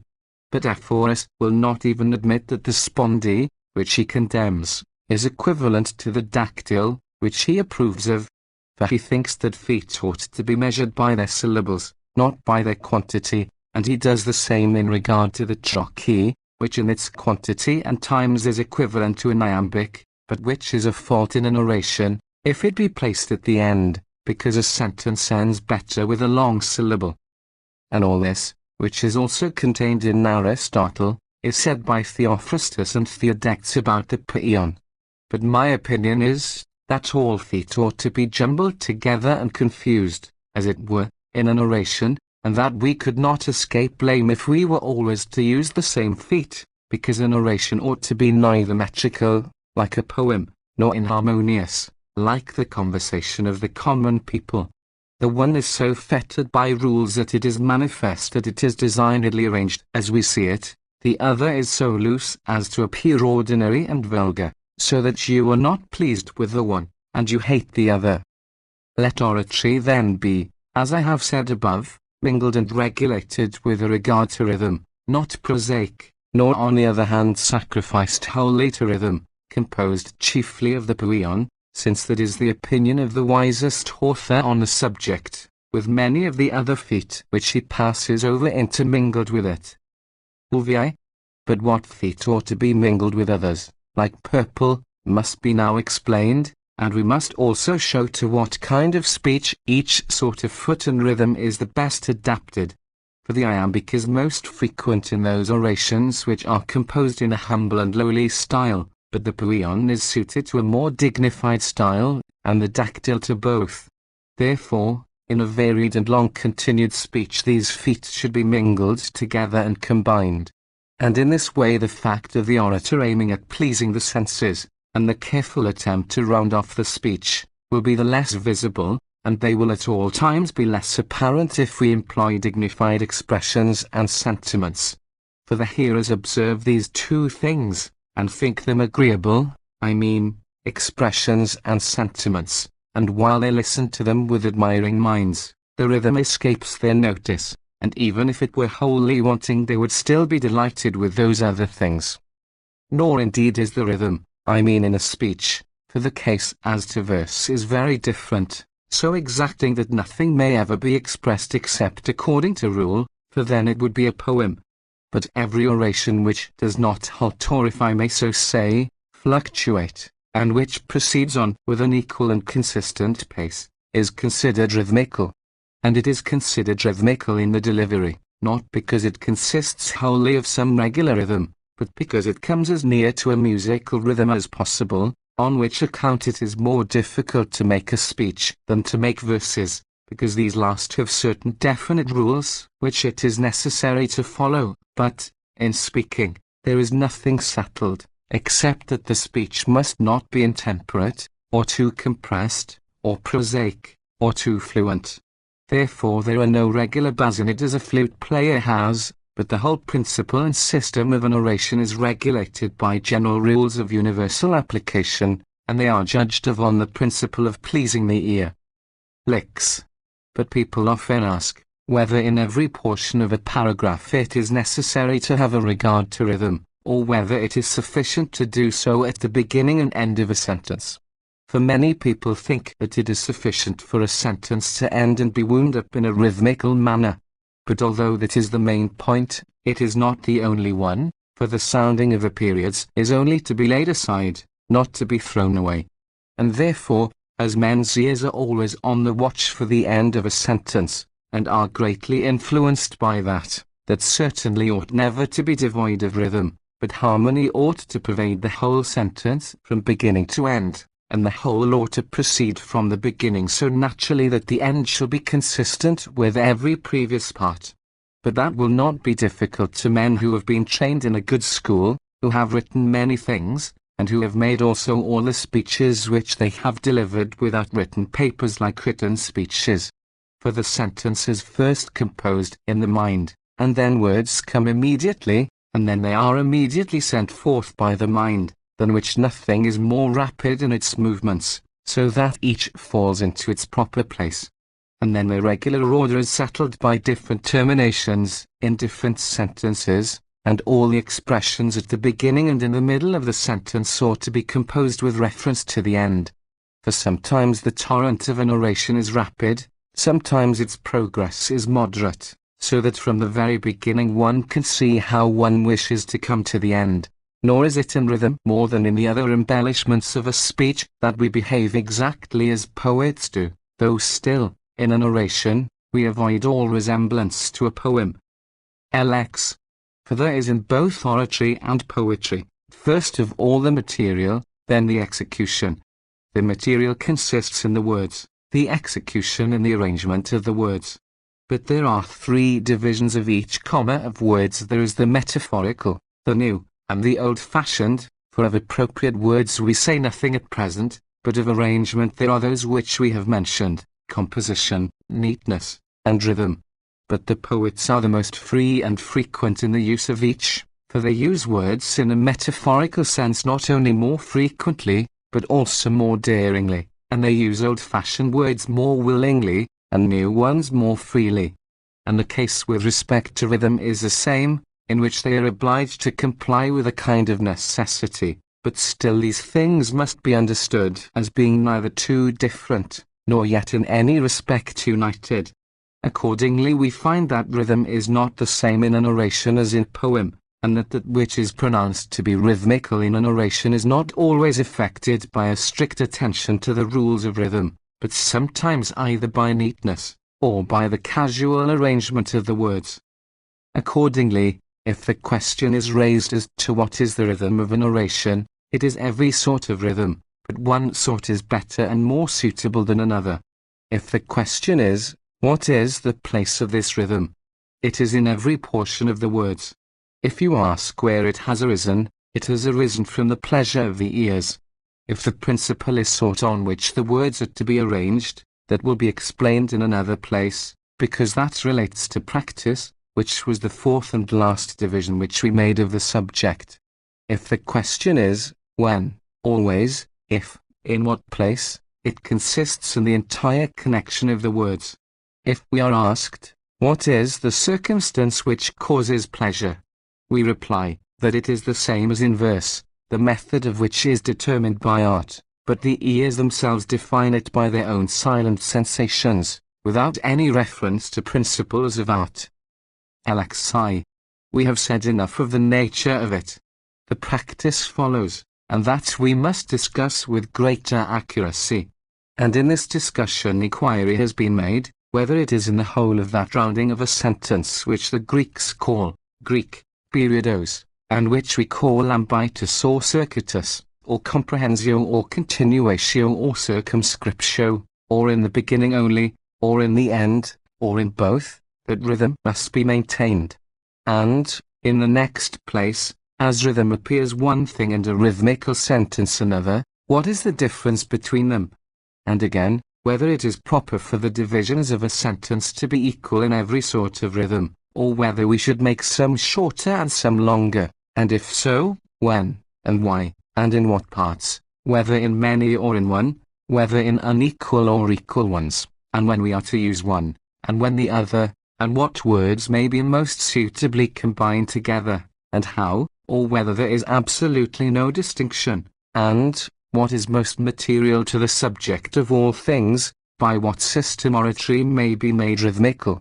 We must also explain from whence such a form of words has arisen, and we must explain what periods it may be becoming to make, and we must also discuss their parts and sections, if I may so call them, and inquire whether they have all one appearance and length, or more than one, and if many, in what place, or when we may use them, and what kinds it is proper to use, and, lastly, the utility of the whole kind is to be explained, which indeed is of wider application, for it is adapted not to any one particular thing, but to many.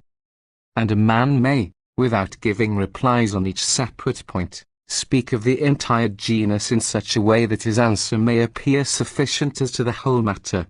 Leaving, therefore, the other kinds out of the question, we select this one, which is conversant with actions and the form, concerning which we will speak. Therefore in other kinds, that is to say, in history and in that kind of argument which we call Greek epideictikon, it seems good that everything should be said after the example of Isocrates and Theopompus, with that sort of period and rounding of a sentence that the oration shall run on in a sort of circle, until it stops in separate, perfect, and complete sentences. Therefore after this circumscriptio, or continuatio, or comprehensio, or ambitus, if we may so call it, was once introduced, there was no one of any consideration who ever wrote an oration of that kind which was intended only to give pleasure, and unconnected with judicial proceedings or forensic contests, who did not reduce almost all his sentences to a certain set form and rhythm. For, as his hearers are men who have no fear that their own good faith is being attempted to be undermined by the snare of a well-arranged oration, they are even grateful to the orator for studying so much to gratify their ears. But this kind of oratory is neither to be wholly appropriated to forensic causes, nor is it entirely to be repudiated. For if you constantly employ it, when it has produced weariness, then even unskilful people can recognize its character. Besides, it takes away the indignation which is intended to be excited by the pleading. It takes away the manly sensibility of the pleader, it wholly puts an end to all truth and good faith. But since it ought to be employed at times, first of all, we should see in what place, secondly, how long it is to be maintained, and lastly, in how many ways it may be varied. We must, then, employ a rhythmical oratory, if we have occasion either to praise anything in an ornate style, as we ourselves spoke in the second book of our impeachment of Verres concerning the praise of Sicily, and in the Senate, of my own consulship, or an oration must be delivered which requires more dignity than indignation, as in the fourth book of that same impeachment we spoke concerning the Seers of Inna, the Diana of Segest, and the situation of Syracuse. Often also when employed in amplifying a case, an oration is poured forth harmoniously and volubly with the approbation of all men. That perhaps we have never quite accomplished, but we have certainly very often attempted it, as our perorations in many places show that we have, and indeed that we have been very eager to effect it. But this is most effective when the hearer is already blockaded, as it were, and taken prisoner by the speaker. For he then no longer thinks of watching and guarding against the orator, but he is already on his side, and wishes him to proceed, admitting the force of his eloquence, and never thinking of looking for anything with which to find fault. But this style is not to be maintained long. I do not mean in the peroration which it concludes, but in the other divisions of the speech. For when the orator has employed those topics which I have shown to be admissible, then the whole of his efforts must be transferred to what the Greeks call, I know not why, Greek comata, and Greek cola, and which we may translate, though not very correctly, incisor and membra. For there cannot be well-known names given to things which are not known, but when we use words in a metaphorical sense, either for the sake of sweetness or because of the poverty of the language, this result takes place in every art, that when we have got to speak of that which, on account of our ignorance of its existence, had no name at all previously, necessity compels us either to coin a new word, or to borrow a name from something resembling it. But we will consider hereafter in what way sentences ought to be expressed in short clauses or members. At present we must explain in how many ways those different conclusions and terminations may be changed. Rhythm flows in from the beginning, at first more rapidly, from the shortness of the feet employed, and afterwards more slowly as they increase in length. Disputes require rapidity, slowness is better suited to explanations. But a period is terminated in many ways, one of which has gained a special favor in Asia, which is called the dicruous, when the two last feet are chore, consisting each of one long and one short syllable, for we must explain that the same feet have different names given them by different people. Now the dicruous is not inherently defective as part of a clause, but in the rhythm of an orator there is nothing so vicious as to have the same thing constantly recurring. By itself now and then it sounds very well, on which account we have the more reason to guard against satiety. I was present when Quis Carbo, the son of Quis, a tribune of the people, uttered these words in the assembly of the people. O Marie Drus, Patrum Mabello. Here are 2 clauses, each of 2 feet. Then he gave us some more periods. To dicia solbas, sacramessium publicam. Here each clause consists of 3 feet. Then comes the conclusion. Quaequam viola vicent abomnibus esse poenas persolutas. Here is the dichorous semicolon, for it does not signify whether the last syllable is long or short. Then comes Patris dictum sapiens, temeritus filii comprobavit. And this last dichorus excited such an outcry as to be quite marvelous. I ask, was it not the rhythm which caused it? Change the order of the words, let them stand thus. Comprobavit filii temeritus. There will be no harm in that, though temeritus consists of 3 short syllables and 1 long one, which Aristotle considers as the best sort of word to end a sentence, in which I do not agree with him. But still the words are the same, and the meaning is the same. That is enough for the mind, but not enough for the ears. But this ought not to be done too often. For at first rhythm is acknowledged, presently it wearies, afterwards, when the ease with which it is produced is known, it is despised. But there are many little clauses which sound rhythmically and agreeably. For there is the cretic, which consists of a long syllable, then a short one, then a long, and there is its equivalent the poion, which is equal in time, but longer by 1 syllable, and which is considered a very convenient foot to be used in prose, as it is of 2 kinds.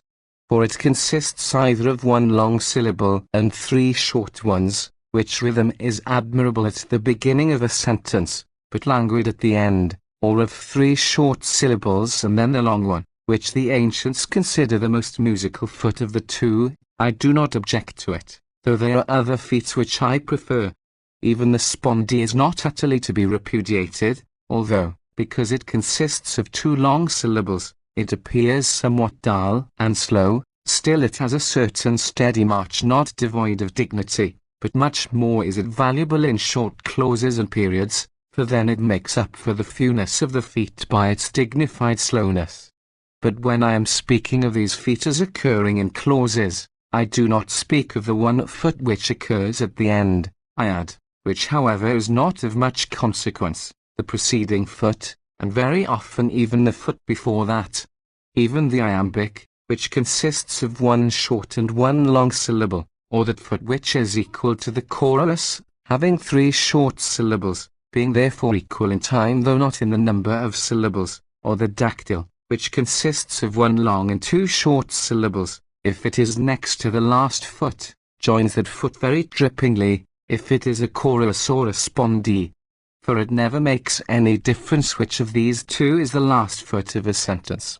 But these same 3 feet end a sentence very badly if one of them is placed at the end, unless the dactyl comes at the end instead of a cretic, for it does not signify whether the dactyl or the cretic comes at the end, because it does not signify even in verse whether the last syllable of all is long or short. Wherefore, whoever said that that poion was more suitable in which the last syllable was long, made a great mistake, since it has nothing to do with the matter whether the last syllable is long or not. And indeed the poion, as having more syllables than 3, is considered by some people as a rhythm, and not a foot at all. It is, as is agreed upon by all the ancients, Aristotle, Theophrastus, Theodectes, and Ephorus, the most suitable of all for an oration, either at the beginning or in the middle. They think that it is very suitable for it at the end also, in which place the cretic appears to me to be better. But a dochmiac consists of 5 syllables, 1 short, 2 long, 1 short, and 1 long, as thus :m equals ic equals osd, en equals es, and is suitable for any part of the speech, as long as it is used only once. If repeated or often renewed, it then makes the rhythm conspicuous and too remarkable. If we use these changes, numerous and varied as they are, it will not be seen how much of our rhythm is the result of study, and we shall avoid wearying our hearers.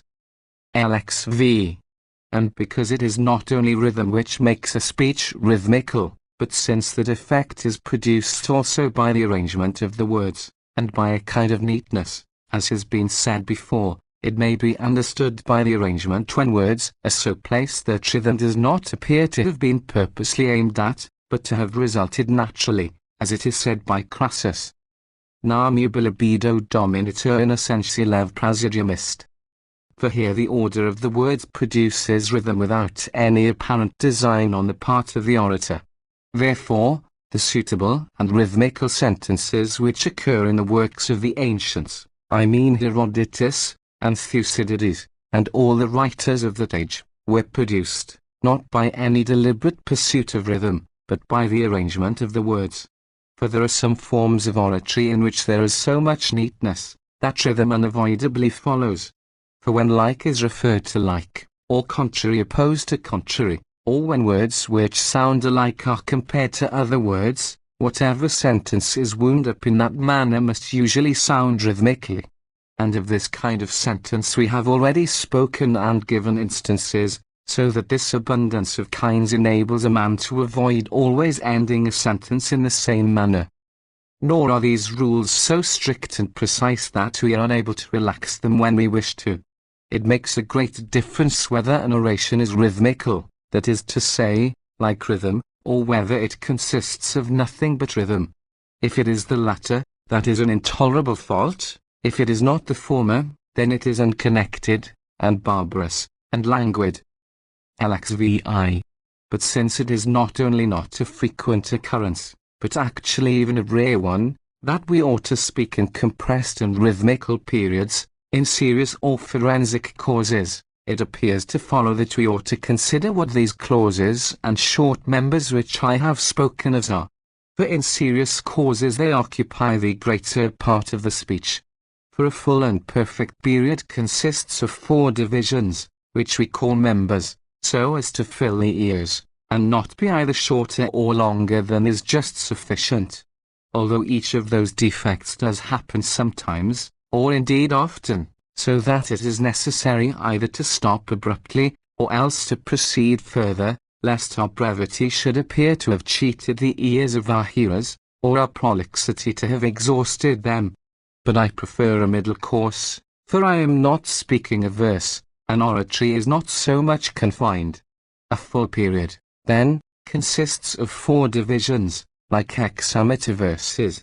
In each of these verses, then, there are visible the links, as it were, of the connected series which we unite in the conclusion.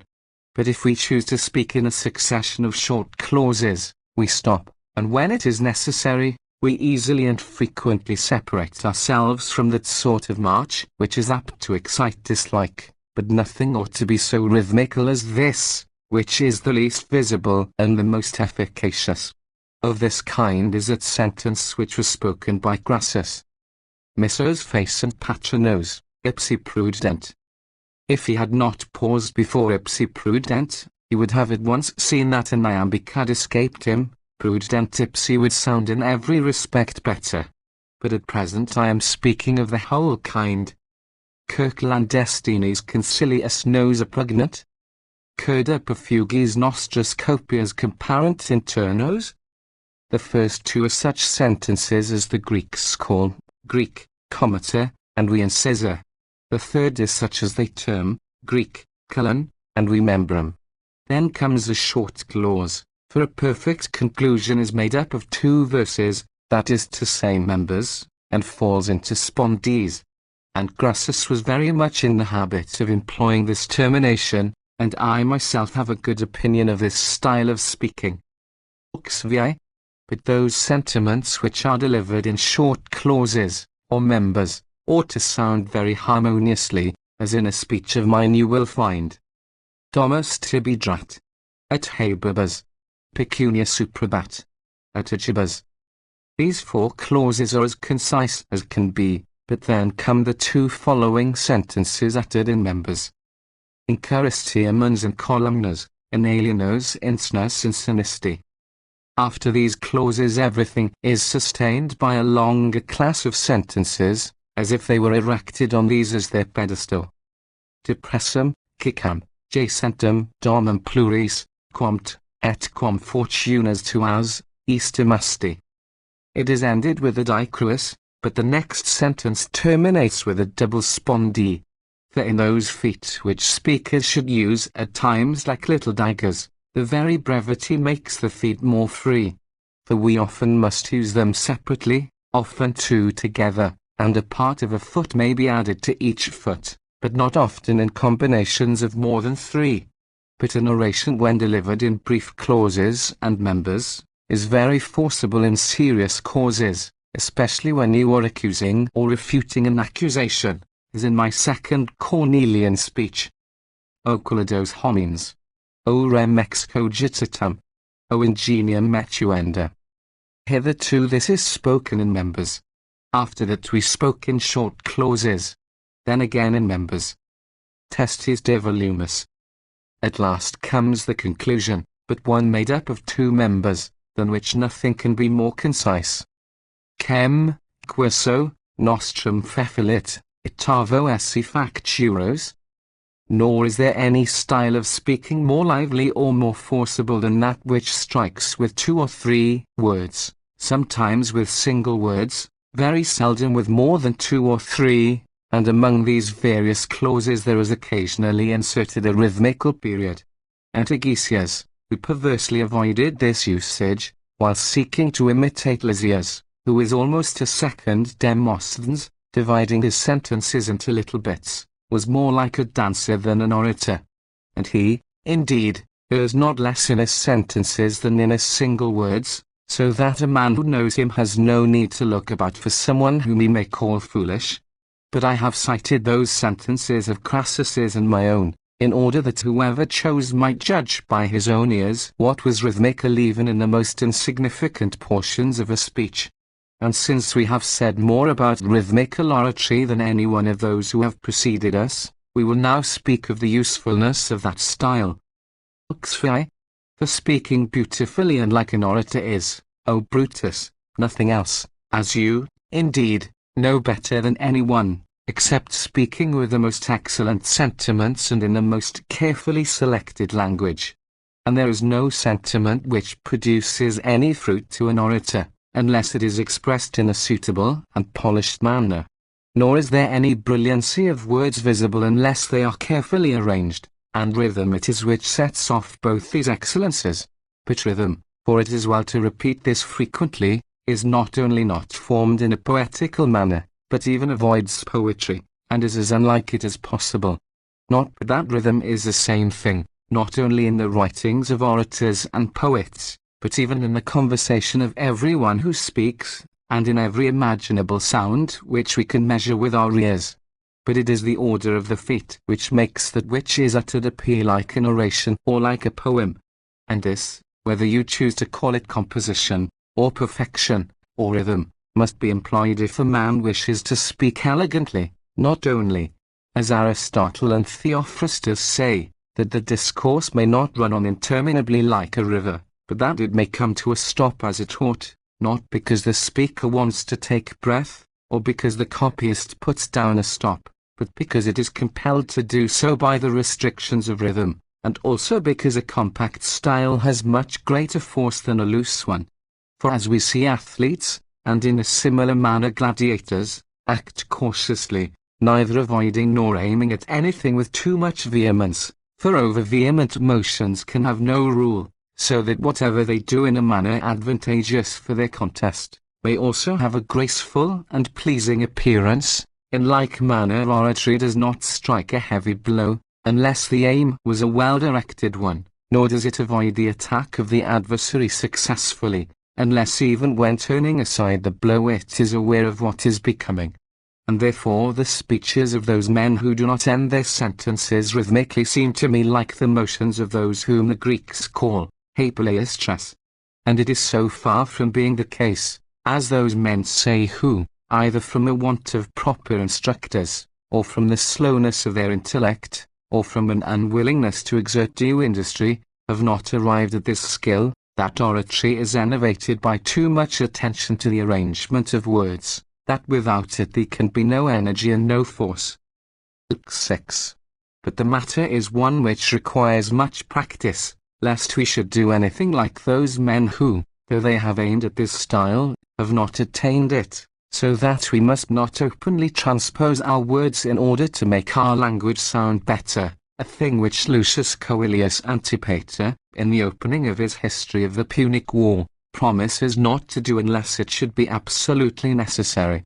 O the simple man! To conceal nothing from us, and at the same time wise, inasmuch as he is prepared to comply with necessity.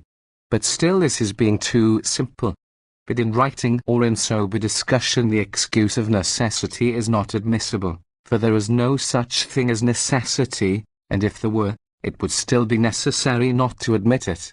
And this very man who demands this indulgence of Lilius, to whom he is writing, and to whom he is excusing himself, uses this transposition of words, and yet does not fill up and conclude his sentences any the more skillfully.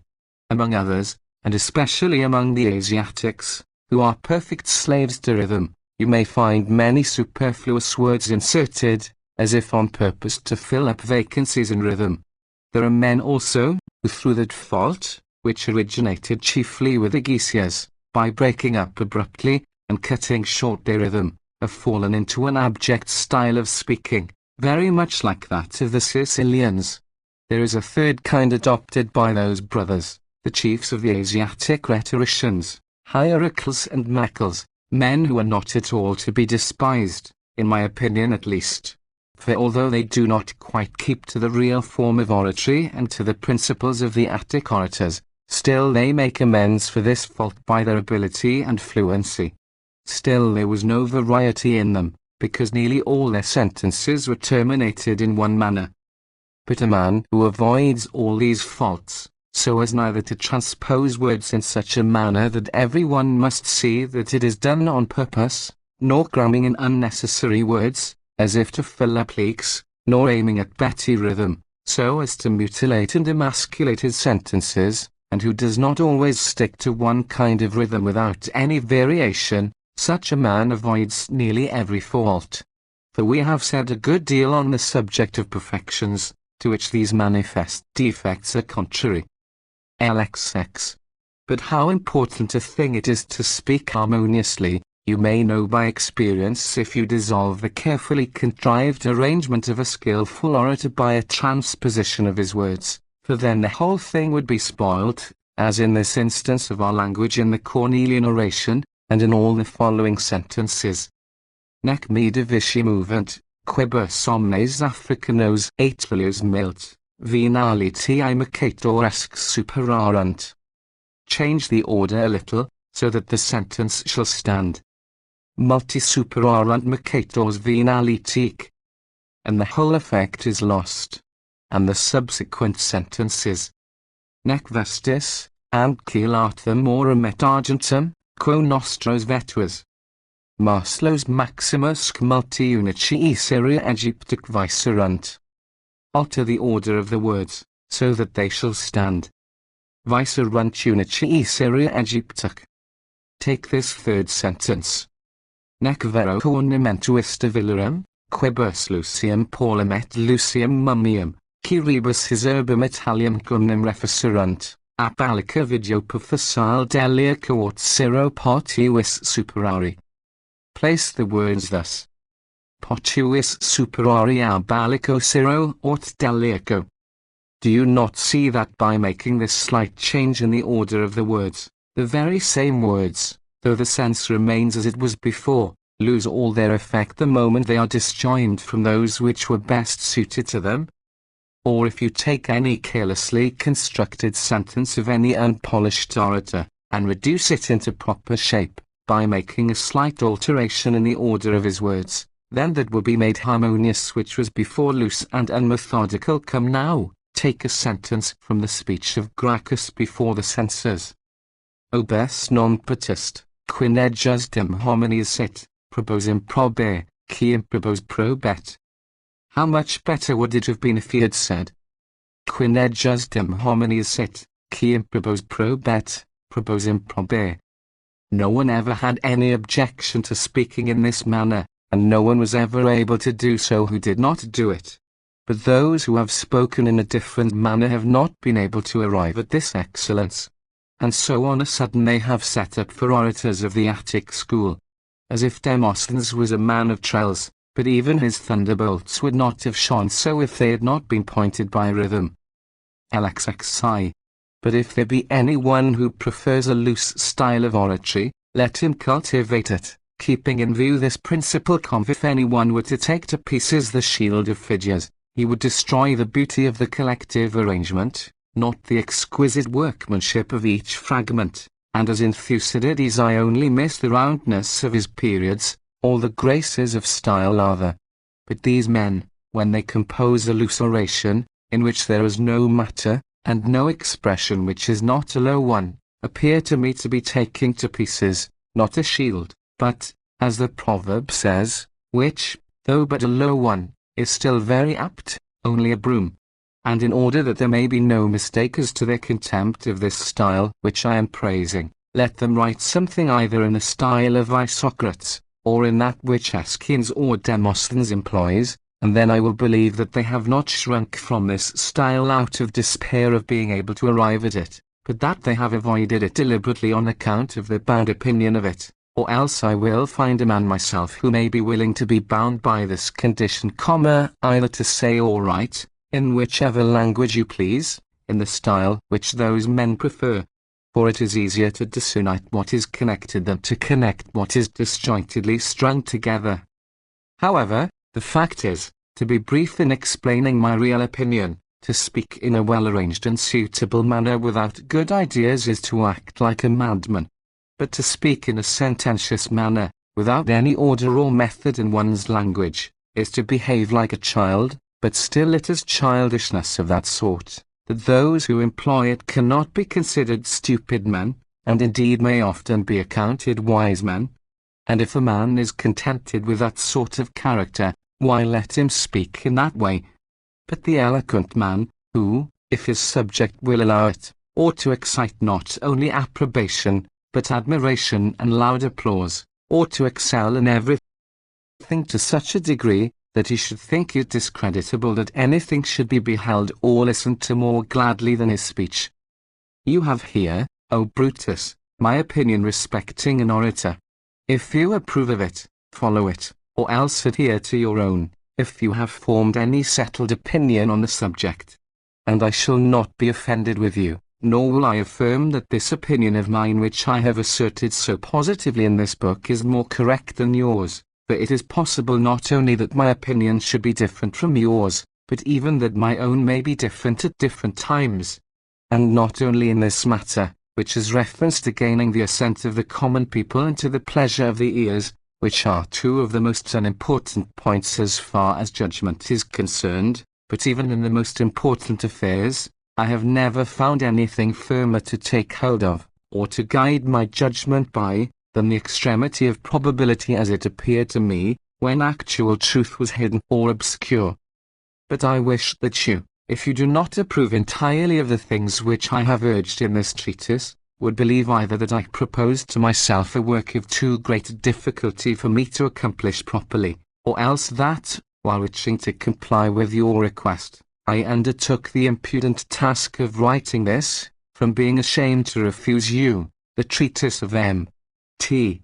Cicero on topics, dedicated to Caius Trebitius. The argument. This treatise was written a short time before the events which gave rise to the first Philippic. Cicero obtained an honorary lieutenancy, with the intention of visiting his son at Athens. On his way towards Rhegium he spent an evening at Velia with Trebitius, where he began this treatise, which he finished at sea, before he arrived in Greece. It is little more than an abstract of what had been written by Aristotle on the same subject, and which Trebitius had begged him to explain to him, and Middleton says, that as he had not Aristotle's essay with him, he drew this up from memory, and he appears to have finished it in a week, as it was the 19th of July that he was at Velia, and he sent this work to Trebitius from Rhegium on the 27th. He himself apologizes to Trebitius in the letter which accompanied it. Fam. 7:19, for its obscurity, which however, he says, was unavoidably caused by the nature of the subject.